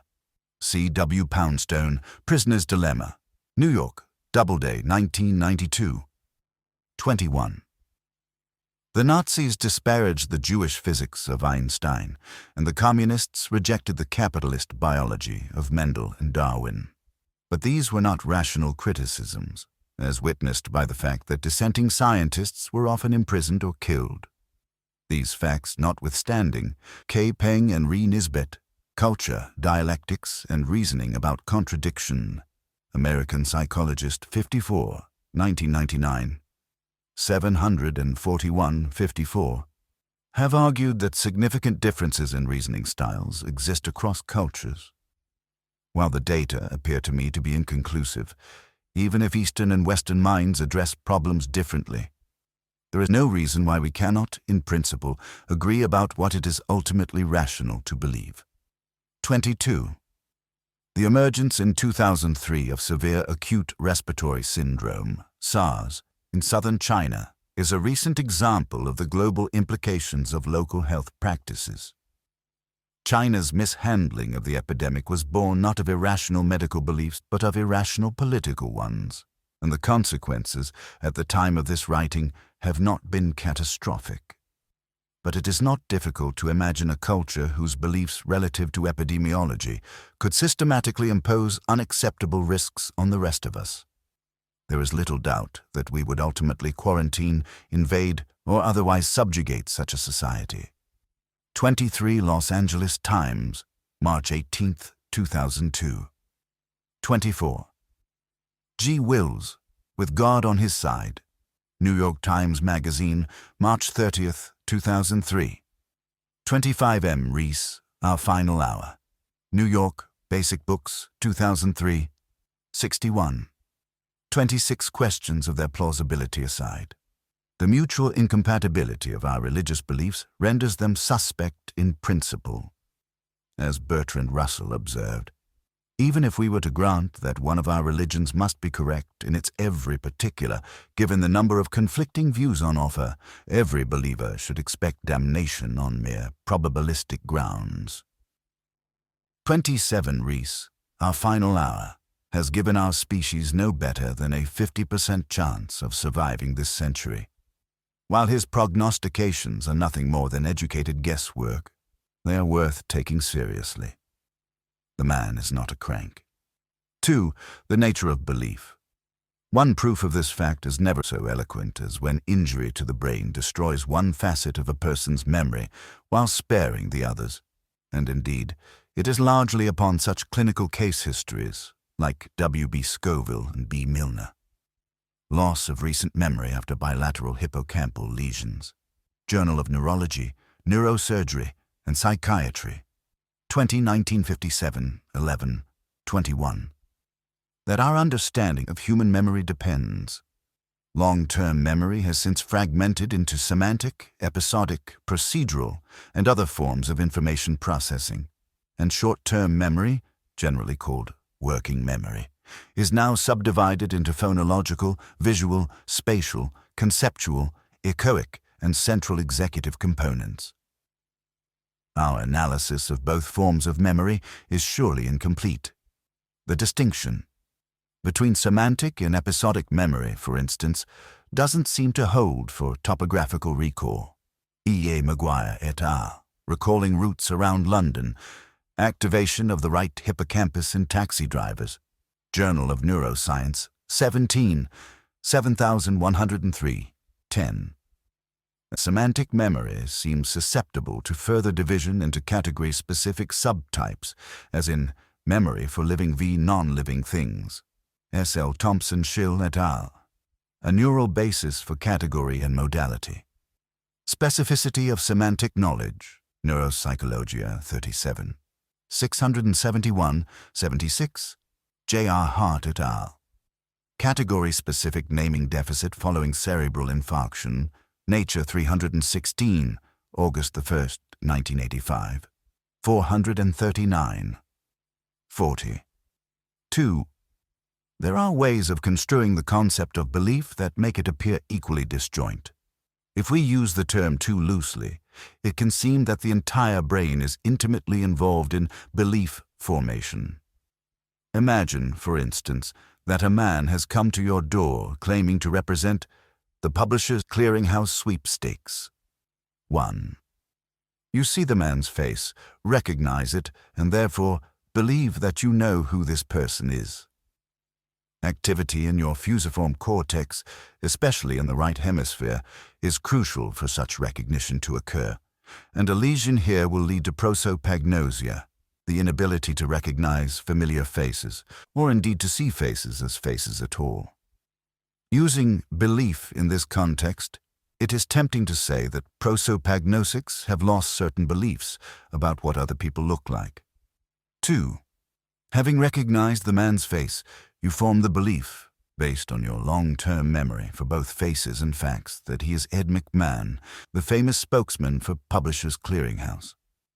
Damage to your perirhinal and perihippocampal cortices would have prevented this belief from forming. C. R. R. Davies et al. The Human Perirhinal Cortex in Semantic Memory, an in vivo and post-mortem volumetric magnetic resonance imaging study in semantic dementia, Alzheimer's disease and matched controls, neuropathology and applied neurobiology, 28 No. 2, 2002, 167, 78 abstract, and A. R. Giovannioli et al. Preserved semantic access in global amnesia and hippocampal damage, Clinical Neuropsychology, 15, 2001, 508, 15 abstract. 3. Not yet being sure whether this is a hoax of some sort, perhaps Mr. McMahon is now working for Candid Camera, you take another moment to study the man at your door. You form the belief based on his tone of voice, the look in his eye, and many other factors that he is trustworthy and therefore means what he says. Your ability to form such judgments reliably, in particular, your ability to detect untrustworthiness, requires that you have at least one functioning amygdala. R. Adolphs et al. The Human Amygdala in Social Judgment, Nature 393, June 4, 1998. 400-70. 74. A small, almond-shaped nucleus in your medial temporal lobe. 4. Mr. McMahon then informs you that you are the lucky winner of a big jackpot.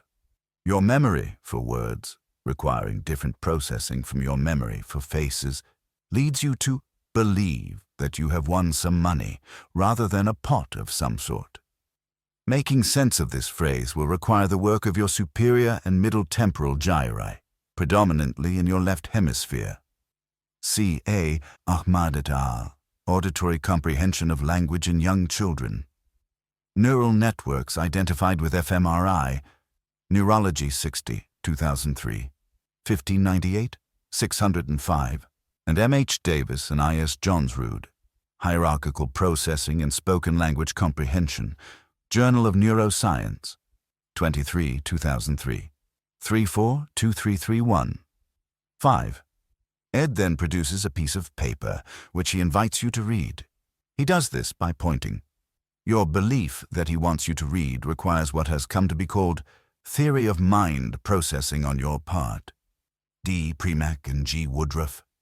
Does the Chimpanzee Have a Theory of Mind, Behavioral and Brain Sciences 1, 1978, 515-26? If a tree limb had swayed in the direction of a piece of paper, you would not have understood it as pointing at all. The anatomy underlying theory of mind processing is not entirely clear at present, but it seems that the anterior cingulate cortex, as well as regions of the frontal and temporal lobes, enable you to attribute mental states, including beliefs, to others. C. K. Vogeli et al. Mind Reading, Neural Mechanisms of Theory of Mind and Self-Perspective. Neural Mage 14, 2001. 170. 81. C. D. Frith and U. Frith. Interacting Minds, a Biological Basis. Science's Compass, 286, 1999. 1692-95. And P. C. Fletcher et al. Other Mind in the Brain, a functional imaging study of theory of mind and story comprehension. Cognition 57, 1995. 109, 28. 6. Scanning the paper with your eyes, you see the following symbols appended after your name. $10 million. Some processing relative to Arabic numerals, probably in your left parietal lobe. G. Dennis and M. Signorini. Door but not 4 and 4 category. Specific transcoding deficit in a pure acalculic patient. Cortex 37, number 2. 267, 77. Leads you to believe that this paper is actually a check for $10 million, while many diverse streams of neural activity have conspired to make you believe that you have won a terrific sum of money.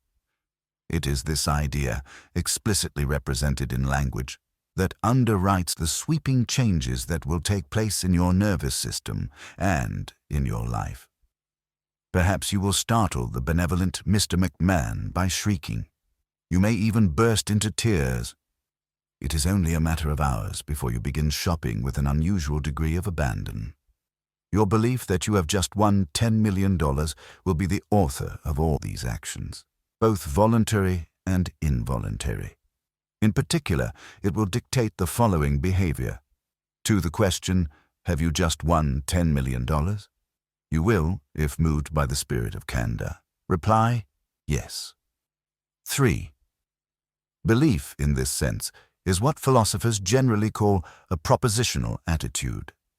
We have many such attitudes, in fact, and they are usually indicated by a clause containing the word that.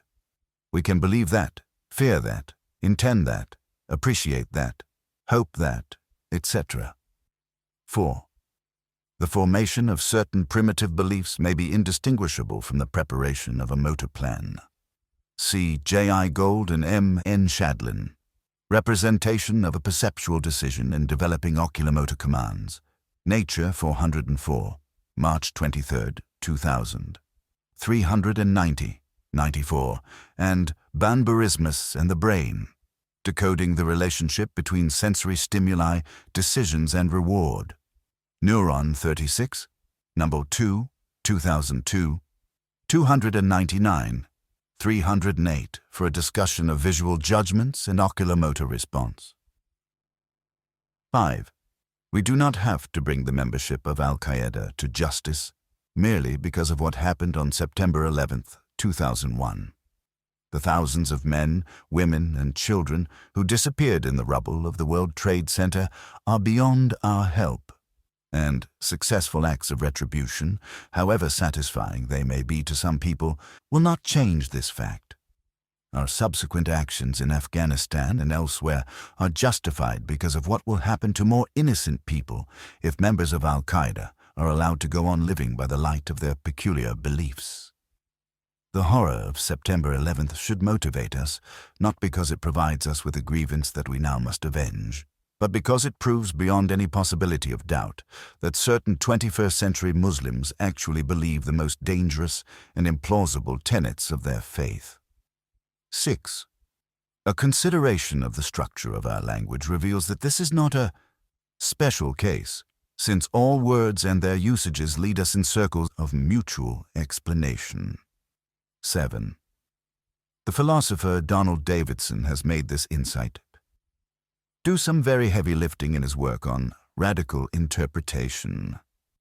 One interesting consequence of the relationship between belief and meaning is that any attempt to understand a language user requires that we assume him to be basically rational. This is Davidson's principle of charity. 8. At least at the classical scale at which we live. That the quantum world does not behave in this way accounts for why no one can claim to understand it in realistic terms. 9D Kahneman and A. Tversky on the reality of cognitive illusions. Psychological Review. 103, 1996. 582, 91. G. Gigerenzer on narrow norms and vague heuristics. A reply to Kahneman and Tversky. Beard. 592, 96. Suades otherwise intelligent men and women to not think, or to think badly, about questions of civilizational importance. And yet it remains taboo to criticize religious faith in our society, or to even observe that some religions are less compassionate and less tolerant than others. What is worst in us, outright delusion, has been elevated beyond the reach of criticism, while what is best, reason and intellectual honesty, must remain hidden, for fear of giving offense. The end of faith represents my first attempt to call attention to the dangers and absurdities inherent in this situation. I sincerely hope that readers will continue to find the book useful. Sam Harris, New York, May 2005. Notes. The end. Alexandria Vox is a library that speaks, a living archive of humanity. Alexandria fell once. It does not need to fall again.